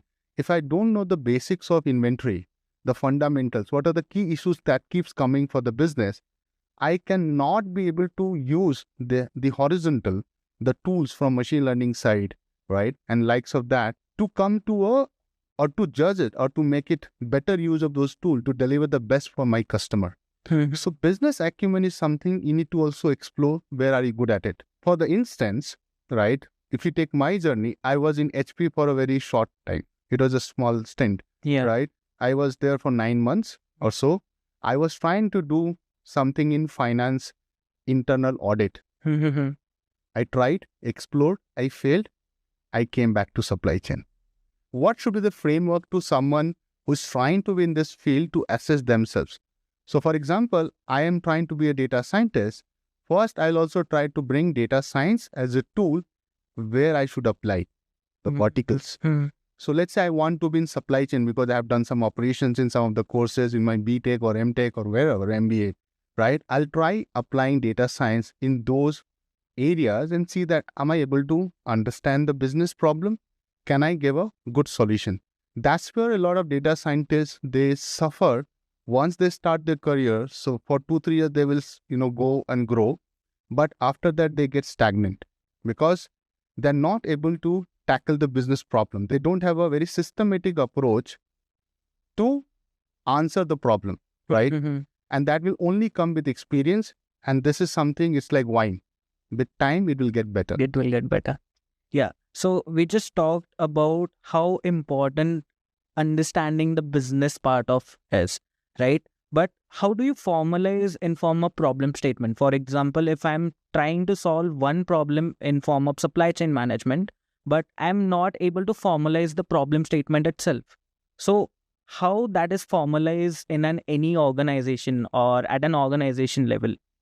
So let's take a simple example. Suppose somebody is saying that, okay, I need to optimize my cost while meeting my service level targets, right? So that could be customer satisfaction for the uninitiated. Then we have to come up with the problem statements, right? And that will be more detailed one. So this is more like coming from the customer, like the headline. Objective objective of the project is this. I need to fulfill all the demand and minimize the cost. Cost is everything. Yeah, boss. So how you will go? So if you are having some experience in this field, you will start with understanding the inefficiencies in the process. For that, you need what? You need data. So we look at, are they able to utilize their warehouses, right? So warehouse is, again, it's a simple term for the supply chain guys. For the other, they might be confused. So warehouse is more like, you keep your material stores and nothing like a storage room. Are you able to utilize it efficiently? How much is the utilization? Data will tell you. Then you can go and communicate to the client. So that's one way of looking at one of the pillars. Then you will think about, okay, what is moving between the warehouses and the DCs, which is distribution center, till the customer? Logistics. Yeah. It can be aeroplanes. It can be trucks. It can be as simple as a courier guy on the bike. Yeah. Are you utilizing their time as well? Are you not, moving things a lot? So suppose I have to deliver to you something, but I first deliver to the other guy and that guy delivers to you, you unnecessarily increase the cost. Yes. It's as simple as that. So these problems statement, which we are trying to understand, will come from the data.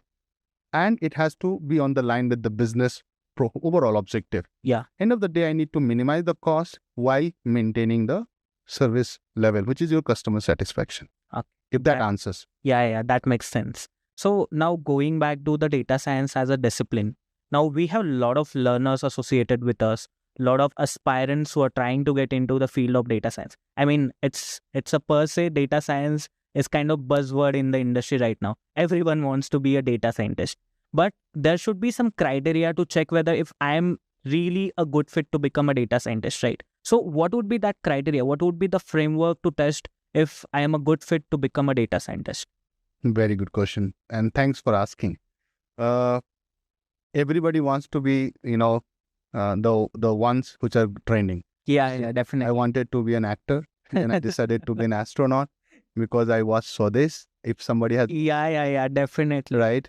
Then I wanted to be a businessman because I started watching a lot about Mukesh Ambani, right? So aspirations keep on changing. Like as we grow, initially I'd like to become a cricketer, but years down the line... Cricketer is the common career goal for everybody. And that was mine when I was a really kid in 8th grade or so. So end of the day, aspiration keeps changing, which is good. So suppose you want to buy a good camera, right? You go to all the different camera shops. Yeah, definitely. Then you decide to buy one. Career is also that, I would say, that detailed choice you have to make. Else you will suffer. Why we are talking about career so seriously these days? Because it's something you'll do for another 30 years, isn't it? Am I right? Yeah. So you start 25, 26 into job. Till 60, generally everybody's plan. But let's say till even 50 you are planning to work. It's hell 25 years. Yeah, definitely. That's right? Hell a lot of time you're investing into something. So just imagine, I'll give another example here. I give you a job of a liftman. You just go and up and down. In physics, your work done is zero. Yeah, Because your definitely. displacement is zero, right? So you might be not up for this job, right? And just imagine, just multiply 30 years you have to do it. So that's where, if you're not able to get a job of your dream, a job of your choice, give it some time. Don't jump to a job because everybody is jumping. That's what we call peer pressure. Yeah. If everybody is going into IT boom happened like that. I'm from electronics, doing software development. I'm from mechanical, automobiles. Engineer, they are doing some C and C++. Can they survive? If they don't have the interest, definitely they are the ones who are in the bottom of the bell curve, right? The tail. They will definitely want to get fired. So my point is that even for data scientists, now since 90% of the youngsters, right, they are looking at job as salary. Yeah, definitely. They will filter highest salary giving jobs. Yeah. Data science is hitting that search. Then they think, oh, I can be the data scientist. And then this framework which you're trying to understand is very important. Can I be the true data scientist? How can I assess that? You have to start doing little bit of, Reconciliation. I would say reconsideration of, your aspiration. You have to test it, and you can test it at home. You don't need to go and join some training program to do that. I'll help you with the framework.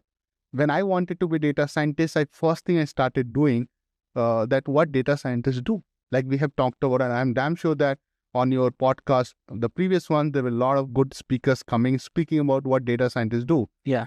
Can you take a problem now? Trust me, when I was trying to be a data scientist, nothing was there. Now we have Kaggle. Yeah. We have Intellipaat, a lot of playlists and videos to help you answer that question. In my time, nothing was there. So what I did, whatever the information we had, right, I started looking into it and try to understand what they do, right? Can I do that? Do I have the background, right? So before even, tapping into that, decade back, data science was not even a major thing. Like people were not discussing about data science as highly as they are discussing it right now. So how you got across this career domain? I mean, that's a big query that is going inside my head right now. So that thanks goes to the mentor.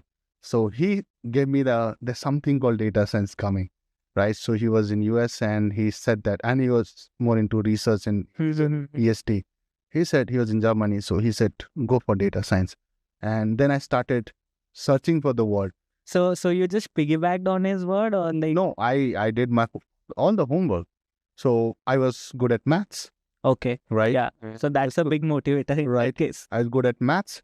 Machine learning is mostly mathematics. Right.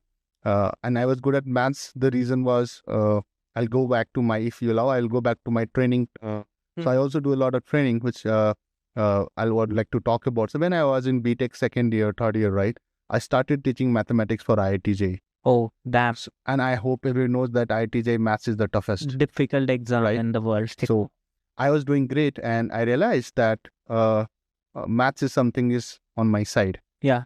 Coding, to be honest, now I'm doing a lot of coding, but that time I was zero in coding. Zero means zero. There was something called C, letter C by Yashwant Kanitkar. Did not open that book. Somehow I passed, right? But now I feel that two things you have to understand for data science. Maths is something you have to have a good understanding, and not the whole mathematics, to be very clear here. Linear algebra, probability and statistics, and calculus. Yeah. If you're good in these three areas of the maths, I'm not talking about trigonometry, geometry, all those stuff, right? Or even those gamma, beta functions. Yeah. If you are good in these three areas of maths, right, and just decent, you will be able to do a good job in, any electrical job. At the end of the day, you're going to crunch the numbers, right? Yeah, definitely. You're going to crunch the numbers, right? Then comes the logical understanding, that logical aptitude. Yeah. Are you able to quickly get a problem and divide into like a decision tree? Yeah. Left, right. Building the intuition for it. Right.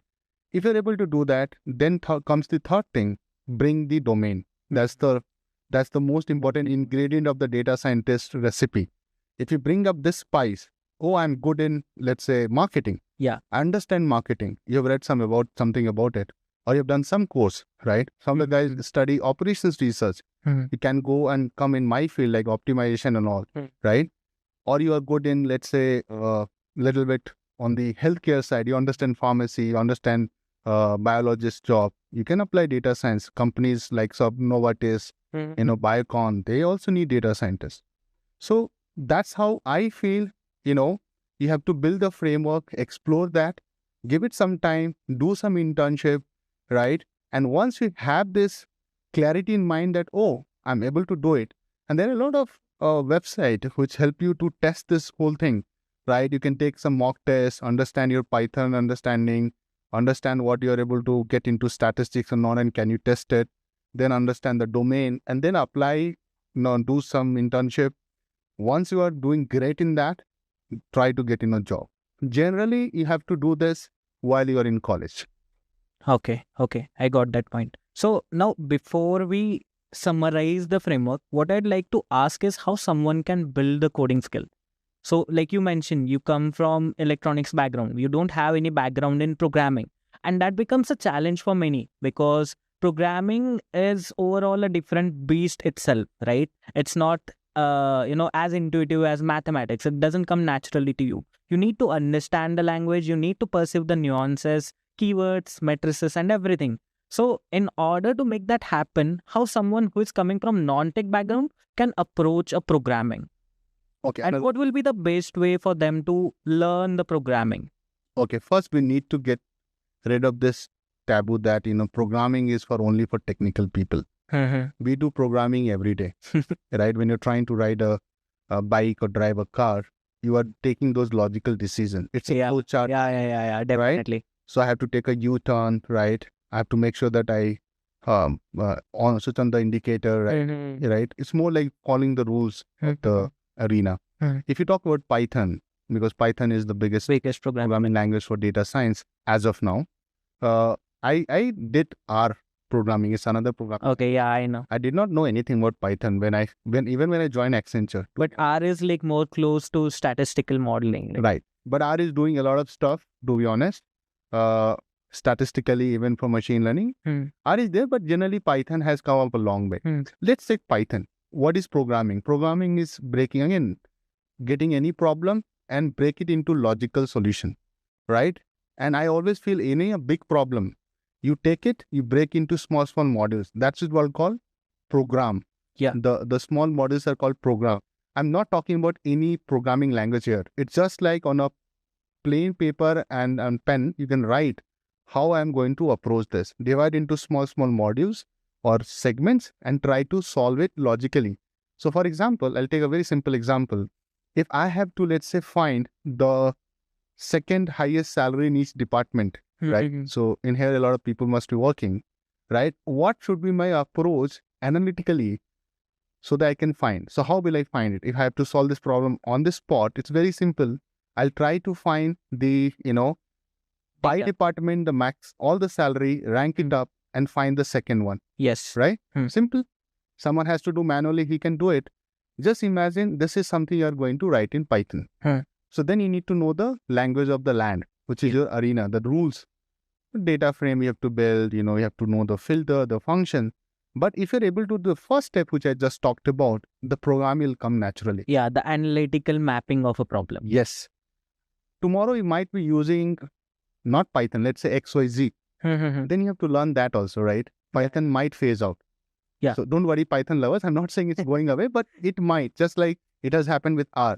Yeah. So then what is going to be the common? The analytical logic. Right? Logic, your knack for solving analytical problems, right? Logically. If that art you have, or you can upskill and get there, right? You can be a good data scientist. Yeah. So to summarize the framework to check whether you can become a data scientist, we'll start with assessing if you have the love for math, or if you, let's say, per se, like statistics or the concepts that lie around the area of calculus and linear algebra, right? Right. Second thing would be mastering a programming language, which is going to be a very intuitive thingy. You'll have to understand how to map a problem into analytical setting. So this is going to be a second pillar.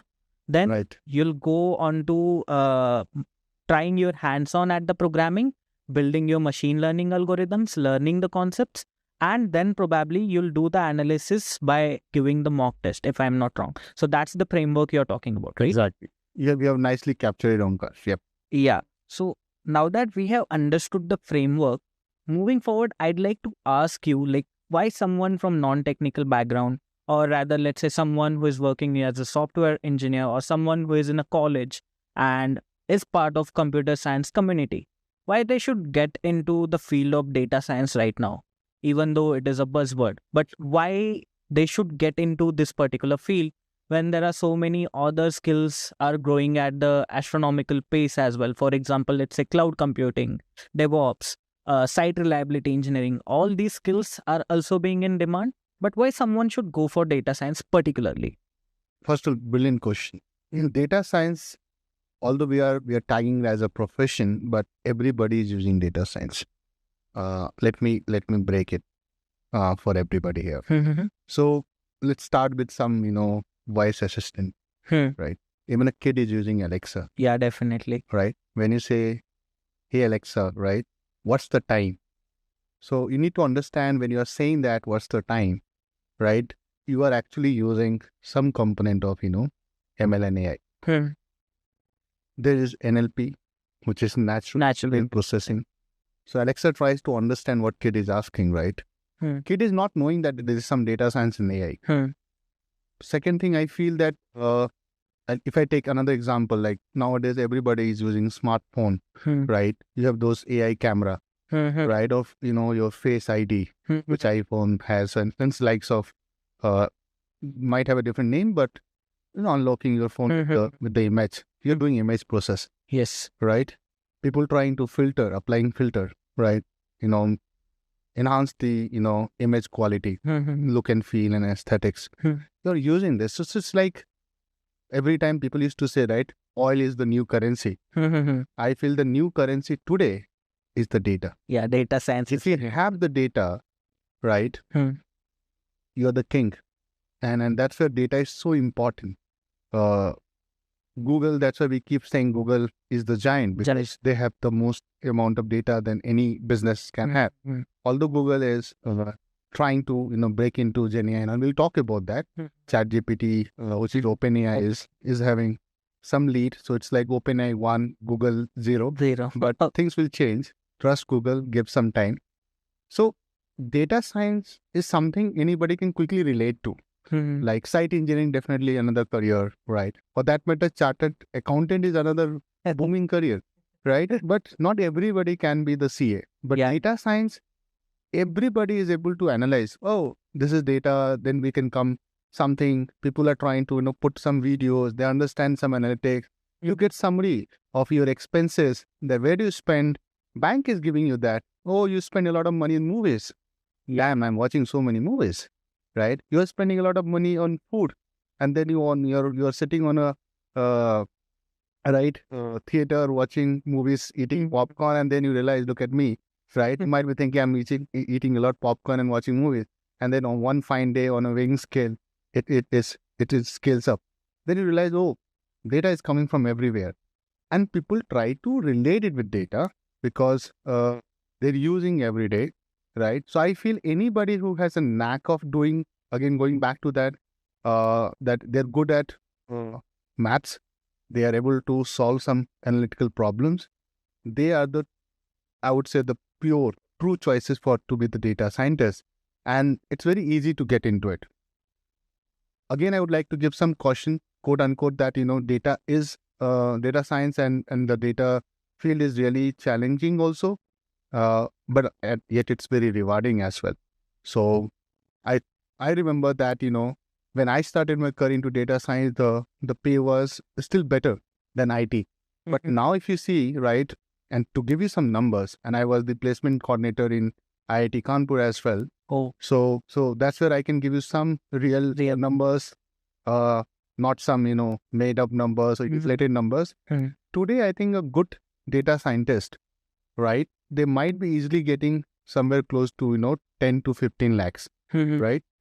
But there are some tier 3 companies or 2 companies, tier 2 and 3 companies, they might give you, but even still you will get 8 to 10 lakhs in cities like Bangalore, Delhi, Mumbai. And the roadmap is really amazing, So suppose you want to go and grow yourself in data science field, sky's the limit, right? So you can be the head of data science as a more like if you see from the career aspiration side, right? And somebody easily can go 1 CR plus, right? So it's such a huge bump up if you see, and data science is not going anywhere with the ChatGPT coming into the picture. People are a bit worried, right? And we were interacting right before this, right? That we are losing job. I think you gave me some number, right? Yeah. So I read this very intriguing fact from Economic Times. They wrote in their article that in last year, 400,000 people lost their jobs. And out of those 400,000 people, 22.8% were from software engineering background. So, I mean, these many IT professionals, that too from booming segment of software development, lost their jobs. But when it comes to data science, that figure lies in like single digit. So, of course, data science is not going anywhere. And I second you on that note. But like, what would be the future dynamic for data science probably 10 or 20 years down the line? Okay. I'm no astrologer, but still I'll try to answer that question by analyzing trends in analyzing trends and data, and with my experience so far. I think any data scientist who is focusing on data science along with a domain, they are irreplaceable. Okay. That business acumen we were talking about, right? That gives you an edge over the other data scientists. If you're just trying to take some data, doing some summary, charts, visualization, or some model you're building, you are going to get replaced. People are worried too much after the ChatGPT came into the picture, or likes of ChatGPT. Recently, Devin has come. Yeah. As like a full framework for software development. But doesn't mean software developers are going to just go home. It's not like that. Any tool with every century, or with, I would say for data science every year, to be honest, every year data science field or some other fields, they will have some advancement. You need to keep flexible, be flexible, adapt to those things. And I'll get into the details and try to take advantage of that. So for example, before ChatGPT, there was a concept of AutoML. I've heard about it. AutoML, what it does, it is like low code, no code. So you're not going to write the Python codes and get your machine learning framework modeling for that, right? It's just very fast. But it doesn't mean that my team, right, or any other data science team, they're not doing any coding today. What they're trying to do, AutoML works, but can it be generalized? No way. Every business will have their unique problem. And you need a unique solutioning approach. If you're good at solutioning, that will come on the back of business understanding along with the right set of tools that AutoML cannot give you. Yeah, definitely. So same with ChatGPT. Now I'll tell you how we are using ChatGPT, how I'm using individually. So now our, production time of developing a tool or asset has declined, or I would say has reduced to a great extent. So let's say, I'll give some number hypothetically. Let's say I'm taking 3 months to make a good tool, data science based supply chain tool. Now we can do the same thing in 1 month. Does it mean that people are losing their job? No, it's just that we are now able to churn out more outcomes in less time with the help of tools like ChatGPT. How are we doing that? We are trying to take a simple approach that, let's say I want to create a code for a small module. I'll ask ChatGPT to give me a skeleton, right? And then try to use that skeleton as per our requirement. So still you need somebody who is a data scientist, who are more of a Python programmer, to take that skeleton and enrich it. So it's like, just like Jupyter Notebook gives you some auto command, right? So suppose you're writing code, it completes it. Yeah. But does it mean that it will complete everything which you are envisaging or you're envisioning here? No. It has to be some skeleton, but you have to start adding it. So just like, make and shift home, right? You have like walls, you start, assembling, you are doing faster. But then somebody is making those assembly or the sub-components. So just like somebody is building ChatGPT, you have to use for your data science work, but you have to be adaptable here. You have to be, learning the new technologies so that you can use in your own job, own work, and then see that how can you add value on it. So now if you're only learning Python, you might be feeling a little scared or jittery about that, oh, I might lose the job because you're only knowing Python. But if you know the business, you know that how I can solve the problem, what is my approach, and how can I make it better with the using these tools or leveraging these tools, you are anyway replaceable then. Yeah, so basically what you're saying is today organization don't want specialization, they want generalization. So basically you do have a specialization in certain domain, but you are able to scale up and generalize across other business functions as well. Is what I'm saying right? To an extent, yes. So, but my point was more on like you have to have a specialized area. So in that case, I would say business. For example, I'm working in supply chain, but what within supply chain? So I said I do a lot of fulfillment and network optimization. That's my core strength. But if I am working my core strength and now data science fields keep changing and I keep learning those traits and try to keep working my core strength, still I am going to be relevant in the business. Okay. So I am not saying that you generalize your skills to everything. Like you should be good at everything. Not possible even if you want. So that's why I would like to counter that. Idea is to be specialized and adaptable. So basically you need to specialize in one business vertical and you need to know the ins and outs of data science completely. Exactly. Yeah. That's how we can summarize this. Yeah, basically, right. So one more thing I'd like to talk about data science job description right now. Right.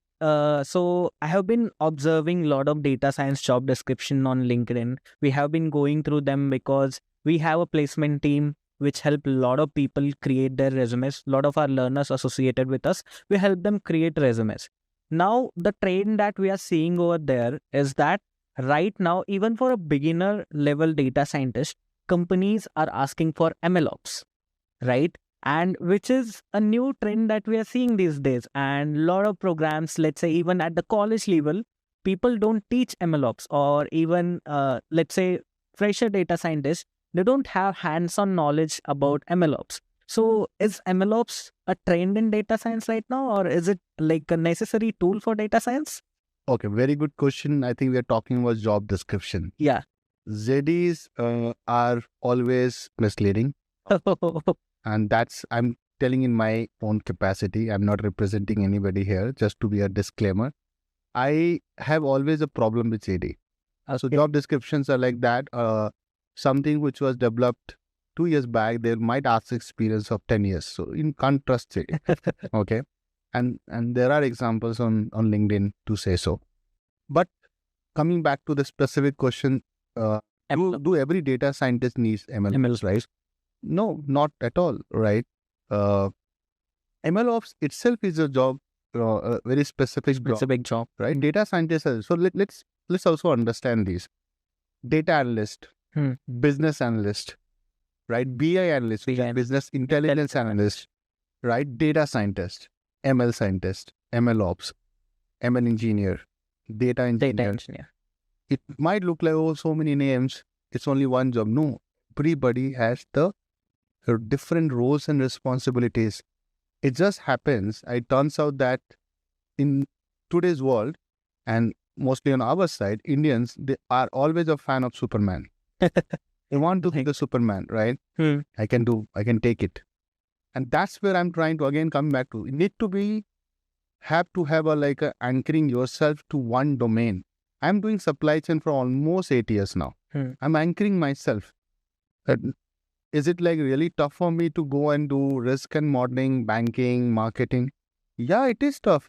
Suddenly I cannot switch overnight, right? Yeah, definitely. Career, right? Virat Kohli cannot start bowling to it. You just take this example. Right. You have to back your instinct and build, strengthen your core skill. My core skills is going to be in supply chain. I can hover or go left, right, center in supply chain. But suddenly I cannot be joining the Elon Musk, the SpaceX, right? Oh, now I want to become an astronaut, right? Or I want to become the engineer, the space engineer. Not possible. Yeah. Done for this life, right? So my 2 cents to the investor is that back your instinct and work on it. Okay. You might fail, you might not clear some of the interviews, but you have to back your instinct. And that's where JD has a big role to play. But I will try to, be a bit sorry to those who are trying to get a job. And that's on us, data science fraternity, that JDs are so misleading. But trust me, it's for all the different roles in the whole globe. So JD is always going to be like everything they'll put it and they'll try to judge. So MLOps is not the thing that data scientists really needs to do, to be honest. I feel data science has to do a lot, bringing data analytical skills.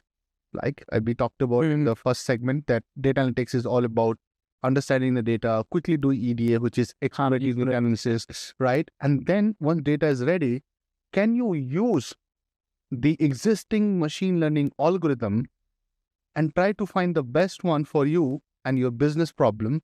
That's what data scientists do. So it's more like I would say it's a mixture of, a data scientist is a mixture of business analyst, because he has to know the business as well. At the same time, data analysis, he has to be good at data analytical skills. Third, they might need to report these summaries and they need to know the BI as well. So like, the libraries like Matplotlib, visualization libraries, Seaborn, Plotly, right?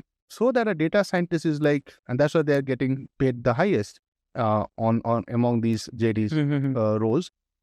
MLOps is a different thing. It's more like your machine learning project lifecycle, right? Deploying it, what are the version history, controlling that. Someone else can do it. It's like I am the data engineer, I am the data scientist. So it reminds me of the Kamal Hassan movie, right? If someone can relate to my humor, that the one guy playing all the roles, right? Yeah. Then you will be in a big trouble.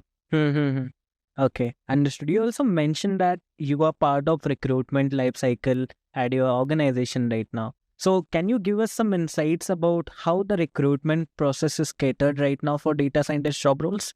Yes, and I would be more than happy to do it, because that's where we are also struggling, and like us, other organizations are struggling, because the candidates are also following the JD trend.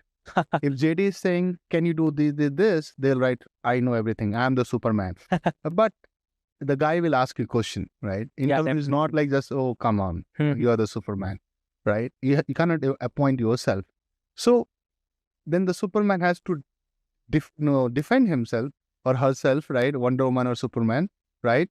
That, oh, I'm really the Superman. And generally 99% it's not the case. So what's we are struggling with, and that's where the guys who are looking out to polish the resume or CV, right? Mock interview, I'll give some bites for them as well. So first of all, don't go and write anything which you've never done.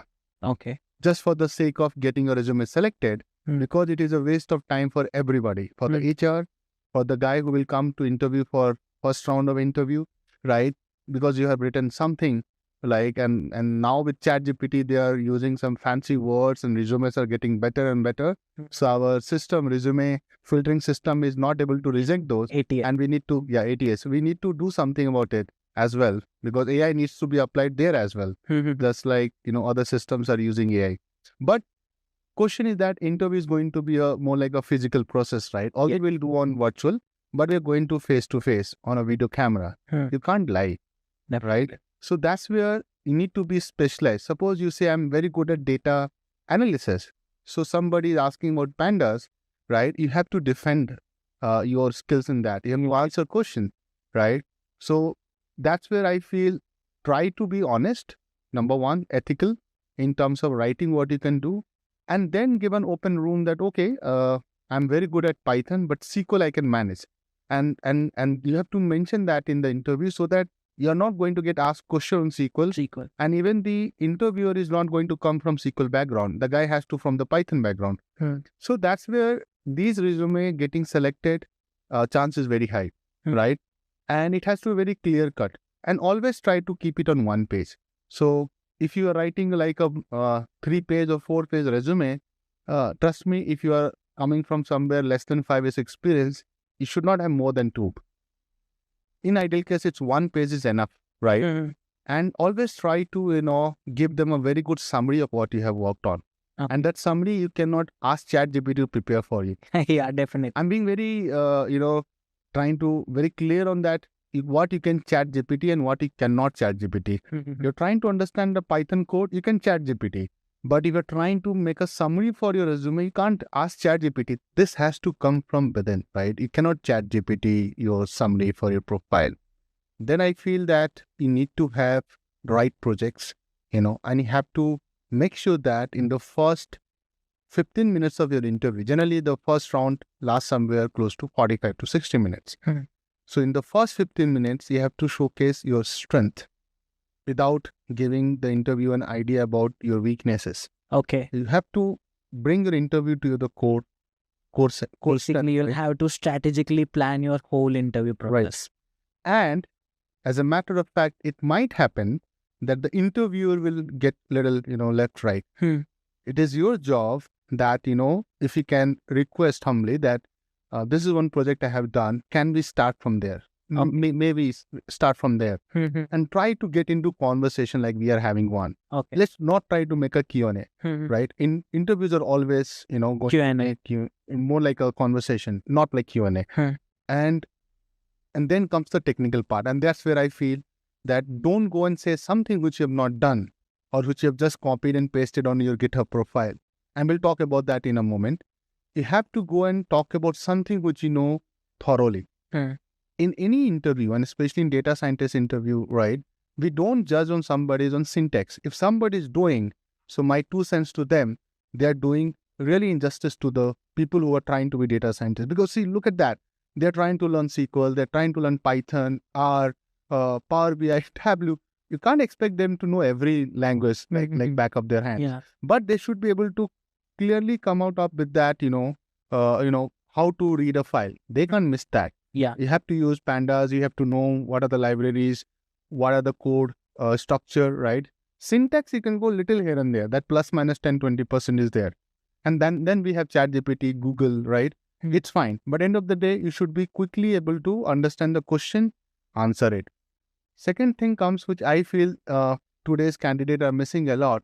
They are also trying to get into so many things at once to try to articulate your strength, right? So if you're trying to solve a case study, start with the problem, what data you have, what kind of assumptions you want to make, how will you use the data or information at hand to break it into, solution, and then explain how will you code it, right? It can be as simple as a machine learning project. I feel that some of the key projects you should have in your kitty if you're trying to be a data scientist role, it has to be something in predictive analytics, right? So applying machine learning algorithms like random forest, XGBoost, right? Interview might start with a linear regression question, but ultimately they'll go there. Yeah, obviously. Right? And then comes the visualization part, which nobody talks about it. Everybody thinks Power BI or Tableau or some charts is bullshit. No. End of the day, you're not going to talk to the business stakeholders by using some lines of code, right? Definitely. Or you will not say, I'll use, max depth equal to 3 for a decision tree model, right? You are going to say that, this is what we did. This is how it helps you to answer this problem. And there's a very nice book on that I would like to recommend to everybody. It's called Storytelling with Data. Okay. Right? So you need to know what charts can be used for what kind of storytelling, right? And you need to bring up those charts right at the right point, and you have to explain with the charts. You have to have the key 1 or 2 takeaways from those charts and have to, let the others talk. Because in these meetings, you'll not get more than 10 minutes, right? You cannot show 100 lines of code, or you cannot show, 20 slides. So basically, guys, what he's telling is you need to create resume according to the industry standards. Don't use any GPT or AI influential tools. Make sure that you highlight your summary yourself, right? Add projects onto it, and make sure you build your portfolio over tools like GitHub itself, right? If that summarizes, or you can participate into Kaggle competitions. Yes. Yeah. Kaggle is definitely, or likes of Kaggle is definitely. And for that, I think Intellipaat does provide you. I have been told that, they have really good playlists curated for the need for the algorithms, like whatever algorithm you want to. And Kaggle is your your practice ground. There you can go and showcase your work. And some of those works you can, publish on LinkedIn using your GitHub profile. And trust me, the guys who are scouting for data scientist candidate, they give value to these things, right? But it cannot be just, you can just, just poke somebody's work, copy paste on your GitHub profile, say I have done it. Then again, you are going to get caught. Yeah, that is a fair point actually. So now that sums up how one should prepare for the complete interview process. Now I'd like to ask one more question. So for example, let's say somebody is coming from a non-technical background, or let's say somebody is coming from an IT background but don't have any kind of backing in data and analytics discipline. So how can they get into the field of data science with the help of professional trainings that are available in the market right now at the abundant rate? How professional certification can help them better make their career transition better into data science? Very good question. I think those who are working professionals, right? And especially I have seen majority other IT people, right? From other fields like non-technical commerce, BSc, right? Not like engineers, to say so. They want to come into data science, right? And I feel you need to bring that at a serious note, that aspiration. Then you have to go for professional training, like sort of Intellipaat is doing for, at a reasonable rate. And why it's so important? Because a lot of time I have been told that, these things are on the YouTube, you can search, but that motivation factor is the thing which I feel, right, that you have to bring into the equation. It's not that these information are not readily available, but it's not curated, right? It has not been backed by industry expert, right? So likes of Intellipaat and other players in the market, they bring you the authentic training, right? And give you the industry exposure as well, and the motivation. So you see, right, someone who is coming from an electronics background, doing data science in supply chain consulting and all, then you see that, oh, I think I can also make that happen. And for that, you need that professional training. In my time, it was all, you can either go to IITs or NITs and get some course. But now this has become, in last 5 years or so, it has become upskilling is a big course. And I feel you are not upskilling, you are downskilling, because others are upskilling. And that's where professional training has a lot to say. And we give value to them, because you have gotten into, rigorous boot camp for, let's say, 6 months. And that gives you a lot of clear understanding, right? What is data science, how you can prepare for it. And when you are working professional, right, you can, once the boot camp is complete, you can take some internal project, because you cannot be going as a fresher if you have 10 years of experience, and try to work within your team. Every team will have data, and bring some machine learning based use cases. And that can become a ground for you to do internal jump into data science domain if your company is having, or you can try jobs outside. Okay. That's I have to say on this. So from your lingo, we have got a lot of data science wisdom, and I'm damn sure as much as I have learned from your wisdom, definitely all of our learners and all the people who are trying to get into data science, they'll learn as well. Thank you so much for dedicating your time to us and being part of this podcast conversation. So moving on with our first question. Explain the types of data science problems along with the data sets used for each problem. Data science problems can be grouped based on what we're trying to solve. For example, one common type is classification problems like fraud detection. Here the goal is to categorize data into classes such as fraudulent or non-fraudulent. The datasets here are usually highly imbalanced, meaning there are far more non-fraud cases than frauds. Sometimes these datasets can even have a time series structure. Another type is regression. This is where we predict a continuous value. For example, predicting house prices. Datasets here might have features like the number of bedrooms, location, and property size, and the target variable would be the price feature. Then there is time series forecasting. This is used to predict future values based on historical data. A common example is stock price prediction or sales forecasting. Another type is recommendation systems. This is where we suggest items like movies, products, or songs. The data sets often include user preferences, item characteristics, and sometimes behavior logs like clicks or purchase history. Lastly, we have clustering problems like customer segmentation. Here we group similar entities based on features like age, income, or spending habits. These datasets don't have labels, so we look for patterns. Each type of problem has its unique dataset structure and challenges, but it's all about understanding the data and the problem resolving.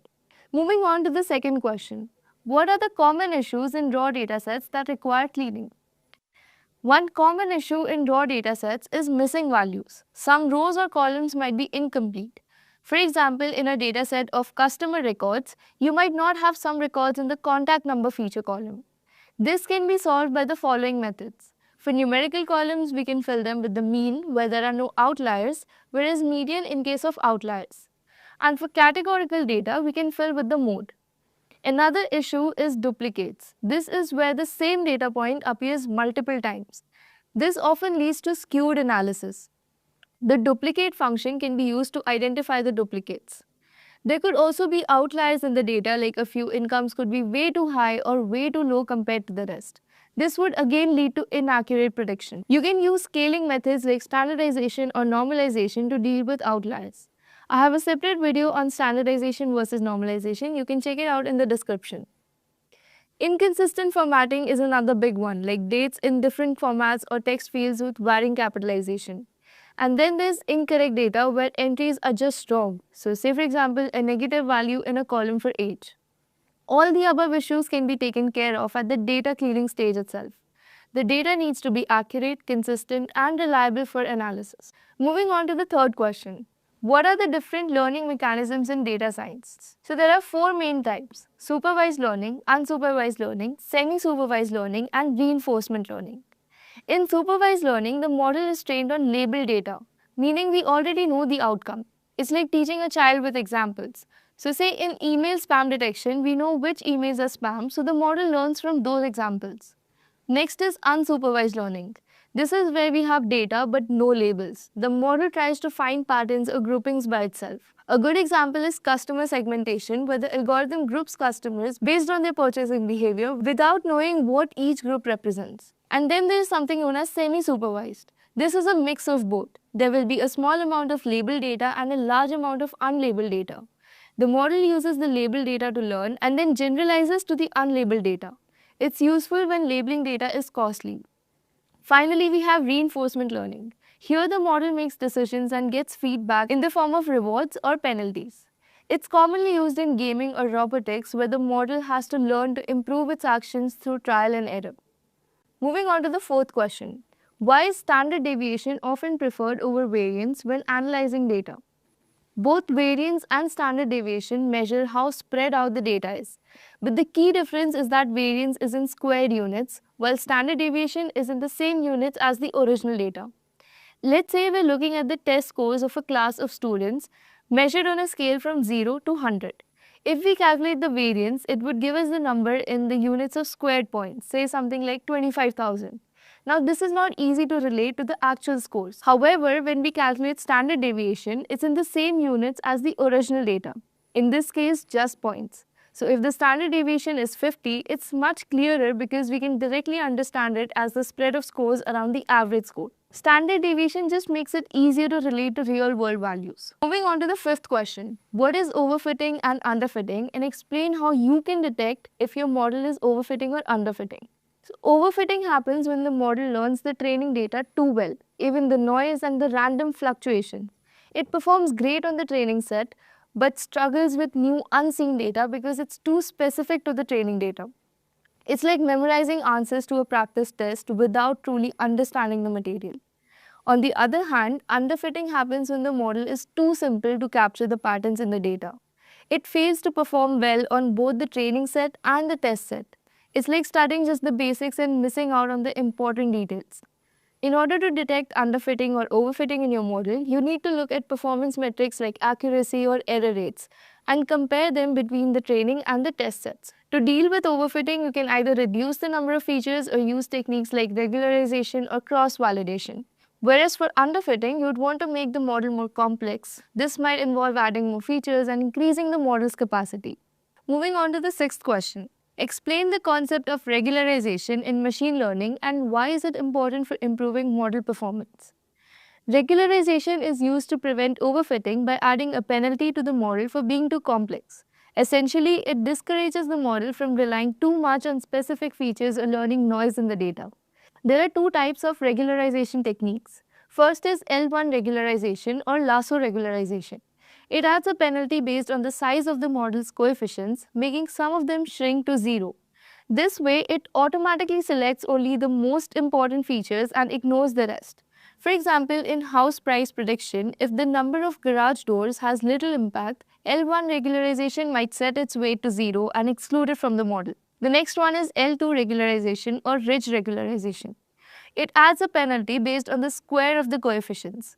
This reduces their size but doesn't make them zero, so all features are kept but none dominate too much. For example, in predicting house prices, if the area feature has a large impact but the number of rooms has a smaller impact, L2 regularization will ensure that both are considered while preventing the area feature from overpowering the model. Regularization is important because it helps the model generalize better to unseen data by controlling complexity and preventing overfitting. Moving on to the seventh question. If a model performs well on training data but poorly on unseen data, what technique could you use to understand its generalization ability? This is a classic case of overfitting. To understand the model's generalization ability, we can use cross-validation. With cross-validation, we will split the data into multiple smaller sets or folds. The model is trained on some folds and tested on the others. This process is repeated multiple times and we average the results to see how the model performs across different subsets of data. It's a great way to check if the model is consistently good across various splits or if it's just memorizing the training data. Moving on to the next question. What is the role of activation functions in machine learning models like linear regression and logistic regression? Activation functions are used to introduce non-linearity into a model, which allows the model to learn complex patterns in the data. In linear regression, there's actually no activation function because the output is simply a linear combination of input features. It's used for predicting continuous values. In logistic regression, however, we use the sigmoid activation function, which squashes the output between 0 and 1, making it suitable for binary classification problems like predicting the yes or no outcomes. So the main role of activation function is to help the model make more accurate predictions by capturing complex relationships in the data. Moving on to the next question, what is the confusion matrix, and describe a situation where false positive is more important than false negative and vice versa. A confusion matrix is a tool that is used to evaluate the performance of a classification model. It shows how well the model's predictions match the actual outcomes by displaying the number of correct and incorrect predictions. It's basically a table with 4 values. One is true positive. These are the correctly predicted positive cases. Then there are true negatives. These are the correctly predicted negative cases. Third is the false positives. These are the incorrectly predicted values as positive, also known as type 1 error. Lastly, we have false negatives. They are incorrectly predicted values as negative, also known as type 2 error. From these values, we can calculate other performance metrics like accuracy, precision, recall, and F1 score, which give a clearer idea of how well our model is performing. False positives are more important than false negatives in cases like a medical test for a rare disease. A false positive that is incorrectly saying someone has a disease might lead to unnecessary tests, but it's safer because it ensures we do not miss any actual cases. Whereas for a spam filter, a false negative, which is a spam email getting through, is less risky because you can always delete it. But a false positive, where important emails are marked as spam, could cause you to miss important messages. Moving on to the 10th question, why do we prefer a decision tree over a random forest? A decision tree is a simple model that splits data into branches based on features, making decisions based on these splits. It's easy to understand and visualize and works well for smaller, less complex problems where interpretability is key. A random forest, on the other hand, is a collection of multiple decision trees where each tree is trained on a random subset of the data. It combines the results from all these trees, which usually gives better accuracy and reduces overfitting. You'd prefer a decision tree over a random forest when you need a simple, interpretable model or when computational resources are limited. But if you need better accuracy and robustness, especially for complex datasets, random forests are the better choice. Moving on to the 11th question, what is naive in naive Bayes theorem? Basically, what we're trying to understand here is what does the term naive stand for in this naive Bayes theorem? So, the word naive in naive Bayes basically refers to the assumption that all the features in a dataset are independent of each other. But if you consider real life scenarios or real life data sets, this assumption does not really apply. Why? Because, say, for example, you have a house price prediction data set. You will have feature columns like number of bedrooms, number of bathrooms, balcony, the area of the house, and so on. Now, in real life, if you consider the area and number of bedrooms, number of bathrooms, so are supposed to have some sort of correlation between each other. But what naive Bayes theorem does is it is going to consider that these features are independent of each other, that is, they have zero correlation between each other.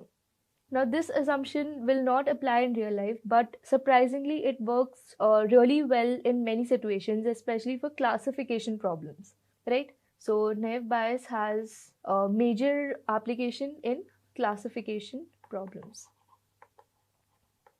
Alright, so naive Bayes basically calculates the class probabilities based on feature likelihoods, assuming no dependence between them. Clear? So, this is the formula for naive Bayes theorem. This is the posterior probability of the hypothesis. This is what the naive Bayes is trying to calculate. This is the likelihood probability, which basically is the estimated value for each feature, assuming that all the features are independent. Alright, so this is the assumed value. And then we have our hypothesis probability and our evidence probability. Alright, before we move to the next question, let me take you guys to my notebook and show you guys the implementation of naive Bayes. Alright, so the implementation in Python is very easy for any naive Bayes. So basically we have 4 types of naive Bayes theorems. First one is Gaussian naive Bayes. So this works well for continuous data. So the Gaussian naive Bayes basically calculates the mean and the variance, and then it goes for the probability. Then we have multinomial naive Bayes. So this works for the discrete data set. Like it is going to count the data and then it is going to go and calculate the probability. Then we have Bernoulli naive Bayes. This works for binary or Boolean features like yes, no, true, false. Then lastly we have categorical naive Bayes. So the name itself suggests that it works for categorical data sets. So you can easily import your naive Bayes theorem, whichever one you want to apply, from sklearn.naive Bayes, and then you have to call your function and simply train it using the fit method. Alright, so once that is done, you can go ahead and predict it, and this is what your output is going to look like. Alright, so basically this is how it has classified it as 0 and 1. So that is all about the naive Bayes theorem. Moving on with our 12th question, what is imbalanced data and how do we handle them?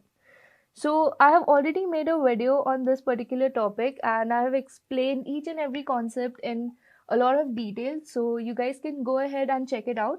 But right now I'll just cover this concept in brief so that you guys get a basic idea. Alright, so imbalanced data basically happens when one class in a data set has a lot more samples than the other. Now what does that mean? So consider this example over here. So this is a balanced data set. Now why is this a balanced data set? So we have 2 classes over here, female and male. Let's call them A and B. Alright. Now class A, that is female, has 51% of samples in a data set, whereas class B, which is male, has 49% of samples in the data set.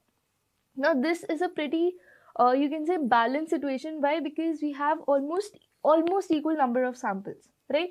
51% and 49% are not that far away.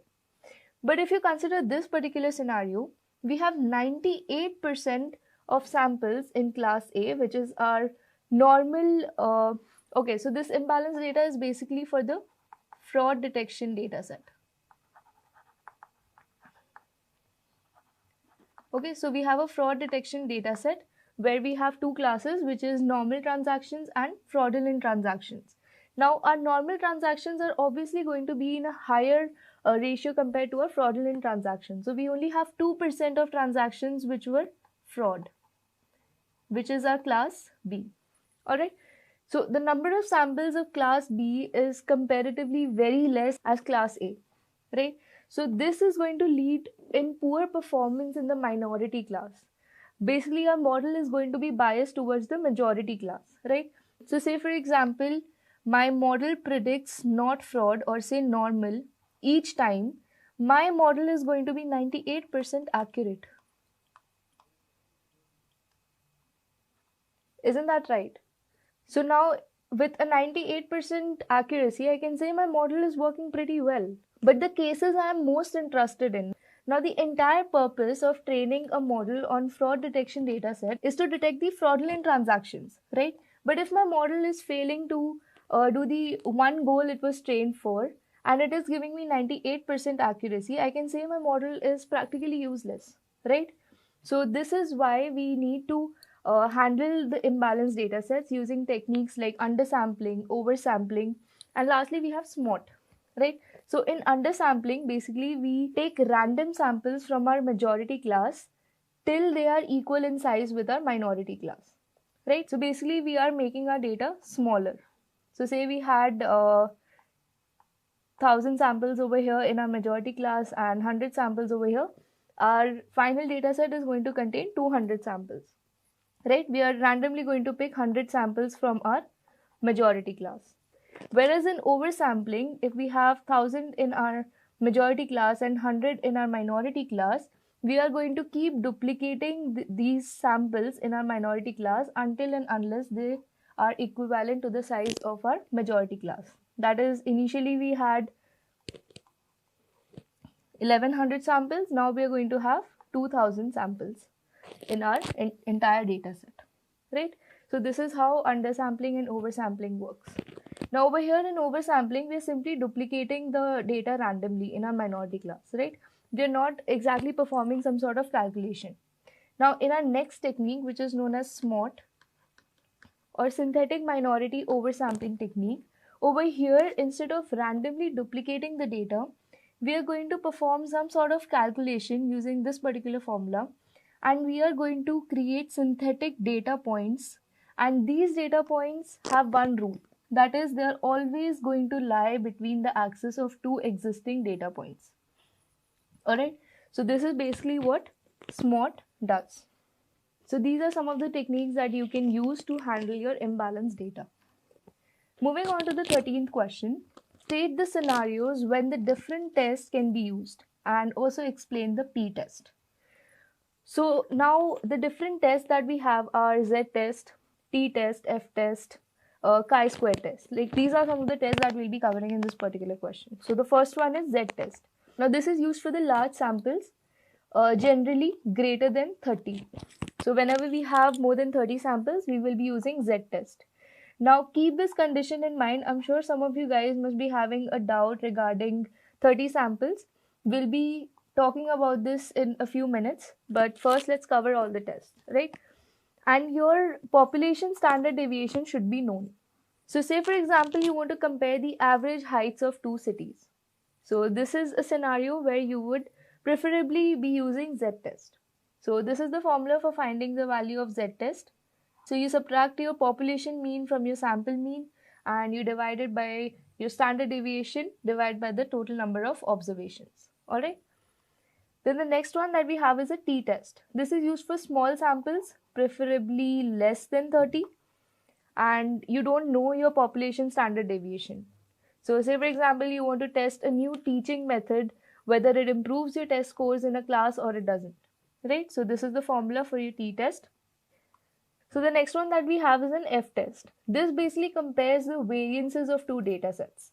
So say for example, you want to check the variability in scores from two teaching methods. This is when you'll be using an f-test. So this is the formula. You divide your larger sample variance by your smaller sample variance, and then you can look up the f-test table to find the value.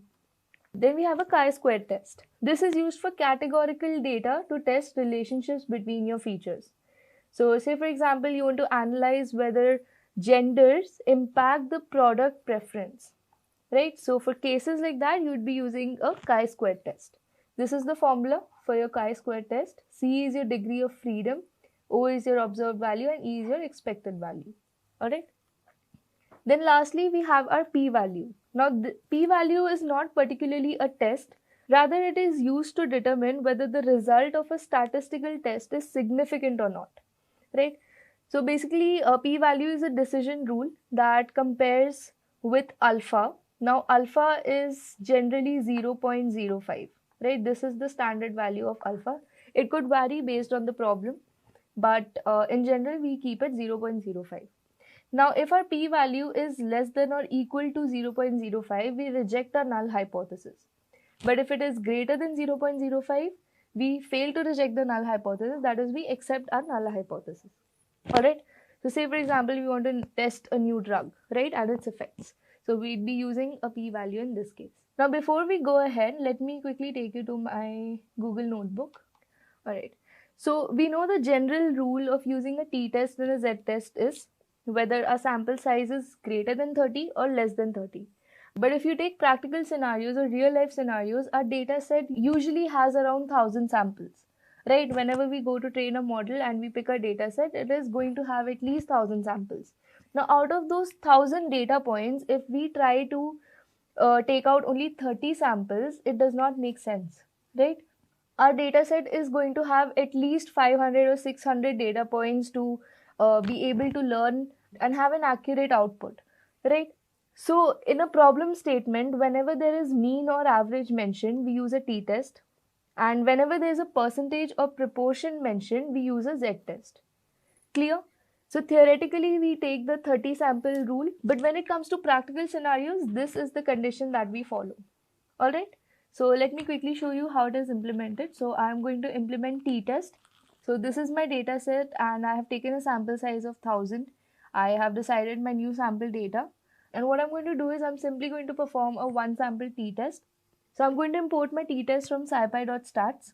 I've declared my variables t-start and p-value, and I've passed my column purchase, and I've given the sample size over here.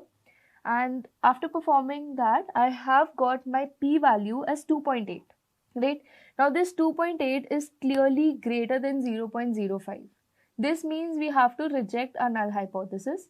And over here, we have given a conclusion, that is whatever was our alternate hypothesis has become our conclusion now. Alright, so this is basically how we perform any test in Python using the libraries. So moving on to the 14th question, what are eigenvalues and eigenvectors and why are they important?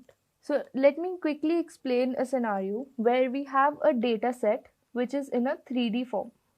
Alright, now if I want to make my model simple and understand the data better, my goal would be to transform this 3D data into a 2D data, while also being able to retain the maximum information out of this particular data. Now, in order to do that, I can compress my data from any one of these dimensions, either from my height, my width, or my breadth. But if my goal is to retain the maximum information, I'm definitely going to compress it from an angle that has the largest area. And if I feel this particular side is going to give me the maximum information out of my data, I'm going to compress my data set from this particular angle. So now what eigenvalues and eigenvectors are? Eigenvalues are basically going to tell me how much my data set has shrinked or stretched during my transformation, whereas my eigenvectors are going to define the direction from which my data sets have been shrinked or stretched, right? And the direction is always going to remain unchanged during that transformation. So I hope this is clear, and this is the basic formula that is used to calculate the eigenvector, which is represented with the x vector, and we have eigenvalue represented by lambda. Alright, so let's quickly look at the example. So we have a matrix denoted by A, which is 2, 0 and 0, 3. Now in order to calculate the eigenvalue, this is the formula that we'll be using. Alright, we need to calculate our matrix A minus lambda into I. Now I is the identity matrix and it is represented using this particular matrix. Alright, so now we know the determinant of this particular matrix is going to result to 0. Alright, now this is going to help us give the final values of the lambda.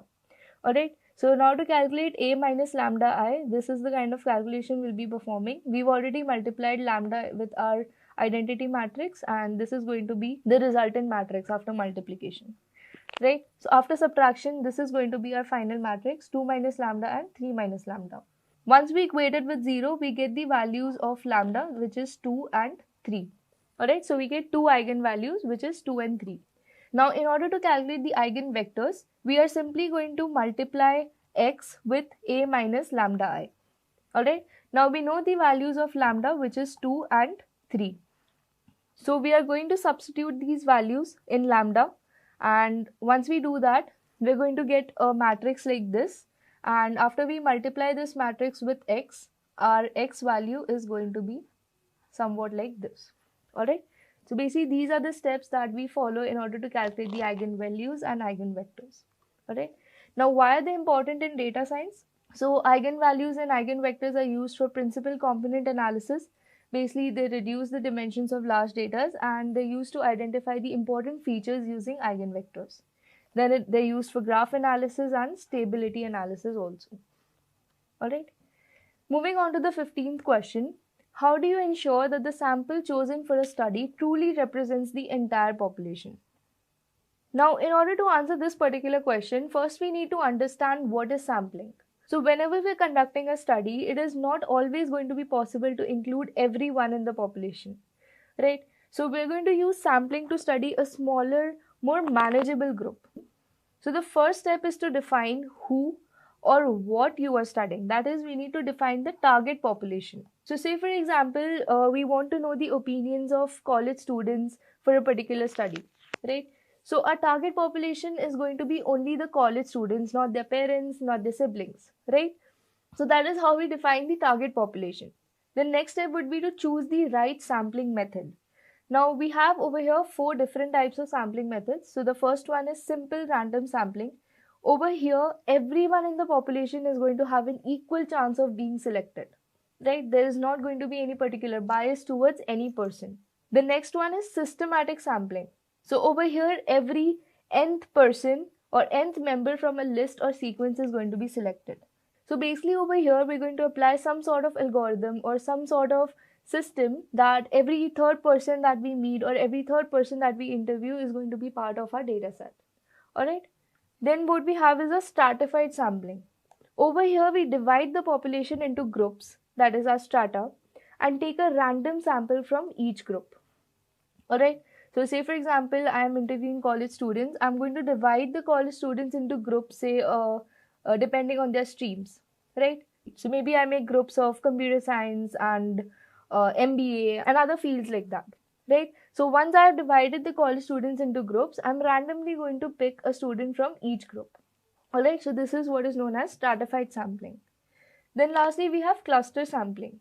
Over here, we divide the population into clusters, randomly select the clusters and include all the members from those clusters. Alright, so over here I'm not going to select an individual from a group, rather I'm going to select the entire group randomly. Alright, so this is known as cluster sampling. So depending on our problem statement, we need to choose the right sampling method. Then third is to ensure sample size is adequate. What this means is larger samples are better because they reduce the likelihood of errors. So say for example, if we are polling 10 people to understand a city's preference, we are going to miss the diversity of opinions, right? A sample of 1000 is going to be much more reliable and much more adequate. So this is what ensuring the right sample size means. Then lastly, we need to avoid bias. Bias occurs when certain groups are favored over the others. So say for example, we only survey people from urban areas and we ignore the rural areas. So our result is going to be completely skewed, right? Obviously, the opinions of urban people are not going to match with the ones of the rural people. So this is basically how bias enters the sample. So we need to avoid bias in order to have a sample that truly represents the entire population. Alright, moving on to the 16th question. What is a gradient and gradient descent?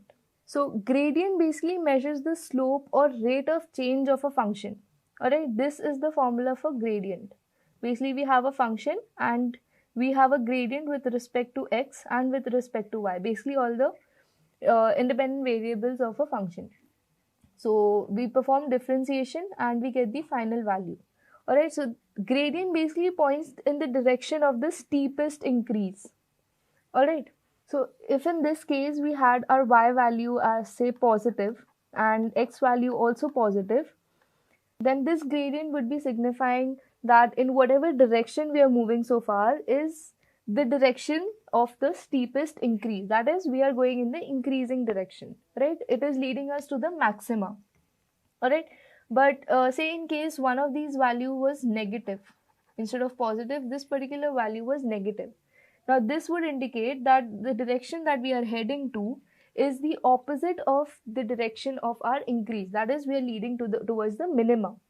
Alright, so basically gradient tells us how much the function is increasing or decreasing as we move in different directions. Alright, then we have gradient descent. Now this is a method to find the minimum of a function by moving in the opposite direction of the gradient. Now we already discussed gradient is going to lead us in the direction of maximum value. And now gradient descent is a method to find the minimum of a function. So obviously gradient descent is going to move in the opposite direction of the gradient. Alright, so say for example this is our function. Alright, now in order to reach the minimum point which lies over here, what we are going to do is at every point we are going to calculate the gradient. Alright, now if the gradient is telling us that this particular direction is going to lead us to the minima and this particular direction is going to lead us towards the maxima, we are obviously going to move in the direction that is leading us towards the minima, right? And we are going to check that at each particular point until and unless we reach a point which is the global minima. Alright, so basically we are trying to reach towards the bottom of a valley. Now this optimize the models by minimizing error. Alright, so this is basically what gradient and gradient descent means. Okay, moving on to the next question, define confounding variables. Now confounding variable is something that influences both the independent and the dependent variables. Alright, so confounding variables are often referred to as hidden variables, and they can make a relationship appear between an independent variable and a dependent variable even if there is none. Alright, so this is basically what confounding variables do. Now say for example you're studying the relationship between exercise and weight loss. You find that people who exercise tend to lose more weight. But if you don't account for people's diet, it could be the diet causing the weight loss as well, right? And not just the exercise. So in this case, diet becomes our confounding variable. Alright, so this is basically how confounding variables work. Moving on to the next question, define bias variance trade-off. Alright, now in order to understand bias variance trade-off, we need to understand these terms separately. So bias is basically an error due to oversimplistic models that don't capture all patterns in the data. Alright, so this is an example of high bias in our data. So these are our data points, and since we have a high bias in our data, we are not really trying to understand all the data points. Rather, due to the simplicity of our model, we are just going to fit a straight line where we assume that most of our data points are being touched. But this is a case of underfitting. Alright. Then the next thing that we have is variance. Now this is an error due to models that are too complex and overfit the training data. Now this is the opposite of high bias. So basically when we have a high variance or low bias, what we do is we try to learn each and every data point in the data set. This leads to overfitting, and this is also a case where the model performs really well on the training data but very poorly on the unseen data. Alright. So a simple example or simple analogy of a high bias would be a person studying for an exam, and the person is not really trying to understand the definition and the examples of each concept. Rather, he just looks at the headings of each concept, right? This would be a case of underfitting. But if that same person tries to memorize each and every detail of a particular concept, so he even memorizes the numericals, the exact value of each numerical, the person is going to perform extremely well if the exact same questions appear in the data. But if the values of a particular numerical or a particular question are changed even slightly, the person is going to fail in that particular case. So this is an example of overfitting. Alright? And overfitting happens when there is a low bias or a high variance. And underfitting happens when there is a high bias or low variance. Alright? Now, the entire goal of bias variance trade-off is to find the right balance between bias and variance. Now, if we have a low bias and a high variance, our model is going to fit the data well, but it is not going to generalize it. Alright, which basically means overfitting. But if we have a high bias and low variance, our model is going to be too simple and it is going to miss important patterns or even the general patterns, the basic learnings of the data. Alright, so the goal is to find a spot where the model is complex enough to capture patterns but simple enough to avoid the overfitting.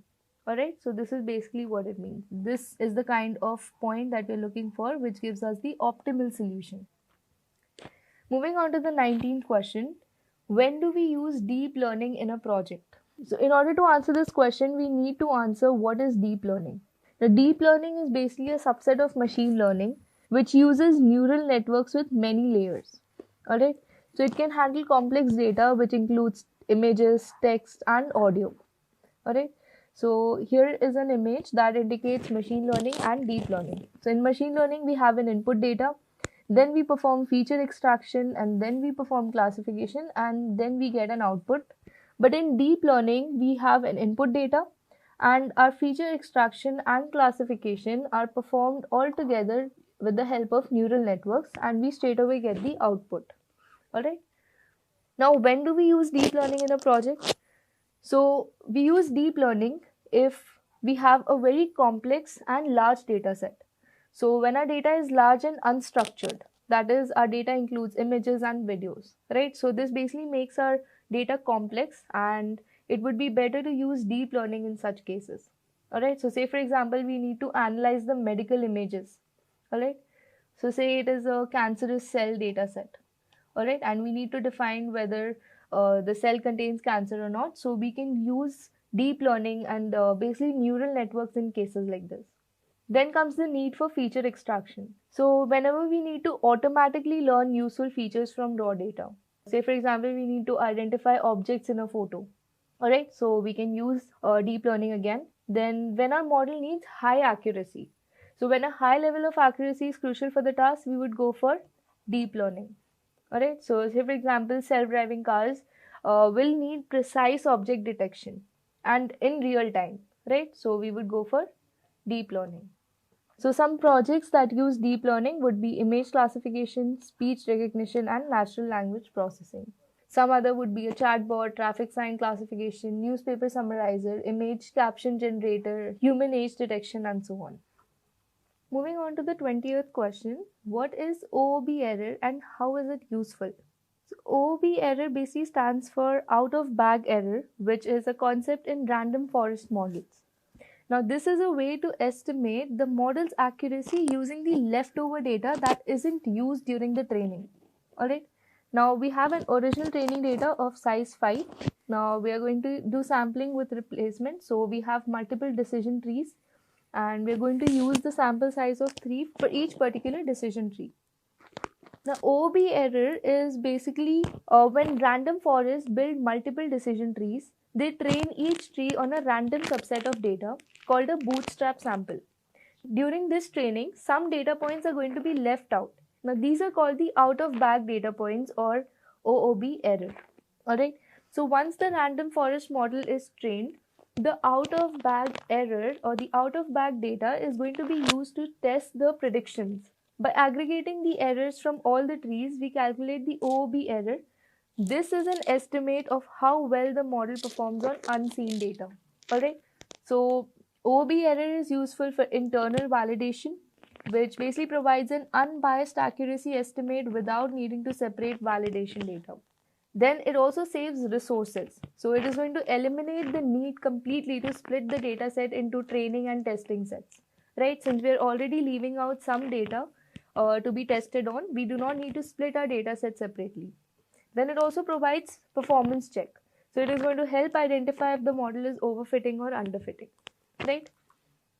So some examples of OOB error are suppose a random forest model trains on 70% of the data, which is a bootstrap sample, and the remaining 30%, which is our out of bag data, is going to be used to test each tree's prediction. Now we aggregate these predictions to compute the OOB error in total. Alright. Moving on to the 21st question, define and differentiate between convex and non-convex functions. Now, as you can see in this image, we have two graphs. Let me tell you, this is a convex function and this is a non-convex function. Alright. Now, in order to understand convex and non-convex, let us recall gradient descent. Right. Now, the purpose of gradient descent was to find the minimum of a function, right? This was used to minimize the error or loss of a model, correct? Now, if we talk about this particular function, if we start from any point, say initially we have a point over here, or you can say we start from this particular point, we know that our minimum point or a minima lies somewhere over here. Is that correct? As you guys can see, this is going to be, or somewhere over here, this is where the minimum of our function is going to be located. Now, if we start from this particular point and we calculate the gradient, we are going to be led into a direction somewhere over here, correct? Then when we calculate the gradient over here, we are going to be again led in this particular direction. And this process is going to be continued until and unless we reach this particular point. Now, in a convex function, it does not matter what our starting point is, because no matter from wherever we start, we are somehow or the other going to be led to the minimum point of our function, right? So, convex functions are said to have one and only one global minima, right? Now, if we talk about non-convex functions over here, so say my starting point is somewhere over here.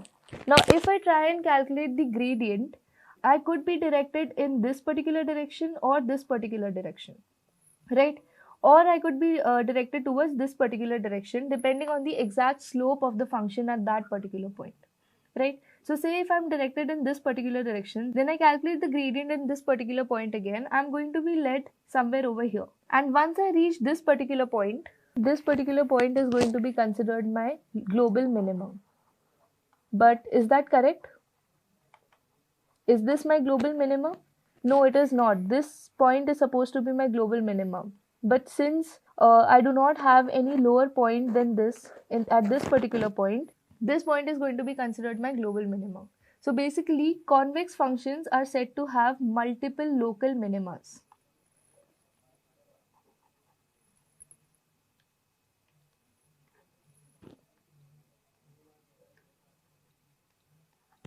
Alright. As you can see over here, this is another minima, this is another minima, this is another minima. So whether or not you reach the global minima depends completely on your starting point.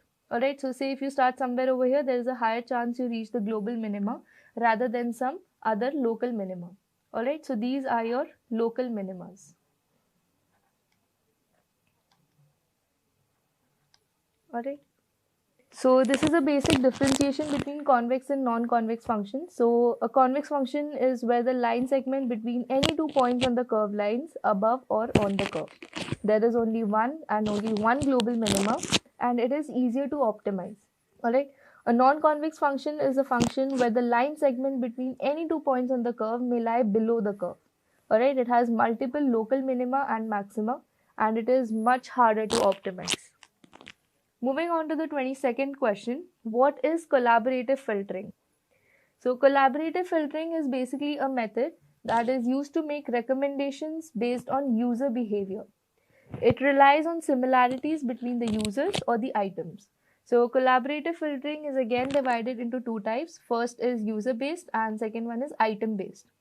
Alright, so user-based collaborative filtering is basically when items are suggested based on users with similar preferences. Alright, and item-based collaborative filtering is basically when the items are suggested similar to what the user has liked previously. Alright, let's understand this with the help of an example. So there are two users, user 1 and user 2. So both these users have several movies in common. That is, they have both liked these movies or they have highly rated these movies. Now, if user 1 has watched a particular movie that user 2 has not, there is a high chance that this particular movie is recommended to user 2.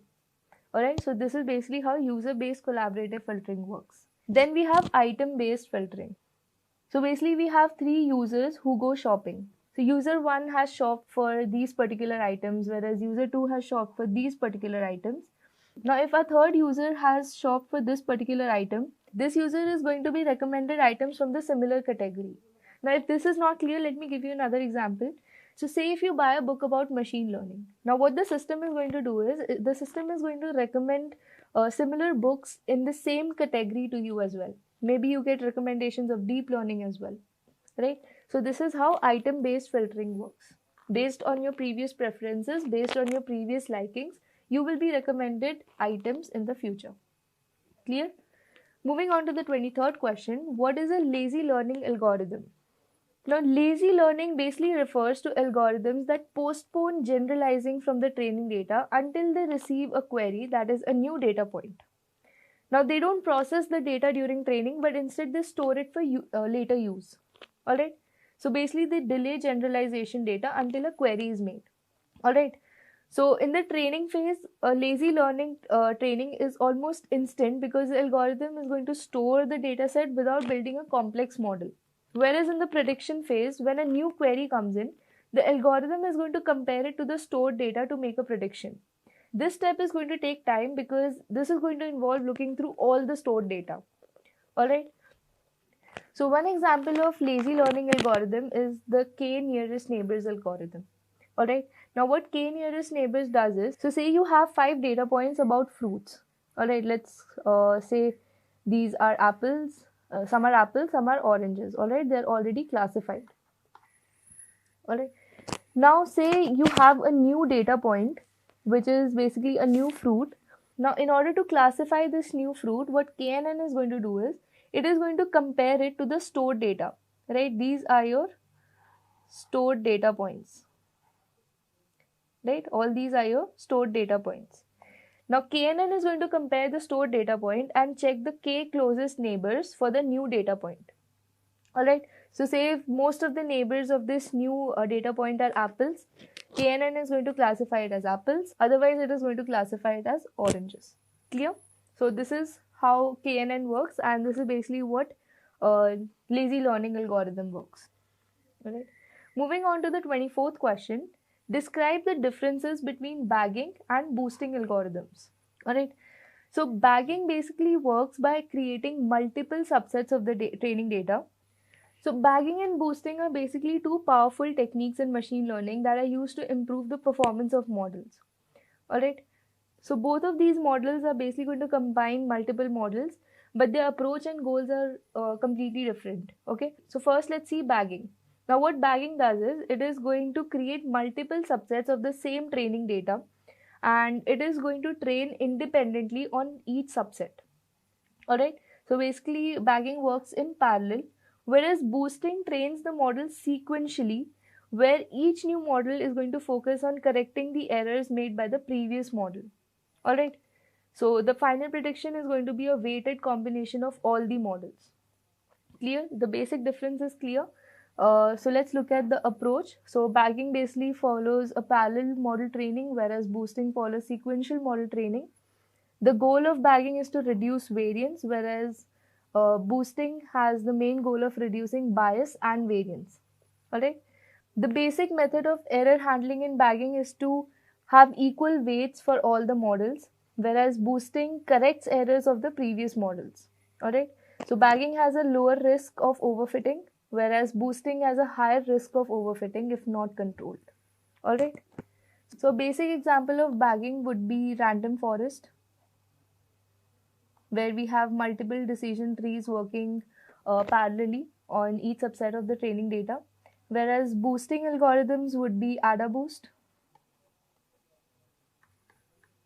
gradient boosting,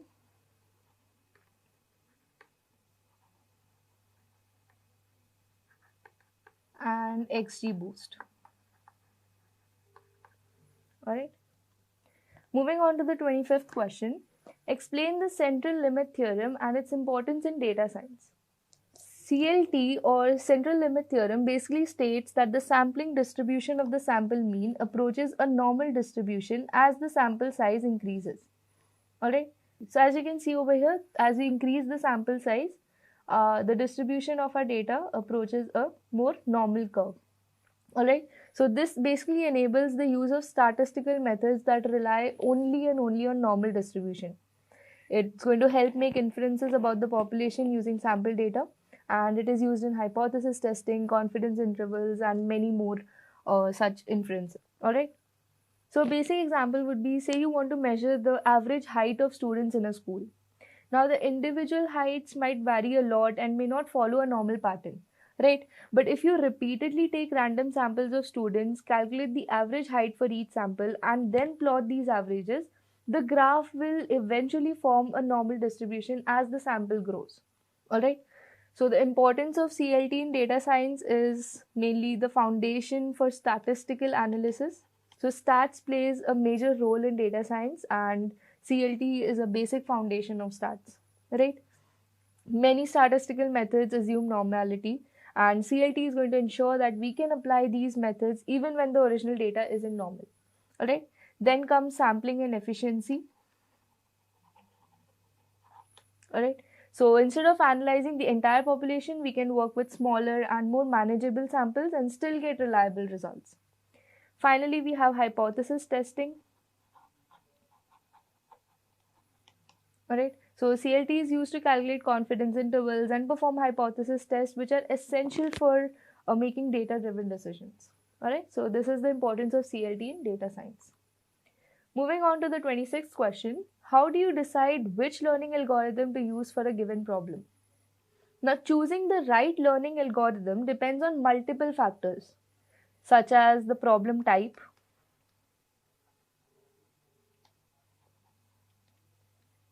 okay, the size of the data set,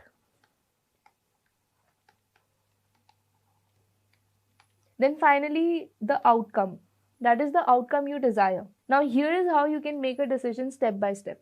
All right.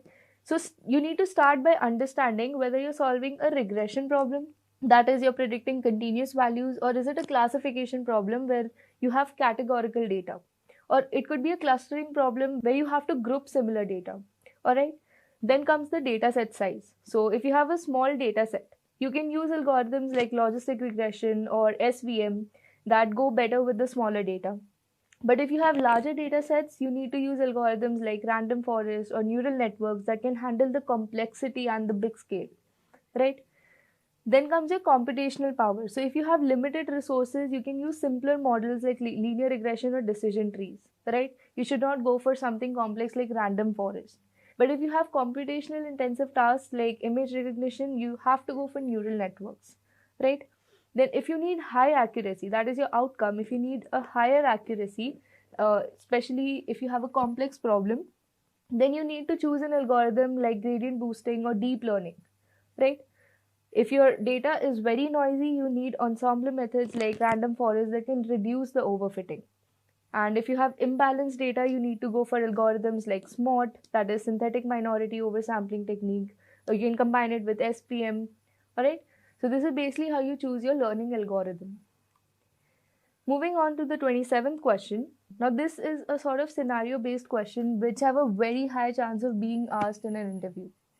So the question goes, your features have values ranging from 1 to 10,000. How would you prepare the data for machine learning? All right. Now, in order to prepare the data with features ranging from 1 to 10,000, you'll need to scale it. All right. So machine learning models work much better when features are on a similar scale, especially when ranges vary widely. Now, a typical example of a dataset containing values from 1 to 10,000, basically a dataset containing outliers would be, say we are analyzing the salaries of various groups of people. All right. Now, there would be people who would be earning in thousands, somebody would be earning in lakhs, and there would be a very few people who would be earning in crores as well. All right. So now the people who would be earning in crores would barely be either 4 or 5, right? These people are basically the outliers in our data set. Now, before we go ahead and train our model, we need to take care of these outliers or these values that range widely, right? So, some of the techniques that can be used in scenarios like this would be normalization or standardization.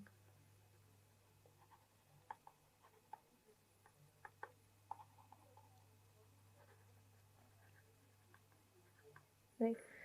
So again, I have a separate video covering these topics of normalization and standardization, their implementation, the theoretical aspects, when to use which particular concept in complete detail, so you can go ahead and check it out. All right. So normalization basically use methods like min-max scaling, which helps to bring the values between 0 and 1. All right. Whereas standardization uses mean of 0 and standard deviation of 1. All right. So this basically helps models perform more efficiently, right? So again, you need to choose your right scaling technique. So if your data has outliers, normalization is going to work better. But if your data does not have outliers, you need to perform standardization. All right. Let's quickly look at one small implementation. So I have a cricket data set, and when I plot the various aspects of my data set, like my innings, my not outs, my runs, and the high score and so on, I can see a lot of outliers in my data set, right? Now to tackle this situation, what I'm going to do is I'm going to perform standard scaler. All right. So I've imported standard scaler from sklearn.preprocessing. I've called my function, and then I've simply fit and transformed it on my data, right? So once my data set is scaled, that is, the values are arranged between the mean of 0 and standard deviation of 1. This is what my data set is going to look like. And after my data set is scaled, I can go ahead and train my model for a better accuracy. All right. Moving on to the 28th question, which is also a scenario based question. So the question goes, your data set has missing values. Now, what are the steps that you're going to take to handle them? Now, in order to deal with the missing values in a data set, you first need to understand the nature of your missing values, right? They could either be missing completely at random, or they could be missing at random, or they could be missing not at random. Now, what do these terms mean? So missing completely at random basically means that there is no identifiable pattern. All right. Missing at random means that the missing values are somehow correlated with other variables. All right. And missing not at random means that they're related to the missing value itself. All right. So say for example, customers are not reporting low satisfaction scores. All right. So if a column consistently has missing values, that is, if a column has more than 50% of missing values, then the best option would be dropping the entire column itself. All right. But if that is not the case, that is, our missing values do not exceed 50%, the other possible techniques would be ignoring the missing values. That is, we drop the particular rows or the particular columns. Now, when do we drop the rows or drop the column? Whenever we have minimal missing data, that is, our missing data is less than 30%. All right. So if a small percentage of rows or columns have missing data, we can consider dropping them without losing the significant information. All right. So in order to perform this step, all we have to do is, let's say our data is stored in df variable. All we have to do is call drop na function. So this function is basically going to drop all the rows that contain the missing values. Now the next technique is imputing missing values. That is, we can replace the missing values with mean, median, or mode. All right.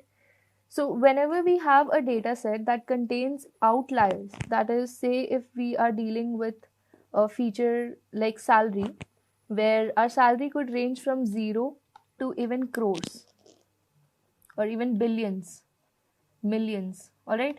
There is no end limit to this number, right? We could be considering the richest person in India, right? We could be considering his or her salary as well.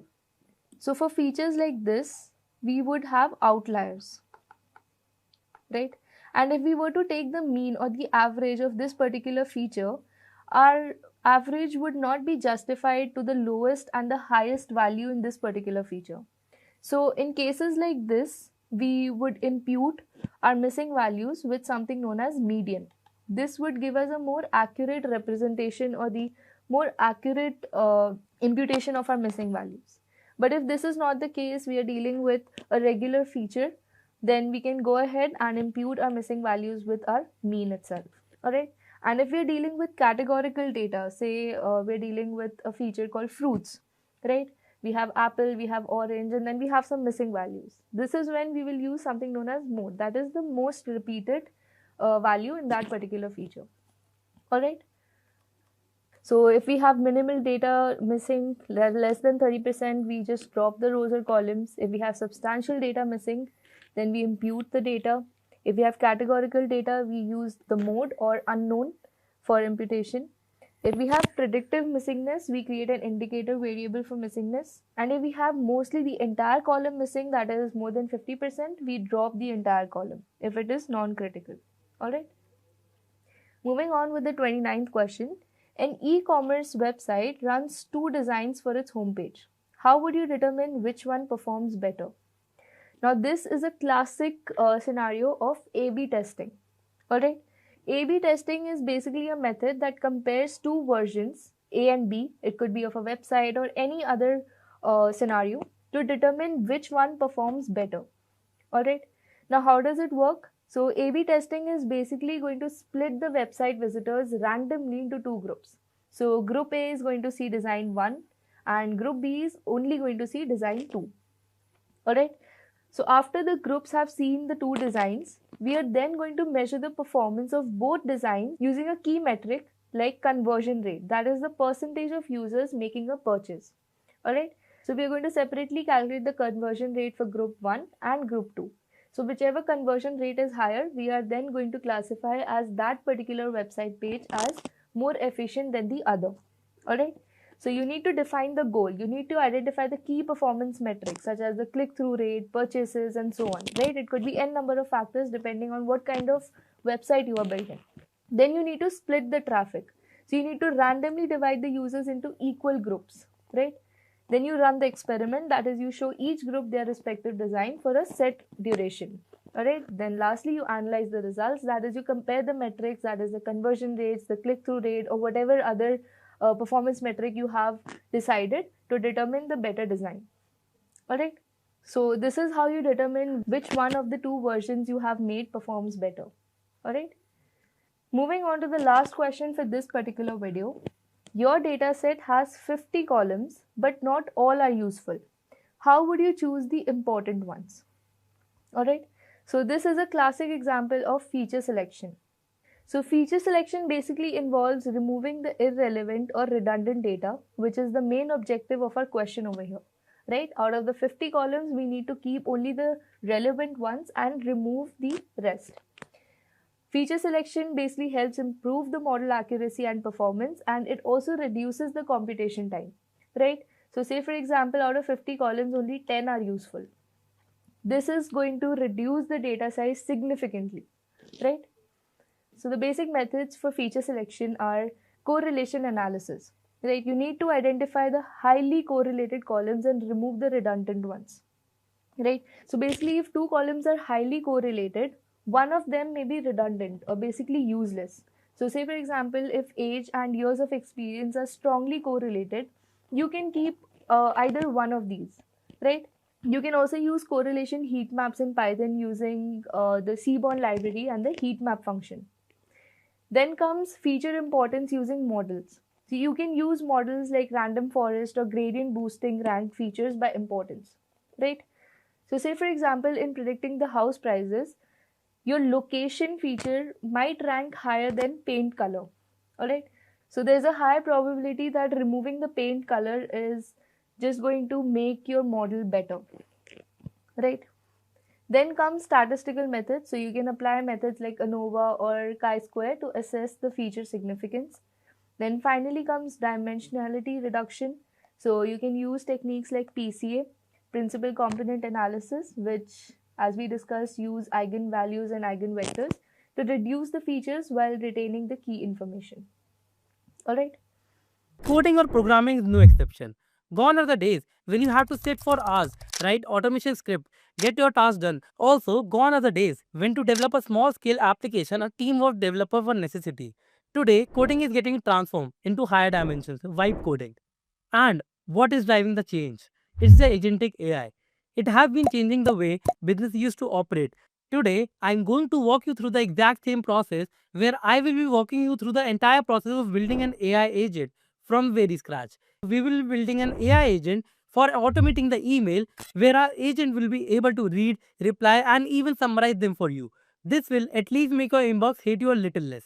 And this is just one of the use case that I will be discussing. There are n number of other tasks that you can automate from the AI agent. And yes, this isn't one of those download the shady extension and sell your soul hacks. This is real step-by-step beginner friendly tutorial using cool stuff like LLM, LangChain, CreUI and bit good old Python. Coming to the first question that should hit your head, that is what actually AI agent is. The agent is an autonomous system that senses its environment, reason about it and act on it. Internally, it's structured into modules to keep perception, logic and execution separate. But together they form a complete intelligent unit. This entire loop from sensing to acting is what defines the behavior of an AI agent.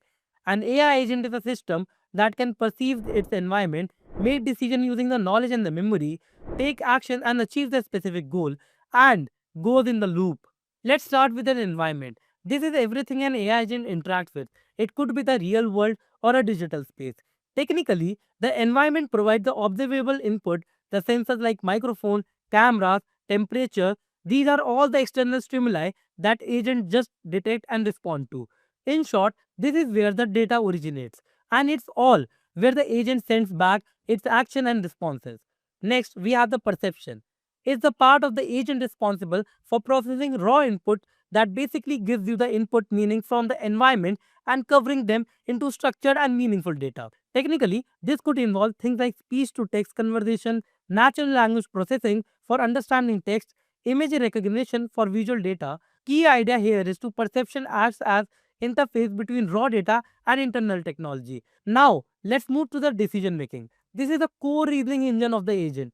Technically, this is where the agent evaluates current inputs and against its memory and knowledge to decide what to do.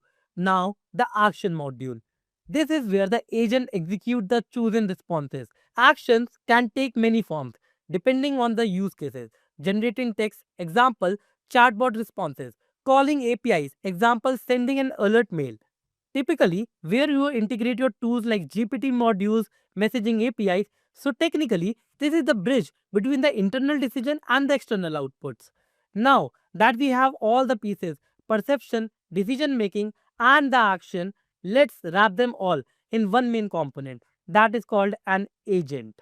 Now, to make this whole system work, we have three main components. The first one is the LLMs, large language models. This is the brain of the operation. It is actually understands language, read emails, write responses, and make things sound human. Think of it like an AI agent knows how to read, write, and understand. LangChain help us to talk to the brain. It's like a translator between the code and the AI model. LangChain help us to structure conversations, handle prompts, and manage how the AI respond to the different situations. The second one is the CreoAI. Now this is where it gets really fun. CreoAI let us build an entire team of AI agents. You can give each one of the role like email reader, summarizer, and responder. And CreoAI manages them like a project manager. It assigns a task, set a goal, and make sure everything runs smoothly. Put them all together, and you have basically got your mini AI powered workforce running behind the scene. Alright, before diving into the code and getting our AI agent into a poor inbox, let's set everything up in the PyCharm because no one likes error popping half the way through. We are going to create a virtual environment. This is like giving a project a clean room to work in with no outside junk, just what you need. Okay. Step 1. Create the virtual environment. In the terminal inside PyCharm or any terminal, type this statement. The command tells the Python to create a folder called venv which will contain all the project dependencies, totally isolated from rest of the system. Step 2. Activate the virtual environment. For Windows, next command to type is this. If you are on Windows, this will activate the environment. You know it's working because the terminal will show venv in the front of the prompt. If you are on the Mac or Linux, use the source code instead.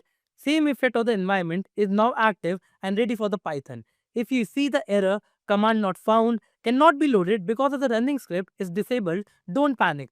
On Windows, just run the PowerShell as admin and type this one. Install all the required libraries which are visible on your screen. Now, we will walk through the code line by line. So let's get started with the code. Open the PyCharm, make a file, go on desktop, new, file, make a main file, let's say auto underscore mail.py. This is the file where you are going to code. Make a new file, go on desktop, new file, make an environment file, name it like .env, In this file, you are going to store your username, password and the API key. And remember, in this email password, you have to use your app password. You can just go to your Google account, manage your Google account, enable two-step verification, and add your app password to it. And use the app password instead of your email password. Go back to your main file and starting with the code. The first part is the import files. This is the most important part of the code that allows your code to run error-free. Then we have this printing statement that shows that a code has started. Code started. Then we have to load that .env file that we have just created. We have created this file so that we can store a username, password and the API key that we don't want to hardcode in the main code. Going back to the code, in this particular part of the code, we are importing the email from the env file that we have just created and the password and the API key. Grabbing the username from the environment. In the similar way, we are grabbing the password and the API key from the environment. Through this printing statement, we are ensuring that all the credentials all the creds are imported perfectly. Before coming to this IMAP server and SMTP server, I just want to let you know that Gmail talks in IMAP and SMTP. Gmail talks in IMAP and SMTP. Basically, IMAP enables to read the files. IMAP will basically allow you to read the mails and the SMTP will allow you to send the mails. These are the IMAP port number and the SMTP port number, and these are the default values and you don't need to change it. This allows you to read the mail with the security, read mail securely, and this allows you to send the mail securely. Coming to the LLM is equal to chat OpenAI, this particular line will allow you to initialize the ChatGPT language model using the Open API key. You can fetch the API key from DeepSeek R1 from this site. Go on the API section, click on Create API key, go on Create API key, name your key, let's say test.key, click on Create, copy this, go back to your code and just paste it in the Open API key section in the .env file.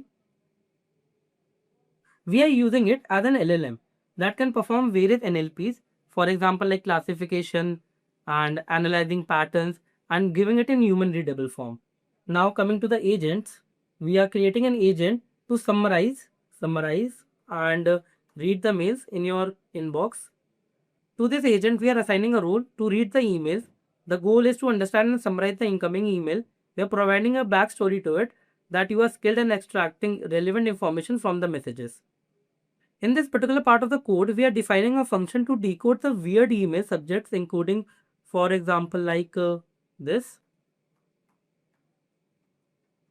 That is not in a human readable form. In this particular part, we are breaking the pieces into human readable form. Break him into pieces in human readable form. And this particular part of the code allows us to rebuild it in human readable form and reconstruct it, basically rebuild it. And then we have this def clean function here. We have created this function to remove all the special characters from the mail, and this will only keep the letters and the spaces in the mail body and the spaces in the body. And this particular line will allow us to iterate through each part of the mail, Then we have this fetch function here. This allows us to fetch the unread emails, mails in inbox. Then we have this particular line that allows us to securely log in. And this particular line allows us the username and the password. And in this particular line, the creds are there to log in, And in this particular line, we'll get into the inbox of the mail, And in this particular line, it will see for all the unread mails, see for all unread mails. And in this particular line, it will create a list of all the unread mails, list of all unread mails. And in this particular line, we are creating an empty list to store all the unread mails, to store all unread mails. Then we have this for loop here. In this particular for loop, we are iterating through all the unread mails, iterate through all unread mails. And in this particular line, we are fetching all the content of the body to fetch all content in body. Then we have this raw email message data. This allows us to get the raw emails,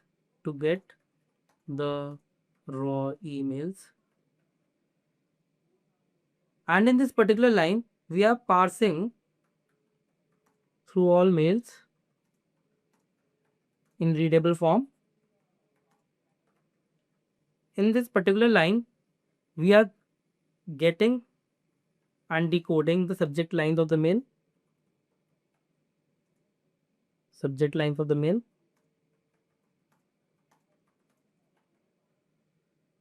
And in this particular line, we are getting the sender's email address. Get sender's email address. In this particular part, we are starting with an empty body.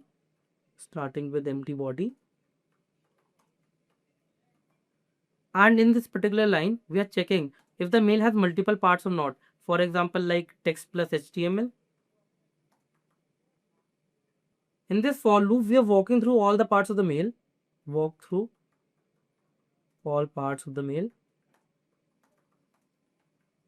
In this particular if loop, we are trying to get the plain text. And breaking out of the loop if we get the plain text. Break out if we get the plain text. Coming to the else part of the loop, if we only have the one part in the mail, only one part, then we started encoding the mail, get encoding, and then we will lastly decode the mail, decode the body of the mail.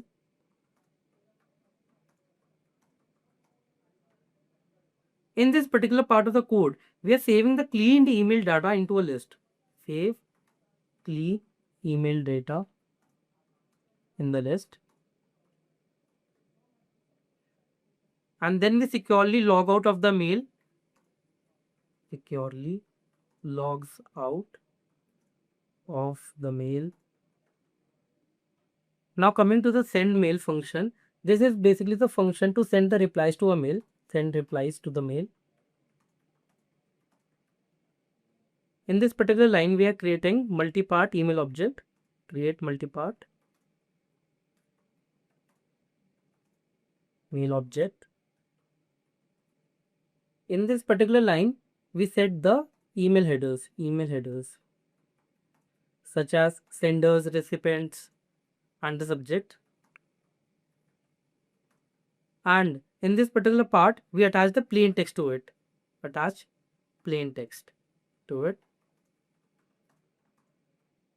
In this particular line, we are actually connecting to Gmail SMTP server. Connect to Gmail SMTP server. And in this line, we are using inscriptions.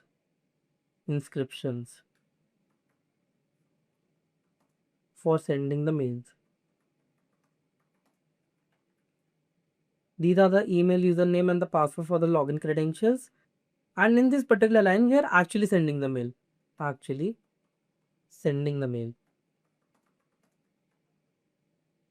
Coming to the main part of the program, we are getting all the unread mails here.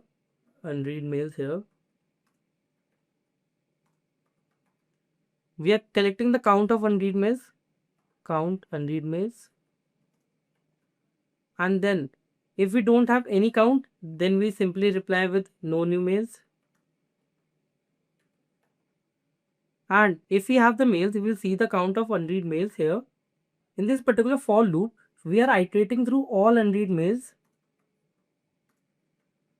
and giving the task in the description to the agent that gives the summary of the unread mails. Get the summary of unread mails. In this particular line, we are utilizing the crew UI to assigning the task to the agent. Assigning task using crew UI model.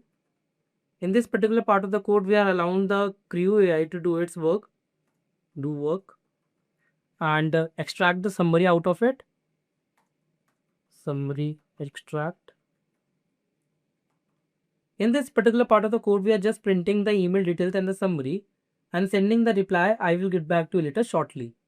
And at last, it shows that all the auto replies were sent. Let's run the code. The output has been generated. It has printed started, that we just printed at the start, started. And then it has loaded the environment that we have created. It has my email username and the password, and the open API key is true that we have generated. I don't have any new mail in my inbox, so it's showing no new email, and the exit code 0. That means our code has no errors. If I would be having any mail in my inbox, this would be the auto reply that I would be sending. I will get back to you later shortly.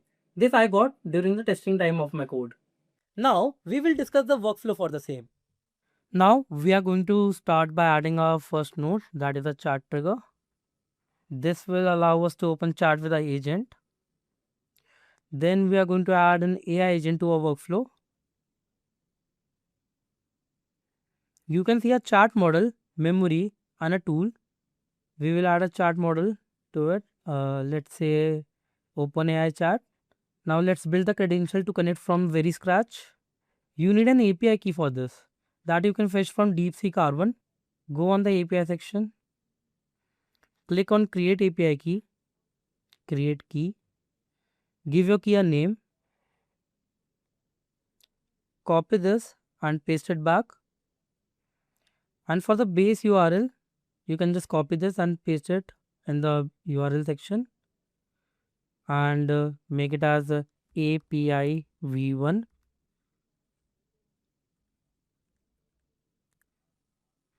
Now change the model to by ID. Go back to DeepSeek. Copy this DeepSeek R1 and just paste it here. Go back, save the changes and just click on open chat and try something like, hi, how are you?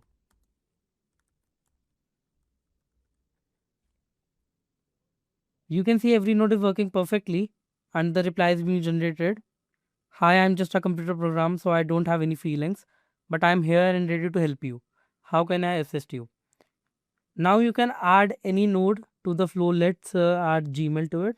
Click and type Gmail here.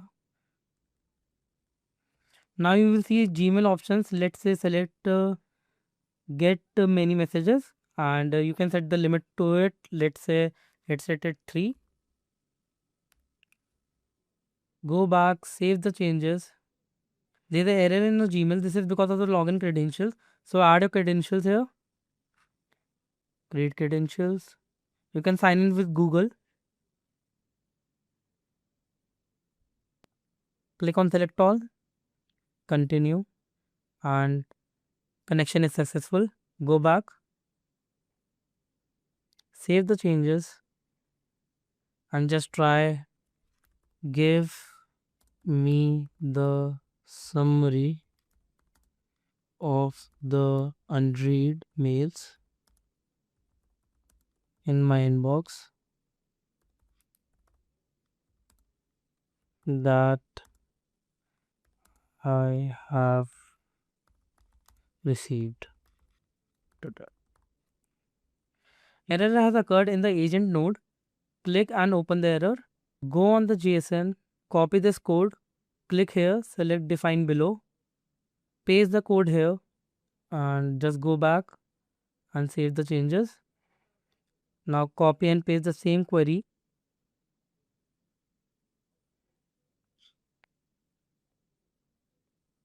Now you can see every node is working perfectly. you can see the subject and the snippets of the unread mails. Like this is my first mail that I've received in my inbox. This is the second mail with the snippet of complete work before deadline, and this is my third mail. Eat your medicines on time. You can just scroll it down and you can see the additional recommendations also here generated by the AI. Like this, you can create a AI agent and utilize different models such as GPT, Gemini, O3 Mini, etc. and make your work efficient. It's been just a few years since we have started hearing about AI era is near, and some call it revolutionary while others thought it was just a hype. But guess what? AI era isn't just near now, it's here. And it's not just smart, it's getting hella lot of serious. AI powered automation is already knocking at our doors with the AI world evolving faster than ever.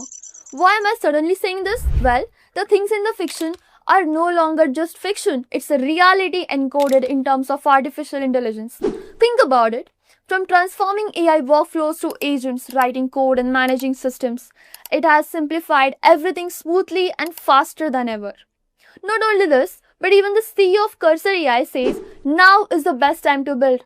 I mean, just listen to this. I actually think this is a really, really exciting time to be building software. Yeah. Like, we remember what programming was like in 2013, 2012, whatever it was, and there was just so much more cruft and boilerplate, and looking up something really gnarly, and that stuff still exists. It's definitely not at zero, but programming today is way more fun than back then. It's like we're really getting down to the delight, concentration, and all the things that really draw people to programming. Like, for instance, this element of being able to build things really fast, and speed, and also individual control. Like, all those are just being turned up a ton. And so I think it's going to be a really, really fun time for people who build software. I think that the skills will probably change too. And for all the tech dreamers out there, the ones who grew up imagining having a buddy just like Jarvis or Friday from Iron Man movies, someone we can talk to who can automate the tasks as well and execute them just through the commands. Even that is becoming possible. Yeah, that's no longer just a dream or a science fiction. It's the reality. What? Too stern to believe? It's all thanks to MCP servers. MCP servers, what are they? Think of MCP servers like a USB-C for AI. Instead of creating custom connections for each tool like GitHub, Gmail or database, MCP offers a universal plug-in and play system for AI to connect to any tool quickly, making integration simple, scalable and more efficient. Alright, MCP servers don't just make AI smarter, they transform it into a connected AI system. Like, imagine all your favorite tools, APIs, intelligent agents, from IDEs to large language models, all talking to each other and connected seamlessly. It's like turning your isolated AI models into an interactive, hyper-efficient ecosystem. So, to understand this in a better way, let me give an example. We all developers use GitHub, right? For updating code, merging requests, managing repositories. It's a must-have, but also a time eater, because normally it takes hours or even days to streamline everything. But what if I told you could automate those tasks in minutes with just one command in your code editor? Or another scenario, how many of you use Notion for better productivity, task organization and management? Almost everyone, right? Notion has already surpassed 100 million users worldwide, making it one of the most used tools. So how about if you could automate creating pages, updating the tasks, managing content with a single command, that too directly from your code editor? That's the power of MCP servers, and especially if you're into AI or development, this isn't anything you should miss at all. In this video, I'm not here to just tell you about them. I'm going to show you how to build your own MCP setup, turning your code editor into a mini Jarvis-like assistant. So let's see it in action. Alright, now that we have discussed some stuff about MCP servers, how they work and why are they gaining so much popularity nowadays, now let's get straight into building our own MCP server. But before we start, here are the prerequisites that you will need to know. First is, what you will need is an AI code editor like Cursor, Windsurf or Cloud Desktop, then a GitHub and a Notion account. So first we will move up with setting up our GitHub server. For automating our Git operations like creating a repo, adding files or even updating them. And yes, you can control the permissions you grant to this server. How? I'll show you in the video. So to start with, initially, I'll go with the GitHub MCP server. For that, I will go to MCP So. So basically here you will find a lot of tools from which you can build your MCP server for different tools. From that, what we need is this GitHub. So here you can see all the things related to the GitHub MCP that is listed down, like how to use the key features, use cases, etc. So what we require is this server config file to create our own GitHub server. So copy it. Now go to the cursor ID. From here, go to settings, click on MCPs, add new global MCP, and it will automatically create a mcp.json file. So now paste the copied server config file here. Once this is done, we need to generate our GitHub personal access token to connect to your GitHub account safely, because this is our GitHub MCP server config file, and this token we have to generate it. For that, we will go to our GitHub account. From here, go to the top right corner, profile icon, then scroll down to the settings. This is it. Click on it. And lastly, you can find the developer settings here. Select on the personal access token, then click on the fine grained tokens. So this is one I created previously, but we will generate a new one. So here, now it will ask for a password. Now let me tell you why this will ask for password. Because you are giving the access to your GitHub account. You understand that, because it also gives the access for CRUD operations like create, update, read, delete, etc., which can be dangerous if in the wrong hands. For that, it asks for a confirm access. So provide the password you have for your account. Alright. So after providing the password, it will give you the access to generate personal access token. Now for the GitHub token name, I will name it as GitHub MCP. The description will be like to connect. Okay, this is not available. GitHub MCP server. This is available. So description will be to connect my GitHub account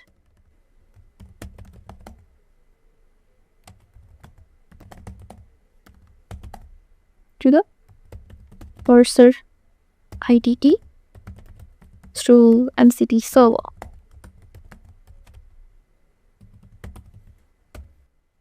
Alright. So for the resource owner is basically your account name, like GitHub account name. Then for the expiration date, select 7 days, as we are just experimenting with it. But if you need more, you can choose more days as well. But remember, if it is on the 7 days, your access token, which connects your GitHub repository to the cursor, will be expired after 7 days. After that, you have to generate a new one. So select on that basis. I will keep it as 7. After that, repository access, I will click on all repositories. After that, click on the permissions, repository permissions specifically. Then for the actions, I will give the read and write. Administration, read and write. Then for the commit statuses, this is it. Read and write. Contents, read and write. Issues, read and write. So whatever permissions you are going to give here, only that tasks can be performed by the MCP server. If you have given like for the deployments no access and you are trying to deploy something, it will not happen. For that, you have to generate a new access token with this permission, read and write, and then you can do the operations based on that. So for now, it is enough. So I will click on generate token. It will ask for a confirmation. Click on it. Then here are your GitHub tokens. So copy it, then paste it on your cursor ID. So it should be here. So it is done. Now let's check our cursor settings. So let our GitHub MCP server, the dot here is green, as you can see. Our GitHub MCP server is ready to perform our GitOps. So first what we will tell it as. So now I will ask it to create a new repository on my GitHub with the name how to build an AI agent from scratch. Okay, now let's see whether it executes or not. So yes, it is happening. So you have to accept this for the confirmation. Well, there's also a setting in here in the cursor settings where you can go and you can already turn on the auto enable so that it will not ask you for the permission or confirmation again and again, so that you don't have to confirm things again and again. You can go for that mode. So it has already built and it is saying the path is here. And let's see. So yeah, this is my account and this is the new repository we just created. Let's see it in details. The repo. See, updated now. It has been created just now. So since it is empty now, let's add a readme file. So now I will ask it to. So it is generating now. It means it is reading the files and accessing some resources from the web, and then it will generate it. So again, I said you have to accept it.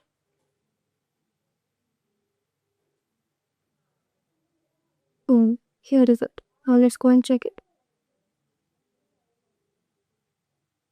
Perfect. See, it has created a step-by-step guide in a readme file with resources, like whatever will be required. Now I'll ask it to create.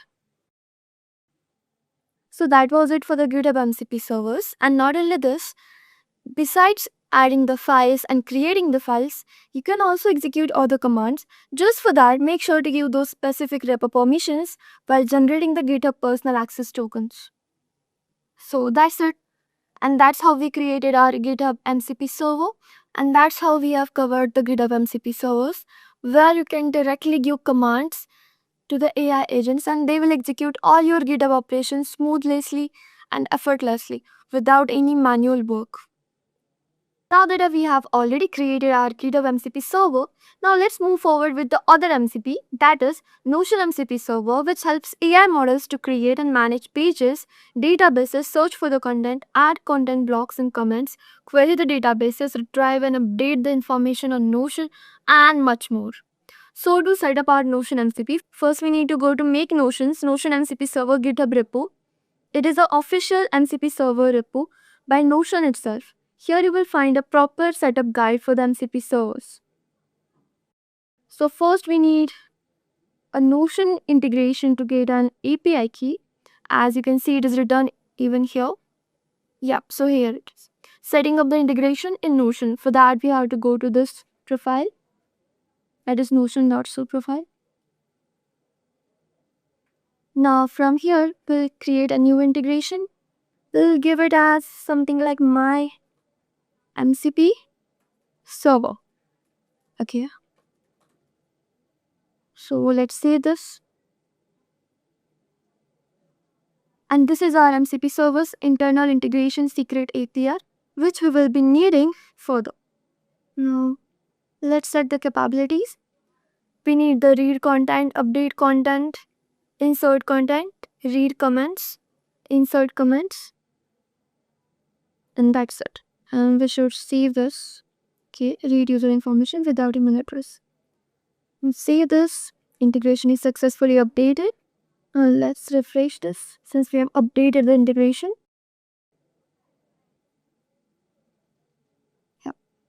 So we have this.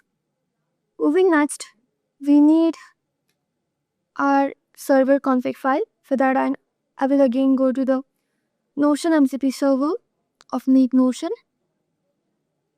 Here we'll find the official server config file.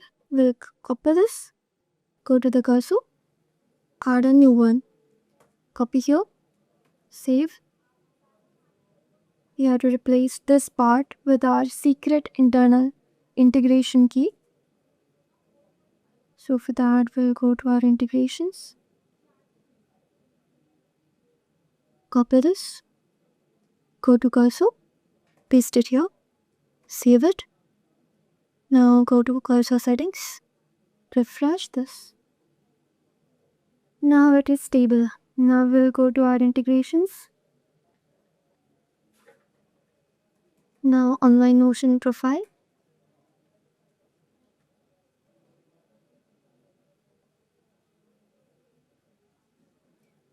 Now this is completely empty page, so I'll go to this 3 dots, scroll down for the connections. Then here I will search for my MCP server, since that is our integration. We'll confirm it. Then it will be, yeah, you can see that my MCP server is connected here, active in the active connections, right? So since we have connected perfectly, now let's move forward and ask it, hey, list me all the pages in my Notion workspace.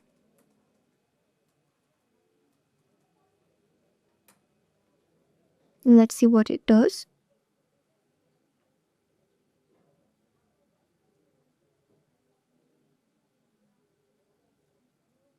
So here it is.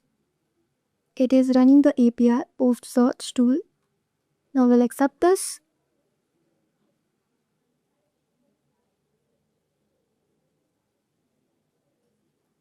Wow, it gave me everything about it, like created, edited the last log also.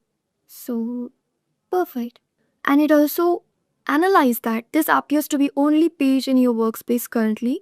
The page is not archived, not in trash located. The main workspace has no cover page or echo set because we haven't created any kind of details in that page just yet, right? So then it asks us, would you like to see more details about this specific page, or would you like to perform any other operations with your Notion workspace? So I will ask it to write me a blog on the same topic as this page has in a impressive and impactful manner. So see, it is even writing the blog for it with a new page, that too. Alright, it's taking time. Yeah, so it finally found everything. Now it will create.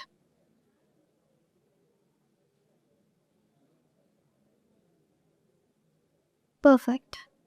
So now let's see what it has done. For that, let's check our Notion. Refresh.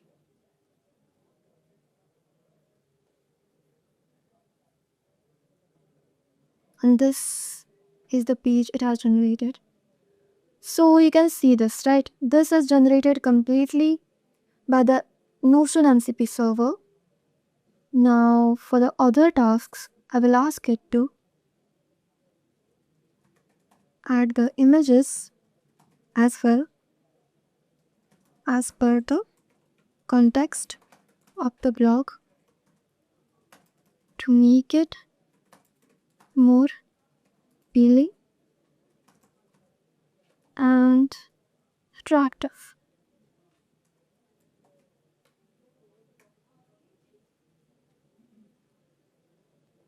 See, it can even add the images as well. It's searching for the images.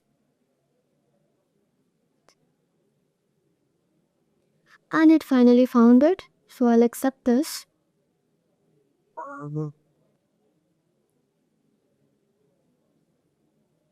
So again, accept.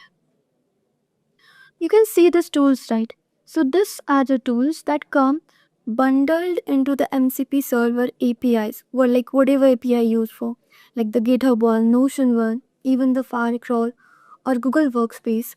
There are certain tools like API patch block children, API patch page, and what we created above, API post page. These are the tools it is using to fetch, create, and analyze the information.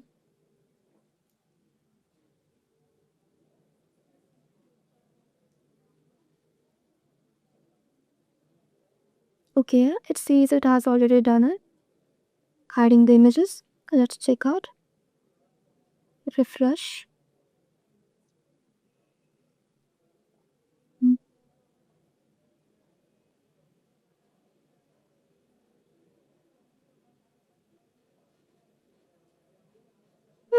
Creative enough. That was cool, isn't it? So this is what MCP servers are. With just one command, it can perform marvelously. This is really impressive, I mean. So that was it, guys. This was the tutorial for the Notion MCP server. Now, since we have already set up the GitHub MCP server as well as the Notion MCP servers, tell me which server would you like to create, like which is your favorite tool and which is your favorite created MCP servers. Let me know that, okay? Alright. Just a quick info, guys. Intellipaat offers a data science course in collaboration with iHub IIT Roorkee, which will help you master concepts like Python, SQL, machine learning, AI, Power BI, and more. With this course, we have already helped thousands of professionals in successful career transition. You can check out their testimonials on our Achievers channel, whose link is given in the description below. Without a doubt, this course can set your career to new heights. So visit the course page link given below in the description and take the first step towards career growth with the data science course.